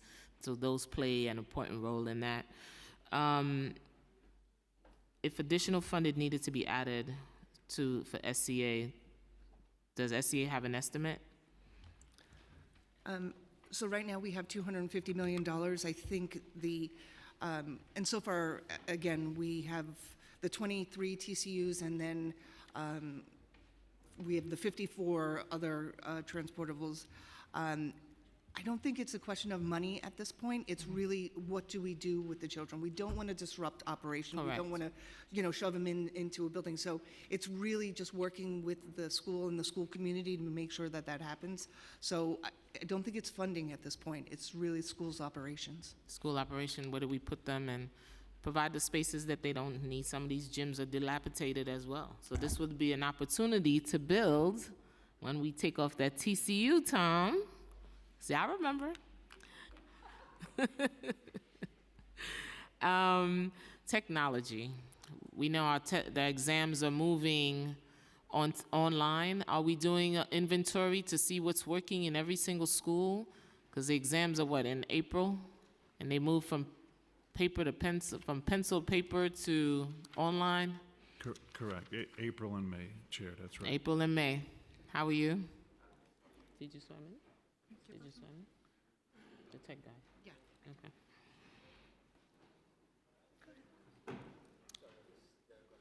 Yes, sure do. Are you taking inventory of the technologies in the schools? Are we increasing the bandwidths for when all the students get online at the same time? I'm not at on New York 1, Emma. Good afternoon. Good afternoon. Yes, as we speak, the test is going on, and glad to pass on the message that it's going great. We have no problem whatsoever regarding bandwidth with online testing. With regards to upgrading our bandwidth, we are constantly upgrading our schools every month. As of this month, we have completed about 1,250 upgrades out of 1,350 sites. It's a constant process. We are constantly, every month, we have about 20 schools that we upgrade. The only schools that we could not upgrade are 100 lease locations, about 96 lease locations, which have lease less than 5 years. Those are the ones we could not upgrade yet because it's not capital eligible. Apart from that, we have upgraded all the sites in the last capital plan, and now we are starting to upgrade the ones that we did 5 years ago. It's like painting the bridge all over again. It's a constant progress. Every location that we have is eligible for 1 GB internet bandwidth. Schools that have large enrollment and large bandwidth are prioritized first. And as of right now, we do not have any school which is pending request for bandwidth upgrade. And all schools have technology. If we were to do a test run tomorrow, every single student have a device in the school building that works, and they can test run the system? With regards to bandwidth, yes. With respect to devices, we have handed over all our devices to the schools. Schools is responsible for distributing those devices to the students. and we are there to support the school as they. So the school is responsible for the inventory. They will know how many are working, how many are not. They know to take it off the inventory to make sure it's working. Yes, so can I just do a couple things to circle back on the testing one and then devices? So I would just say on testing, it is something we have been keeping a very close eye on. It's obviously critical.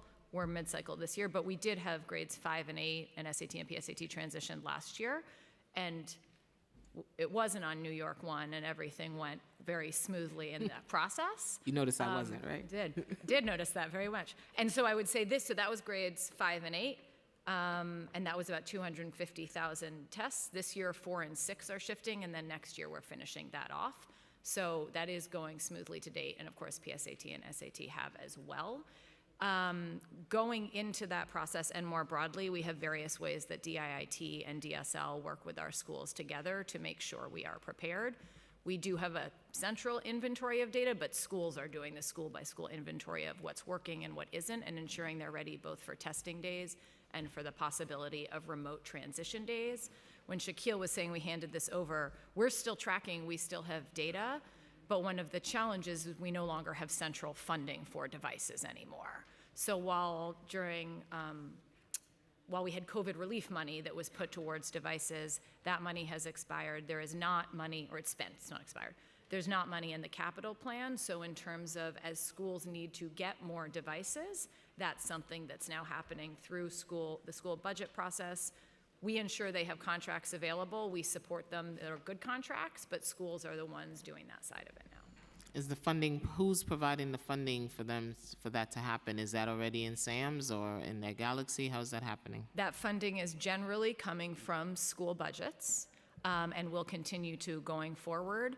We're setting up a new process this year actually as a part of the school budget process itself to say to schools, what does your inventory look like? What do you think you need for next year? Do you have it? Is that something you can support? And I think that school by school process will help us see how much greater the need. And if they can't support, it's a smaller school, the school budget is smaller, is that where you come in and support?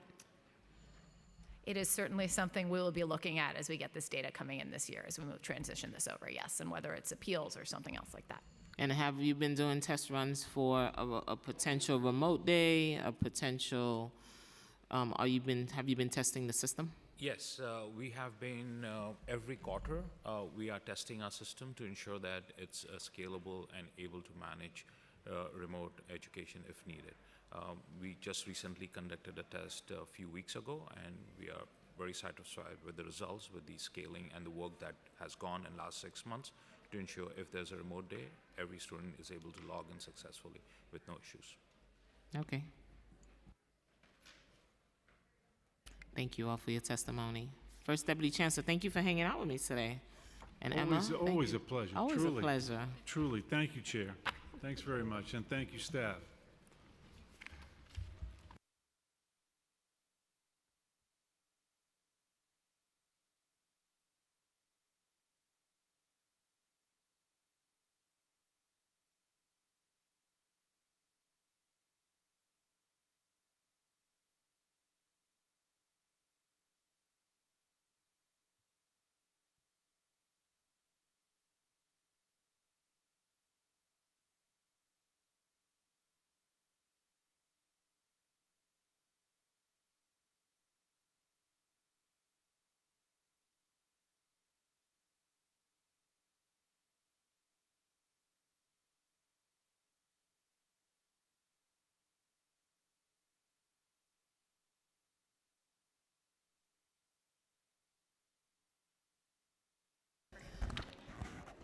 Senator Liu is in the building with his class from Columbia University, MPS. Are you still here? All right, where you at? Oh, they're up there. Hi, Senator Liu. Hi, Chair.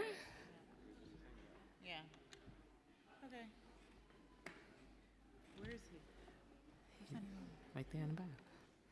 He didn't sign up to testify. He doesn't want to. I'd like to shout out Mel's from Queens, Base School from the Bronx. Are you here? And International Studies, Harvest Collegiate High School, and MS 246.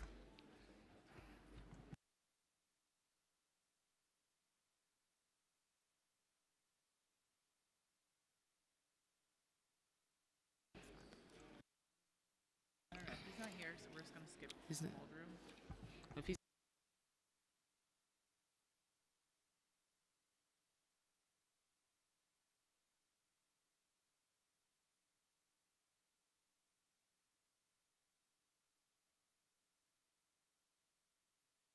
all right, Dale Kelly. Well, first, say the thing.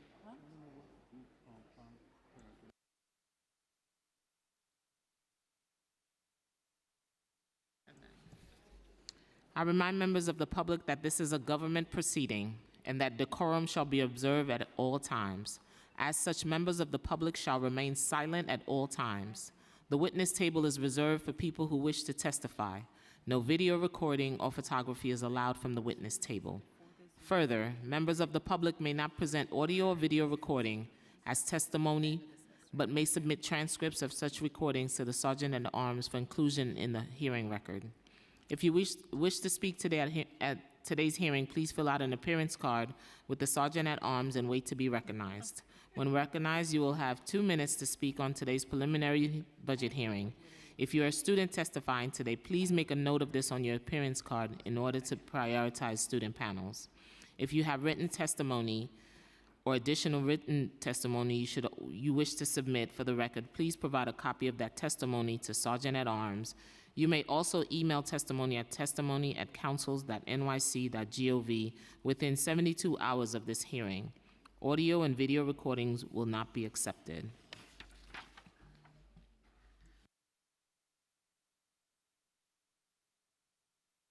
Is there Glenzie Rivera here? No? Mr. Kelly?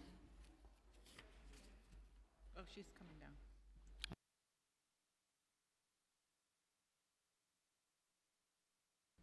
You may start.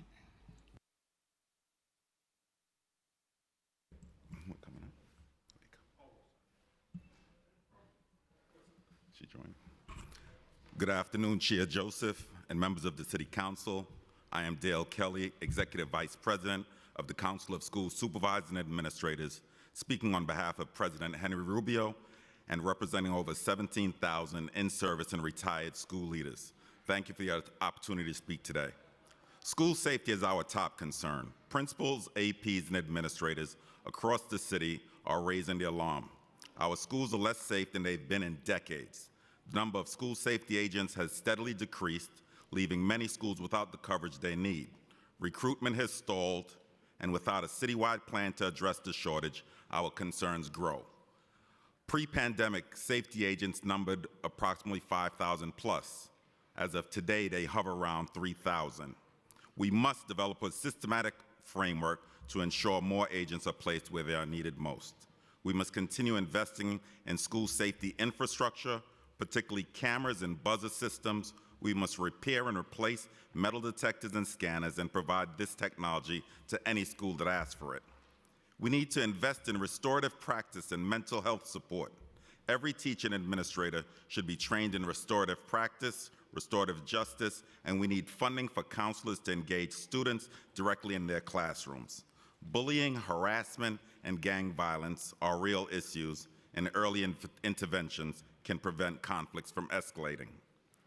Beyond safety, we must talk about funding, because every priority in education depends on it. We commend the city for their continued funding for Summer Rising and career readiness programs, but we cannot afford to lose investments in early childhood education, community schools, and arts programs. We understand the fiscal challenges, but cutting direct services in schools harms New York City families, particularly when there is uncertainty regarding the future of the Federal Department of Education. I was happy this afternoon when I heard Chancellor Ramos speak about the Summer Rising impact analysis. I think part of that success was attributed to the fact that the chancellor and the department engaged school leaders and engaged a principal advisory group to speak about what went well during summer, what didn't go well, what needed to be retweaked, and I think that bear fruit. So I commend the chancellor and department on those efforts. One of the biggest concerns is the class size mandate. Every educator knows that smaller classes benefit students, but the city must provide schools with the funding to make it work. Schools need more teachers, more space, and more supervisors to handle the additional workload. The fair student funding formula must be updated to align with the new class size limits. Without an adjustment, we risk leaving our most vulnerable students, students with disabilities, those in temporary housing, and English language learners without the resources they need. Professional development for school leaders remains a top priority, and we hope you will continue to support the Executive Leadership Institute, ELI, which provides our members with peer-driven workshops, mentoring, and other critical supports that has a tremendous impact on New York City families. There is no entity that has done more to recruit, train, and retain our principals than ELI and its flagship principal preparation program.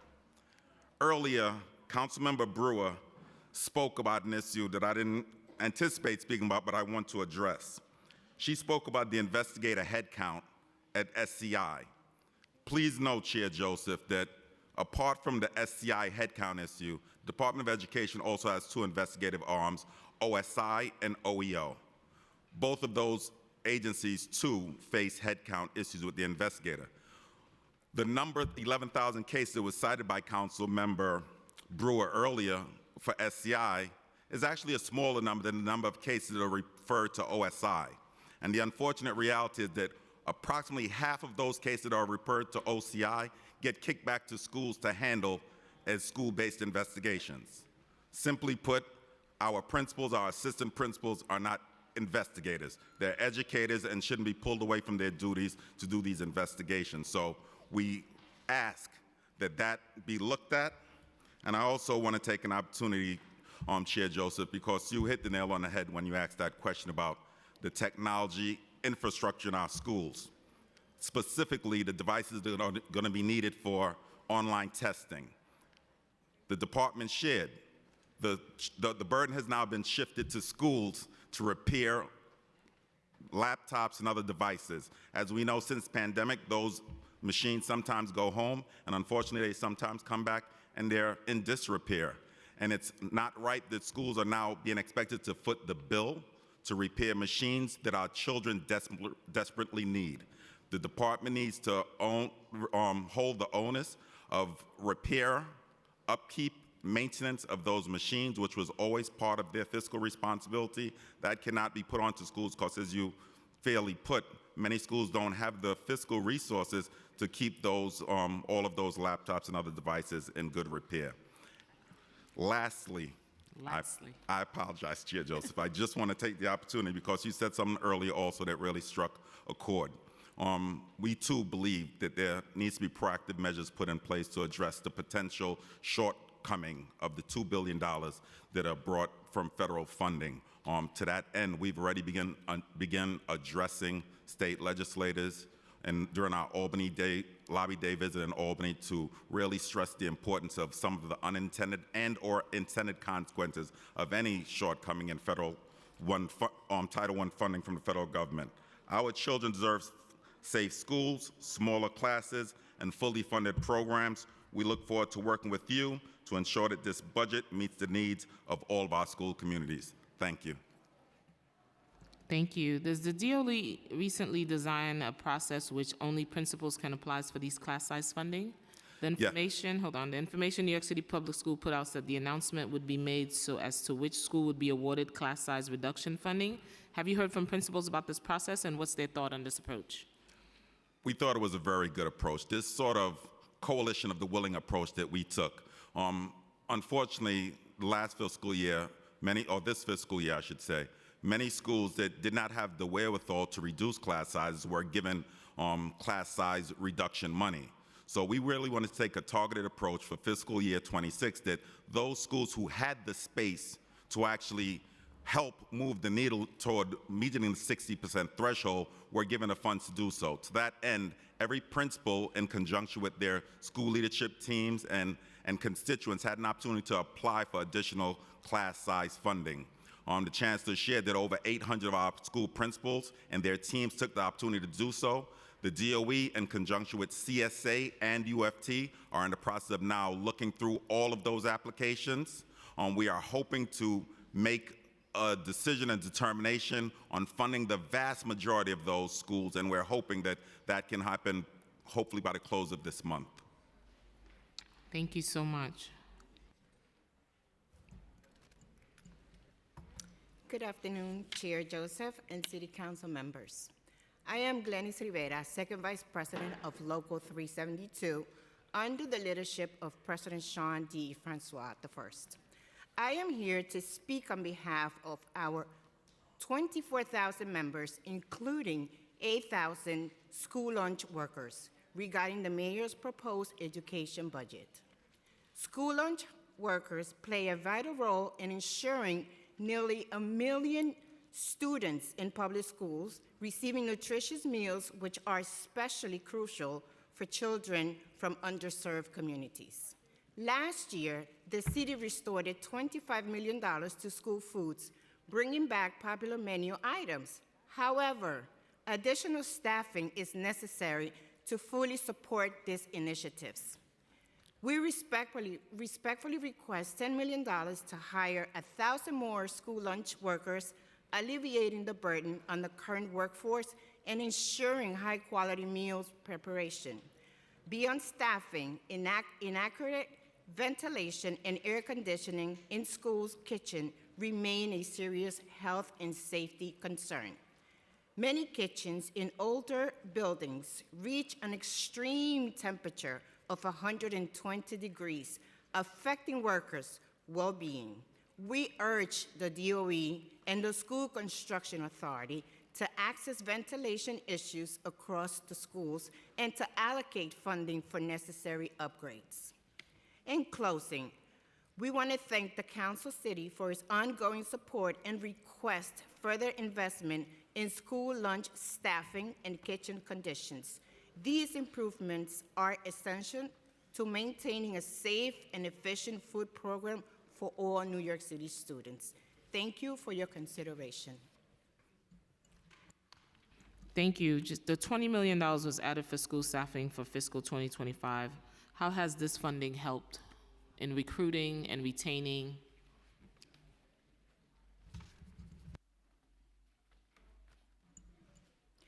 I can submit that information to you.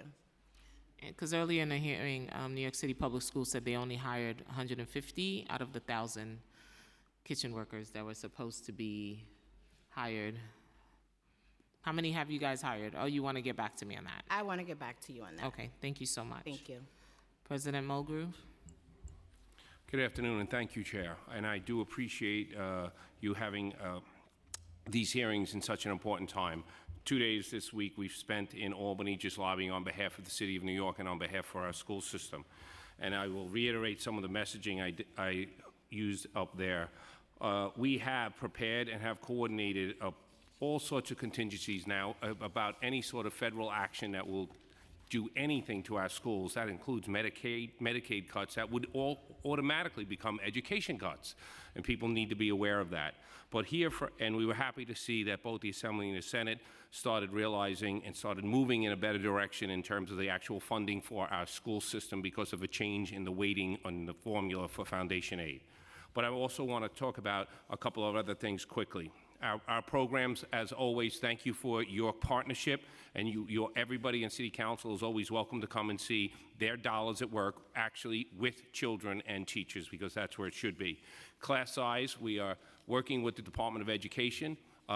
There are always challenges, but I am happy to report that those challenges seem to be getting worked out, but there are going to be more coming into the future.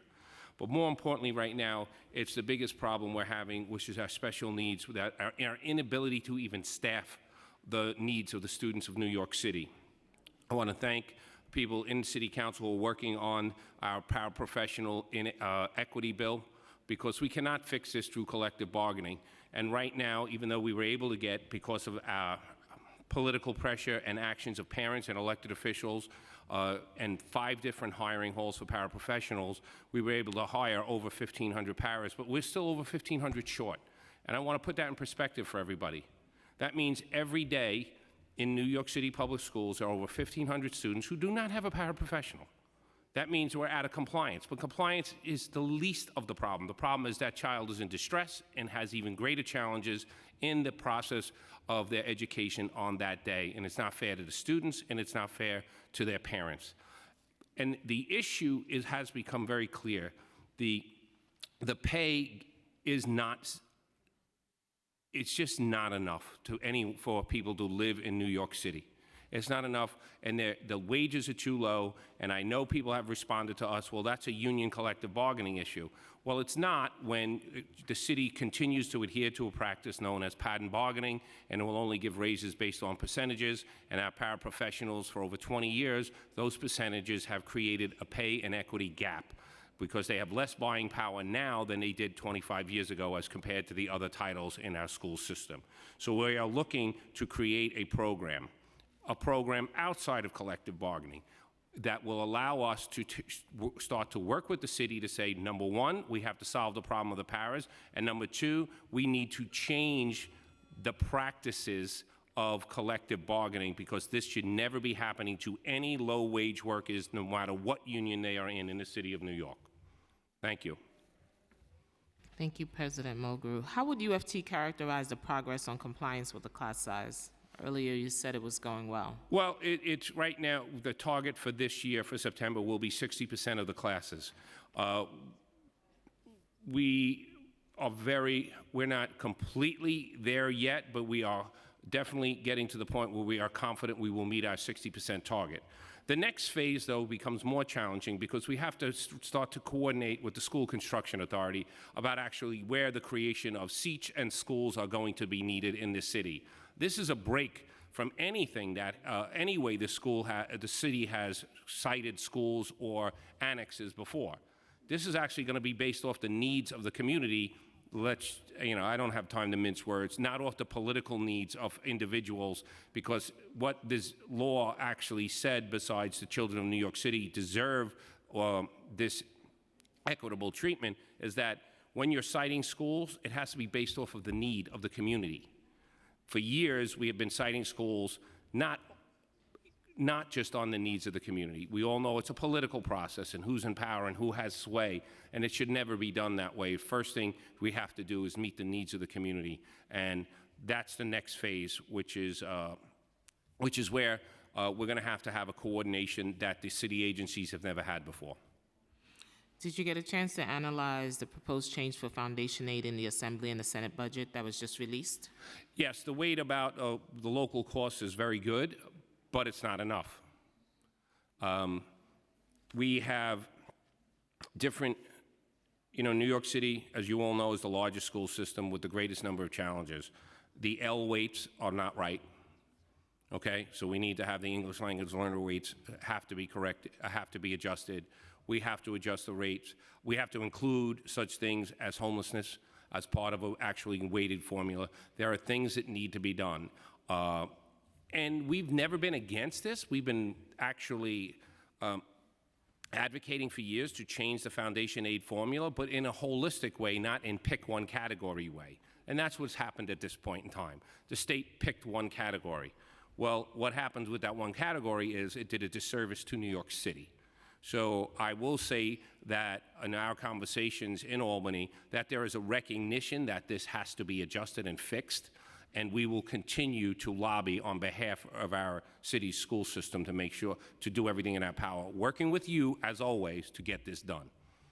What's the greatest obstacle in hiring paraprofessionals? The salary.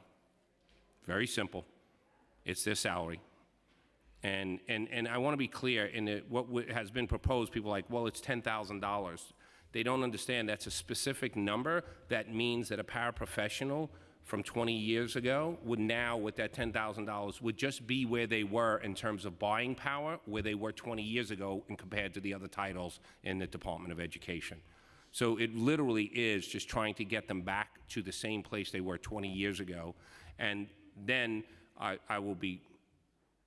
we have a further plan to say we need to change these so-called rules that the city wants to follow on patent bargaining, because patent bargaining did not start in the public sector; it started in the private sector, And in our historical research of it, it had a specific provision for this issue, where if a title, because it was a low-wage title, over time, if it became a problem to hire those workers, that would be taken outside of patent bargaining. And I think every union in the city has become quite frustrated by that stance of the city, and their only solution is to tell all the other workers that if you want to give this title a raise, you all have to pay for it, and then you still got to get us to agree on how much we'll allow you to do. So I don't know anywhere else in the world what the other workers are supposed to pay for people we can't hire because the wages aren't high enough. Thank you so much. Thank you. Well, thank you. Have a good evening, everyone. You do the same. Thank you.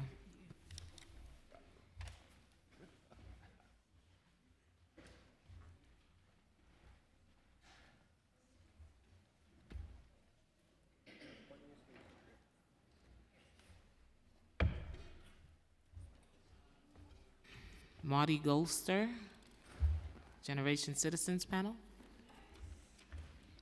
Geneva Torre, if I'm butchering your name, please forgive me. Alex Torres.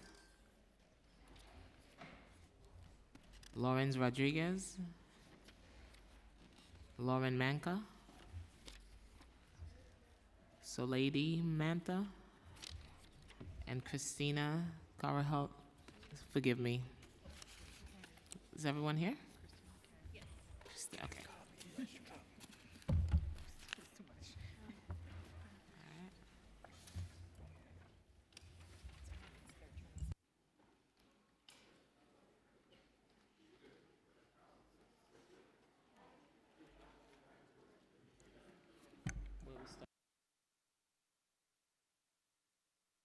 You may begin.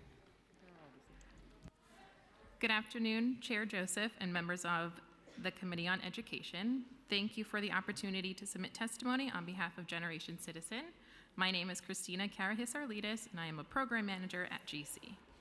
Through our community-based civics curriculum, middle and high school students apply social studies learning to the real world by studying and advocating on an issue of importance in their communities.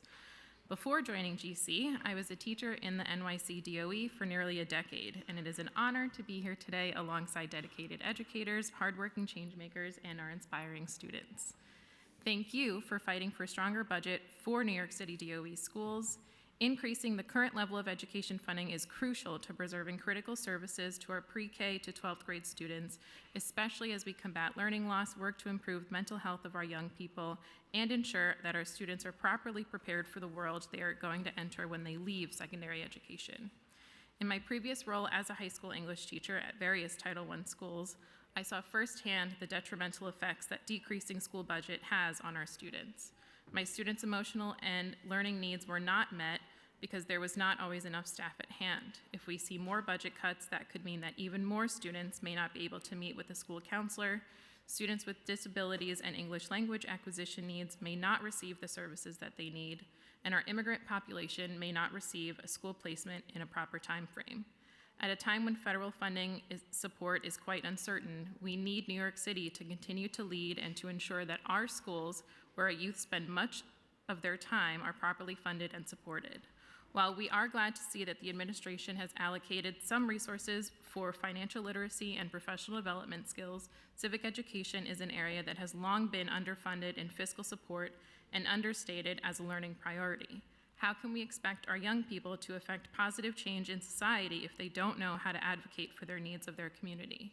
We at GC believe that public service and civic engagement should be prioritized as cornerstones of the educational curriculum. We believe that more can be done to ensure our youth are as prepared as possible for their adult lives. Today, we are thrilled to present the work of one of our partners, Global Learning Collaborative, in Councilmember Brewer's district. Social studies teacher Martin Gloster and high school students Geneva Torre, Alex Torres, Lawrence Rodriguez, Lauren Manca, and Soleidi Marte will share issues and concerns that emerged from their implementation of GC's curriculum this year in relation to the proposed budget cuts. Thank you for the opportunity to testify and for your continued support. I will now pass it over to Martin Gloster.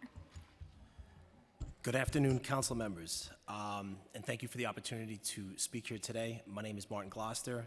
I teach a variety of social studies classes at the Global Learning Collaborative.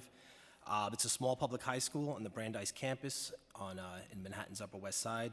So I'm here in partnership with the fantastic Generation Citizen community-based civics program, and as a very proud teacher to support these 5 incredible students to my right who are going to testify before you.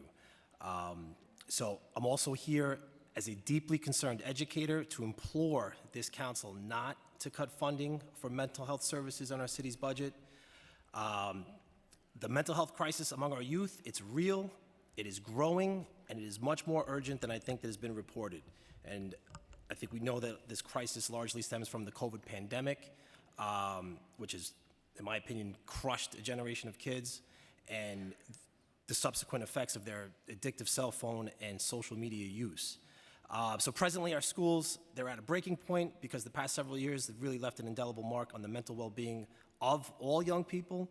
I'm seeing anxiety, depression, rates that are at all-time highs. I see these effects every day in the classroom. Quite frankly, I'm overwhelmed as a teacher, and I often struggle to do my job on a daily basis, which is to teach content, to teach social studies and skills, because I'm primarily playing the role of a therapist for the majority of my teaching periods. And as a result, I feel like I'm teaching largely in a triage-like situation, and the effects of that they're not sustainable for anyone. Thus, I'm asking the City Council to not cut funding for mental health services, but rather increase them. In closing, our city that cannot afford to abandon its children, if we claim to care about education and the future of New York, then we must act accordingly. Maintaining and expanding mental health services for youth must be a priority in this budget. So I'm urging the council to protect mental health funding, protect our children, protect our future. Thank you for the time. Sorry.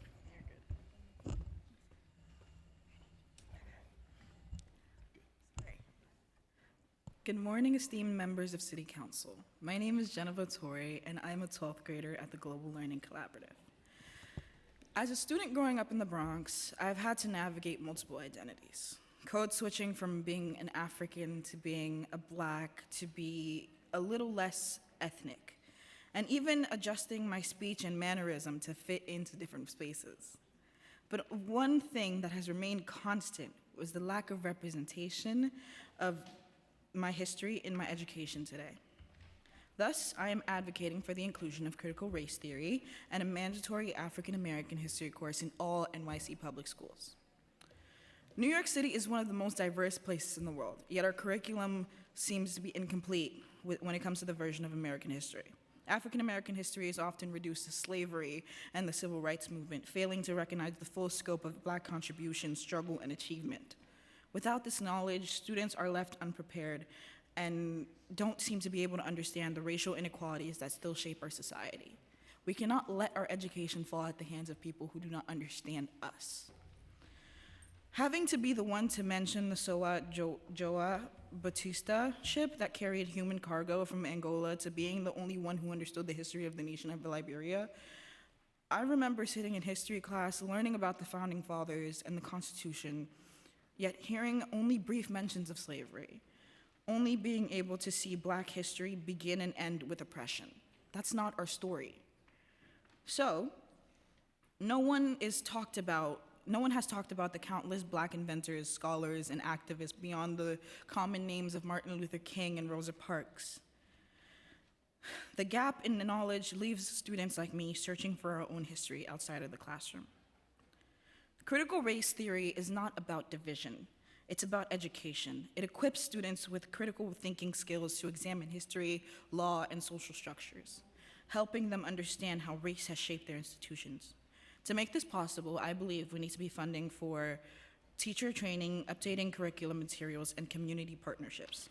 This is not about funding education, it's about funding the truth. We cannot call ourselves an educated society if we are not willing to teach the full truth. We cannot fall in line with states like Florida who believe that this is something that should be hidden. Representation in history is not a privilege, it is a right. If we truly want to prepare our students to be leaders, decision makers, and change makers, we need to equip them with knowledge that reflects the realities of the world they live in. The fight for racial justice starts in the classroom. Let's make it happen. Thank you. Good afternoon. My name is Alex, and I appreciate this chance to testify at the hearing today. I'm an 11th grader at the Global Learning Collaborative, and thanks to the Generation Citizen program, I have had the opportunity to testify before you today. An issue that greatly speaks to me is the effects of classes on the learning ability of the students. My class examined issues that affect us in our community and came to a consensus on one item to address together.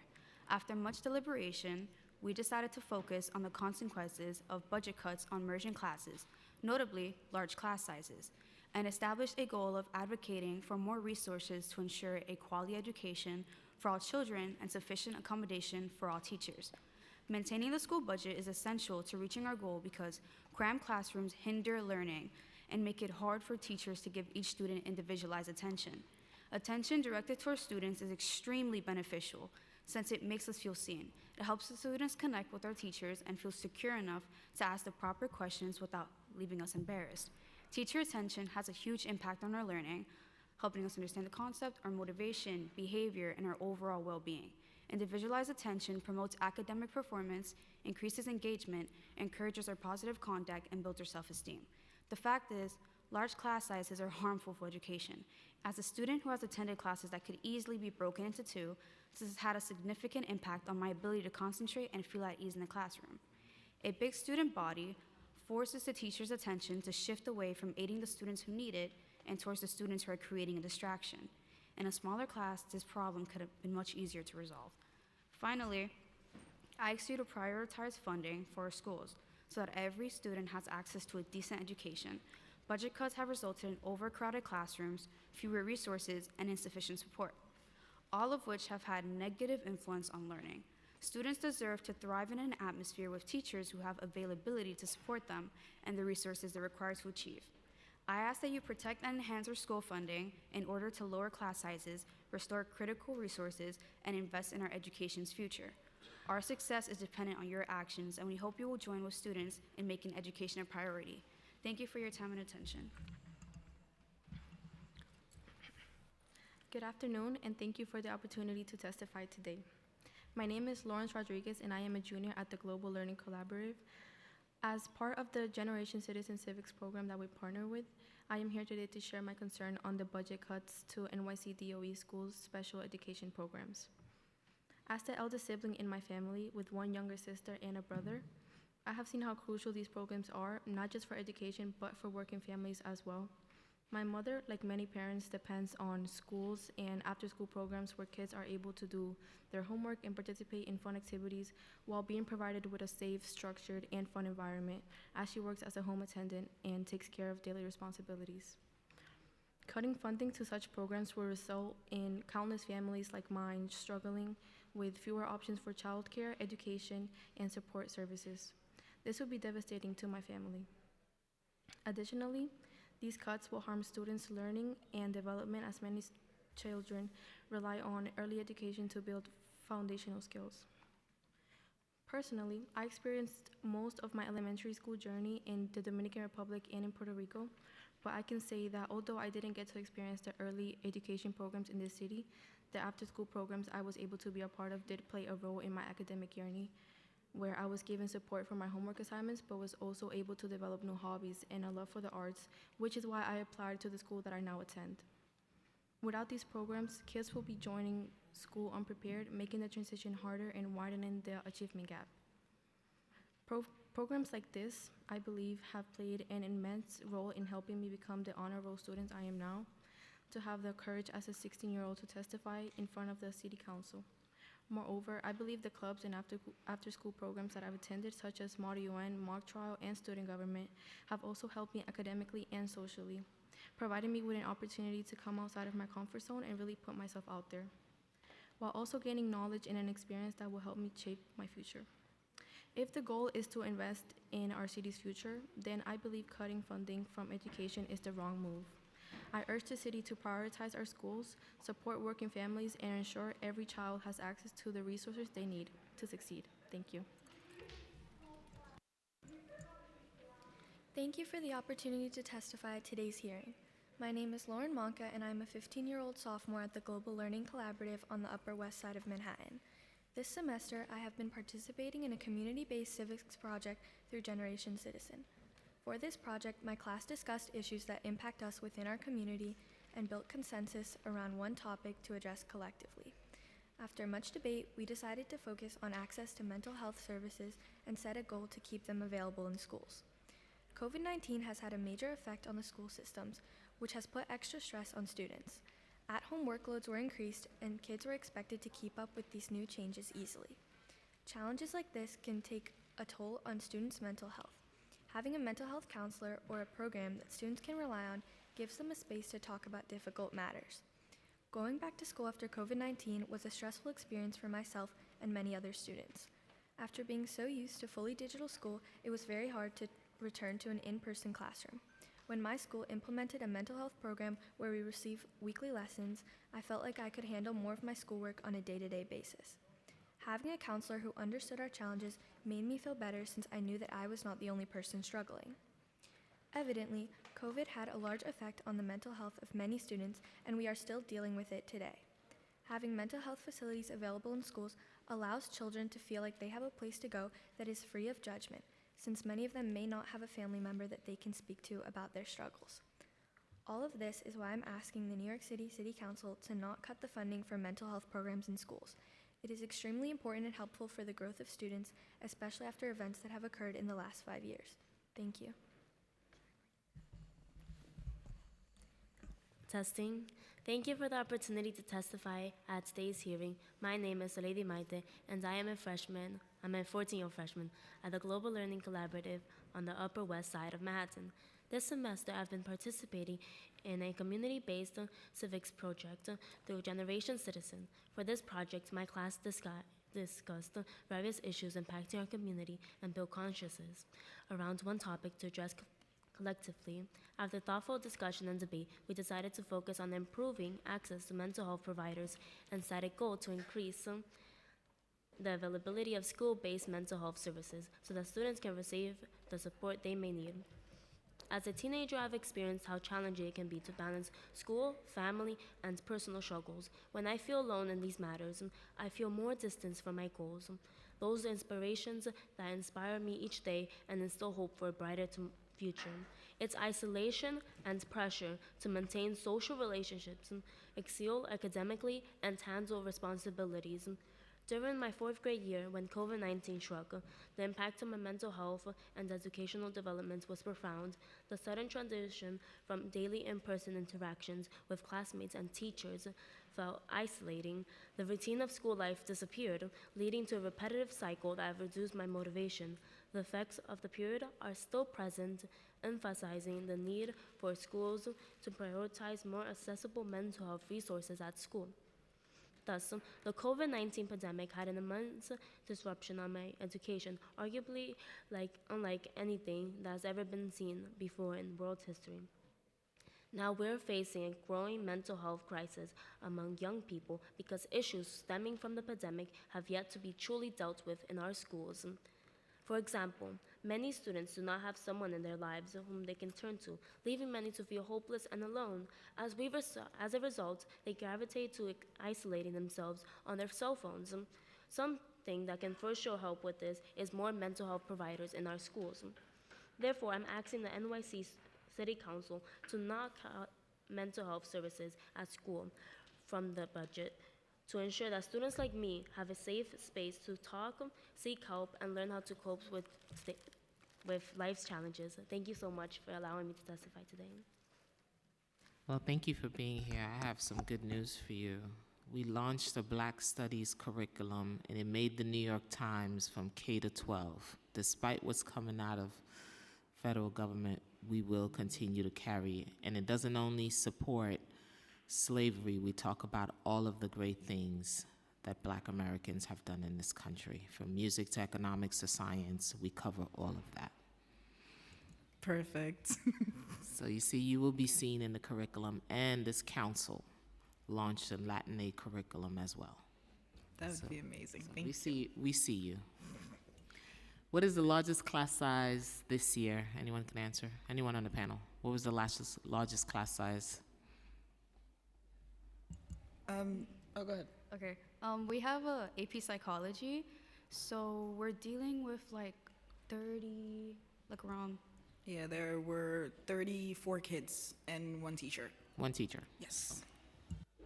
What is your smallest class this year? 3 students in the biliteracy course. The biliteracy course.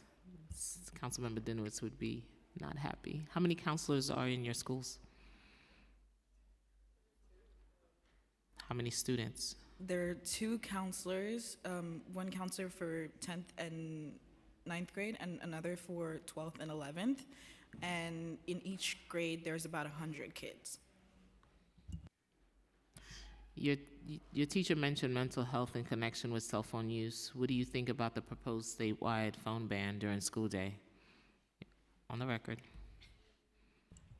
Thank you for that question. I'm very much in favor of that. It needs to have teeth. Can't be left to the teacher, can't be left to the schools. It's got to be consequences. It just has to be enforceable. I feel like what I've been reading recently, it seems like they're going to start chipping away at that. There needs to be funding for the program. There needs to be manpower. I'm in a school that has, a building that has 5 schools. So how do you actually have a quote unquote cell phone ban? What does that look like? There has to be funding for that. And if there isn't, it just kind of falls by the wayside. It's very hard to do on a day in and day out basis. Like, how do you prevent a student from not being on their phone? Get it. So the state has to step up. The city, I can't mandate you to tell what to do, but the state can. So let them figure it out. Thank you so much for your panel. Thank you so much. Appreciate it.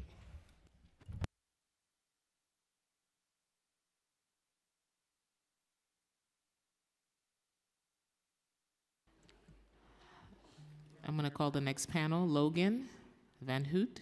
Are you here, Logan?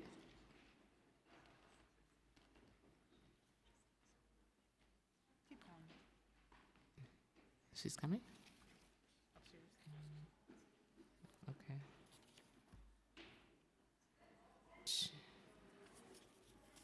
I can't read this. Chaplain Sandra Mitchell. Chaplain Sandra Mitchell.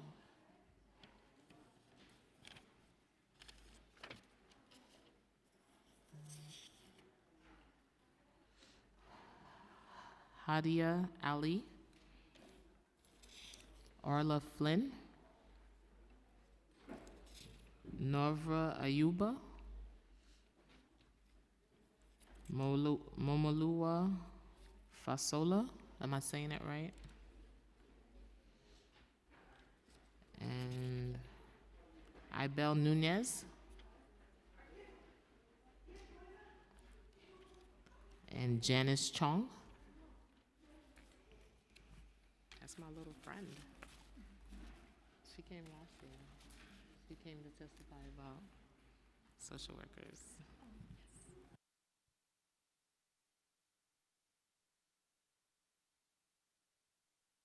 Is Chaplain Sandra Mitchell here? Okay. Hadia Ali. If I butcher your name, forgive me. Orla Flynn. Norva Ayuba. Am I saying it right? Thank you. Momolua Fasola. Ibel Nunez. And Janice Chong. Okay. Did I get everybody? Everybody here? Hi, welcome back. Happy to see you. Thank you. What grade are you in now? 3rd. 3rd grader? All right, getting ready for your first city exams. Huh? Getting ready for your first city exams. Oh my goodness. Congratulations. Thank you.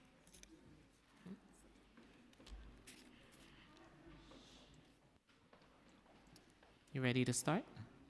Mm-hmm. Okay, go ahead. Tell me your full name.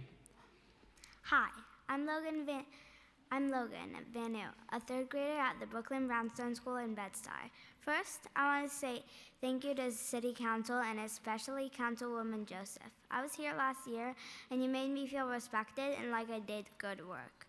You saved important parts of my school, like like our social workers, so thank you. I'm here today because our presidential people are taking away 50% of the U.S. Department of Education, and it might get worse. Me and fellow kids will be your future doctors, teachers, artists, actors, and lawyers, and we need education. So we would like New York City to invest in our future. Education is not just about math, science, and reading, even though those things are super important. It's also about our community, our arts, our 3K and pre-K, our mental health, our teachers, and our people.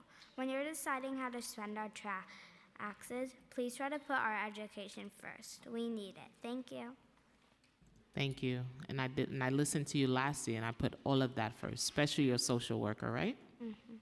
Thank you. Go ahead.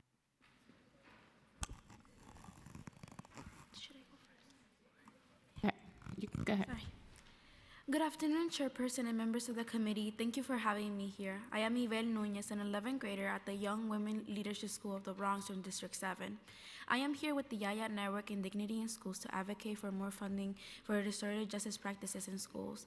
As a student who's involved in the peer mediation program started by my restorative justice team, I have seen firsthand how students are being helped and how arguments have been avoided by just talking and understanding each other. Picture how many more fights and suspensions can be avoided if we have stable and reliable funding for these programs. Early this year, I witnessed one of the worst fights of my life. It took 40 minutes for a safety agent to come to the classroom, and by the time they got there, teachers, educators already had de-escalated the situation, and even some got hurt. Since I was there and officially trained as a peer mediator, I was asked to help mediate the discussion between the students while we waited for parents to come. Because of the severity of the fight, we had external help who met once a week for an hour to talk with the students separately and together while they were suspended. This wasn't enough, not enough time, not enough dedication. Which led to another fight that happened right after the students came back to school. Apart from that, there was little to no reintegration of the students into school life, which caused a lot of tension between groups, leading to more fights. That's why we need this funding to be baseline. We need to know for certain that schools have the resources to avoid these situations.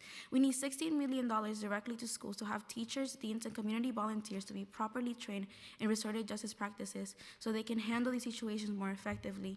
$80 million to 500 schools to have RJ coordinators, which can relieve the workload from counselors who take up multiple roles, leading them to be overworked.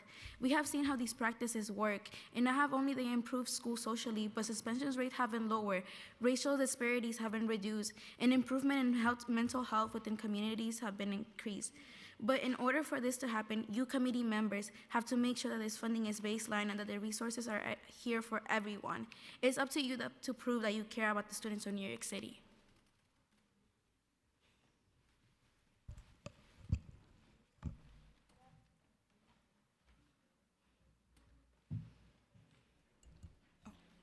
Good afternoon, and thank you for having me. My name is Malolo Fasola, and I'm currently a junior at Forest Hills High School.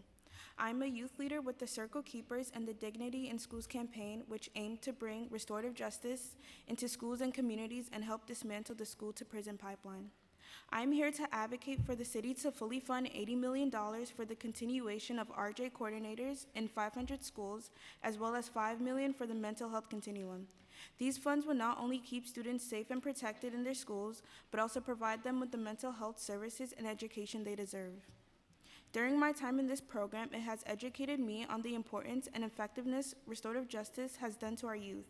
For example, last Saturday, I got the opportunity to co-facilitate a discussion at Columbia University about restorative justice to a group of adults. Restorative justice values the elimination of punitive methods and fights to create and build a community derived off of trust and inclusion. These approaches have been proven to decrease fighting and bullying in schools, improve students' behaviors, and reduce the rate at which students get suspended and expelled. My school, on the other hand, consistently uses punitive approaches such as suspensions and detentions as their way to discipline students.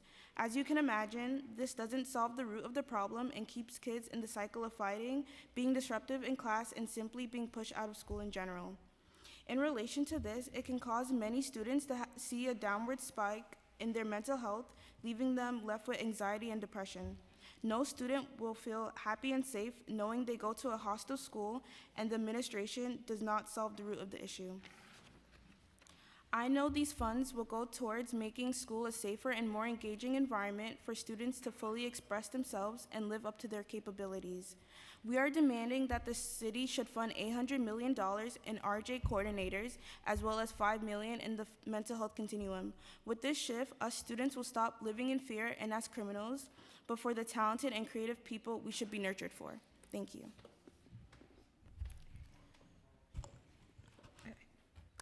Good afternoon, Chair Joseph, students, and members of the community. My name is Nora Ayuba. I'm a student at George Westinghouse High School and a youth leader with the Circle Keepers, and a member of Dignity in Schools Campaign New York, a coalition of over 20 New York-based organizations consisting of students, parents, educators, and advocates who work to create a system of school discipline and safety that is based on mutual respect and problem solving, and to end the school-to-prison pipeline. I am here to call on the city to expand restorative justice and mental health services, including investing $80 million in hiring school-based restorative justice coordinators in 500 schools. I want our elected leaders to support the expansion of restorative justice programs to help eradicate the school-to-prison pipeline, and also to baseline funds needed to support other critical programs that are at risk of being cut, including the mental health continuum. Having been in public school system for half of my life, I have witnessed firsthand how things can escalate from small issues to large fights that do more harm than good. Students spend most of their lives in schools, so it should be a welcoming and inviting environment where they don't have to feel like criminals. I have experienced firsthand how things such as TSA security checks in the morning not only take away time used to learn or just get the school day started, but also make students feel a sense of criminalization. When students are met with these kinds of punitive and policing factors, it shows how this can create or add trauma to students' everyday lives. I still remember vividly, one day I was rushed to pick up my bags during the daily security check. I asked for a bit more time to pick up my things, but I was only met with a harsh response, being blamed for advocating for myself against the school security. This is something that has personally traumatized me and I will never forget, as I broke down in tears. On the other hand, by instead implementing relationship building and meditations and staffing schools with adults who can support kids when there is conflict can help us feel safer.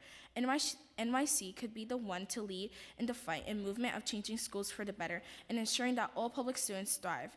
We're here today because we want the city to put in effort to fund restorative justice programs for promoting non-punitive ways of resolving issues in schools. New York City could be the change for the best for all public school students, but that won't happen if our demands aren't met. Thank you.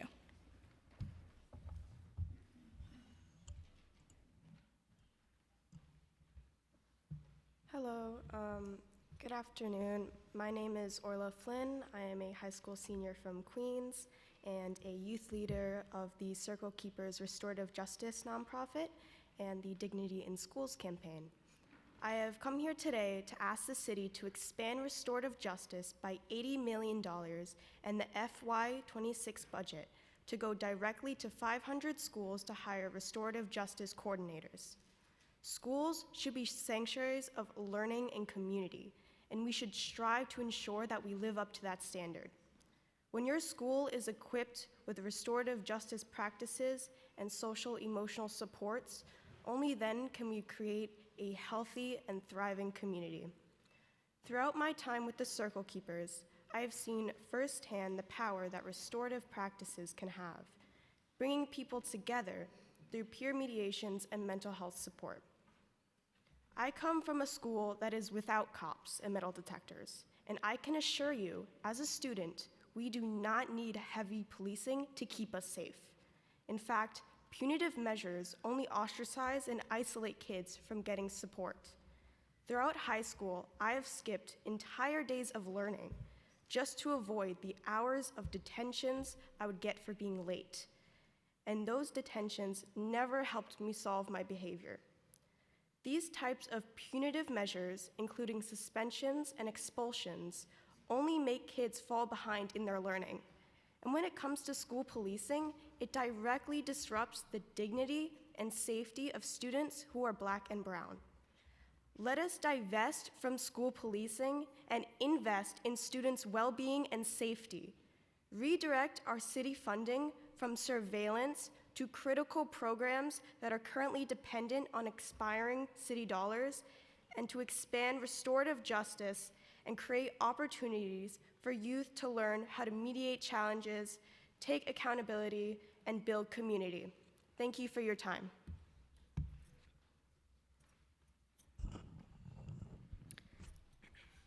Good afternoon, Chairwoman and members of the committee. My name is Hadia Ali, and from PS217 to Midwood High School, I've spent my whole life living and going to school in District 45. I'm a junior in one of the many overcrowded high schools in this city, and I'm here today with the Yaya Network and DSC to stress why funding for restorative justice is not just necessary, but long overdue. When I first learned about restorative justice, it was introduced to me as a way of addressing conflict. And at first, I didn't completely understand the scope of it. But the more I learned, the more I couldn't unsee the ways that my school and many others consistently fail students.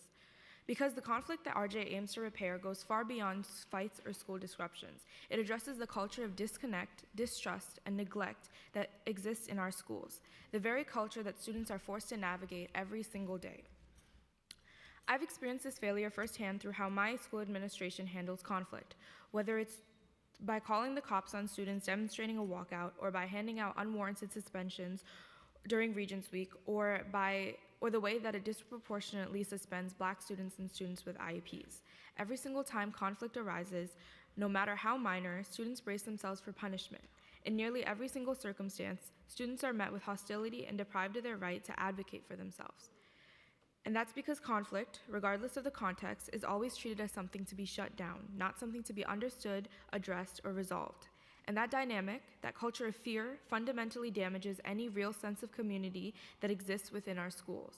It's the reason that students feel disconnected and unheard, and the reason that teachers feel unsupported. Because when schools prioritize punishment over resolution, it prevents growth and understanding from everyone involved.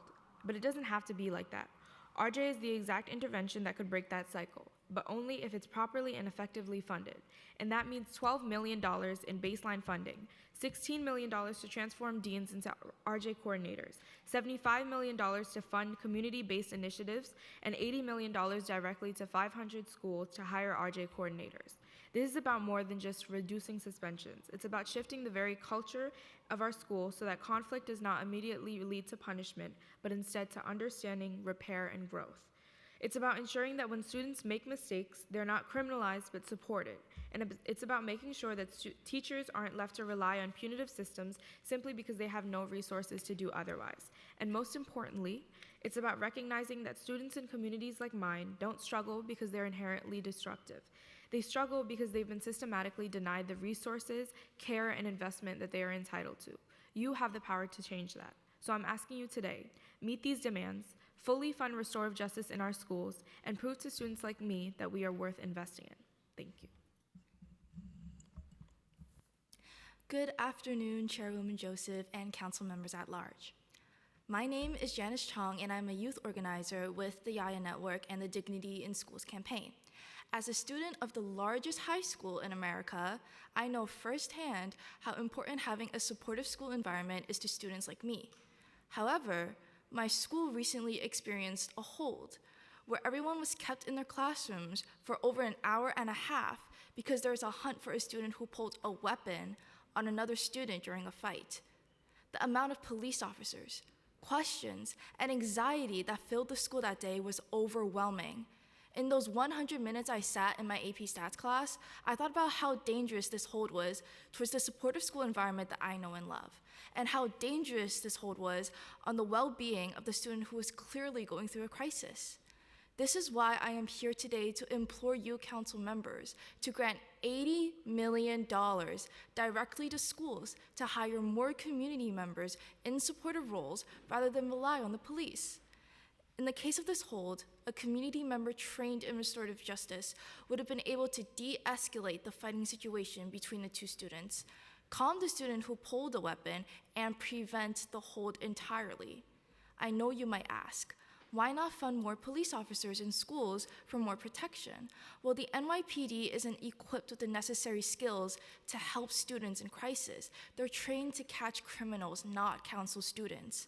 Instead of using a method that predominantly harms students of color, if you grant $80 million towards restorative justice counselors, you will create a more nurturing school environment, which I know you guys all want.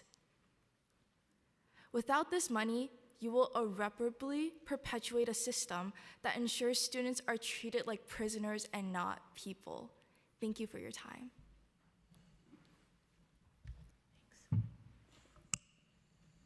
Good afternoon, everyone. I am so honored to be in your presence once again. The heart of the city, that's who you are.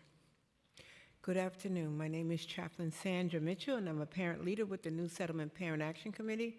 By profession, I am a mental health, behavior health, and substance misuse counselor.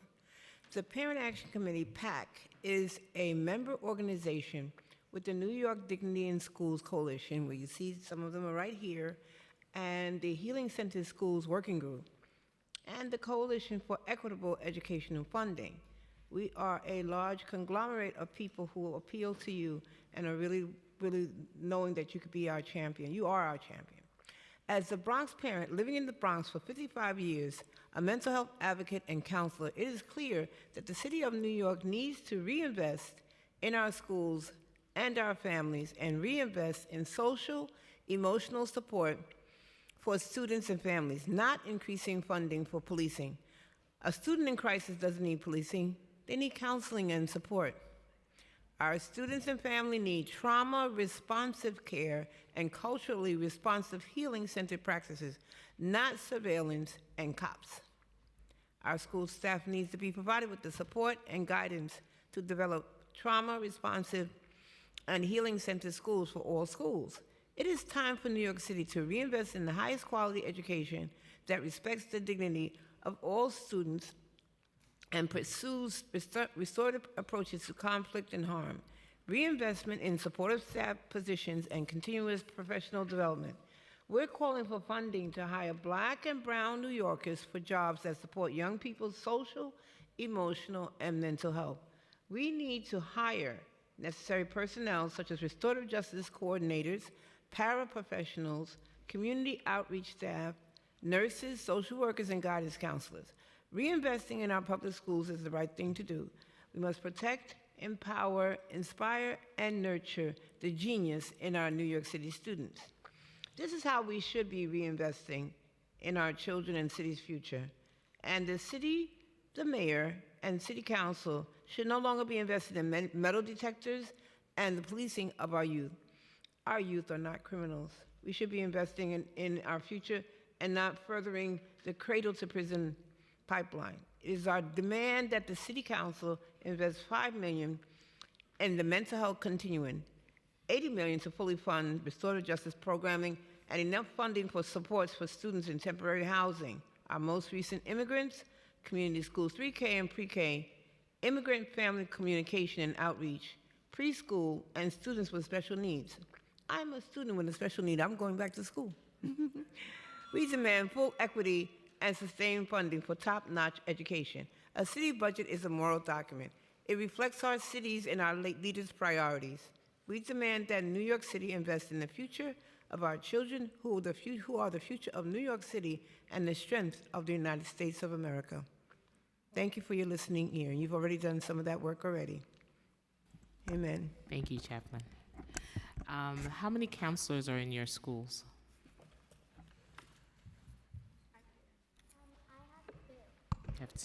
Go ahead, give it a mic. 2. 2. How many? I have in a school of 500 kids, like 3.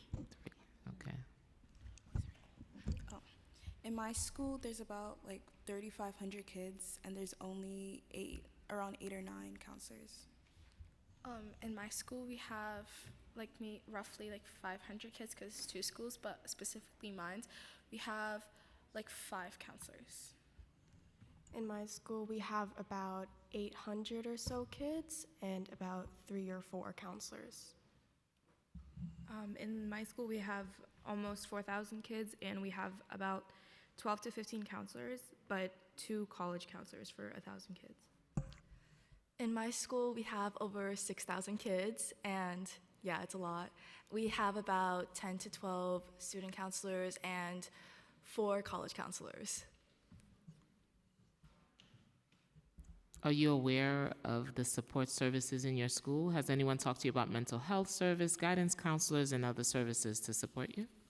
For my school, mental health is very pushed. Luckily, I'm privileged enough that my school has these opportunities, but it's not as expansive as I would like, and it's not as expansive as students would be able to use to really benefit their education.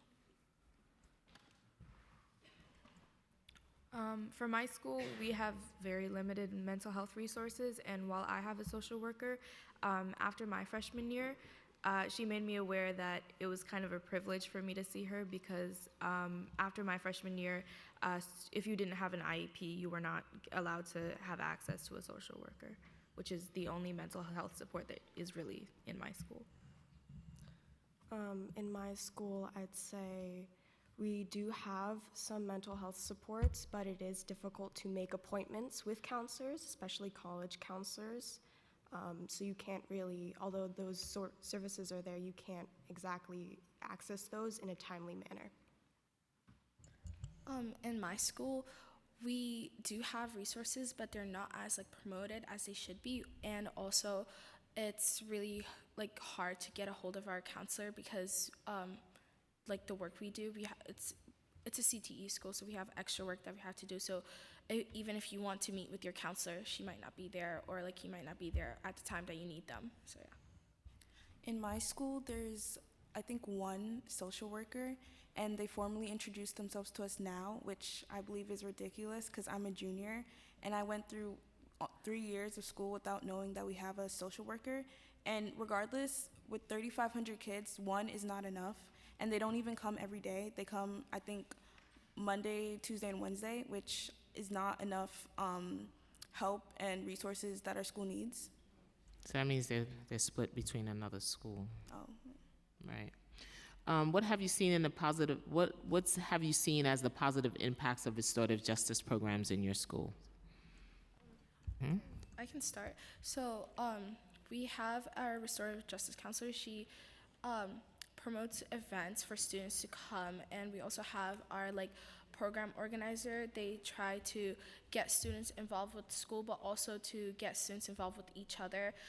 We have some programs that are between grades, so we get to meet with other students, and also we have, I forgot. Yeah, that's all. Yeah. My school has implemented a peer mediation program that I have started with my dean. At the beginning of this year, a lot of the freshmen were having fights for apparent no reason, according to the SSA agents and some teachers. So we just decided to during lunch or maybe when they had a advisory class, we would ask them if they could talk to us. That started up in mid-November, I think. So far, we haven't had a single fight after the one that happened in December. And students are comfortable coming up to us. Suspension rates have lower. I have 3-4 freshmen that whenever they feel like they need to push their anger out on something, they would come up to me and just talk and just come as a friend to me. So in my opinion, it has worked. I see the change in many of the students who have been suspended in the past, and it's just a better environment so far. So yeah.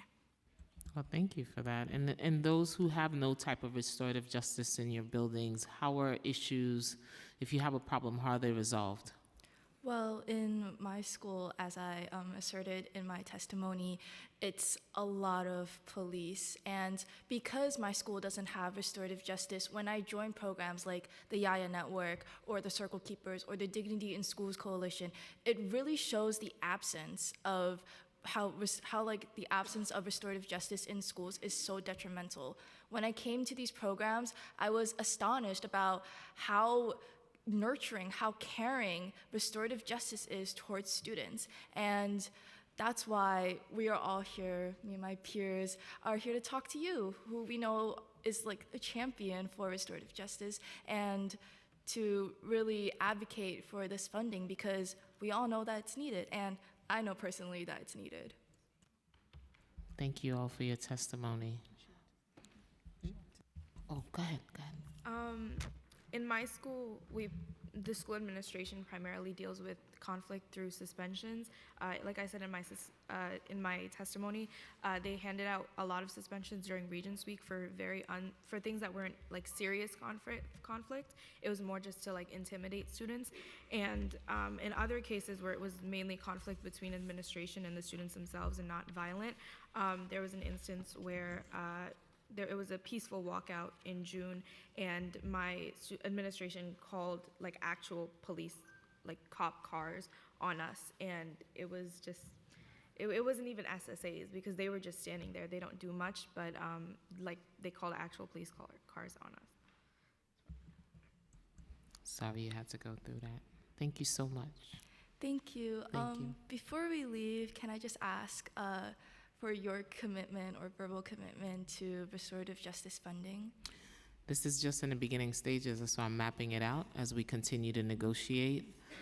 That's why I take feedbacks from young people. I always say, as I build out the budget, it's your voice that really matters. And last year's budget was really, if you look at it, it was really your voices that was in that budget, not mine. So I'm here to listen, take back, and fight when I get in those rooms.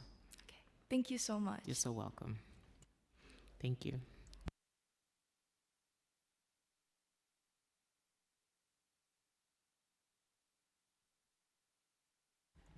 Kira Healy,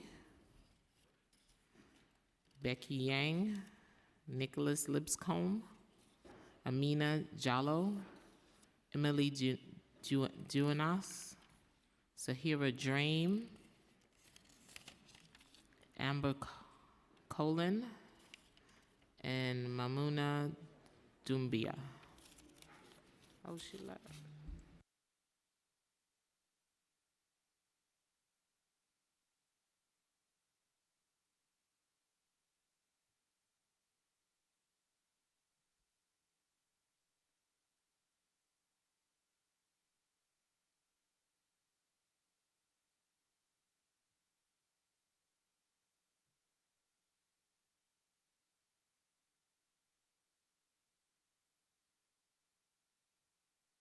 You may begin. We can start on this side.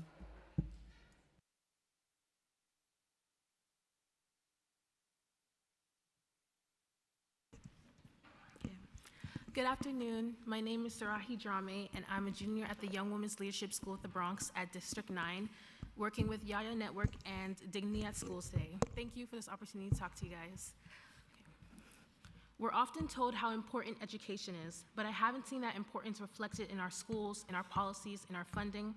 As someone who goes to a school predominantly of people of color, I can't help but wonder how much of a priority our education truly is to those with the power to control it. You know how many counselors I have in my school? 2 to 3 for almost 500 students. 2 to 3 compared to the several police officers. I mean, I see the police officers more than I see the counselors. When I get to school, I don't have access to my counselors when I need them most because they're too busy. This lack of support has had a large effect on my ability to learn when I'm struggling. Sometimes my school will have like random metal detectors that scan us. During those times, my school feels more like a prison than a place of learning. A lot of issues that happen at schools happen because of the lack of preventative measures, such as mental health support. Police officers are trained to enforce laws, but keeping schools safe also involves social issues like bullying, etc. It's hard for our school to feel like a nurturing environment with the presence of traditional law enforcement. The human brain is designed to protect us. So when kids don't feel safe, they fight, freeze, shut down. The internalization of harm grows stronger through suppression and isolation. So when kids get in trouble, we shouldn't meet that with aggression and harsh suspensions. We need to provide healing and compassion. More counselors, mental health professionals, and restorative justice in schools will provide that. When kids feel safe, they not only can but will learn. When I meet with my counselor, I get close to solving my issues, whereas police officers are reactive measures that leave me feeling on edge. I learn better, feel better, and leave better. When schools become locations for healing, they also become locations for learning. Unfortunately, this lack of funding has stretched even more. My school didn't even have a chemistry teacher last year, and many of my classrooms don't even have enough chairs. These are the bare necessities. We shouldn't have to ask and fight for this. We need an educational experience that helps us, heal us, and set us up for success. We deserve so much more than just the lowest acceptable standards. That's why we're here today demanding $80 million to 500 schools, $75 million to community members, $12 million for our baseline, and $16 million to transform deans. It's not just time for more, it's not just funding, but it's not just time for more funding, but for funding to be used the most effective way when it comes to school safety and helping students. No more can we tolerate our ask to fall on deaf ears. Thank you.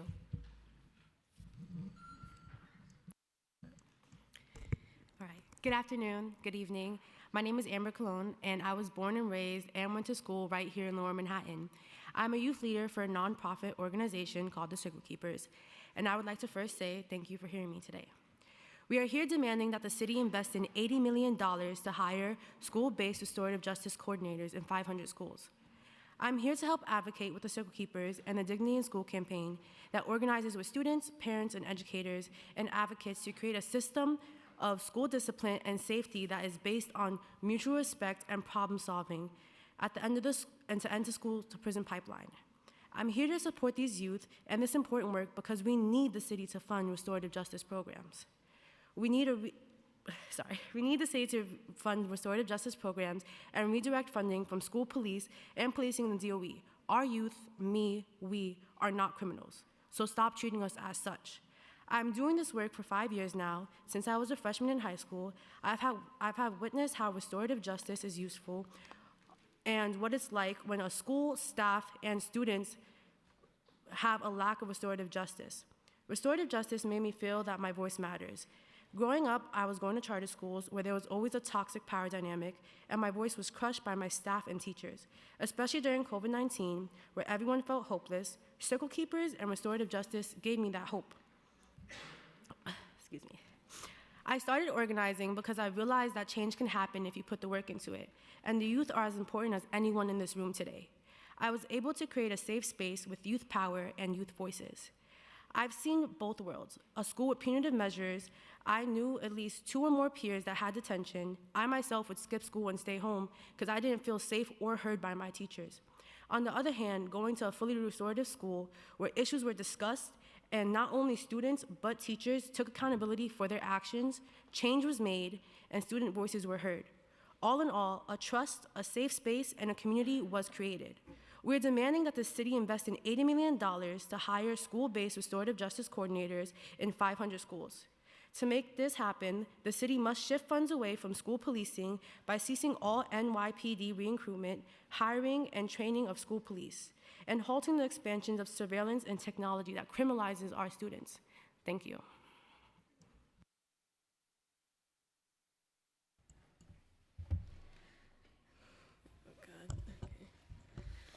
Good afternoon. My name is Kira Ha-Healy. I am a 10th grade student in a downtown Brooklyn school and a leader at the Circle Keepers and a Dignity in Schools coalition. I'm here to talk to you about a personal issue, something that hits home and has affected me deeply for far too long. Students with individualized education plans, otherwise known as IEPs, are being failed by an educational system that legally mandates their support, but consistently falls short in meaningful implementation and over-criminalizes them. And it's all because we are not given the accommodations needed. I am a kid with said IEP, and I am not getting what I need in my school, and it has been going on for over a year. I'm supposed to get speech, but my speech teacher is currently on maternity leave. And because of that, I haven't really been given speech at all this year because my school couldn't find another speech teacher to fill in. I also haven't been getting the special education teacher support services I am required by my IEP, so I am currently struggling in the majority of my classes. I am also supposed to get physical therapy, but I am not receiving that either. And from what I know, the only accommodation I'm getting out of the 4 that I need is counseling. So almost the entirety of my IEP is not fulfilled. Despite federal protections and carefully crafted plans, students with learning differences, neurodivergent challenges, and specific educational needs continue to be marginalized, under-resourced, and denied the fundamental right to an equitable, accessible education that recognizes their unique potential. This neglect not only violates legal requirements, but perpetrates long-term academic, social, and emotional harm for some of our most vulnerable students, limiting our success. And I am here fighting for restorative justice and more supportive programs in schools. We demand the city invest in $800 million to hire school-based restorative justice coordinators in 500 schools, because it's an undeniable fact that we don't provide services to students with disabilities, but we funnel them into the school-to-prison pipeline. And we spend a boatload of money, about $400 million, on police and surveillance, but we can't provide mandated special education. How is any of that okay? We need programming that supports students with disabilities, including concrete transitional plans and pathways towards employment in areas of related services, such as occupational therapy, physical therapy, and speech. And we need this investment now, because the biggest resource we lack is time. Thank you. Good afternoon, Chair Joseph and council members. My name is Becky, and I'm an 8th grade student at IS-30 and a proud member of the Circle Keepers. I'm here to strongly advocate for the investment of $80 million to hire restorative justice coordinators in 500 schools. Restorative justice is extremely important for helping students effectively resolve conflicts, take responsibility for their actions, and strengthen our school communities. For instance, when disputes arise between students, they can engage in a restorative circle. This process encourages open dialogue, fosters understanding of each other's perspectives, and allows them to collaboratively find resolutions, rather than facing punitive school suspensions. Rather than increasing school policing and surveillance, which can make students feel criminalized, let's focus on resources that promote understanding and growth. Hiring restorative justice coordinators will create safer and more supportive environments for all students. Please invest in restorative practices that help us heal and succeed. Thank you.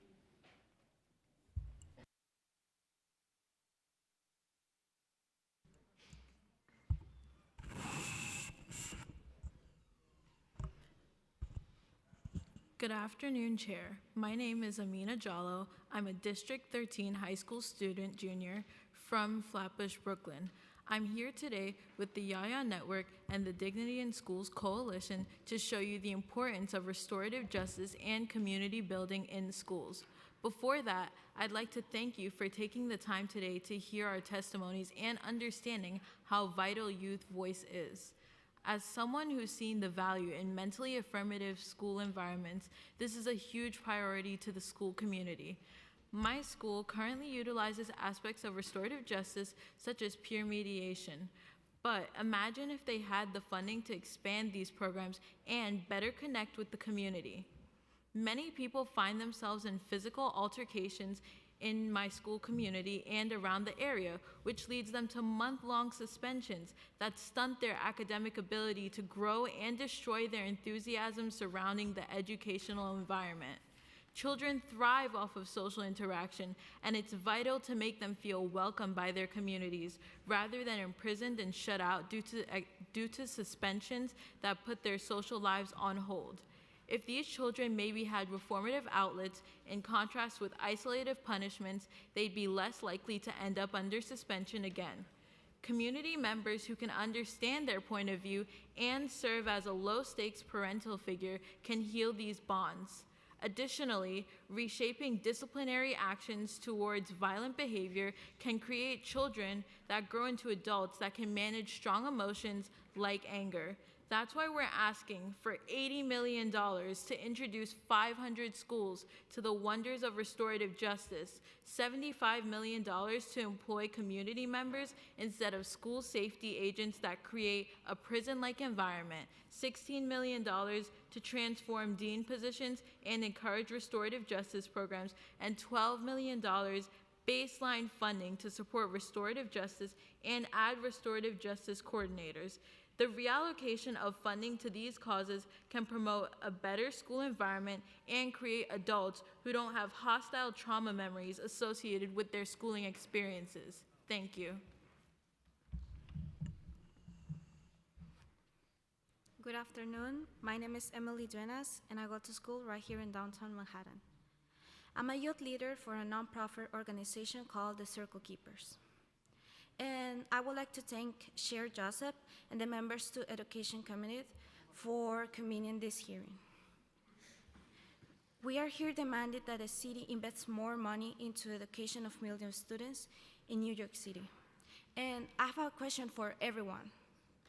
Would you imagine a day where every youth is able to understand and really love school and being able to find new paths in their life?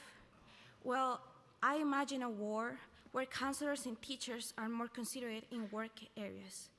By tutoring kids and allow them to have more resources and programs to higher education, we'll create the best part of them, just like me in 7th grade.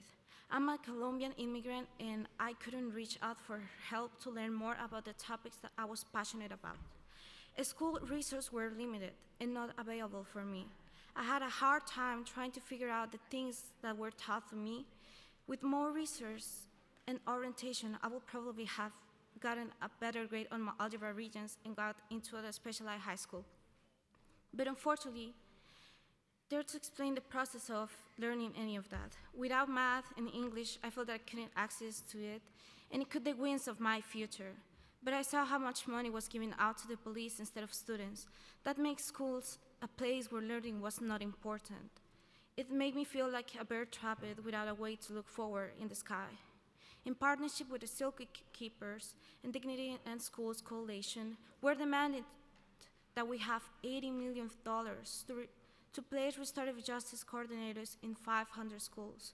We also call for protection of immigrant students and family, baseline $4 million in immigrant family communication.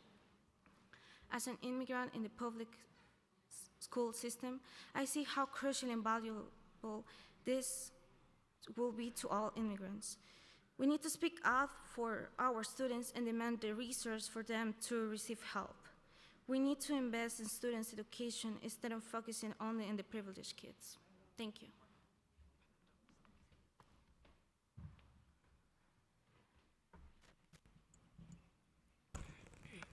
Hello, my name is Mamona Dumbia, and I'm a junior at an NYC public high school. Today, I come from the Yaya Network to advocate for restorative justice. Throughout my elementary school years, I've been suspended 7 times for constant fighting. One altercation occurred when a student had gotten into my bag and ripped my books and threw my lunch away. It got heated to the point where we were physically fighting, and she bashed my head onto the bookshelf. As I bled, my teacher threw me up from the ground, called me a savage N-word. I was only 6 years old. I got suspended, and teachers continued to handle conflicts inappropriately, often picking on Black and brown students. Entering middle and high school, I couldn't help but realize the large-scale impact of the influence of teachers' actions on students' self-esteem. Today, I'm demanding $16 million to provide proper Tier 1, 2, and 3 RJ training. Many teachers' reactions to conflict reflect implicit biases that affects the future of Black and brown students. Restorative justice training and practices between students and teachers makes our schools safer by creating an atmosphere of safety and community acceptance. Students are our next leaders, and to grow their beautiful garden, all plants must be nurtured. Thank you.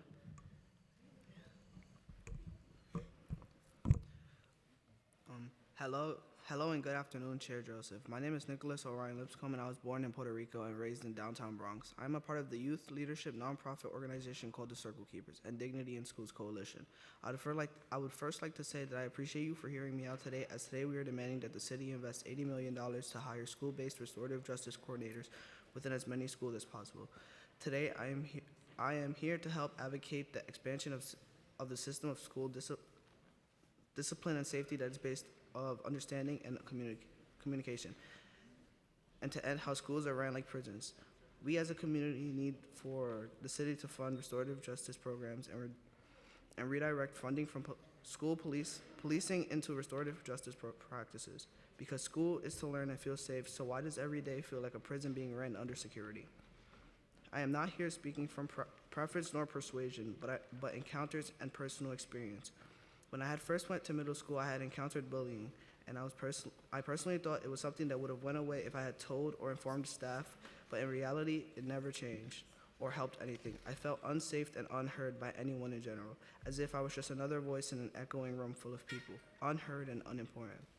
Currently, going into my freshman year of high school, I quickly realized that the feeling of being unheard and unimportant wasn't something that within the school due to my school incorporating a restorative justice program, making me as a person realize that restorative justice should be something incorporated into many of other schools. I joined my restorative justice team because I wanted to make a difference. I wanted to be within a safe space where the youth had some sort of voice, some sort of input, and some sort of power. I've been in schools that had extreme punitive measures, where being suspended was something that happened quite often. I personally got put into positions where that actually happened.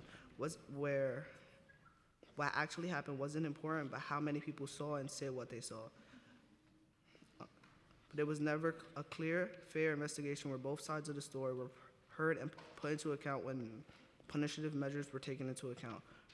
For all, I often looked like overall just a bad kid for anything and everything I did or didn't do. Now going to a mostly restorative justice school where issues were discussed upon both sides of what happened and are taken into account, where teachers' first resolve isn't to call parents to give punishment, but to sit down with the kid and have the kid explain what's wrong. And this is why I'm here fighting for the funding within restorative justice practices within as many schools as possible. We are demanding that the city invest $80 million to hire school-based restorative justice in 500 schools. But for this to happen, we'll shift the funds away from school policing by seizing all police hiring and teaching of school policing, and stopping the growth of surveillance technology to make our future generation feel like criminals.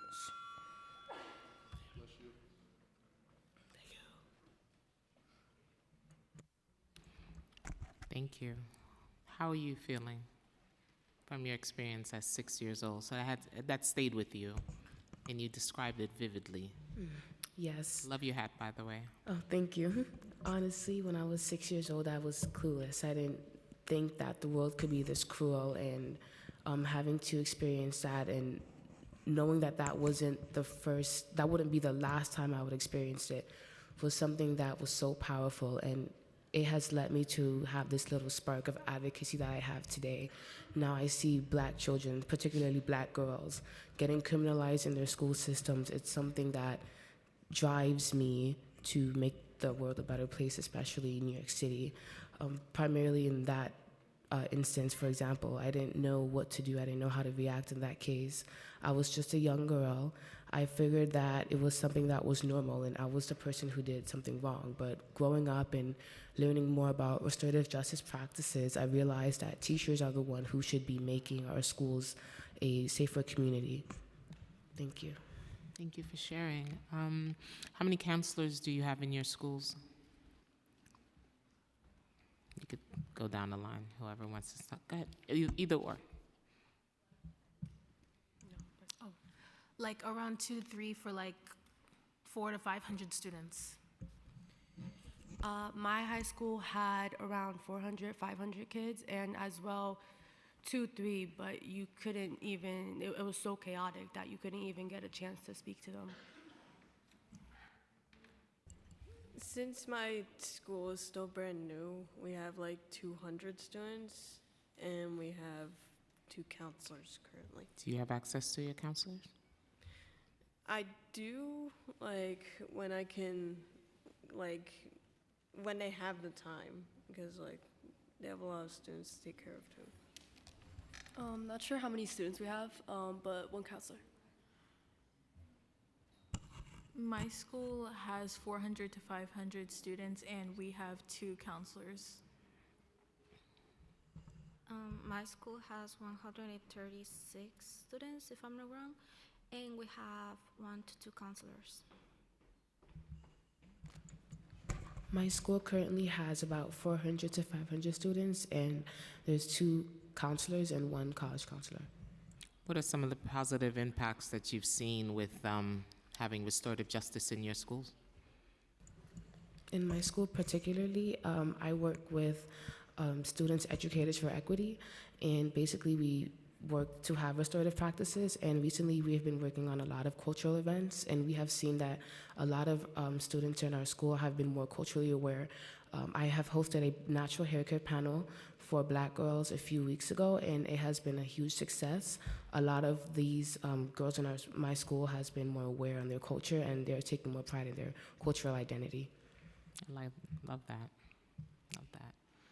In schools without restorative justice, how do you address conflict? So a lot of the time in my schools, they usually address like a lot of the more violent or serious conflicts with suspensions or some type of disruption from their learning. And it's definitely like emotionally taxing to see these things go on. And I could only imagine how much more taxing it is for the children going through it. And I think that punishing them and not exploring their character or what drives them to do some of the things that they do is dangerous to their mental health and dangerous to their character building. For me, I have seen both the best worlds. I went to a charter school for my middle and elementary school, and for high school, I went to a fully restorative school. And I would say for a charter school, the teachers didn't want to do nothing. It would be simple detention or, sometimes even suspension for something that could have simply had a conversation. And they were so easy, and they even had a point system on students.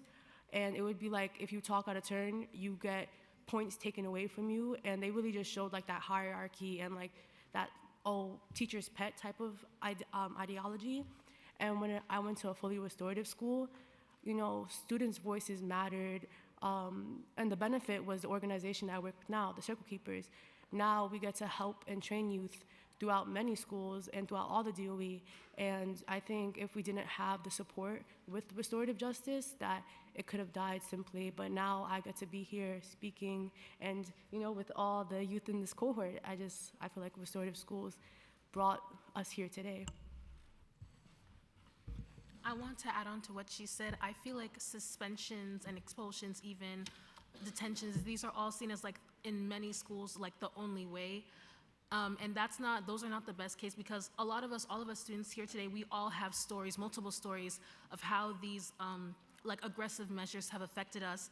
And I just wish restorative justice and I wish there was more emphasis on healing, because when schools are places for healing, they become places for learning. So I wish there was more emphasis on that, because that has been a best effect for us. Like I've seen how, just simply talking out your emotions, I've seen how people have become aggressive to more responsive. So I wish there was more emphasis on that in our schools.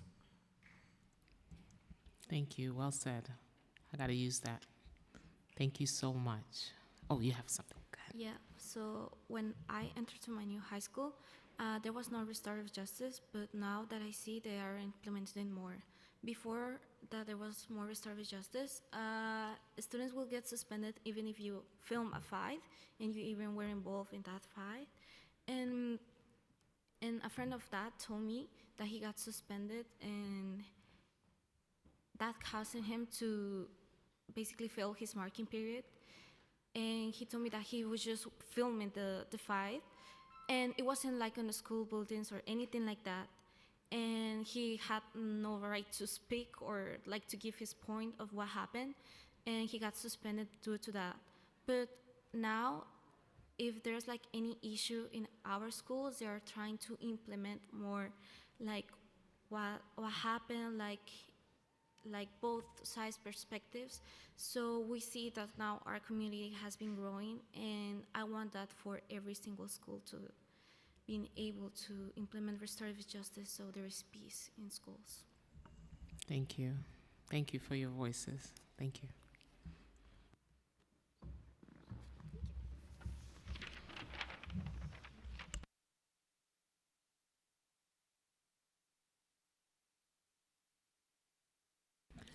The next panel is Alison Cowell, if I'm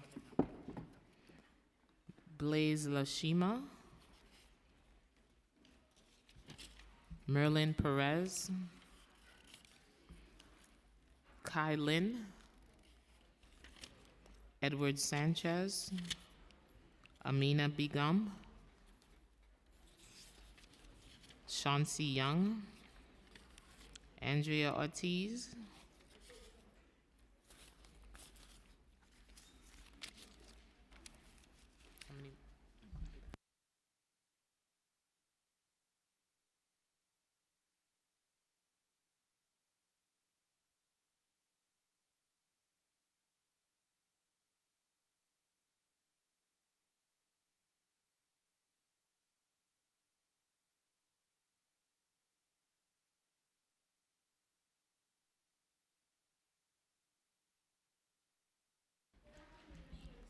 put on your mic.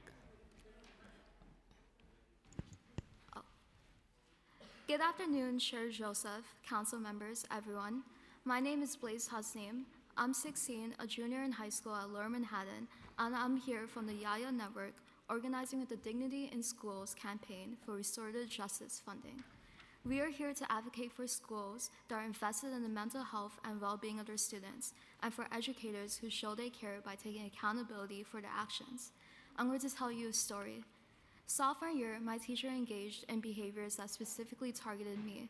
She would single me out in comfortable ways, would inappropriately contact me and write me personal notes, spoke ill of me to other students, and all around it was a terrible experience for me to be in her class. Without doubt, her treatment of me was motivated by the fact that I was the only visibly brown and Muslim student in her class. My own dean had admitted to me that I was treated unjustly, and in her own words, my treatment was racist and emotionally destabilizing. Nothing was done for me after that, and the teacher faced no punitive consequences. She still teaches today at my school, and just last week I had to cross the street in the middle of running traffic just to avoid seeing her and further confrontation. Because of the way my school failed me, I believe our schools need this restorative justice funding. I propose that the city expands school-based restorative justice and mental health services, including investing $80 million in hiring school-based restorative justice coordinators in 500 schools. Additionally, I hope that public schools are given $16 million, which will go to specialized trainings for deans of schools to resolve conflicts like mine, make ongoing restorative justice trainings available for all school staff and to the broader community of students and families, and create and compensate youth-adult restorative practices and equity teams, so our schools would have restorative justice curriculums. It also incentivizes active participation from the youth. The culture of our schools need to shift away from the need and the presence of security guards and cops to supporting the well-being of students through restorative justice-centered staff. I implore you to take the voices of my peers and mine in account. Thank you for your time. Thank you.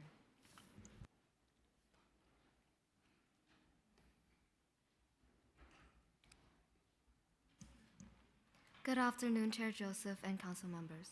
My name is Ashton Chow, and I'm a youth with the Circle Keepers and Dignity in Schools Coalition. I go to a relatively small school in Bay Ridge called IS-30, but there's still not even one restorative justice coordinator. Just last month, there was a fight between my friend and a new student, but rather than guidance and proper measures being taken, they were both threatened with suspension. Of course, this might not seem like an issue, just kids fighting over some nonsense. But they were friends before this, and the way this situation was handled drove a deep wedge in their relationship. Now, some might think more police or surveillance would help prevent this from happening at all, but instead of keeping us safe, it makes us feel like criminals in a place where community and security should be fostered. Even now, I'm still facing the repercussions of the fight, and I wasn't even involved in it. If even I, a mere bystander, can see what these punitive measures do to the school environment, then shouldn't you? This is why I'm here today. We need you to grant $80 million to schools citywide to not only hire, but train more restorative justice coordinators in schools. Instead of continuously funding the police, fund us as the future of the city. Thank you.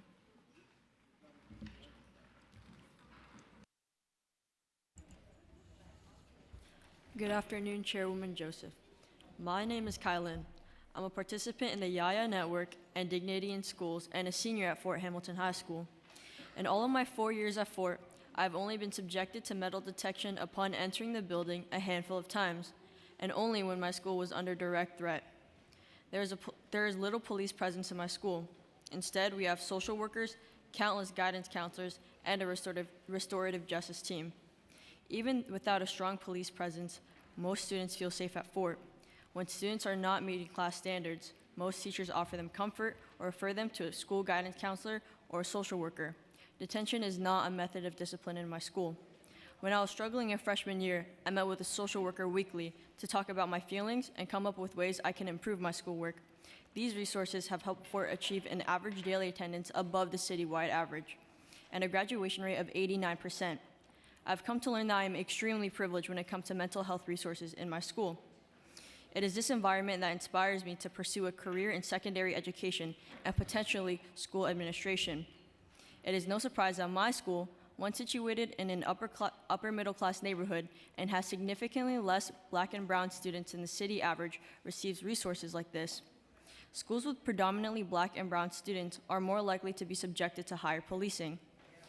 These schools receive a lack of mental health and restorative justice resources. This discourages students' performances academically and also promotes the school-to-prison pipeline. It is for this reason that I believe $80 million should be funded directly to 500 schools to hire community members to take on supportive positions in our schools based on the needs of students. Positions like youth advocates, parent coordinators, paraprofessionals, community outreach coordinators, counselors, and social workers. These individuals should be hired instead of new police officers. If my school can receive proper resources, so can others. Schools with predominantly Black and brown students should not be redlined. Thank you for your time.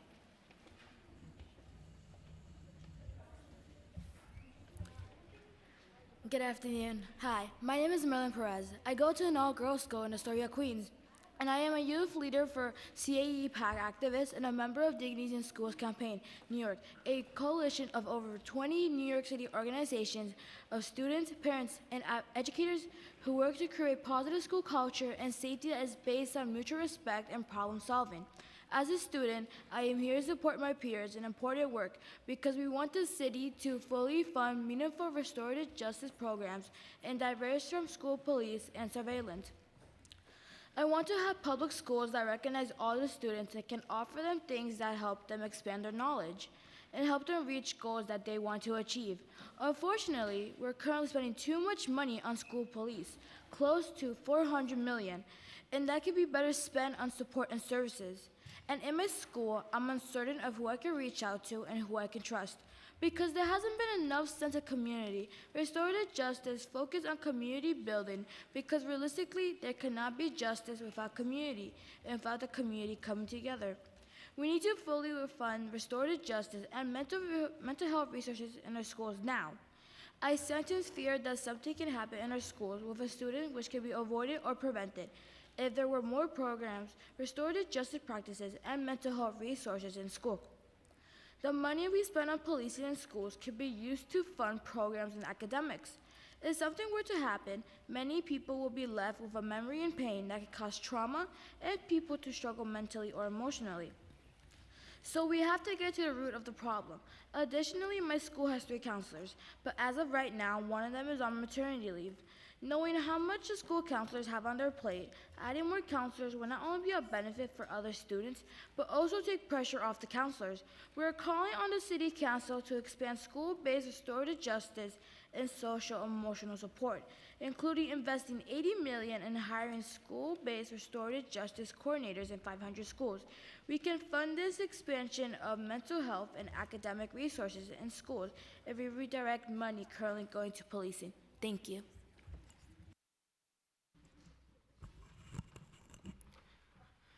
Thank you for your time. My name is Edward Sanchez. I am a CUNY political science student at Brewer College, a recent graduate of New York City Public Schools, and a youth leader at Citizens Committee for Children of New York and the Coalition of Equitable Education Funding. I am testifying today on behalf of Coalition for Equitable Education Funding, a group of more than 120 organizations advocating for the resources needed to ensure every student receives a high-quality education, with the focus on those who need the most support. While we appreciate that the administration and the City Council made significant investments in the fiscal year 2025 budget to continue essential education programs that had been at risk of ending due to expiring funds, we are concerned that a number of these programs are currently funded for 1 year only, meaning the funding will expire at the end of June unless city leaders extend funding in the fiscal year 2026 budget. Unless the city acts, here are some of the important education programs and services at risk of funding cuts. 3K slots for thousands of young children, $112 million. Preschool special education classes for hundreds of young children with autism and other disabilities, $55 million. Extended day 3K and pre-K seats, $25 million. Outreach efforts to help ensure families are aware of early childhood programs, $5 million. More than 50 community schools to provide wraparound support to students, $14 million. Restorative justice programs to help students stay in school and resolve conflicts instead of being suspended, $12 million. The mental health continuum to provide mental health care to students at 50 high-need schools, $5 million. Immigrant family outreach to help ensure families receive information about their child's school in a language and mode they can access, $4 million.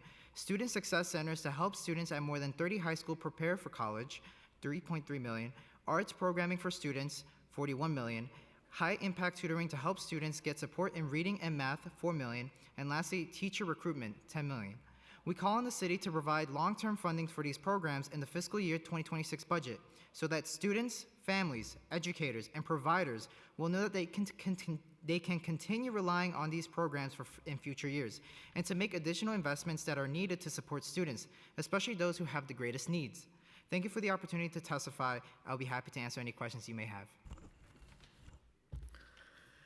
Hello, my name is Andrea Ortiz. I represent the Dignity in Schools New York, a coalition working to foster mutual respect, care, and problem solving in our public schools. DSC calls on New York City to expand restorative justice by $80 million, create protections for immigrant students and families, and baseline mental health continuing at $5 million, restorative justice at $12 million, immigrant family communications and outreach at $4 million, and other critical education programs currently under threat of being cut. This is all possible by redirecting money currently used for surveillance and policing towards the healing-centered responses and staff our community desperately needs. Sadly, Mayor Adams' hyper-austerity, brutal policing, and anti-immigrant policies have been just some of the ways that this administration is failing BIPOC communities, and especially youth. Adams' proposed cuts are unnecessary, as demonstrated by the council's forecast, which includes $3 billion in new revenues and underspending. This allows for the full restoration of all critical education programs and even needed expansions for programs like school-based restorative justice and the mental health continuum, which have already been successfully piloted and now need to be expanded. We join with the Coalition of Equitable Education Funding in calling for the city to baseline funding for these programs so students, families, educators, and communities can continue relying on them without the fear of them randomly being taken away. These programs are critical to ensure the dignity and safety of Black, brown, immigrant, trans, gender, non-conforming, queer, low-income, and students with disabilities. We call on New York City elected officials to expand restorative justice and mental health services, including investing $80 million in hiring school-based restorative justice coordinators in 500 schools, protecting critical programs currently funded with expiring city dollars, redirecting money away from school policing. Simply by not hiring any more school police, New York City could save up to $90 million in one fiscal year and use those funds to hire more community-based positions in schools. And additionally, New York City must protect immigrant students and families from the President Trump's mass detention and deportation plan, including strengthening immigration preparedness policies, offering comprehensive training for students, staff, and families, enhancing data privacy and security protections, and passing Intro 7098 to eliminate the New York Police Gang Database. Thank you for the opportunity to testify. Is the $80 million for restorative justice in addition to $12 million? Yes, so the $12 million that is currently allocated for restorative justice is mostly being utilized through a central-based program, and the $80 million we're calling for would be a school-based addition to the centrally run program that would allow for each school to get that money directly and be able to hire a school-based restorative justice coordinator. Okay, thank you for the clarification. How many counselors, I know you talked about how much resources you have in your school while your other classmates or your friends you made along the line lack the resources that you have at your school. So how many counselors do you have at your school? I have about 600 students in my school, and we have 8 counselors. But usually those counselors are also college counselors, so that means that resources are limited. How long does it take you to see a counselor if you were to ask to see one? I'm privileged enough to have a personal relationship with the counselor I do have, as I've known her since freshman year. And so that means that dropping by her office is pretty easy for me, an accessible, I guess, venture. But for other students, this might not be the case. Okay. Are you aware of any support services in your school building? That could go for anyone on the panel. Has anyone talked about mental health services, guidance counselors, and other services to support you? I wasn't aware of my guidance counselor until around 7th grade. And that was only because she was hired when I was in 6th grade. So throughout, my school is a conjoined school, so it's elementary and middle school. So throughout my elementary years, I did not have a single guidance counselor or mental health resource. Anyone else? No? What are the impacts of having restorative justice in your buildings? As of right now, there really isn't anything related to restorative justice in my school. That's why I applied for outside. So as of right now, I'm with the CAE, the Center of Anti-Violence Education, where we meet once a week and we talk about different things like violence in our city or ways we could prevent these stuff. So that's why I attend the program I attend today, because as of right now, my school doesn't have anything related to restorative justice. Mm-hmm. Go ahead. So even though I said that my school has a restorative justice team, it's not well known in my school. My school has 5,000 people, and I'm pretty sure it's only second to Brooklyn Technical High School. However, I would like to mention a conflict that happened between peaceful protesters who walked out of our school and the administration. So we had several walkouts, and after each walkout, more and more NYPD cars came, and at a certain point, there were more NYPD officers than there were protesters. And only until students who were organizing the walkouts met with the administrators was something achieved. Then we were able to get our demands, and they were able to filter how many walkouts we had. There has definitely been less ever since we had that meeting, so it goes to show that instead of using police to stop our walkouts, having a conversation with us and compromising with us is more effective. So what did you walk out about? For the genocide in Palestine. Okay. I would like to add on to Kai. My school has a restorative justice curriculum. We have emotions and equity classes that start freshman year, where student leaders basically teach the freshmen basically anything about emotions and equity. The thing about our school is the fact that this is an initiative that was taken on by our principal, and this is not funded by New York State. And so that's why I believe that it hasn't been as successful as it could be. And that's why we're here today, to basically ask you for that funding. So you've seen models, just that some of the models are not successful. Yes, I believe that it's not as sustainable as it could be if it was given enough money. And I like to add on that the student leaders who do sign up are being paid by this opportunity, and that's why we have so many student leaders with us. Just to quickly add on, I am a former graduate of Fort Hamilton High School. I graduated in June of 2021. Now, the type of resource that they have now is incredible, of course, over the years. However, even when I was there, the population was around 4,600 and we only had 2 social workers for 4,400 students, and especially during a time during COVID that they didn't increase. A majority of my friends who requested or want those type of services never got it, although I know it's still not enough in Fort, because there's 5,000 students, and it's the population ratio between social workers and students is immense, and you can see it across every other public high school in New York City. Thank you.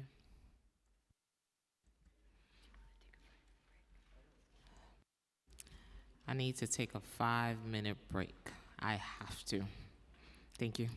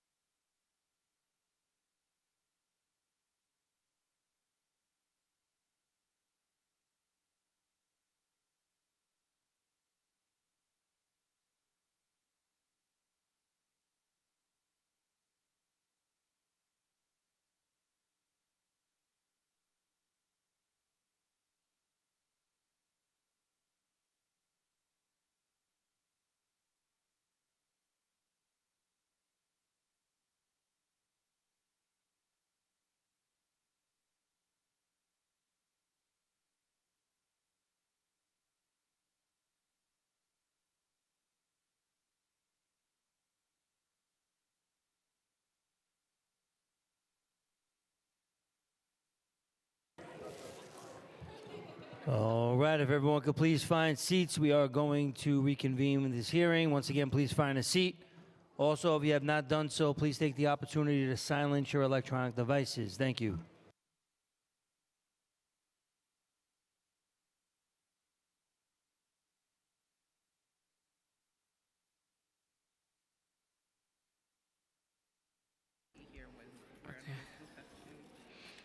The next panel, Imani Wilson, Martin Urbach, Janaya Witherspoon, Anayel, I'm not sure, Santana.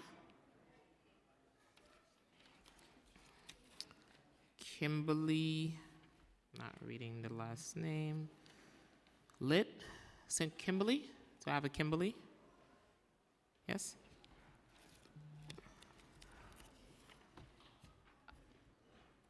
Abra Bouillon.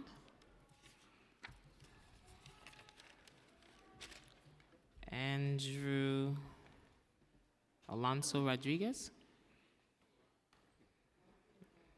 Andrea, I couldn't read it.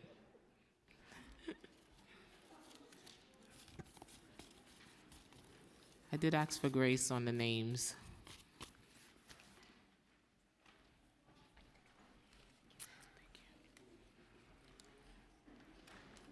Did I call everybody? Did I call everybody? All right, ready? You may begin. Thank you. Good afternoon. I'm glad and appreciate that you're still here. Thank you. My name is Ann Janelle, and I am a senior at the Academy for Excellence in Leadership with Make the Road New York and a youth leader at our Student Success Center. As a youth leader, I help seniors apply for college and discover their career options. Our Student Success Center in Bushwick was the first to open in the city in 2007. After Black and brown students designed it and fought for it, since the city was not providing their schools with the resources and support needed to go to college. There are now SSCs at close to 40 high schools across the city, helping more than 16,000 students figure out their future. SSCs help support first-generation college students, immigrant students, low-income students, and students of color who for years have not gotten the support they need and deserve from the city to support them on the path to college. The Student Success Center has been transformative and crucial to my personal and academic growth. I discovered the SSC in 2023 and fell in love with the help they offered to my peers applying to CUNY, SUNY, FAFSA, and more, as well as how organized they were with their peers' information. Now I get to be part of the experience by attending training to educate myself and how to help my peers and myself. It has provided me with a unique opportunity to explore my strengths and interests in ways I never anticipated. Through various workshop discussions and one-on-one mentoring sessions, I gained valuable insights in my future and uncovered new dimensions of my potential. Before discovering the center, I often felt uncertain about my path and overwhelmed by my choices. However, the supportive environment created by caring mentors and engaged peers has made all the difference. They invested their time and energy in my success, fostering a sense of belonging that ignited my aspiration. With their encouragement, I began to set meaningful goals and, most importantly, develop the confidence to pursue them. After graduation, I plan to attend college and study nursing at CUNY. The nurturing atmosphere of the center allowed me to dig deep into my academic career interests and push beyond my perceived limits. I explore new opportunities that I have never considered myself before. And as I faced challenges, I learned to approach them with resilience. The SSCs became an essential space for me where my aspirations were nurtured, where I cultivated my dreams, and where I was empowered to strive for excellence. This journey has shaped my future and equipped me with the desire to contribute positively to my community, aspiring others to pursue their goals just as I have. If we no longer have fundings for the SSCs, my peers will not have the same support I received with my post-secondary process. We need the city to commit $3.3 million this year to support Student Success Center across the city. By investing in this center, you are investing in the future of thousands of young people throughout New York City. Our schools and communities deserve the same transformative experience I had as a student and a youth leader for years to come. Thank you.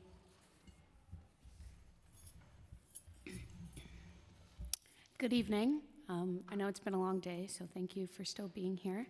My name is Janiyah Witherspoon, and I was born and raised in Brooklyn, New York, and I'm a current master's student of social work at the Silverman School. I am the co-founder and director of Youth Voices at the Circle Keepers, a nonprofit organization I co-founded as a 10th grade public student alongside my restorative justice coordinator. I'm here alongside the Circle Keepers and the Dignity in Schools campaign, New York, to advocate for a school system that prioritizes respect, problem solving, and student support over punishment and criminalization. At Harvest Collegiate, restorative justice wasn't just a program. It transformed our school culture. Students trusted the process because it worked. Instead of punitive discipline, conflicts were met with dialogue, accountability, and repair. That environment shaped me.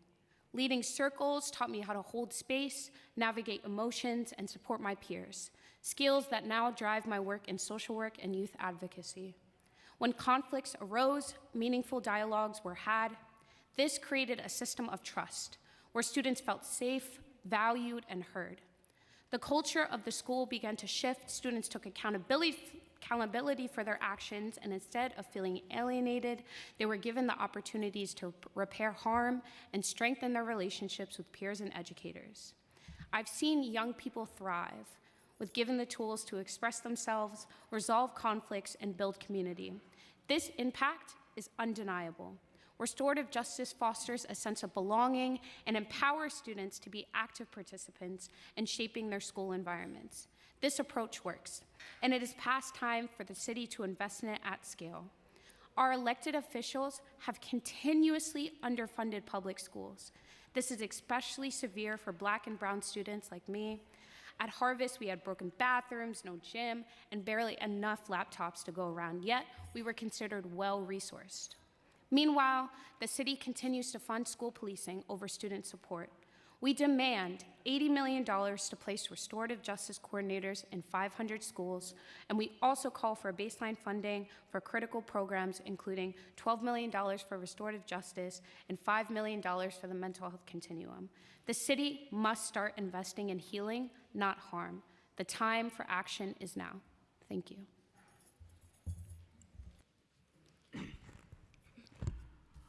Good evening. My name is Abrar Bhuyan. I'm in 11th grade and a student at a community school in Bushwick with Make the Road, New York. I'm also a restorative justice youth leader at my school. I'm here to show you how important restorative justice is in school and prove that the city should listen to students when we stand up for full RJ funding and acts to demilitarize schools. In my school, we are immediately met by metal detectors and school safety with mysterious, ominous black belts. When we arrive at school, we should be welcomed by our community, by our teacher, who are greeting us with positive affirmation. A citywide student-centered commitment to restorative justice means building community safety and responding to harm when it occurs. We are calling on the city to protect the funding for restorative justice in our school and also expand it to make sure all students have access to school-based restorative justice. Funding should also be included for students to lead restorative justice in their schools. By being an RJ youth leader, I have learned that the core of RJ is building healthy relationships. Schools right now are not focused on community, and that is why we have low attendance rate, lowest test scores, and more conflicts. RJ creates a safer, more respectful environment where people feel heard by encouraging everyone to understand each other's feelings and work together to make sure things make sure things right. RJ reduces repeated behaviors because it helps students develop social and emotional skills. I urge you to invest in RJ programs in schools because it creates positive and supportive environments for students instead of a punitive, punishment-based environment. Unlike suspensions and school police, RJ focuses on understanding, accountability, and healing. RJ not only focuses on behaviors, but also builds essential skills like empathy, communication, and conflict resolutions. So by funding RJ programs, we are investing in a healthier, more respectful future for students and our city. Thank you. Good afternoon, everyone. My name is Kimberly Gill, and my pronouns are she, her. I'm in the 11th grade, and I go to the Brooklyn School for Social Justice in Bushwick with Make the Road. I am also a restorative justice youth leader at my school. I'm here because I want to let the city know how important restorative justice is in school, and that students want the city to fully fund restorative justice and divest from school police. Discipline and policing creates barriers to learning and violates the safety of well-being of students, particularly Black, brown, immigrant, and trans young people, who are targeted most by school police. I have seen this firsthand when people of my campus community have been judged and assumed to have malicious intent because of racial stereotypes. I have seen administrators segregate and ridicule students because of the language they speak, and in turn, I have seen those students come to school less and less. I have seen school safety challenge and harass students of color who don't speak English more than students who do speak English. If students used RJ with administrators and school safety, we could interrupt the school to prison pipeline. Restorative justice programs teach accountability and empathy. I have seen RJ give students confidence in coming to school and having trust in our community to face unfamiliar situations, eventually building trust in themselves to face the day. The RJ program at my school has allowed me to create community with peers and teachers, from self-regulation and meditation skills, and to be part of a new family that I know cares for my education. I feel safer at my school because I am an RJ leader. Please fund and expand funding for restorative justice in all schools. Please show us that you care about us, the youth of New York, by creating accountable, safe, and caring schools through restorative justice. Thank you. Good afternoon, everyone. My name is Andrea Alonso Rodriguez, and my pronouns are she, her. I am in ninth grade, and a student at a community school in Bushwick with Make the Road, New York. I am also a restorative justice youth leader at my school. I am here because I want to let the city know how important restorative justice is in schools, and that students want the city to fully fund restorative justice and divest from school police. While being an RJ youth leader, I've learned better ways to communicate, how to be accountable for my actions, and how to de-escalate conflicts within my peers. I have firsthand experience in seeing my community at school grow because RJ has given me more confidence to make new and strengthen my old relationships. I've noticed in myself that I want to come to school more. It is terrible that the current budget Mayor Adams is proposing would cut funding for restorative justice and important programs like community schools and student success centers. While prioritizing school policing and surveillance technologies, this proposal does not feel like it is for us, the students. Restorative justice supports students instead of punishing them. It helps address the root causes of behavior, keeps students engaged, and teaches accountability. RJ has built empathy, and instead of pushing students behind with suspension, RJ has given me more direction, and I can see how RJ gives my peers tools to succeed and build a better future. I believe that New York City has an opportunity to be a leader in the U.S. by investing in practices that support young people and divesting from practices that criminalize them. More funding for school safety officers does not make us safer. Students demand real safety. I have seen that RJ can keep us safe. It keeps students engaged in their education, reduces repeat offenses, and creates a safer, more supportive school environment. And by investing in RJ means investing in the future of our youth and community. Protect funding for restorative justice in school, move money away from hiring and training school police, and stop the funding for surveillance technology. By not hiring any more school police right now, New York City could save up to $100 million in 1 year. And that money could fund community-based sustainable RJ approaches to safety. Thank you for your time.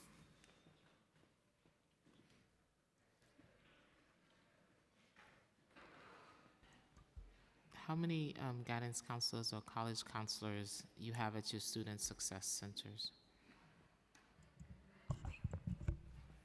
In the school, we have 350 kids and 2 counselors and two college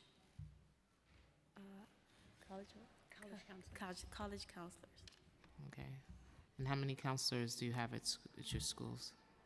In our school, we have 3, but there's 425 students. How many students? 425.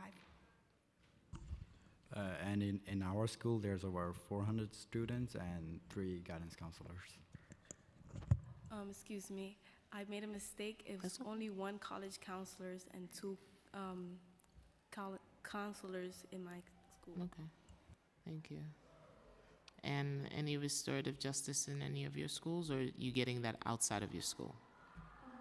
It's mostly in our schools. I feel like I haven't seen it as much outside.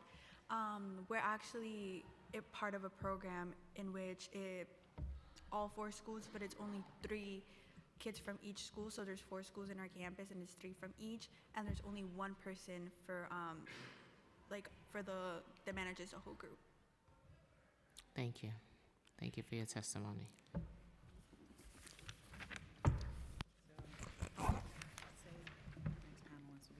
Trinity, and then followed by these people so that they're there. Okay. And ready. So Trinity is next. The next person will be Trinity on Zoom, and the following come to the panel. Sebastian Espinal, Holiday Woodside,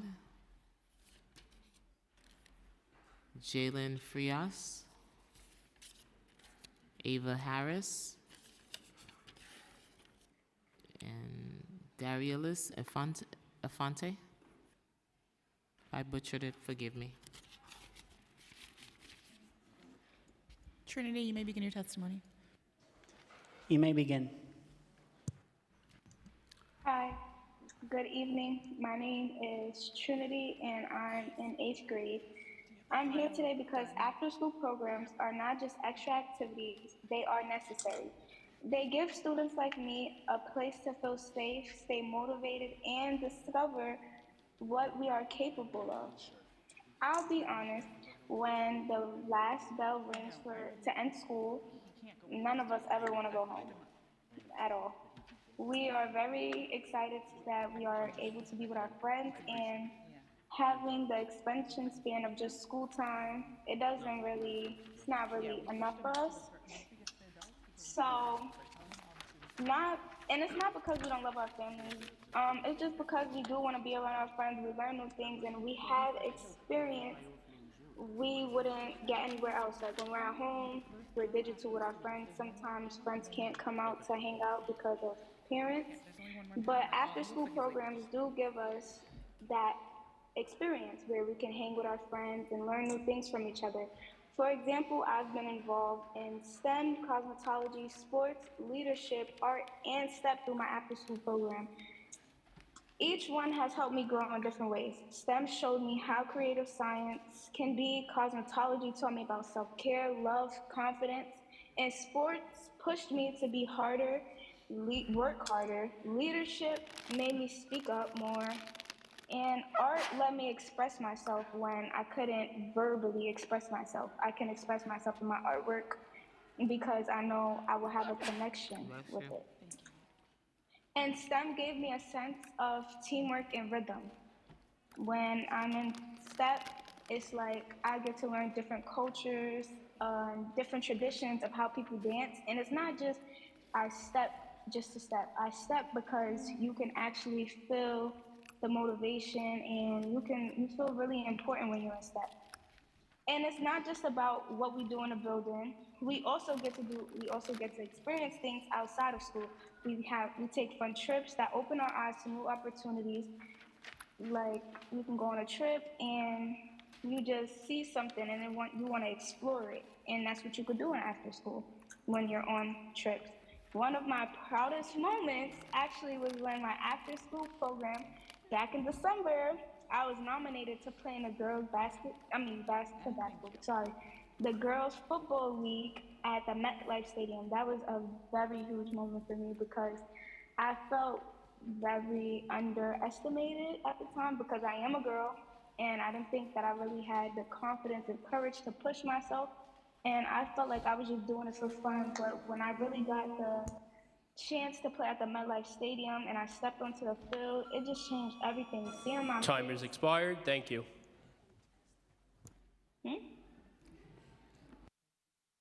Thank you, Trinity. Hello? Can you hear us? Oh yeah, go ahead, sorry. Thank you for your testimony. I hope you had a great time. I'm going to come back for questions. Don't leave. Oh, okay. All right, go ahead. Hi. Hello, my name is Sebastian. I'm a senior in a community high school in Brooklyn. My pronouns are he, him, and I'm a proud youth leader with Make the Road New York and the Urban Youth Collaborative. Our schools should be places of learning, growth, and opportunity, not fear and punishment. Our schools should be, Mayor Adams continues to fund hundreds and hundreds of vacant school cop positions while the programs that support we care about are facing cuts. The lengths our city is willing to go to criminalize us black and brown youth never fails to amaze us. This week, the U.S. Education Department cut nearly 50% of its workforce. This is a straight-up attack on all youth, all young people, and their right to education. These cuts will eliminate protections in place for black, brown, immigrant, and trans youth like us.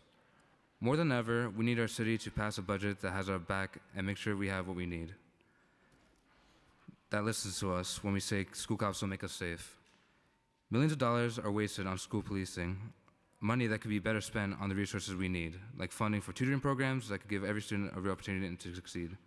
We need teachers and support staff that gives every student a real who can help us. Sorry. We need teachers and support staff who can help us more. Our schools also need up-to-date technology and textbooks, and we cannot learn from outdated and falling apart materials, of course. Services and programs that we count on, such as community schools, restorative justice, mental health continuum, and student success centers, are at risk of being cut from the budget this year. That is not okay. We need New York City to do better and step up. School policing has never made my school feel safer. Instead, it created an environment where students feel watched, controlled, and criminalized. For undocumented students, it's even worse, knowing that school police can collaborate with ICE means that one wrong move could put their entire families at risk. Even for those of us who are citizens, police in schools mean being treated as suspects instead of students. I know it's because it's happened to me before. I've been stopped, searched, and delayed from getting to class by school police.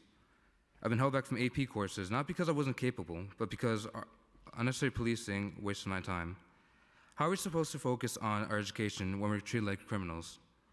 How can we grow when we're met with suspicion instead of support?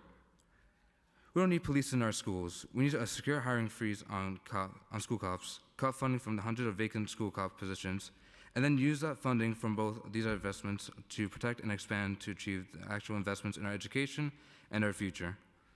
Investments such as restorative justice, mental health, and other staff and practices that help students learn and thrive. These are the resources that uplift students instead of criminalizing them. We need proper clubs and training to help advance students in aspects besides education and prepare them for the real world. We deserve an environment where we feel safe, encouraged, and empowered to succeed. And we need you in City Hall to help us get there. Thank you.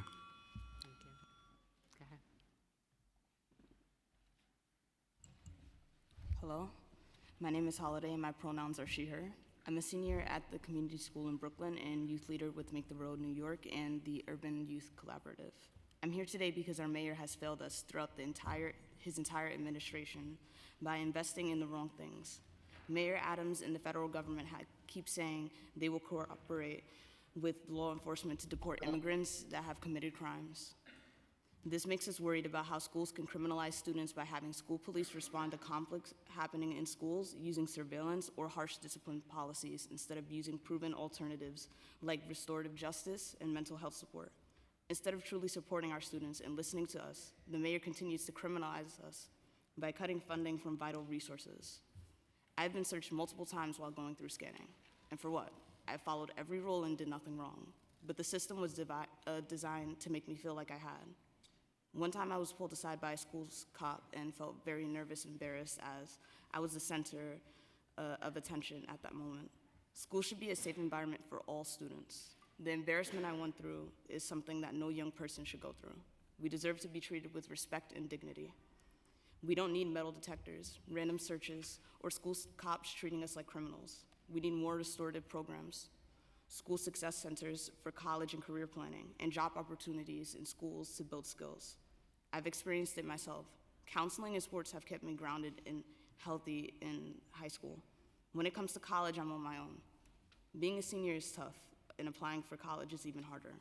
The youth leaders and counselors at the Student Success Center help us navigate financial aid, but we will lose that support if funding is cut. FAFSA and TAP are confusing, and without guidance, we are stuck. I feel the pressure daily because failure is not an option when my future depends on getting it right the first time. Without these resources, seniors will be left to fend for themselves and lose essential support. We need these funds to give students a welcoming place to focus and succeed. This week, the U.S. Education Department laid off nearly 50% of its workforce, something that shouldn't come as a surprise. We all know President Trump's appointment of Linda McMahon is part of his plan to dismantle the Education Department. What students like me need right now is for the New York City Council to help step up and protect us and our education. School is a place where all young people should feel free to learn, grow from mistakes, explore new interests, and be safe. There is no proof that school police prevent conflict in our schools. In fact, we have seen them mostly escalate any conflict that does happen, making things worse, and reinforcing the school that to prison deportation pipeline. Neither police nor ICE have a place in our school buildings. We deserve better. We deserve opportunities, not intimidation. We need support. In conclusion, we demand cuts to police funding in schools, vacant school cop positions, and redirect the money to restorative programs and resources that help us succeed. Thank you. Good afternoon. My name is Jaylene Frias. My pronouns are she, her, and I am a youth leader with Future of Tomorrow and Urban Youth Collaborative. Today I'm here to ask you that you start investing in our schools and communities and stop prioritizing racist police practices. School cops are not helping us stay safe. In my experience, I feel very anxious when I have to go to school every morning. Getting to school and stepping into the building, the first thing I see is metal detectors, police, and scanning wands. One day I was wearing boots that according to them had metal in the sole, so I got pulled to the side in front of all my peers like I was doing something wrong. For me, it was a degrading experience. I felt humiliated and terrified while being searched, as I saw this cop go over to me and tell me to stand in front of a wall. The entire day, all I could think about was the feeling of being targeted as some criminal who did something terrible. We do not need police in our schools. All we need is guidance and real support. My peers and I need to feel safe in what is supposed to be a sanctuary. And you finally need to understand the real safety to us means resources. We need mental health support, more access to extracurriculars, restorative justice, and more guidance counselors, so we don't have to wait weeks before talking to someone about our needs. We need fully funded programs like community schools and student success centers that provide us with some of the extra help in the system that is failing to provide. We're being set up to fail. Today, I'm here to ask you to prioritize our education, to look at us as the brilliant and unique students each one of us are, and invest in our future. I demand you and the mayor to prioritize our care, not criminalization, by first securing a hiring freeze on school cops that does not allow to fill for alteration. Cut funding for the remaining vacant school cop positions and use funding from both of these divestments to protect and expand restorative justice, mental health, and other staff practices that help students learn and thrive. You must cease all NYPD recruitment, hiring, and training of school cops. Do not hire any new school police and permanently eliminate any school police academy classes. This should be the first step towards full elimination of all school police positions. By not hiring new cops and cutting the current 675 vacant school cop positions, we could immediately have $100 million to protect and expand restorative justice, mental health, and other programs that we need to have real safety and support. It is time for the mayor and the city to start prioritizing our education, to invest in the promising future of the city, to invest in us, the youth, the students that will hopefully someday be leading the city and our communities.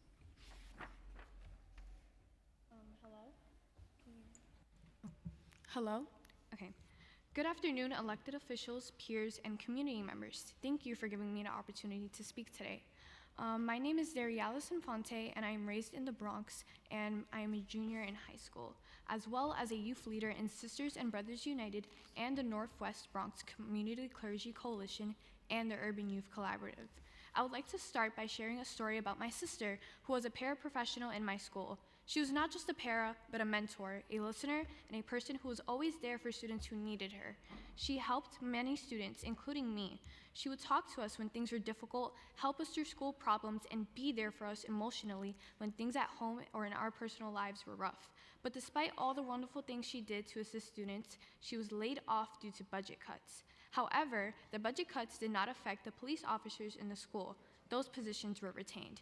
I know having her presence made such a huge difference in my life and in the lives of so many other students. We needed her, and we still need her.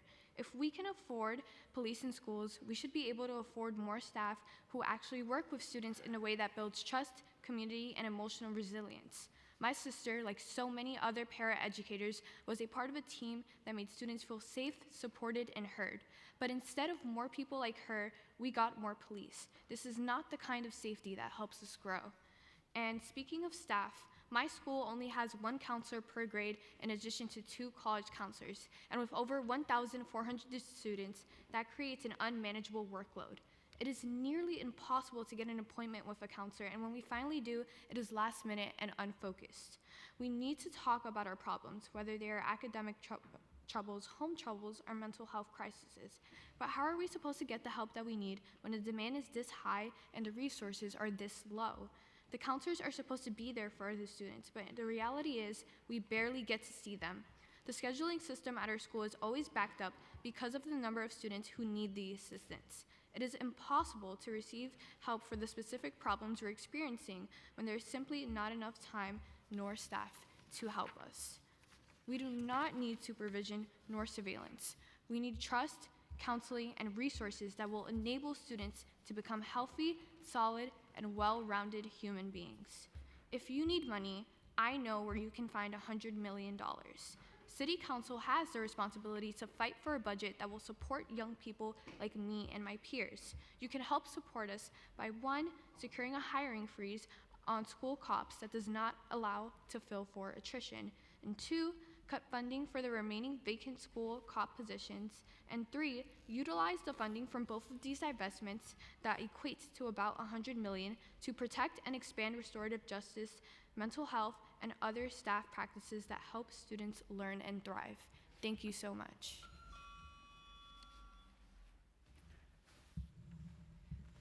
Good afternoon, elected officials, peers, and community members. My name is Ava, my pronouns are she, her, and I'm a youth leader for Sisters and Brothers United at Northwest Bronx Community and Clergy Coalition and the Urban Youth Collaborative. I'm a recent high school graduate, and I'm currently attending Co-op Tech, which is a DOE-operated program. During my high school years, I experienced policing in my school as harmful, and despite there already being 12 police there, rarely arrived when there was an incident leading to a teacher/teachers actually supporting to de-escalate the situation. The minimal times when school police were involved, they had actually escalated situations instead of de-escalating them.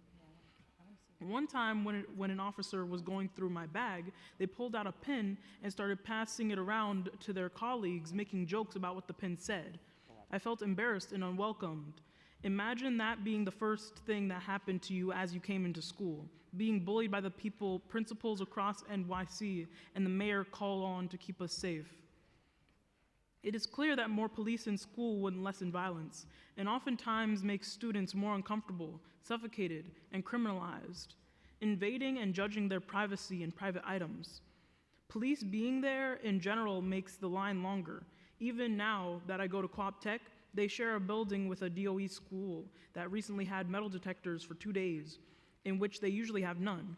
Despite there being over 10 police there, that security check made me take 20 minutes longer to get into class one day, and on the other, 23 minutes, making me late for my class, when it usually takes around 3 minutes to scan my ID and go up the stairs. It's striking that many DOE principals would share the same message as the mayor to call for more policing in our communities and schools, when they should understand that the safest communities are those with the most resources. Violence often stems from underlying issues in someone's life. If we focus on investing in resources that address those issues, such as mental health support, financial assistance like higher wages and more accessible benefits, housing stability, and medical care, people would have the help they need to cope with life's challenges, reducing the likelihood of violent outcomes. Instead of focusing on controlling individuals whose emotions are escalating, we should address the root causes of their struggles by providing support that tackles the issues affecting people's well-being. We could prevent violence and create healthier, safer communities. It is the committee's responsibility to ensure that young people have fully funded schools free of police. Don't add to the many uncertainties students already face because of what is happening at the federal level. We call for the City Council to fight for a budget that secures a hiring freeze on school cops. This hiring freeze would not allow the city to fill for attrition, cut funding for the vacant school cop positions, use the money from both these divestments to baseline funding for school support staff that schools like mine desperately need. It's time that the City Council stand with students and fight for a budget that funds our futures, not our criminalization.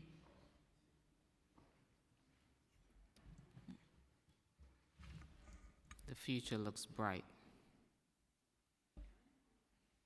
It looks bright. I'm ready. Trinity, are you enrolled in a community school? Ishan. I'm in a public school for Brooklyn Environmental Exploration School. But it's not community, right? Is it a community school? Is community support? It's a public. How many counselors? Oh, it is a community school, sorry. It's okay. How many counselors do you have? In my school, I have one guidance counselor.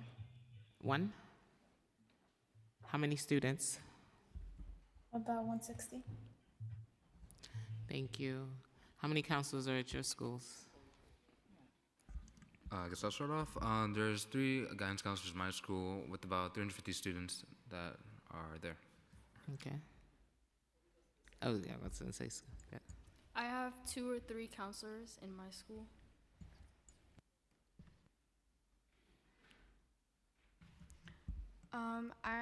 I have a total of 1,400 students that attend my high school, and I have 1 counselor per grade, with an additional 2 college counselors. At my high school, we had one mental health counselor and 1 college counselor with 500 students, and at the school that I'm currently going to, I'm unsure of the amount of students that we have, but I know that we have like around 4 counselors, and it depends on which class you're in, depending on what counselor you'll get. And there's like 3 levels to my school, and each floor has like 10 to 12 classes with a normal amount of students. It's a D79 program, right? Is Co-op Tech on 96? Yeah. Yeah. Okay. Thank you. Thank you all. Thank you.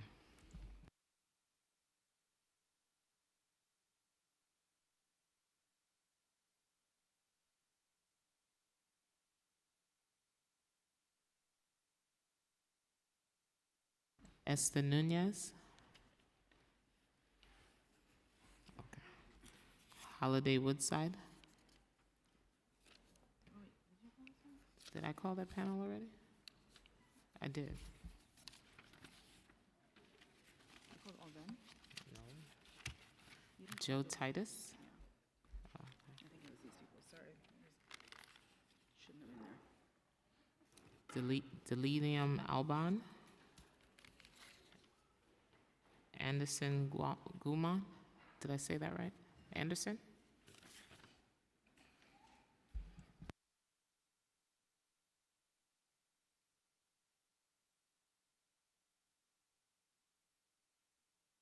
Chauncey Young.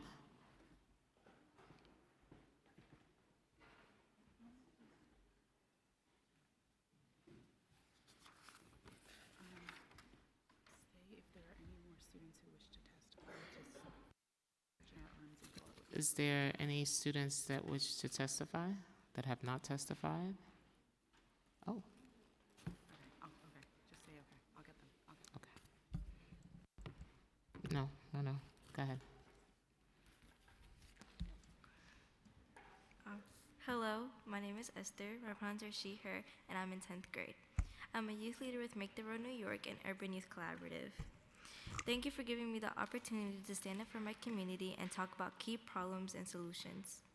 As of right now, there is only one guidance counselor. Even then, my guidance counselor is still busy with the other 500 students in my high school, and I can never find time to speak to her one-on-one. That one guidance counselor is away on parental leave and someone is filling in for her. They are building connections with students and helping them, but as soon as that actual counselor comes back, that connection is gone. If we had more than one guidance counselor, this wouldn't be such an issue, because there would be other people ready to fill in for her role. Our mayor has not prioritized our health. He has threatened to cut money from important resources. Some key resources needed for students that are being threatened is the mental health continuum, student success centers, restorative justice, and community schools. We urgently need police-free schools to protect the immigrant students and their families from deportation.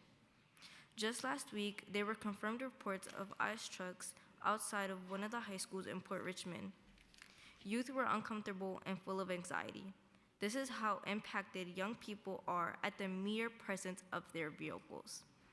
A couple of weeks before that, one of our youth members experienced ICE banging on their door repeatedly. They were not looking for them, but their aggressive presence made the rest of our peers feel fearful. The other day, one of my peers sent a photo of a police officer with a jacket that she said had ICE on it. When he turned around, she realized the design on the coat split the world's police in the middle. This is our reality, one that many young people across the country have to navigate through.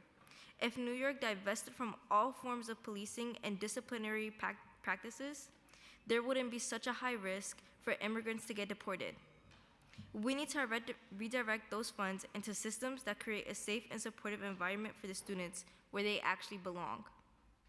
A prime example of restorative practice is peer mediation.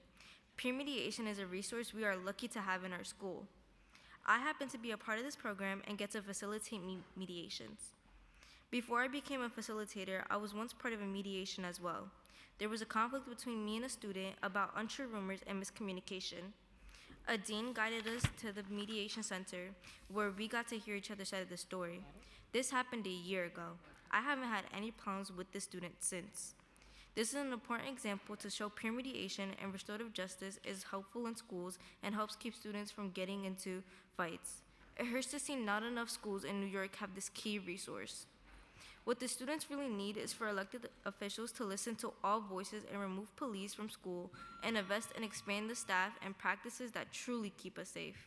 We demand that the city and mayor prioritize the students by 1, stop hiring any new school cops immediately. 2, cut funding for the remaining hundreds of vacant school cop positions. And 3, use that funding of $100 million to protect and expand restorative justice, mental health, and other practices that help students thrive. More than ever, we need our mayor to listen to student voices and divest the funding from the policing division into resources that actually let students succeed in their environment. Thank you. Thank you. Go ahead. Put on your mic. Good evening. Okay. Are you turning it on? Good evening. Thank you, Committee Chair Joseph and the members of the Education Committee for the opportunity to testify today about the state of physical education in the New York City budget. My name's Joe Titus, and in 2022, two co-founders and I launched Hive Class to make physical education and wellness accessible through remote learning. Our standards-based curriculum supports both mental and physical health, providing the foundation for a healthy, active lifestyle. In 2016, the city launched the PE Works program, which helped principals prioritize physical education. By 2019, the percentage of elementary schools failing to meet state standards dropped from 96% to just 21%. And nearly every school had a PE teacher. However, COVID-19 disrupted this progress, leaving many students unable to move or engage in physical activity. Today, 20% of students are not meeting required PE instruction time, with higher rates among Black and brown students. At Hive Class, we believe that physical education is essential for both academic and emotional development.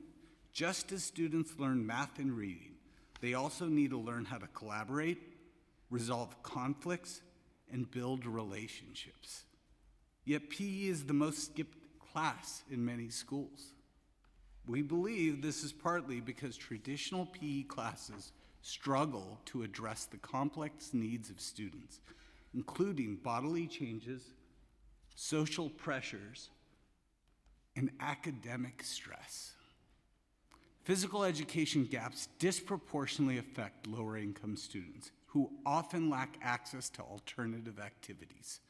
Club sports and all sports have become expensive and inaccessible for many families, making it harder for all students to stay active. These disparities in physical education, much like disparities in academics, should not be accepted.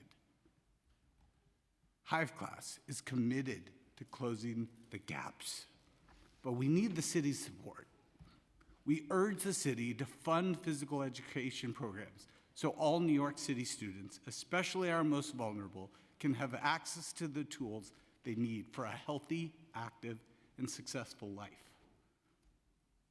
The PE Works program had funding. We ran into a pandemic. Today, the best part of the 11 hours I spent here was talking to kids and asking them about physical education. Let students tell schools what they want in physical education, because a lot of kids are skipping it because we're not giving them what they need. Thank you. Thank you.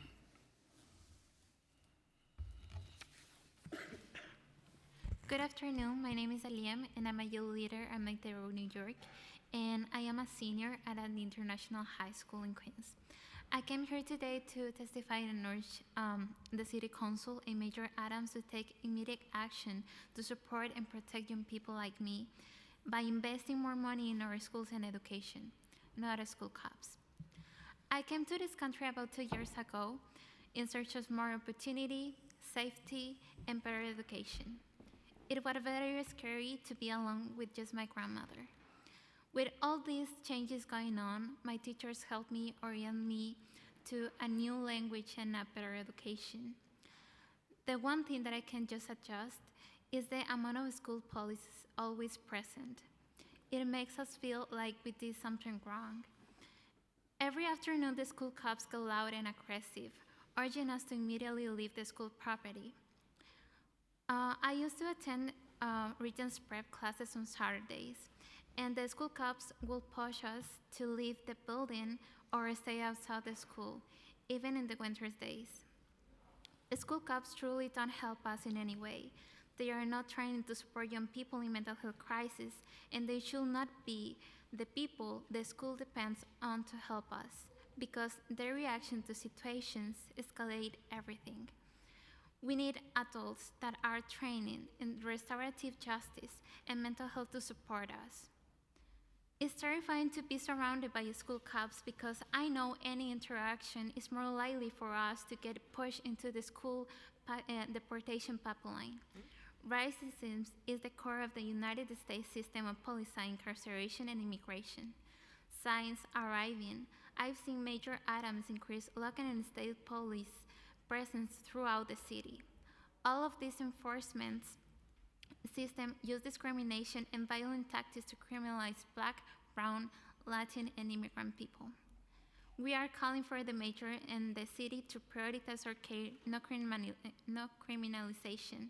This can be done by stop hiring the school cops, cut funding for remaining 675 vacant school cops positions, and use the $100 million that will come from both this investment to protect and expand restorative justice, mental health, and other staff and practices that help us students learn how to grow. My senior year has felt very stressful as all of these executive orders have come out attacking students at school. It is really scary to know ICE can come into schools. Every student deserves to feel safe in schools, regardless of their immigration status. And let me be clear, when my friends and I talk about how the school looks like, safety, we don't include school cops. We want more mental health support. We want New York City to invest in us, not school cops. City council members, we need you to stop and do everything in your power to protect the rights of all young people in schools. I don't want to wonder if it's safe to finish my school year.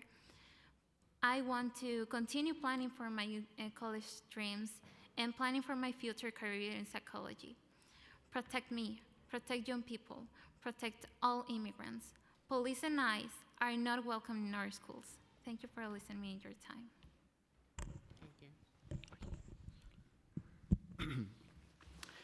Good afternoon. My name is Anderson. I am a high school senior at an international school, and I am a leader at Make the Road New York and the Urban Youth Collaborative. Council Member Moya represents where I live in Corona, and Council Member Christian represents the area where I go to school. Thank you for the opportunity to share my testimony today. As a young person who immigrated to New York City a few years ago from Ecuador, my only hope was to have a quality education and go to college. When I first started school, I felt scared to see so many school cops and did not understand what they were doing there. Now I know that school cops are just there to criminalize Black, immigrant, and students with disabilities. Every time I'm changing classes during the school day, school cops threaten me to keep walking and get to class. And when I go downstairs for lunch, I see school cops in the hallways where the special education classrooms are, and I hear the young people yelling in desperation because of how the school cops are treating them. It makes me feel so uncomfortable the way they impose their authority on us. Instead of wasting money on school cops, we need to invest money in real school safety, like restorative justice and mental health supports. This isn't just about money, but about the direct harm caused by school police. School police escalate conflicts and disproportionately punish Black and Latin students. There is no proof that school police actually prevent conflict in our schools. Even worse, for immigrant students like me, any interaction with the school police can be life-changing. With increasing presence of ICE in our communities and the city's cooperation with immigration authorities, school police are driving the school to deportation pipeline. I don't want to have to worry that any day in school for me could lead to being separated from my family or derailed from my dreams. All young people deserve to feel safe in school, regardless of immigration status. I am so tired of coming here every year to fight so that the New York City budget stops funding school police and instead funds my education. New York City has the largest school police force in the country, with a budget of about $450 million. Mayor Adams and the City Council, you should stop recruiting, hiring, and training school cops. Also, you should permanently eliminate any school police academy classes. If we stop hiring new school cops and cut the current 675 vacant school cops positions, we could immediately have $100 million. I want to see that money used to protect and expand restorative justice, mental health, and other programs that we need to have real safety and support. Under the new federal administration, young people and schools are under attack. Just this week, I saw that the United States Education Department is going to fire half of all its employees. These threats are really scary, and we need the city to pass a budget that protects young people and our education. I just received a scholarship over $2,000, and I'm excited to go to college and get a degree. I don't want my dream to be uprooted by any school police system or immigration enforcement, because then all my hard work will have been for nothing. We need police-free schools now. Thank you.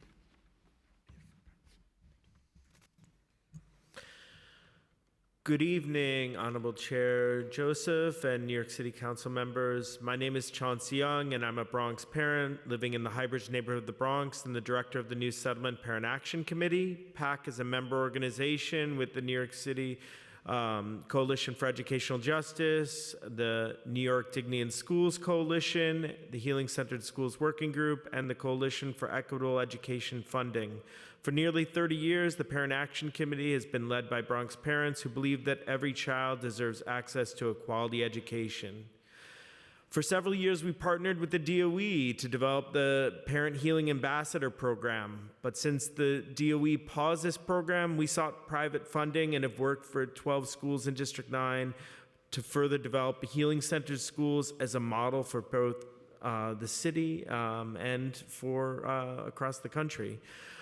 But our members are extremely concerned about the state of New York City public schools and have been advocating for equitable funding in schools on both the city and statewide level. The City of New York needs to invest in our schools and our families and invest in social emotional support for students. Our students and families need trauma-responsive care and culture-responsive healing-centered practices. Our schools need to be provided with support and guidance to develop trauma-responsive, healing-centered schools. New York City needs to make it clear to all New Yorkers that our students and our city are safe and a sanctuary for our immigrant families and students, and to not cooperate with ICE. We need to be investing in our future and not furthering the cradle-to-prison pipeline. Yet on so many ways, New York City has continued to undermine this by not moving forward with fully funding restorative justice programs that could use this funding to train our young adults to be school-based restorative justice coordinators.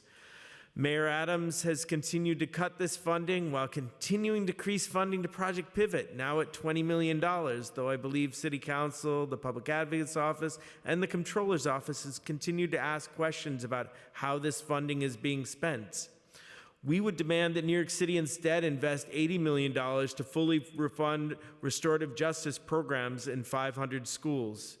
It is also our demand that the city continues to invest $5 million in mental health continuum, fully restore programming to our community schools, 3K, pre-K, to our immigrant families, communication outreach, and to preschool special education funding.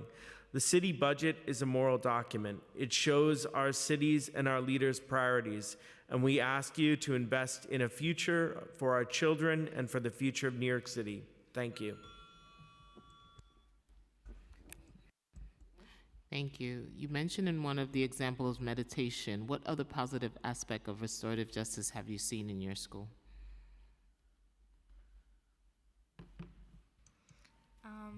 I'm afraid to say that the only restorative practice in my school is peer mediation.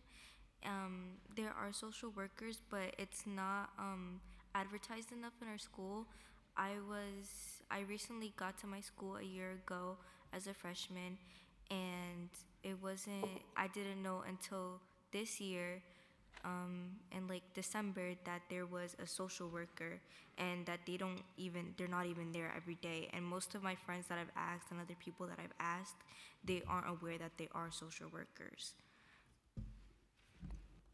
Thank you.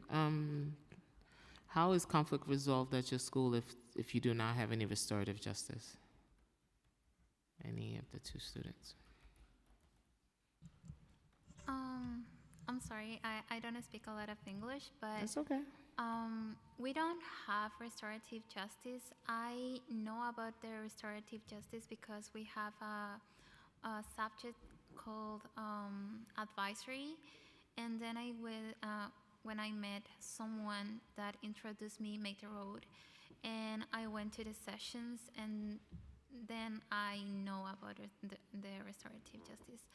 And that's why I came here to testify, and I really like the content that Metro gave us, and I would like that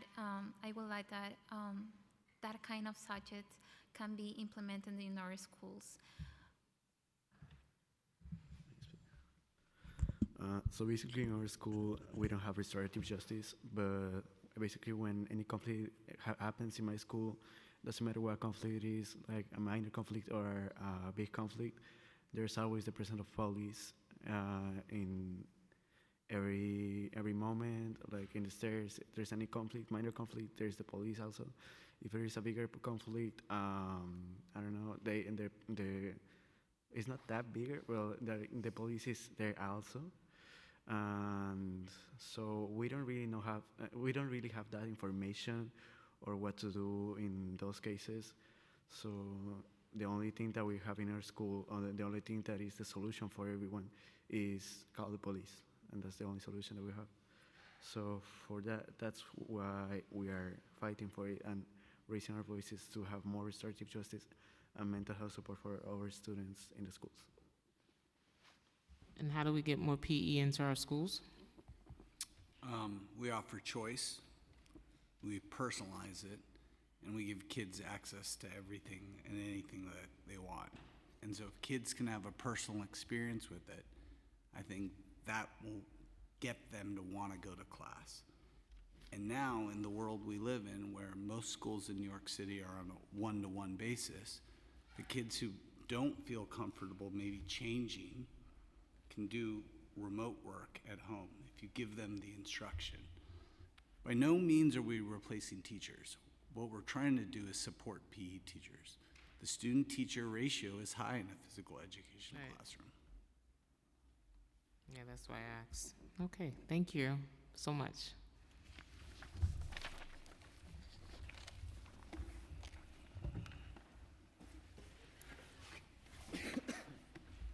Kaye Sinlin Lot. Kusum Tapal.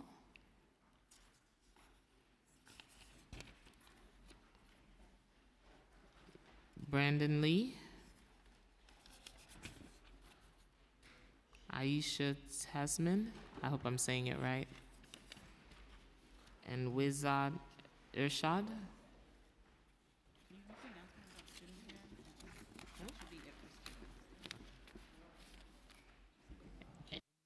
Any other students waiting to testify? That's it? All right.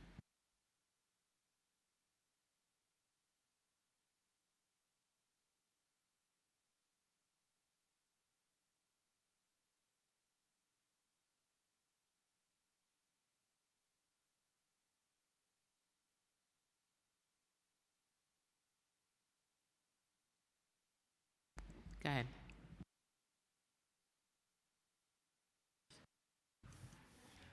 Good evening. First, I want to thank Chair Joseph and the rest of the council for allowing this conversation. My name is Kay, a student at John Dewey High School. I'm a youth advocate at the Asian American Student Advocacy Project Language Access Campaign. The Asian American Student Advocacy Project is CACF citywide youth leadership program. Just to let you know that we've been waiting here for 6 hours, which means that we really feel that this needs to be shared through. This is a problem that have to be shared through and shouldn't be a budget cutting. I'm here today to address the needs of ELO students, including AAPI ELO students who are trapped in the close weight of isolation, discouragement, and low confidence, often struggling with language barrier academically and socially. As someone who came to the country 2 years ago, not only do I feel like my English is my weakness, but judgments from peers and teachers also make me feel like I'm not learning fast enough. I'm also simply stressed about having conversation because I struggle when finding words in my head. I was lucky enough to make friends with my ELO students in my classes, but Due to how we are separated from the native English speakers, I will still feel nervous to hold conversation with them. To me, it often feels like students do not create a proper environment when ELO students can receive support when learning English. Moreover, the English we learn is academic language, so it makes it hard to hold everyday conversation. I feel like as ELO, we are often being done by the school and fighting alone for ourselves with academic and social pressure. Beyond translation support, our language access team firmly believes that the city and DOE must do more to create a more inclusive, supportive, and equitable school environment for English language learners.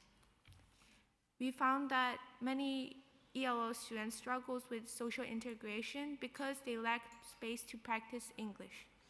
We need schools to actively participate in integration of students and make sure the goals of ELO students is not just to pass the necessary tests, but the goal is to gain confidence in speaking English, make friends, find themselves in the community, and have the resources they need to thrive.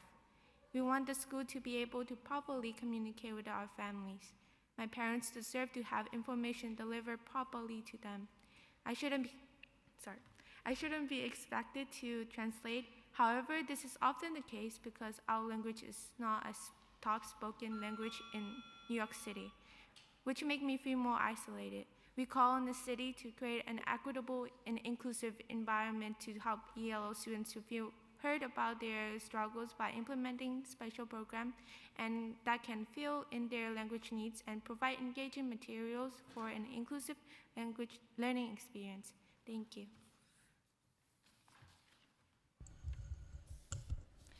Good evening. First, I'd like to thank Chair Joseph and the rest of the council for allowing this conversation. My name is Wiza Urshad, and I'm a junior at Staten Island Technical High School. I'm a youth advocate at the Asian American Student Advocacy Project's Anti-Bullying and Harassment campaign. For many AAPI students, we face unique challenges that often make us feel disconnected or overlooked. It's not always the blatant bullying, but the small, repeated moments that go unnoticed. The jokes about how we look, the comments about our food, or the assumptions made about our cultures. In my school, there was an incident that made clear how racism can negatively impact students, especially when it comes to our identities. A group of students decided to create a list ranking East Asian girls in our grade, reducing them to nothing more than objects for comparison. The list was demeaning and hurtful, not just for students on the list, but for our school community. I was very disappointed by the way the incident was handled. The students who were involved were not held accountable, and those who caused harm were not given a real explanation of why what they did was wrong. It felt like the system just wanted to move on, but the harm had already been done. This left many students feeling invisible and worthless, including myself. We all deserve an inclusive school environment that centers on empathy and humanity, and it hurts to say that that is not the case for us.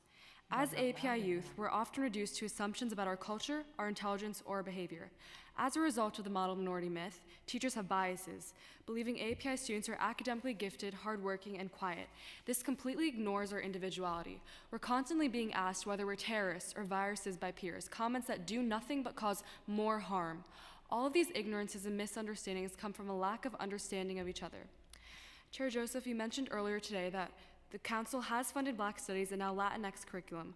We are so grateful for that effort. API students also hope to see themselves in the classroom, and I hope a city-funded API curriculum can also be piloted in a similar manner.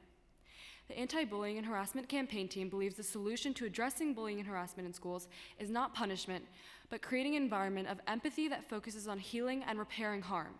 We believe every school should have a restorative justice coordinator to help guide students toward better conflict resolution and understanding. Through restorative justice, schools can be proactive, creating a space where students feel safe and included, and the entire school community learns to move forward together, stronger, and more connected. We need the city to take meaningful steps to prioritize the wellness of students.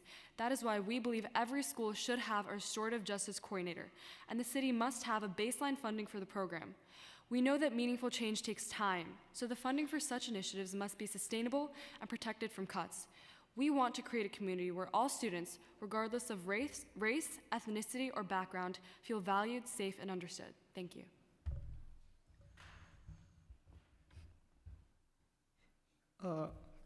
Hello. Good evening. First, I want to thank Chair Joseph and the rest of the council for allowing this conversation. My name is Brandon. I'm a student at Lab High School in Manhattan. I'm also a youth advocate at the Asian American Student Advocacy Project's Language Access Campaign. In schools, I've always felt a sense of distance from my friends because of my background. For example, kids in school would always compare skin colors, and as an Asian, I felt secluded as I was the only one of color. My experiences as an AAPI student is something other students can relate to. The constant feeling of being different led me to join the Language Access Campaign in ASAP. While I may not be an immigrant myself, I believe that we have shared struggles, and it can be worse for them due to their additional language barriers. English language learners not only need to learn the language, but they also have to adapt to a whole new culture, social life, and also have to support their families who are often in need of language support as well. AAPI ELLs face additional challenges in schools, such as social isolation due to stereotypes, different accents, and sometimes even the cultural food that they are eating. Moreover, oftentimes, school resources are not translated into their language, and it puts burden onto the AAPI ELL students to translate for their families. Supporting ELL students must go beyond the academic support. It is a shame that ELLs are not getting the adequate support that they deserve.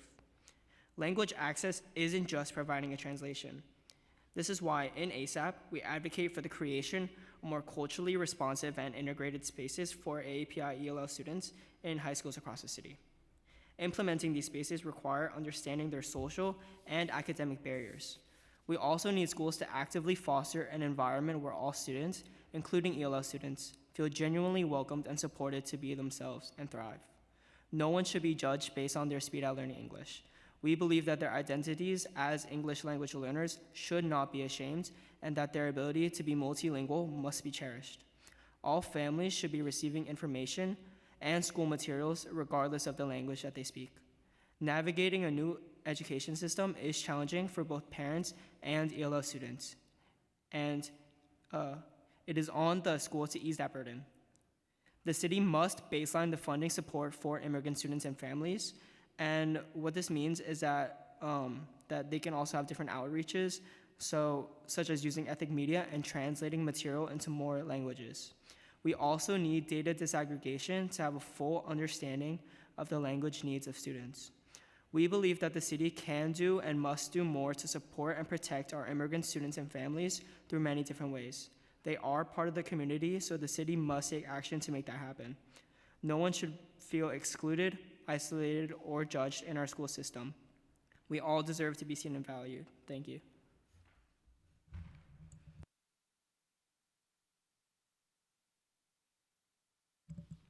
Good evening. First, I want to thank Chair Joseph and the rest of the council for allowing this conversation. My name is Aisha, and I am a junior at Bard High School Early College in Manhattan. I'm a youth advocate at the Asian American Student Advocacy Project Mental Health Campaign. From the first day of freshman year, I knew I'd never fit in. The teachers never understood why I didn't comprehend the math concepts sometimes. My classmates always asked me for help when I didn't even understand it. I wondered why it was me that my classmates came to. As a Pakistani student, it is hard for me to see myself in the school community. I question my belonging and existence. All of these negatively impact my mental health on a daily basis. I know I am not the only one who has faced these stereotypes, yet has had no one to talk to about it. Over time, these stereotypes and expectations have reduced our individuality to a simple grade, but we are more than just a number. We have feelings, we have thoughts, we have emotions that deserve to be addressed and supported. I want my school and all schools to prioritize students' mental health, because mental health isn't just about diagnosis, it is part of our wellness. Schools seem to have implicit biases when AAPI students are doing seemingly well, or if students don't reach out themselves, then they don't need help. However, as a student, how can I reach out if I feel like no one understands my concerns? How can I recognize my feelings and emotions when we never talk about it in school? ASAP's mental health campaign aims to identify mental health needs and challenges faced by AAPI youth in New York City public high schools, and to advocate for cultural humility and culturally responsive mental health services in schools. This year, we aim to identify how the model minority myth and a lack of data impact AAPI students' well-being. We want to see systematic changes in school. Addressing and destigmatizing mental health have to be approached from different angles and holistically that address some of the root causes of the issue. For example, a curriculum change that would include the teaching and learning of mental health as mental well-being in classes like health class. This is not a mental health club where only a portion of the students would learn to understand mental health. We would like the city to reduce class size and implement it. Small class size would allow students to build connections more effectively and make it easier for teachers to understand and see students' individuality. We need continuous funding to hire more diverse social workers and ensure that there are enough social workers per school to support all students. Thank you. Thank you. I know they're working on an AAPI curriculum. It was announced about 2 years ago. Go ahead. You were going to say something? Thank you for letting me know about that. Yes, absolutely. What kind of support do you want to see in your schools for ENL students? What kind of support? Tell me what that looks like. You already answered that. For the ELO students, I think it would be better if there's more special programs that can support their language needs, and if there's more inclusive materials that can provide inclusive learning experience, it will be better for the school to provide for the ELO students. Okay, and you sound great, and that includes social workers, guidance counselors that are also bilingual, right? Is that what we're looking for? Yes. Okay. Thank you for your panel. I've taken it in. I'll connect with your coordinator. I'll connect with you, okay? Thank you so much. Keep fighting, y'all. Thank you so much.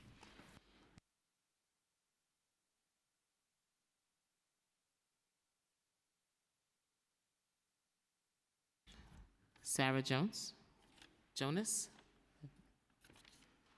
Nikisha Francis, Randy Levine, Chelsea Bademore, Molly, Maggie, my stomach, Michelle Cross, and Michaela Showman.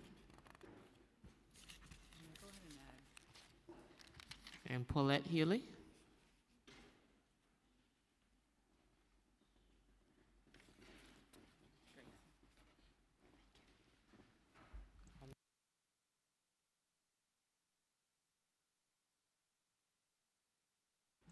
Y'all look familiar. But if you look at the room, they're clearly left, so I just don't know who's here, who's not. You want to start, Paulette?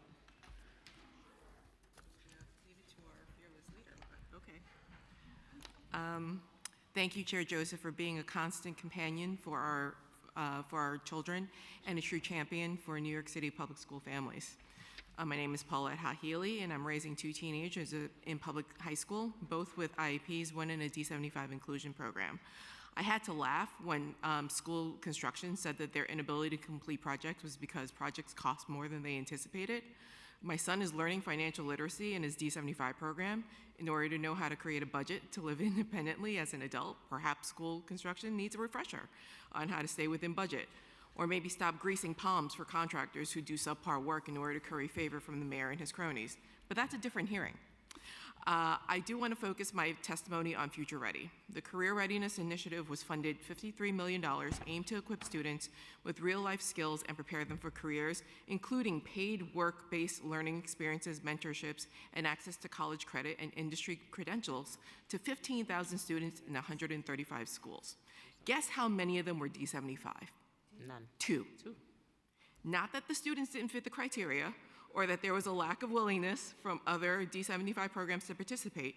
I actually don't know why there was only 2, but historically, explicit bias about what our D75 students are capable of has always been a barrier to access to these opportunities. So as much as I love Future Ready to be baselined, I need to know what metrics is being used in the selection process before we do that.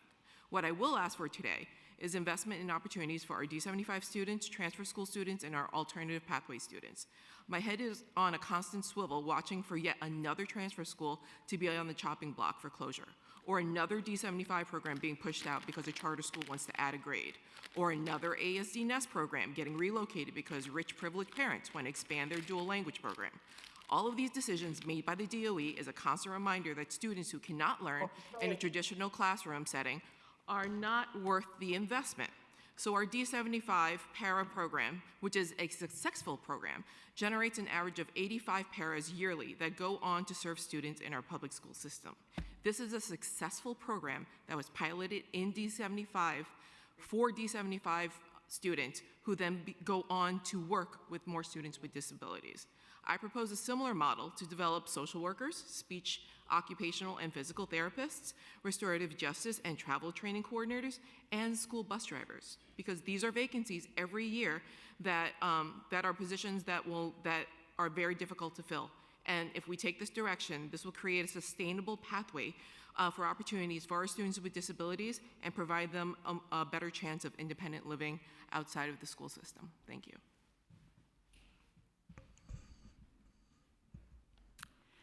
Good evening, and thank you to Education Chair Councilmember Rita Joseph, the Education Committee, and the New York City Council for this opportunity to testify. My name is Sarah Jonas, and I'm the Vice President of the Youth Division at Children's Aid. At Children's Aid, we are committed to ensuring that young people have no boundaries to their aspirations and no limits to their potential. For over 30 years, we've partnered with New York City Public Schools to operate community schools that break down the barriers to success, academically, socially, and emotionally. We currently partner with 20 community schools across New York City, providing a comprehensive range of services that span academic support, social-emotional development, health and wellness, and family engagement. These services include after-school programming, targeted academic interventions, health clinics, mental health supports, and family workshops. Together, these efforts address some of the most pressing challenges our youth are facing today, including chronic absenteeism, learning loss, mental health concerns, and food insecurity. In the 2023-24 school year, we saw promising results. 11 out of our 20 schools showed improvement in chronic absenteeism, and 14 out of 15 of our K-8 schools increased math proficiency scores. Nonetheless, there's still much more work to be done. We are so grateful to our city leaders for their commitment to community schools. However, 80 community schools in New York City are facing a critical $14 million funding gap, which must be addressed to continue providing essential services to the children and families who rely on them.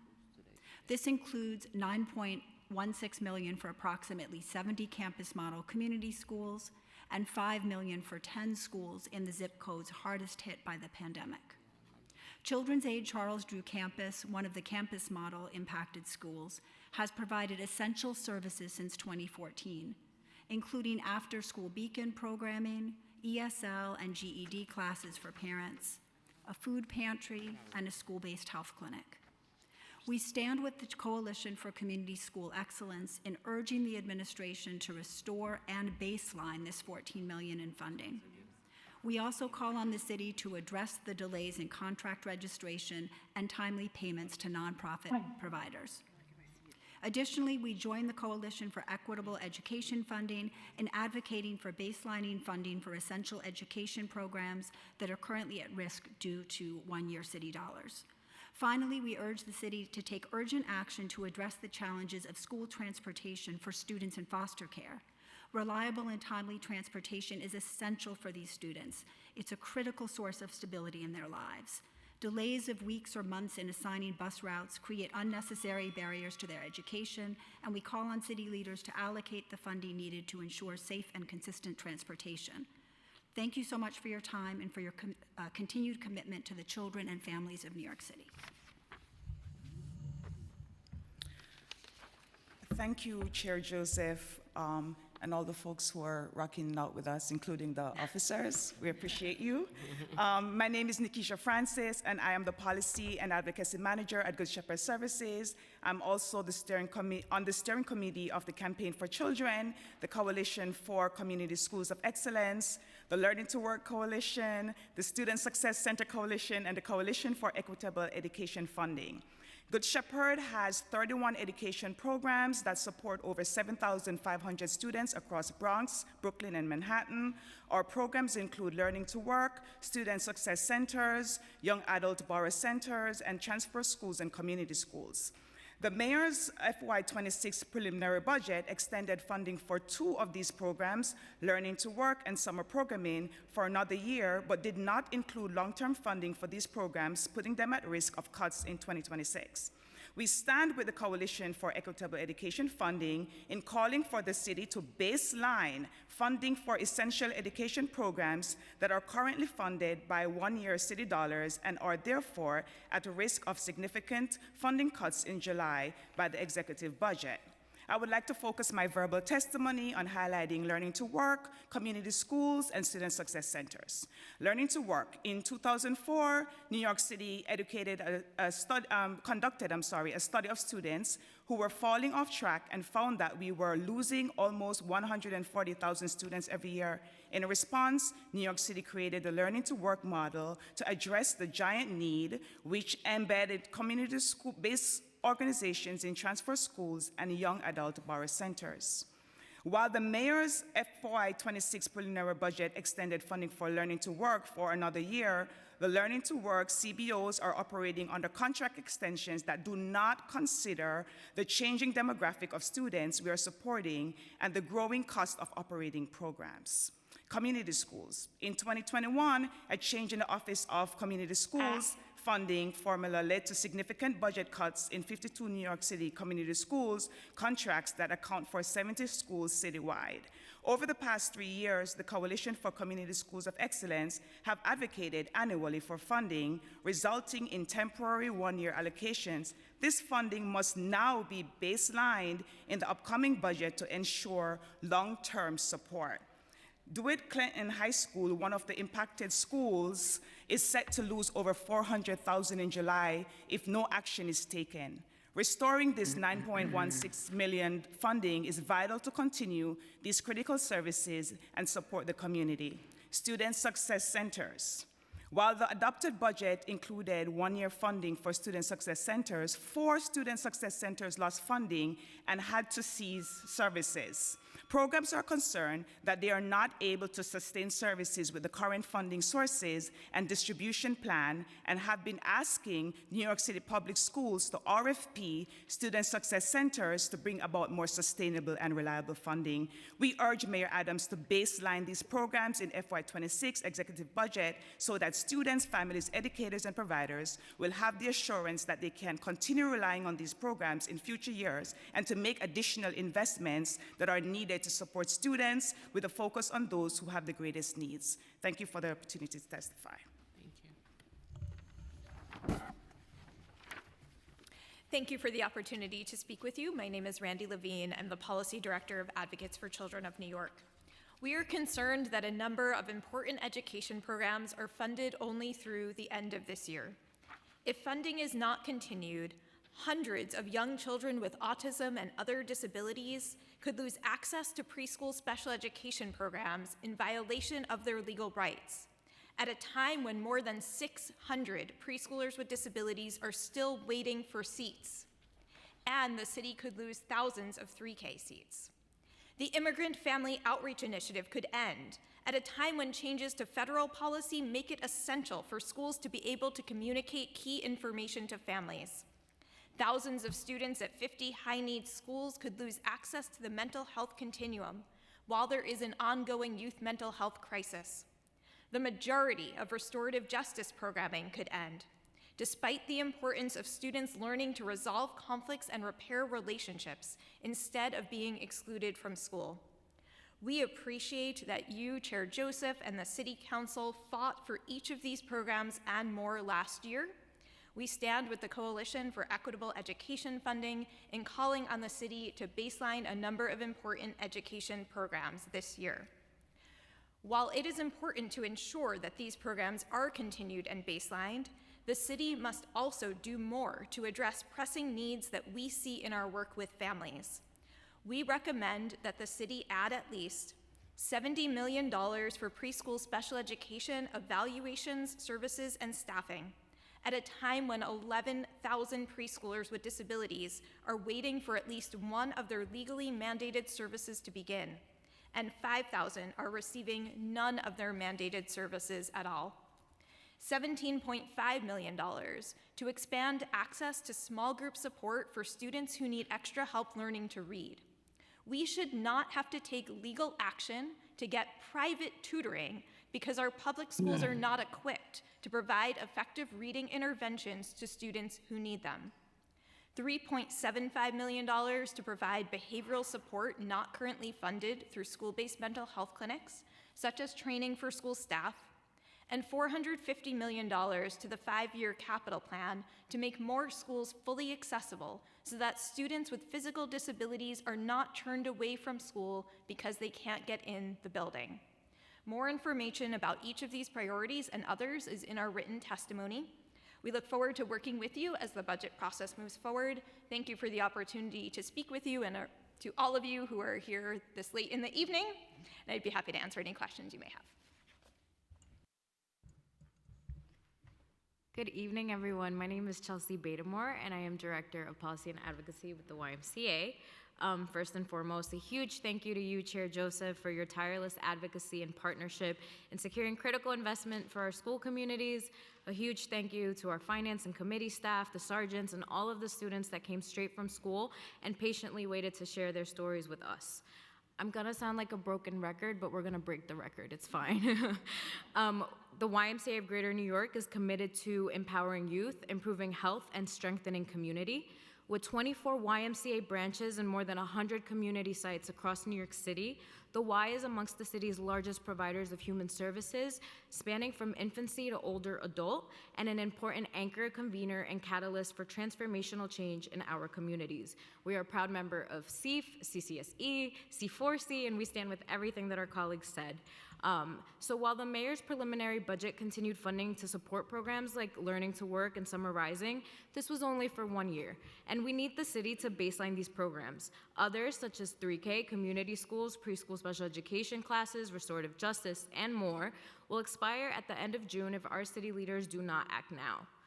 Specifically, the YMCA's early childhood program served nearly 1,000 children, and the need continues to increase across the city, with the Y having a wait list at more than half of our program sites. Early childhood education is a vital part of New York City's social and economic ecosystem, as it allows parents and guardians to go to work, supports the development and enrichment of children, and enhances the quality of life for some of our most vulnerable communities. To sustain these ecosystems, CBOs like ours need seamless support from our agency partners, meaning fully staffed divisions, clear and timely communication, designated points of contact, and secure long-term funding. Secondly, I want to bring up community schools. So the YMCA operates 10 community schools across the city, each dedicated to setting students on the path to success by fostering essential life skills, community engagement, and leadership development. Beyond academics, like Sarah mentioned before, community school providers play a crucial role in delivering real-time support and solutions to families in the time of crisis. So during the onset of the pandemic, they were amongst the first responders, providing essentials such as food, clothing, translation services, and electronic devices for remote learning. They also mobilized aid for families affected by the Bronx fire tragedy and continue to support our most vulnerable student populations as we face attacks from Washington. Community schools are more than educational institutions. They are a pillar of stability that extend beyond the classroom walls. Any gap in funding for these programs, no matter the scale, threaten the remarkable progress community schools have made in improving student attendance, supporting social and emotional well-being, and connecting families to critical resources such as food and healthcare. Budgets reflect our priorities. A budget without secure, sustainable funding for education sends a clear message to students, families, and educators and nonprofits that our futures are not a priority. So we urge the administration to baseline these programs in the executive budget. And to quote you, Chair, the word of the day is baseline. Good evening, everyone. My name is Molly Senek. I am the Education and Employment Community Organizer for Center for Independence of the Disabled New York. First of all, a huge, sincere thank you to Chair Joseph, to the staff, to everybody It has been a very long day, and you have been engaged the entire time, so thank you. I would also like to thank you for the significant work you put in last year to ensure that investments were made in continuing many significant and crucial education programs that are, as we all know, in danger of expiring once again this year come June. I'm not going to list out all that they are. I have in my written testimony, but we are all very familiar with them. So instead, I am just going to emphasize the fact that these programs were implemented to provide support for the students with the greatest needs. And while the loss will be felt by all students in New York City if funding for these programs is not included in the final budget, students with disabilities will be disproportionately impacted. These students are going to be forced to navigate a school system that is actively reducing support for preschool special education, despite hundreds of students still waiting for their legally mandated seats. They're going to be navigating a school system that is actively reducing support for teacher recruitment, despite simultaneously acknowledging current massive staffing shortages in special education and bilingual education, and projected massive staffing shortages relating to new class size requirements.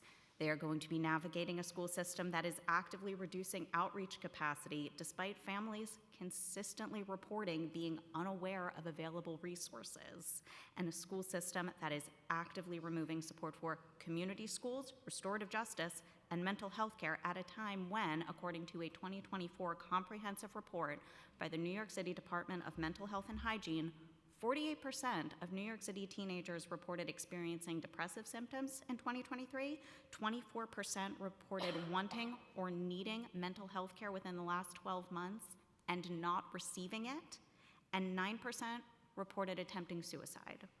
So all of that said, we call on the city to baseline funding for these programs in the FY26 budget, and we also ask for the city to make additional investments, including, but not limited to, again, more in my written testimony, we would like to emphasize the need for that $3.75 million to expand school-based mental health clinics. Additionally, we would like to see a greater investment made in improving physical accessibility. I would like to emphasize that it doesn't just impact students, it also impacts family members who might also have disabilities and cannot participate in their children's education. And it also impacts the people who can staff that school who might not have access to those buildings. Therefore, we also ask for an additional $450 million in the capital plan to fund school accessibility projects. Once again, we thank you for your time, very sincerely. Good evening, Chair Josephs and members of the City Council Committee on Education. I hope you're all having a good evening. It's been a long day, but a very rewarding day to hear from the students exactly what all of us are advocating for. I think it really validates all our testimonies. My name is Michelle Krause. I'm the social work manager in the Disability Justice Program at New York Lawyers for the Public Interest. We are a civil rights legal organization who serves individuals and communities by assisting them in enforcing their legal rights, including children and adults with disabilities. Thank you for the opportunity to testify today and for your commitment to ensuring that students with disabilities receive the meaningful and supportive education they deserve. NILPI strongly applauds the enactment of recent bills establishing a peer-to-peer support model to promote mental health literacy for students, strengthening student-led mental health clubs to promote mental health literacy for students, and strengthening student-led mental health clubs with the involvement of clinical candidates. I'm here today to urge, and this evening to urge, the Council to increase and ensure baseline funding for mental health services in New York City public schools, particularly for students with disabilities. Right now, too many of these students are struggling in silence. 1 in 5 children face a mental health challenge, and the statistics are alarming. In 2023, half of surveyed New York City teenagers reported mild to severe symptoms of depression, contributing to school avoidance and chronic absenteeism. In 2021, 16% of students reported suicidal ideation, with 9% attempting suicide. Students identifying as transgender reported high rates of persistent sadness and nearly 60% of District 75 students are chronically absent, compared to a 36% citywide average, largely due to heightened anxiety, depression, and behavioral challenges. In 2024, NILPE released a damning report titled A Crisis in Special Education, New York City's Failure to Educate Students Classified with Emotional Disability.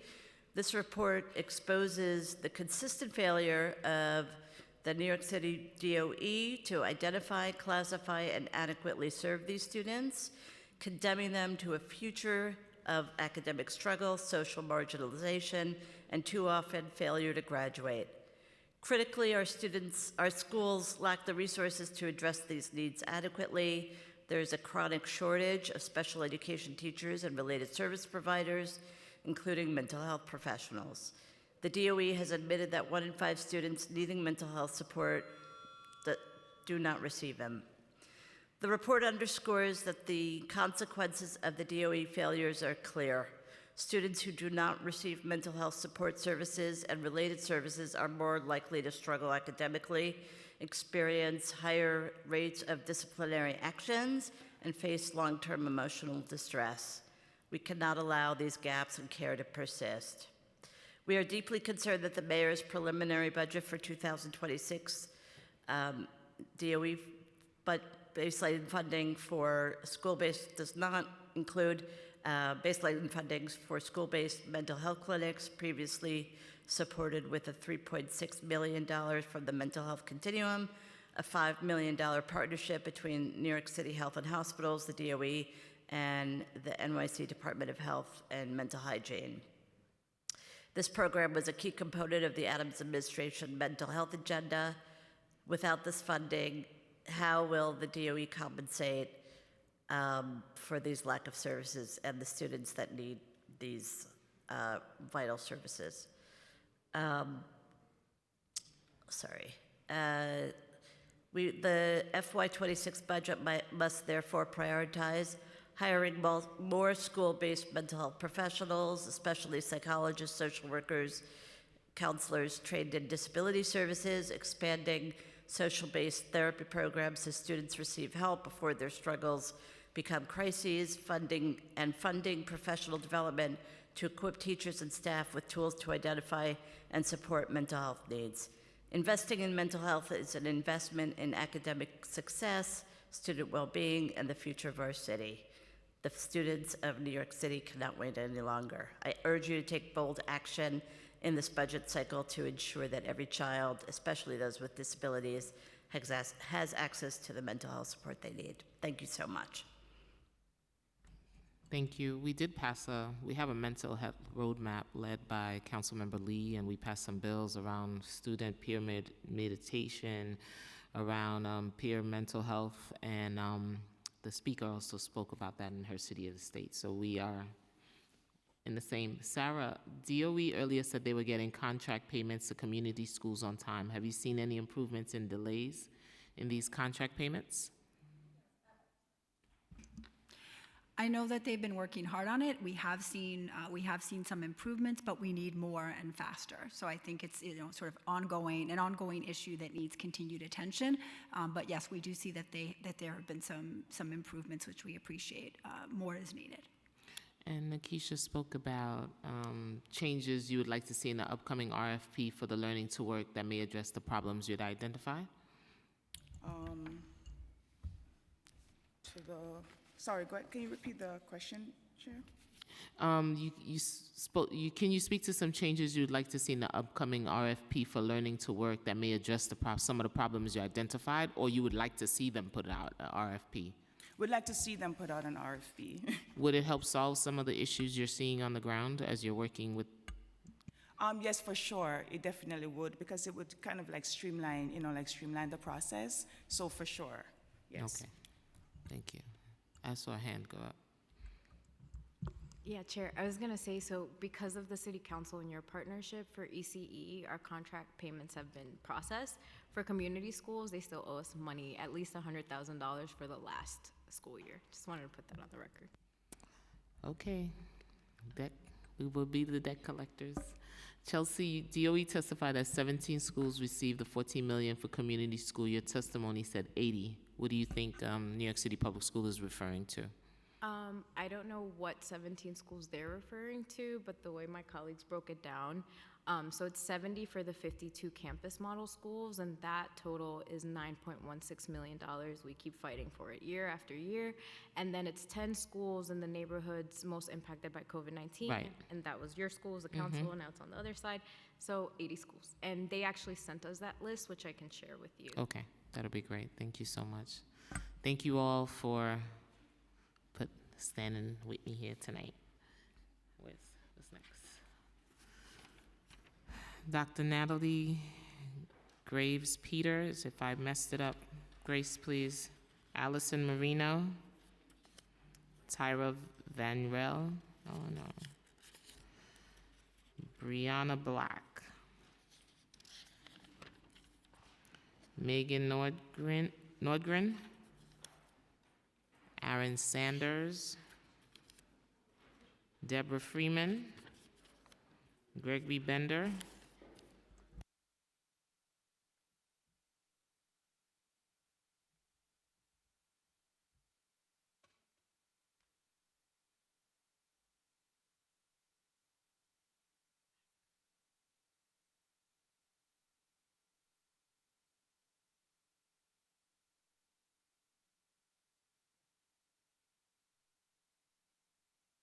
Is there anyone else waiting to testify and called your name?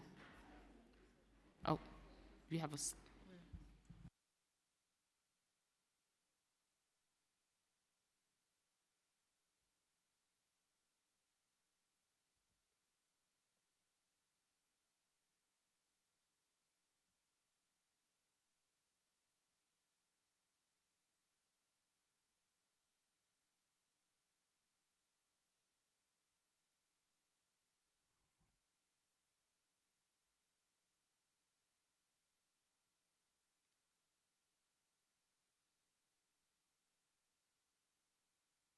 You filled out a slip?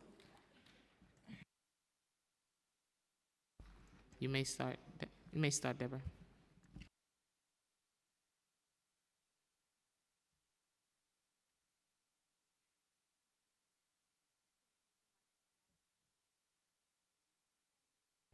Press your button. The button. Go ahead. Right. There you go. Okay. Thank you so much for the opportunity to speak to you today. I am really grateful to Chair Joseph and to the council for all of the hard work that you do supporting education. My name is Deborah Freeman, and I'm testifying on behalf of For Freedom's Democratic Club as chair of its education working group. At this challenging time, with our schools anticipating devastating cuts in federal funding and struggling to address student mental health challenges and the overwhelming needs from record levels of homeless and immigrant students, the budget should prioritize and increase public school funding, including funding for arts education, in order to prepare students for success and to stabilize the economy.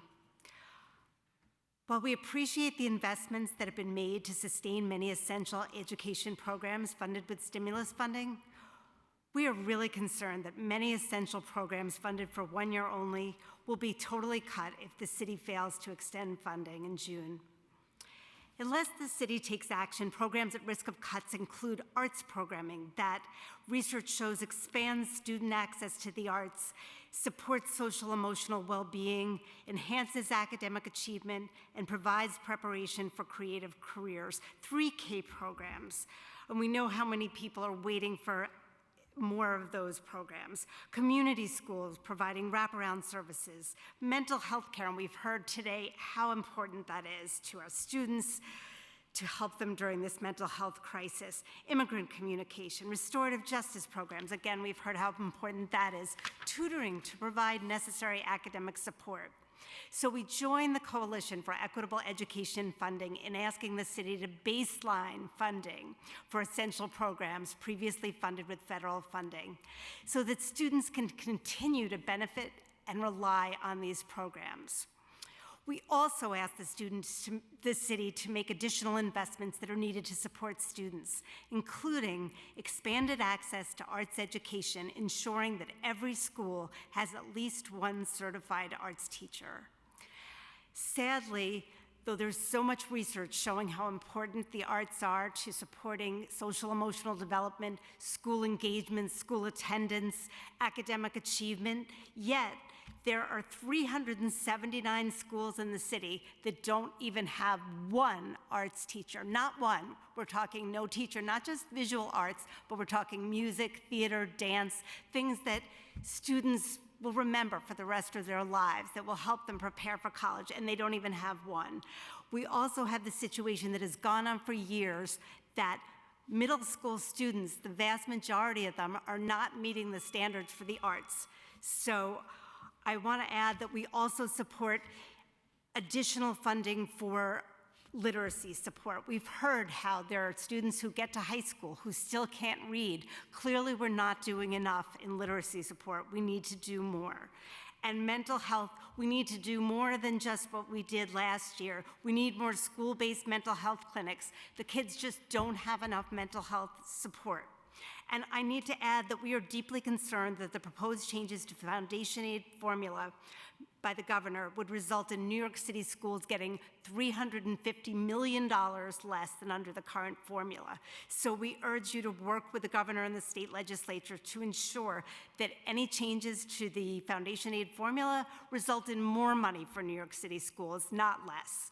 With drastic changes to federal education funding anticipated and proposed changes to the foundation aid formula threatening state funding, this is not a normal budget season. So we ask you to go above and beyond, to do everything possible and look at new ways to increase investment in New York City public schools, meeting this challenging moment and getting past the chaos. Our children are worth the investment. Thank you very much for the opportunity to testify.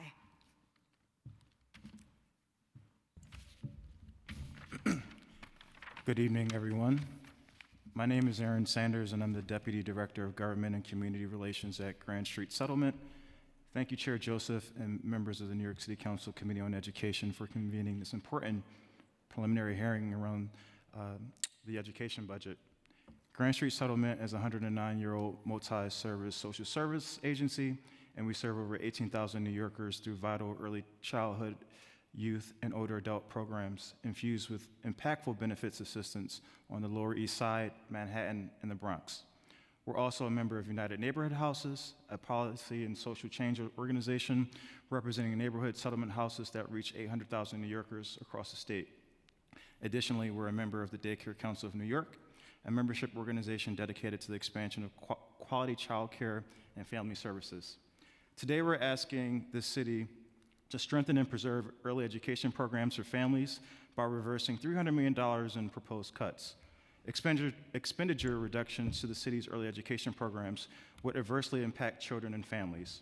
Specifically, we're advocating for the following: restoring $197 million to the DOE for 3K programs, continuing towards the path on to universal childcare by codifying and funding 2Care, and baselining funding for learning to work programs. And finally, restoring $14 million for community schools. City funding supports our network of center-based early childhood education programs throughout Manhattan, Brooklyn, and the Bronx. Grand Street early childhood education programs serve working families and their children, many of whom live in NYCHA housing and face multiple obstacles as it relates to education, health, and economic prosperity. Our network of child care and educational programs provide families with the opportunities that they need for short-term and long-term development. Budget reductions for the city's early education programs would be catastrophic for working families. According to a recent report from the New York City Comptroller's Office, the child care sector faces ongoing challenges post-pandemic, including a dearth of child care slots, retention in its workforce, and soaring child care costs. These disruptions not only impact working families, but they also impact the business sector and commercial corridors. A lack of universal child care is projected to reduce revenue by $384 million, according to the aforementioned report. Investments in this sector will promote economic growth, as parents and the labor force will be able to balance family and work. We're also concerned about proposed cuts to youth education programs. A restoration of funding will provide much needed support for our talented and bright students. In closing, we urge the City Council and the administration to reverse the proposed cuts. And on a personal note, Chair, I want to thank you for all your support in supporting our youth.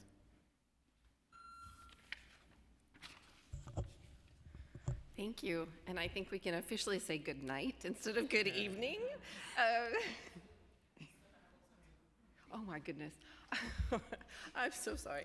Thank you for your patience, your passion, and your kindness to the wonderful, wonderful students who showed up here today. What an inspiration. We so appreciate the opportunity to be here tonight. I'm Megan Nordgren. I'm the Director of Development and Government Relations with New York Sunworks. We are a nonprofit that builds hydroponic farm classrooms in New York City public schools. In our farm classrooms, we use hydroponic technology to educate students and teachers about the science of sustainability and bring quality STEM education through the lens of urban farming. We envision a generation of environmental innovators who are empowered to create solutions to our global climate challenges. Since opening our first hydroponic classroom in 2010, we have partnered with over 350 schools, and we are currently reaching more than 140,000 students annually in New York City and the surrounding region. And thanks to Gail Brewer's questions this morning about DSF, we should be in another 90 schools very soon that were funded generously by the city council member and borough presidents, but those are delayed. But when those do go forward, and we appreciate your support in helping move those along, we will be in 20% of New York City public schools. And I just want to quickly talk to you about how our program is really addressing the critical educational priorities that are outlined in the Mayor's Management Report that's on the docket today. But we are educating our children to become productive, engaged adults with our program, helping students understand their connections to the world around them, and how their actions impact their communities and the environment. And we're promoting civic engagement and through hands-on project-based learning, which is exemplified by our program. We are helping to reduce chronic absenteeism, which we know is still a scourge across our school district. And specifically, we are improving academic achievement through our rich curriculum that's aligned with NGSS. We're promoting parental involvement through our Harvest program, and our hands-on learning really helps English language learners, helps District 75 students. We are also in transfer schools. In addition to all of those amazing benefits, we have a workforce development program that gives students opportunities in career pathways. We are helping to address food insecurity by sending food home. Despite all of that, we are an extremely cost-effective program at only $10,000 a year per school. And as our schools face budget cuts at the federal level, we request your support to help our schools fund our program across the city in our 350 schools. And thank you so much.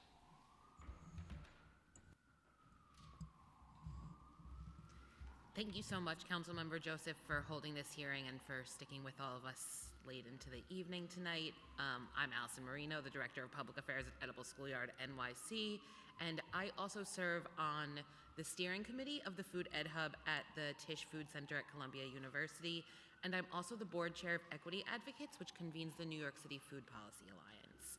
Edible Schoolyard's mission is to support access to edible education, hands-on cooking and gardening experiences for every child in New York City. We partner with public schools to help students build healthy relationships with themselves, each other, and their environment through food. And last school year, we taught over 2,100 lessons to nearly 4,000 students in 23 schools across the city, including in council members Sanchez, Stevens, and Hanif's districts. The FY25 budget, with your committee's support and leadership, prioritized food education for schools. 130 new public schools, over twice as many as the year before, are now prioritizing hands-on, culturally relevant food education experiences for their students. And last year, over 1,000 New York City public school teachers were trained to incorporate edible education into their classrooms. We are optimistic that with ongoing support and investment from the city, food education providers like Edible Schoolyard can continue to help even more students build healthy relationships with food, school, each other, and the environment next year. In the FY26 budget, we have an exciting opportunity to amplify the impact of the investments that this committee has made so far in schools as centers for food education, food access, and social, emotional, and intellectual nourishment.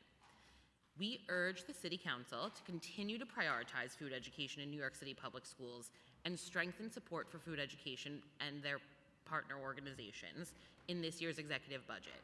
To do so, we specifically request that your committee increase funding available to New York City public schools for food education programming to $3 million. This would continue to fund all 190 schools currently receiving funding while allowing for new schools to also begin programming.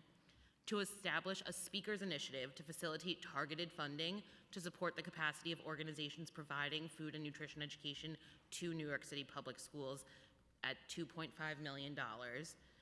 And our written testimony also outlines additional requests that would strengthen and support food education organizations and their partners to ensure that your investments so far can continue to make an equitable impact. We also urge the City Council to improve nutrition security for New York City students and their families, again, outlined in my written submission, but specifically I'd love to highlight increasing funding for free health bucks, which has not seen an increase in funding for CBOs for years. And finally, we urge the City Council to expand support for summer opportunities for enrichment and food access. Specifically, we'd love to see the contracting for schools and CBOs done earlier on the same timeline as for SYEP so that CBOs can specifically contract to support schools that are going to be open for summer rising, and so that we can specifically work with them to incorporate, we'd love to see a required meal period so that students, especially those who rely on summer meals for a lot of their food access, so that we can make sure that we incorporate with them to support and also get, all the resources we need to do so early enough in advance. Thanks for your time. Good evening, Councilmember Joseph and members of the committee. Thank you for your dedicated service. My name is Tara Van Riel, and I'm a graduate intern at the Tisch Food Center. I'm honored to have the opportunity to speak with you today. I'm a second-year student in the Master of Science in Nutrition Education program at Teachers College, Columbia University. I am on track to become a registered dietitian upon completing my studies this year. My studies have illuminated the disparities in our community, and my fieldwork experience has reinforced the importance of advocating for equity. We urge the Council to strengthen food ed in New York City by renewing funding for the Food Ed Hub and enhancing food ed programs and partner supports. Increasing funding for food education programs is essential for students' long-term health and academic success. In November and October of 2024, I had the opportunity to co-teach 2 nutrition lessons about fiber to 3rd grade students at PS 75. During the lessons, the students were very engaged and excited to try samples of different fruits, vegetables, and whole grains that we offered. This experience reinforced the need to educate students about nutrition from an early age and continuously reiterate the knowledge they learn. During my Zingo Fellowship with the REACH program, I taught 2 4th grade classes at PS 36 throughout the 2023 and 2024 school year, where I taught introductory nutrition. After providing both pre and post surveys to students, I was able to see that their knowledge about nutrition in our food system has improved. Additionally, those 32 students expressed more interest in incorporating healthier foods because they understood the benefits. This leads into my support for the next policy initiative. A $100,000 investment in developing a consistent evaluation methodology to community-based organizations is crucial. This will provide invaluable data to inform both the community and the council about the effectiveness of current food education programming, highlighting successes and identifying areas for improvement, ensuring that our investments yield the most significant possible impact. Lastly, to highlight how the work of our partner organizations positively influences our New York City students, last spring I had the opportunity to visit 2 elementary schools, PS 75 and PS 163, to interact with students during their lunch period and motivate them to try new sample recipes from the salad bar. Wellness in the Schools, one of our partner organizations, works with both of these schools and has made efforts to improve creative ways to promote health and wellness in the school. During one visit, there was a third grade teacher dedicated a period to teach her students about nutrition education utilizing the Green Beats curriculum, another partner organization that provides lessons to students to learn more about modern and traditional food systems and the impact that food has on their health. It is crucial for students to be curious about where their food comes from and its impacts from elementary school. At the end of that lesson, the students tried a cultural snack, yuca, which they thoroughly enjoyed.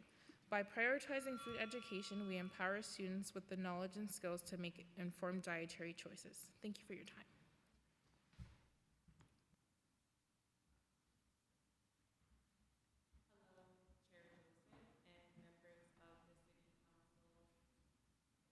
Okay, thank you. And members of the City Council Education Committee, thank you for your time today. My name is Brianna Black, and I am lead educator and executive director of the Leave It Better Foundation. Our nonprofit provides food and nutrition education to students across New York City through programs centered around gardening, composting, harvesting, and DIY snacks.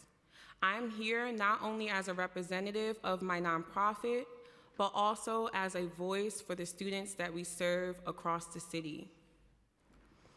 One of the hands-on activities that we do with the students is make parfaits.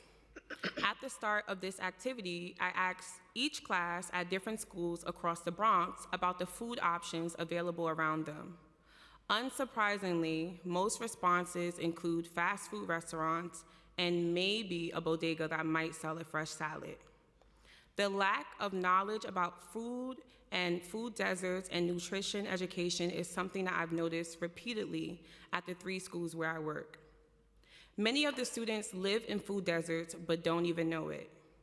When unhealthy options are the norm, it is hard to recognize what is missing.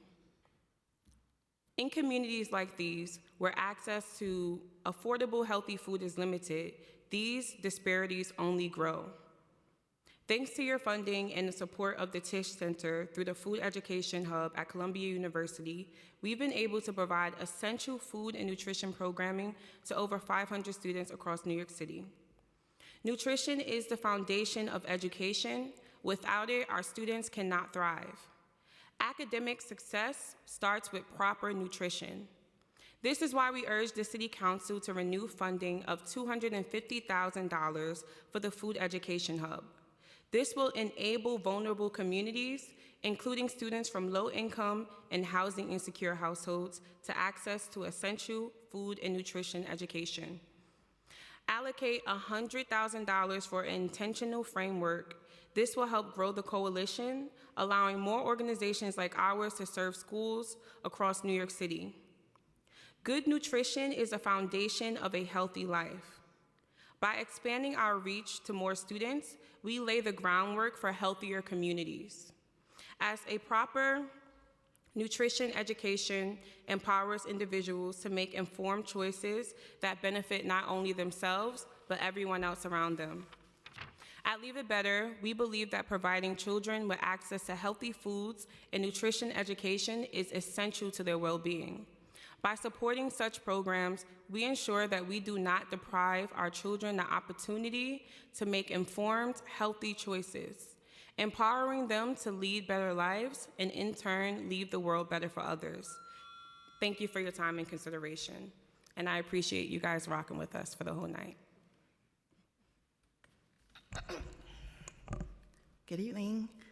Thank you, Chair Joseph, and the members of the Education Committee for your time throughout and thoughtful consideration on food and nutrition education today. Your leadership in shaping policies that impact New York City students is deeply appreciated. My name is Dr. Natalie Graves-Peters, and I'm a researcher at the Laurie M. Tisch Center for Food, Education, and Policy at Teachers College, Columbia University. Throughout today's testimonies, you've heard how food education transforms schools and communities, and I see this firsthand in my work at the Tisch Food Center, where we collaborate with schools and organizations to ensure that every student, regardless of the zip code, all those students we saw today, has access to high-quality nutrition education and food security. To truly meet the needs of New York City students, we must invest in both. That's why I urge the Council to renew funding for the Food Ed Hub with a $250,000 investment not just to expand food education, but to strengthen food security in our schools and communities. This funding would allow us to advance research on best practices in food education to ensure that we have the most effective implementation. It will also allow us to develop culturally responsive, evidence-based food education strategies to guide schools as well as community-based organizations. And it will also compensate community-based organizations for the expertise in co-creating programs that directly serve students and families. In addition to renewing funding for the Food Ed Hub, I also urge the Council to support key initiatives that strengthen food education and security across New York City, such as those mentioned by my teammates. One critical investment is a $499,878 to expand the Food Justice Leadership Fellowship, which trains diverse CUNY undergraduates to advance community-driven voice and leadership. Excuse me. Right now, too many New York City students lack access to both quality food education and reliable, nutritious meals. Without continued investment, we risk losing momentum and leaving thousands of students without the support they need to thrive. The students who spoke today are proof that this investment changes lives. Investing in the Food Ed Hub ensures that every dollar reaches classrooms, strengthens community partnerships, and creates lasting impact. I urge the Council to fund the Food Ed Hub request and the additional initiatives because food education and food security go hand in hand and no student should be left behind. Thank you again for your time and your leadership. Good evening. I'm Gregory Brender from the Daycare Council of New York. Chair Joseph and all of the people who are making this happen, staff members, sergeants at arms, thank you so much for this and for really making it a full day, starting with a press conference that's adding voice for children and youth and teachers. You know, the kids who are in 3K and pre-K are a little young for the 12-hour hearing, but in every corner of New York, there are early childhood educators who are working to give young children the confidence, the social skills, the bravery to, in a few years, be the ones who are here testifying. So I'm excited to, maybe the FY 2031 budget process, see that happen. Unfortunately, this is a budget hearing, so we have to talk about the really scary things that are in this budget for early childhood education providers and for the children and families they serve. Mayor Adams' budget makes drastic cuts to early childhood education at a time when families are leaving the city because they cannot afford early childhood education, at a time when programs are struggling because staff are underpaid and they're losing teachers, staff, directors, providers because of inadequate salaries and benefits, and at a time that also the ACS system is facing a significant deficit in its voucher program, which is going to be increasing the need for the services of NYCPS contracted child care centers and family child care programs, particularly in their extended day, extended year programs. Therefore, we have many recommendations where we will be using your word of the day baseline quite a bit, starting with keeping the promise of 3K for all. We urge the city to include full funding for the current 3K program in the mayor's executive budget for FY 24-25, maintaining the complete number of seats and programs, and at a minimum reinstating the $112 million cut in the mayor's preliminary budget. We also urge the restoration of the timeline for 3K expansion so that city can move towards true universal access to 3K in every neighborhood.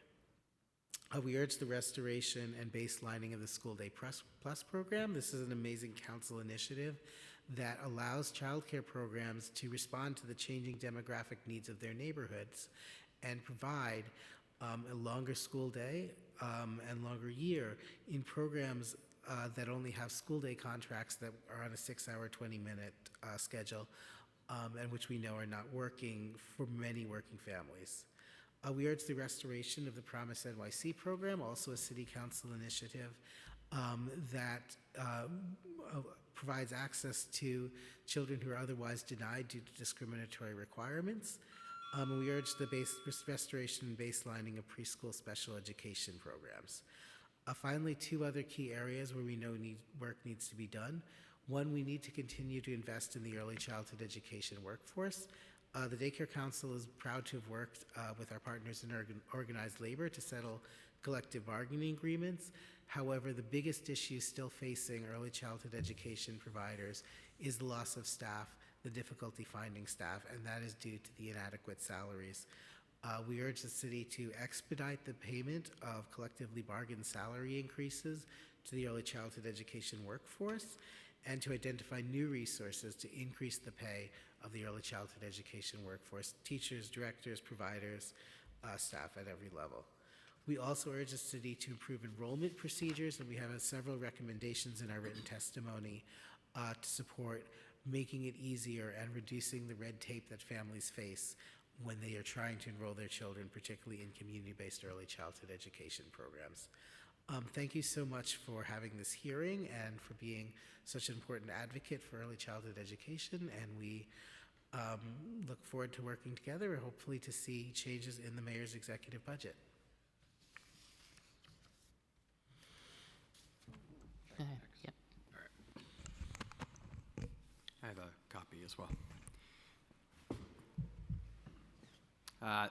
Thank you, Chair Joseph and members of the Education Committee. My name is Trenton Price. I'm the Executive Director of the Salvadori Center. I'm a former middle school teacher, school leader, and a district leader for arts education for New York City Public Schools before joining Salvadori. At Salvadori, we provide STEAM education services, that's STEM plus the A for arts and architecture, to New York City Public Schools, NYCHA community centers across the 5 boroughs. For context, last year we served over 12,000 students at 145 schools and NYCHA community centers. Our goal is to make STEM and the arts come alive for students and foster the soft skills of collaboration, creativity, and problem solving, just like real-life architects, designers, and engineers. We are grateful to have the support of the Council through multiple CASA and digital inclusion and literacy grants, as well as the after-school enrichment and speakers initiative at numerous NYCHA sites across the city. I want to thank this committee and Chair Joseph and the Council more broadly for their commitment to ensuring that our schools are adequately and funded and equitably funded, despite what is in the proposal from the mayor. All too often, we see that schools that serve students with compounding needs without adequate resources to provide a robust and well-rounded education. From our project-based learning work, we know that well-planned lessons that have students creating their own understanding through real-world applications require time and resources. For example, our programs require significant materials for students to be able to bring the built environment to life. I and Salvadori underscore the importance of funding for schools, especially for arts and creative education. As we say, it starts with the arts. We thank you for advocating for full and robust funding for our schools and for creative education citywide, as we know these are important levers for student achievement as well as career pathways here in New York City. One way to increase these opportunities for young people is to increase CASA and digital inclusion and literacy funding, which have remained flat for several years. This investment in our youth will create pathways and vital opportunities for learning outside the school hours. I thank you for facilitating this hearing and for your commitment to supporting the young people of New York City. We are grateful to be able to serve New York's children, and we hope to support the work of hands-on project-based STEAM learning for years to come. Thank you. Thank you, and we also have a arts education hearing in April, just a plug. Daycare Council, can you speak to some potential changes in the next early childhood RFP that would address some problems that you're seeing now? Sure. So I think the first one is going to have to be the investment in the workforce, moving towards salary parity. We also want to improve the enrollment procedures, ensuring that community-based organizations can enroll families directly. So if their family comes to the center, they can enroll them instead of having to go through a centralized enrollment process. Using presumptive eligibility so that families can get into extended day programs once they've cleared basic background checks and not gone through the full check that can take several months. Investing in linguistically and culturally appropriate marketing to ensure there's a greater uptake in the programs.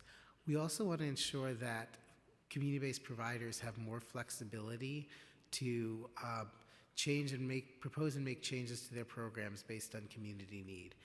We see a lot of demographic changes in neighborhoods, so ensuring that providers who really see what their community's needs can propose changes like switching from extended day or school day and changing those models.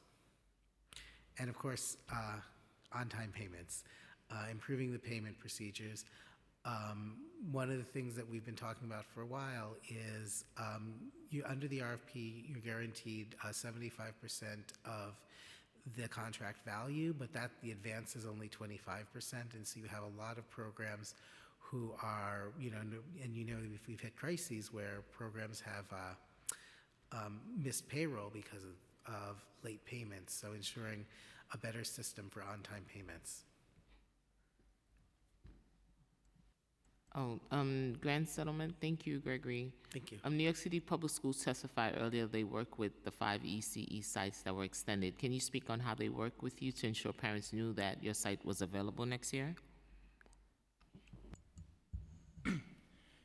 Yes, so currently the DOE is in conversation with the property manager, specifically at 319 Stanhope, to come to a resolution about the lease.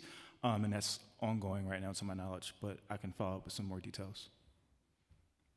Thank you. What does food education look like in New York City in schools, not just New York City schools? And in FY25, New York City Public Schools told us there was funding for some nutrition committees in schools. Have you all heard about this, or are you able to collaborate with these committees?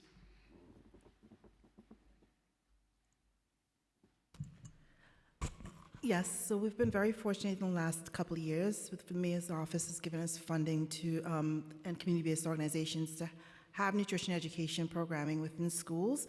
And what that looks like, it's basically experiential learning, predominantly cooking classes, gardening classes, composting, hydroponics. So stuff that's connecting not just, educational content, but experiential learning activities also. And then to answer your question about you asked specifically about Nutrition committees? Yeah, so nutrition committees, from my understanding, have actually been fairly difficult for schools to sustain. There is not dedicated funding for their capacity, or there hasn't been in the past dedicated funding for their capacity. And even when there is dedicated funding for their materials or activities, it's been hard for schools. It winds up falling on the principals or the assistant principals. It's been hard for them to identify a point person to cover those pieces. However, with the new food education grants and the different iterations thereof, for the past couple of years, some of that work has shifted. Some schools have elected to shift some of the weight of that work over to their food education partners. And I know that it has gone well when they have been able to do that. So they need the capacity to be able to do it, and some of the capacity can certainly come from food education organizations that are providing the the experiential work in the schools currently, and then that is really successful. Okay. Thank you very much. Thank you all, and good night to this panel. I have one more.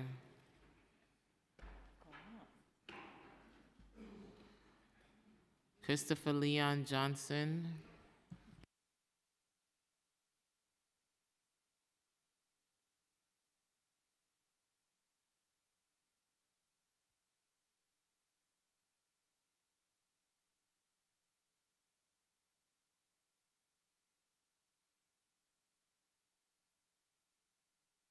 Ready?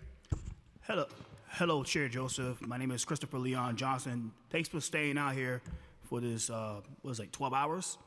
12 hours. Hope you get home safely. Take an Uber if you can, please. It's dangerous out there, and it is. All right. So I'm here to show my support to Mahmoud Khalil. Free Mahmoud Khalil. I hope that the city council really put a resolution to free the man. The reason he is in this situation because of freedom of speech. I know this is education. I know this is not higher education, but since he got arrested in Colombia, might as well add it in here. I'm calling on the city. I mean, look, he didn't have to go through that stuff. Support Israel, don't support Israel, support Palestine, don't support Palestine. Nobody should be arrested by the FBI or any government agency or even NYPD because they say stuff that... Please stay on topic. I am. They should be saying, but that's my thing. All right, while we're here, the city council should make sure to keep the schools funded, all schools be funded. The city council needs to really care about the kids by keeping stuff funded, especially special education and childcare. Shout out to the New York for Childcare campaign. We need childcare for parents that go to school. They need childcare. Well, let me see what else. Maybe that's what we need in the city. And I know the city, they oversee the school construction authority. I think that the city council should make charter schools separate, facilities separate from public school facilities, because what's going on here, I see my niece go to a charter school, but it's inside a public school.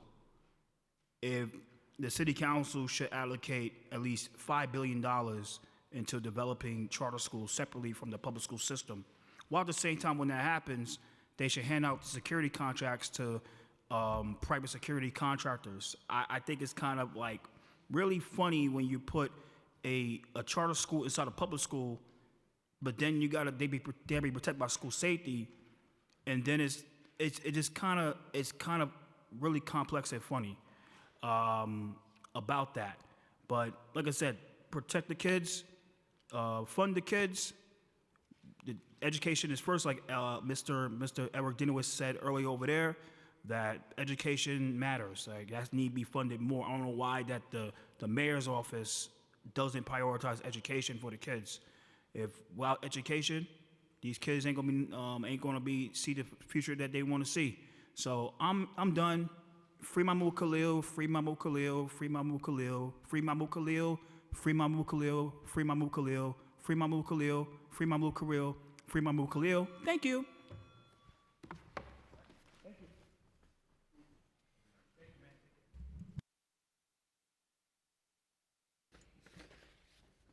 Thank you so much to all our in-person panelists. If there's anybody else who wishes to testify in the room, please raise your hand. We are now going to move on to our virtual panelists.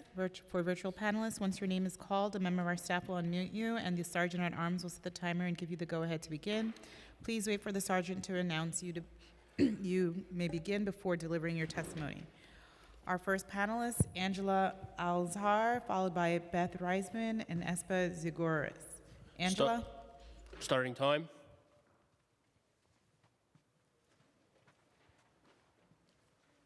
Hello? Yes, we can hear you. Okay, it's Angelina Alshar, so I just want to make sure you have the right person. Yes, I'm sorry. Go ahead. So, thank you for being so patient in this long meeting. I'm here to testify on preschool special education services.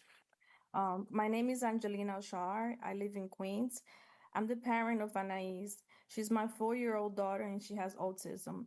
I'm here today to talk about the need for the city to provide the preschool special education services that young children need.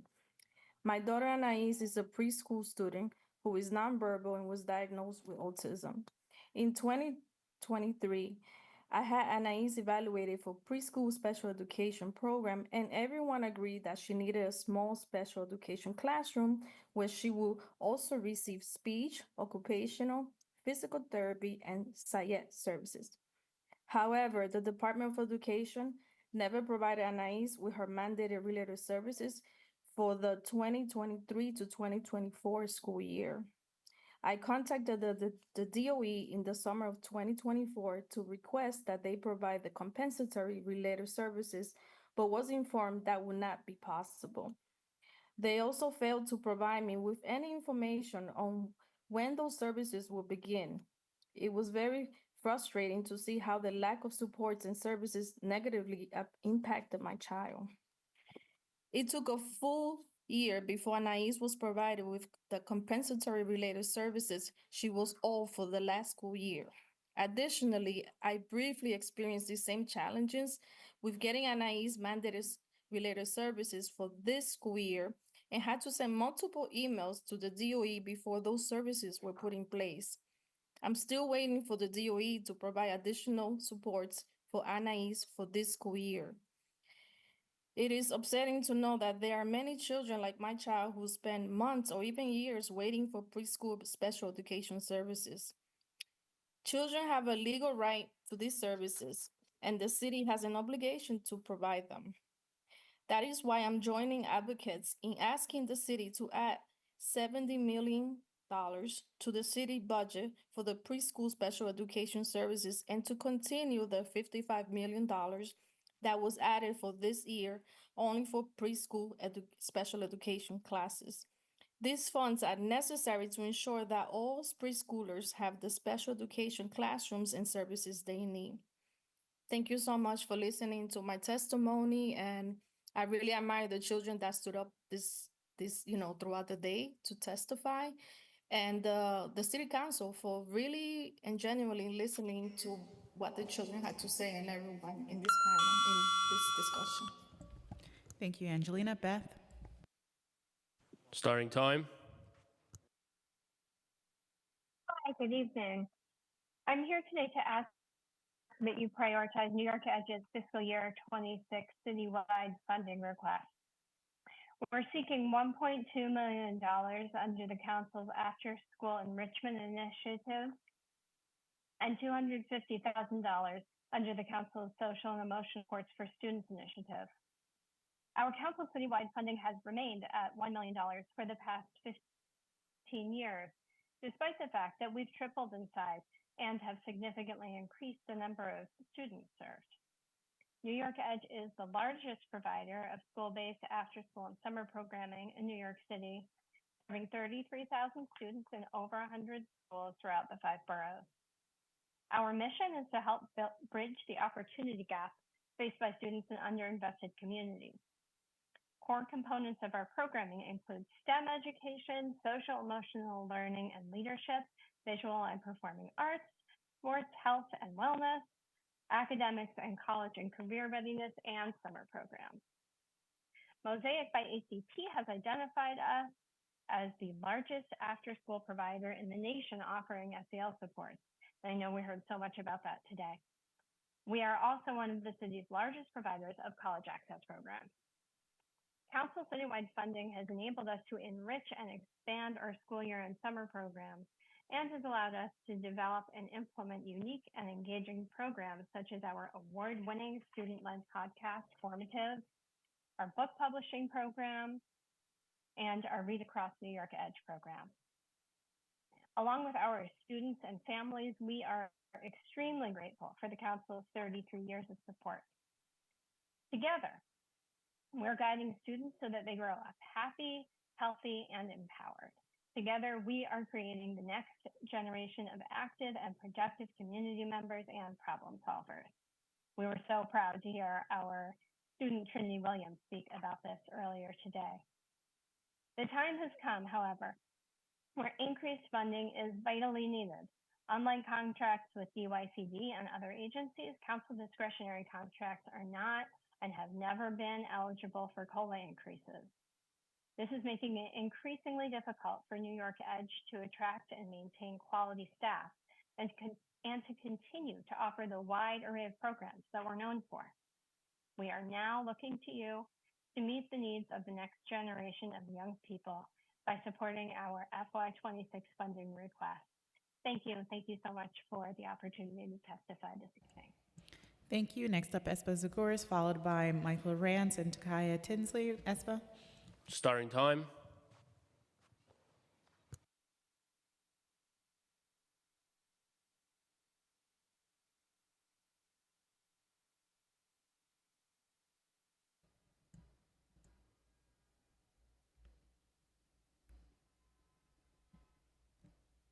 Espa Zagoras? Starting time.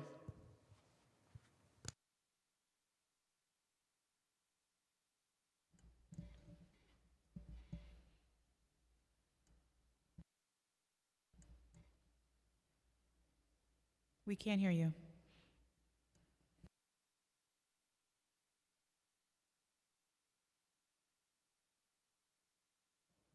We're going to move on to Michael Rance, and we'll come back to ESPA. Michael? Starting time.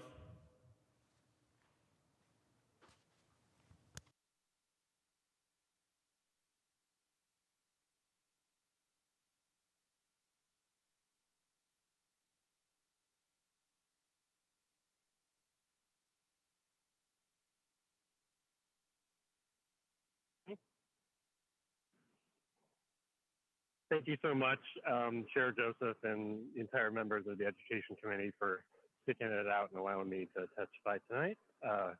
My name is Michael Rance, and I'm a researcher at Class Size Matters. We are deep about many aspects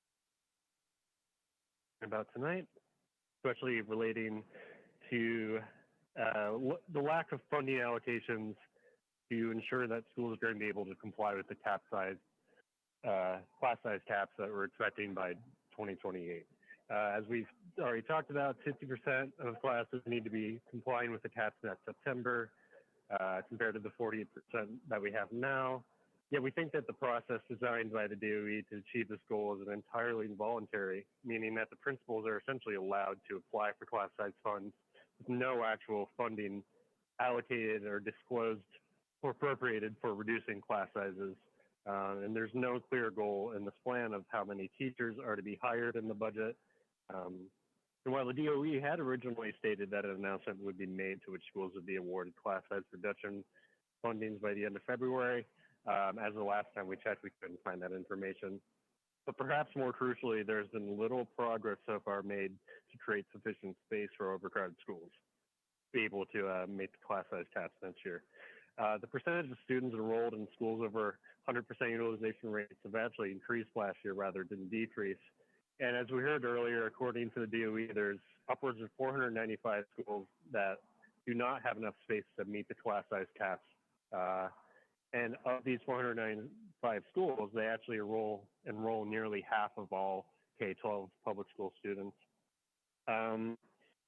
Unfortunately, there were a lot of really good practical solutions put forward by Class Size Working Group, yet very few of them have been adopted. One of them was to balance enrollment and utilization rates more evenly between nearby schools, which would improve both overcrowded and underutilized schools, yet that has not been implemented. Nor has the DOE acted on the Class Size Working Group proposal to shift some of the pre-K and 3K classes in overcrowded elementary schools to nearby pre-K programs run by community-based organizations, which have thousands of empty seats and are now threatened with closure by the DOE if they do not have the 95% of their seats filled. Nor has the capital plan come up with enough new funded seats to really comply with the caps by 2028. According to Nina Kubota, president of SD, last estimated that they would need 85,000 new school seats to comply with the cap size caps, yet only about 33,000 seats have been added as new capacity seats, far, far fewer than what we need, and approximately only 20,000 are expected to be completed by September. Time's expired. Thank you. Again, we are deeply, thank you. Thank you. Next up, ESPA Zagoras.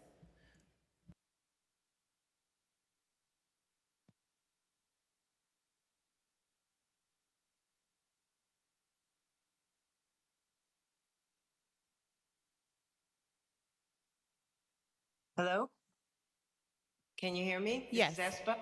Starting Hi, time. Thank you.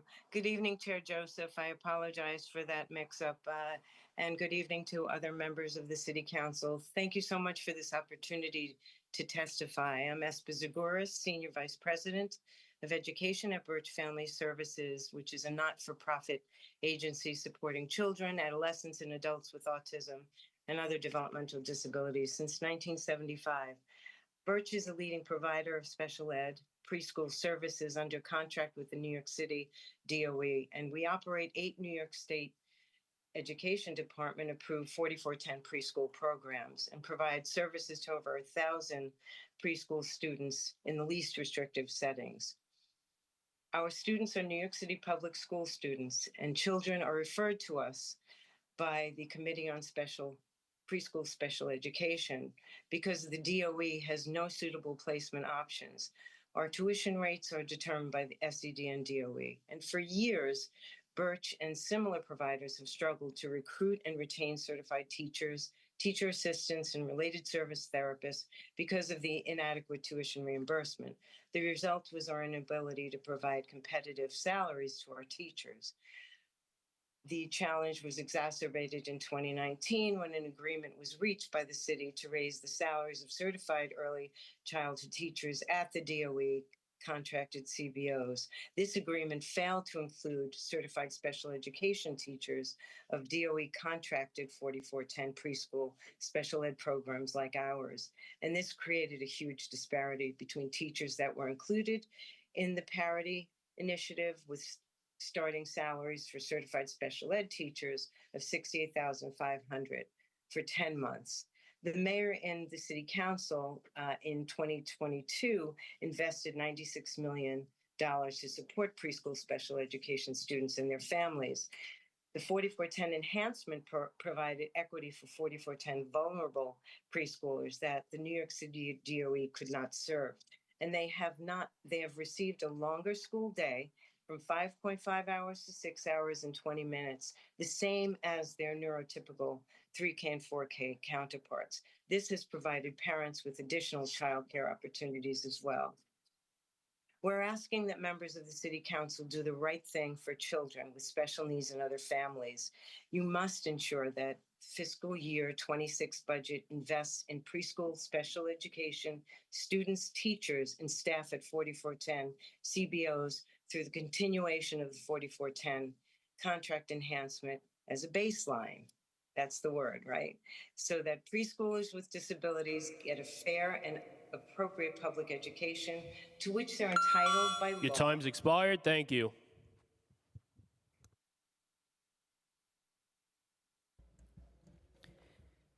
Thank you so much. Next up, Takaya Tinsley, followed by Jolene Gunther Doherty, Fiona O'Grady, Janice Weinman. Takaya? I don't know how to take this thing off.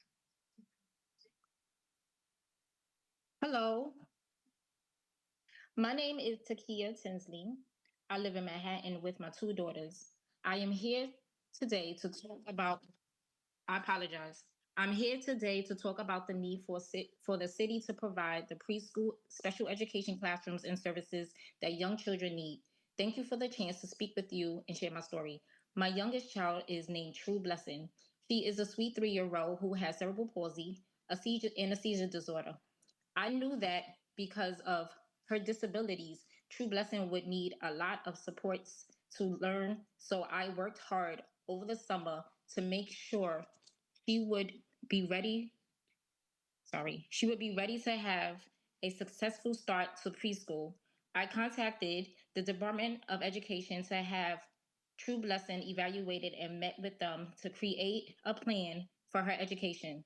I was encouraged when the DOE told me they would place True Blessing in a special education classroom with just 6 students and provide her with speech and language therapy, occupational therapy, physical therapy, and vision therapy. Unfortunately, the school the DOE offered me for True in September was not a good fit. I had a hard time communicating with the program and disagreed with their plan to deviate from the services recommended by her service plan. I felt uncomfortable sending my daughter to that school, so I contacted the DOE at the start of the school year to request a new placement. However, the DOE has not provided me with any other options despite all my efforts to set True Blessing up for a successful first year of preschool. She has been out of school all year and has barely received any of the therapies she has a legal right to receive. I am fortunate to have been able to get True Blessing some services this year through her health insurance, but the therapies are not enough. It saddens me to know that there are many children like my child who spends months waiting for preschool, special education classroom, and services. Children have a legal right to these services, and the city has an obligation to provide them. That is why I am joining other parents and advocates in asking the city to add $70 million to the city budget for preschool special education services and evaluations, and to continue the $55 million that was added for this year only for preschool special education classes. Thank you. Thank you for your testimony. Jolene Gunther Doherty. Starting time. Good evening. Thank you for the opportunity to testify. My name is Jolene Gunther Doherty, and I am the director of the Guild for Exceptional Children's 4410 Preschool Special Education Program. I'm here today to talk about the importance of finding funding to continue to support our 4410 preschool special education programs. We appreciate that last year Mayor Adams and the City Council made significant investments in the fiscal year 2025 budget to continue essential education programs. While the city baselined many of these programs, the city continued other programs for 1 year only, meaning the funding will expire at the end of June unless extended in the fiscal year 2026 budget. Unless the city acts, programs at risk of significant funding cuts include preschool special education classes for hundreds of young children with autism and other disabilities. We need that $55 million baseline and other support as well. The failure to act to save this preschool special education funding will result in many preschool special education teachers and teacher assistants resigning. There is a potential for hundreds of 4410 classrooms being closed across the city.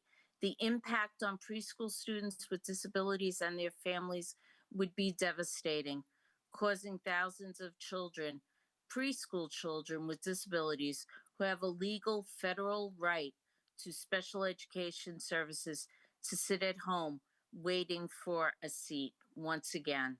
Thank you for this opportunity to testify, and I invite you to come see our work. Thank you. Thank you for your testimony. Next up, Fiona. Starting time. Hello there, Fiona O'Grady here, Director of Government Relations at Samaritans of New York, the Suicide Prevention Center. New York City's young people are telling us all day long in the starkest terms possible that they need mental health help. In 2023, the CDC's biannual Youth Risk Behavioral Survey reported that suicide attempts among New York City high schools have come to an all-time high, with 14% attempting suicide in 2023. That's an unimaginable 56% increase from 2021 and an all-time high since the early 2000s. That means that New York City students are attempting suicide at a rate more than 50% higher than the national average in 2023. And the severity of these attempts is escalating. Between 21-23, percentage of students who were seriously injured in a suicide attempt nearly tripled. Yeah, I'm done. I'm sorry? Can you hear me? You can continue. Oh, I'm so sorry, I heard something. This crisis is not affecting all students equally.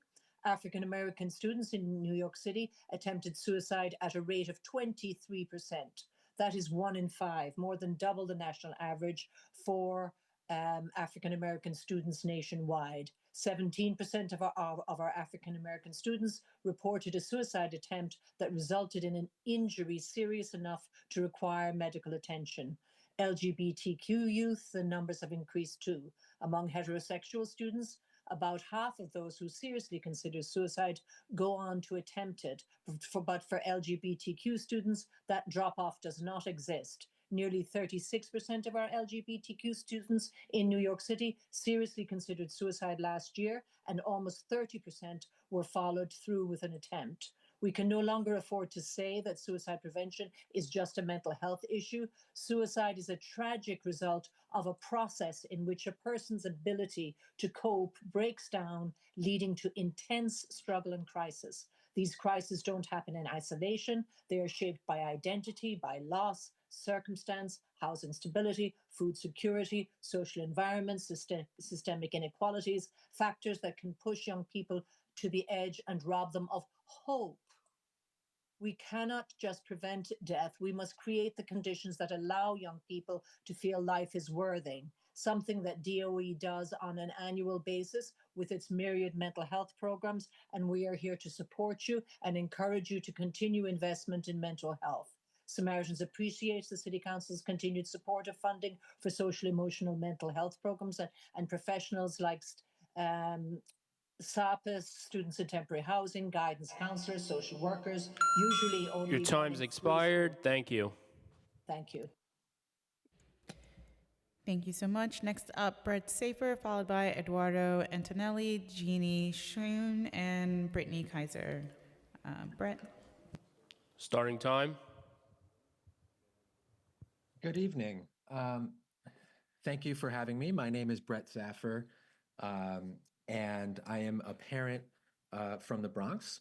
My daughter, Samantha, is 3 years old and attends a preschool special education program in our neighborhood. Sammy has Down syndrome, and her IEP mandates several different support services. We have seen the immense benefits of receiving preschool special education. She's in a wonderful school and has great providers, and we've witnessed her growth since the beginning of the school year. However, like so many other families, we have experienced gaps in Sammy's services due to the persistent shortage of providers in our city. Just recently, our school had to hire a new occupational therapist, and it took 2 full months to find a provider with availability, despite the school and the DOE doing everything they can to search for one. That's 2 months that Sammy missed of her mandated services due to the provider shortage. Unfortunately, this was not the first time we experienced long gaps in services between preschool special education and early intervention. As a parent, it is a terrible feeling to know that your child needs a service, but that the city is unable to provide it. The citywide numbers shared in a recent report from Advocates for Children are extremely upsetting. Thousands of children across the city are not getting the services mandated on their IEP, and in some cases, it's for the entire school year. How can we let this happen? It is unacceptable, and it is illegal. It is illegal, and it should not be this hard to have services in place.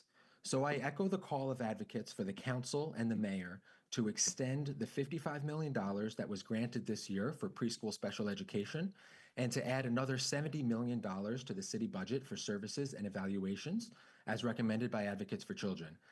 I'll close by saying next Friday is World Down Syndrome Day.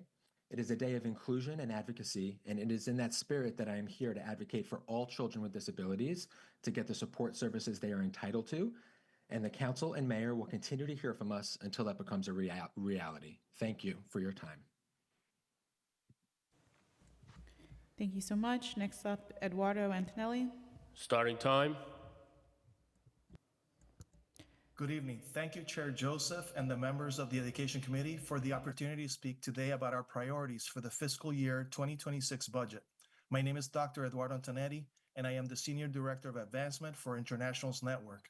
As you review the Council's budget priorities, I would like to highlight the invaluable work that Internationals Network is doing across New York City. In these uncertain times, it is more important than ever that nonprofit organizations like ours are adequately funded and supported. Our work is crucial to ensuring that immigrant and refugee youth in New York City receive the quality education they deserve. Internationals Network is an education nonprofit organization with more than 20 years of success in supporting immigrant and refugee students. We achieve this by designing and implementing inclusive, high-quality, multilingual learning environments for newly arrived youth in collaboration with educators in New York City public schools. Students at international schools in New York City consistently have graduation rates that exceed the district average for multilingual learners.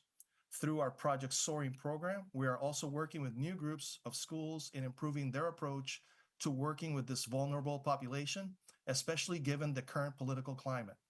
With that in mind, I want to emphasize the importance of maintaining funding for the affinity organization contracts, a cause I know Chair Joseph has championed in the past, and we want to thank her for her leadership. The affinity contract enables International's team of experts to work closely with New York City superintendents, school leaders, teachers, counselors, and staff to ensure that immigrant and refugee students continue to receive the necessary resources and opportunities to succeed. In addition to providing coaching, strategic planning, and professional development services, Internationals creates opportunities for educators to collaborate as professional learning communities. We strongly urge the City Council and the Mayor to prioritize and preserve this funding in the upcoming budget, as well as any additional discretionary funding to support education for multilingual learners and migrant youth. Thank you for your consideration and for your continued support of our public school system and our newest New Yorkers. Thank you so much. Thank you for your testimony. Janine? Starting time.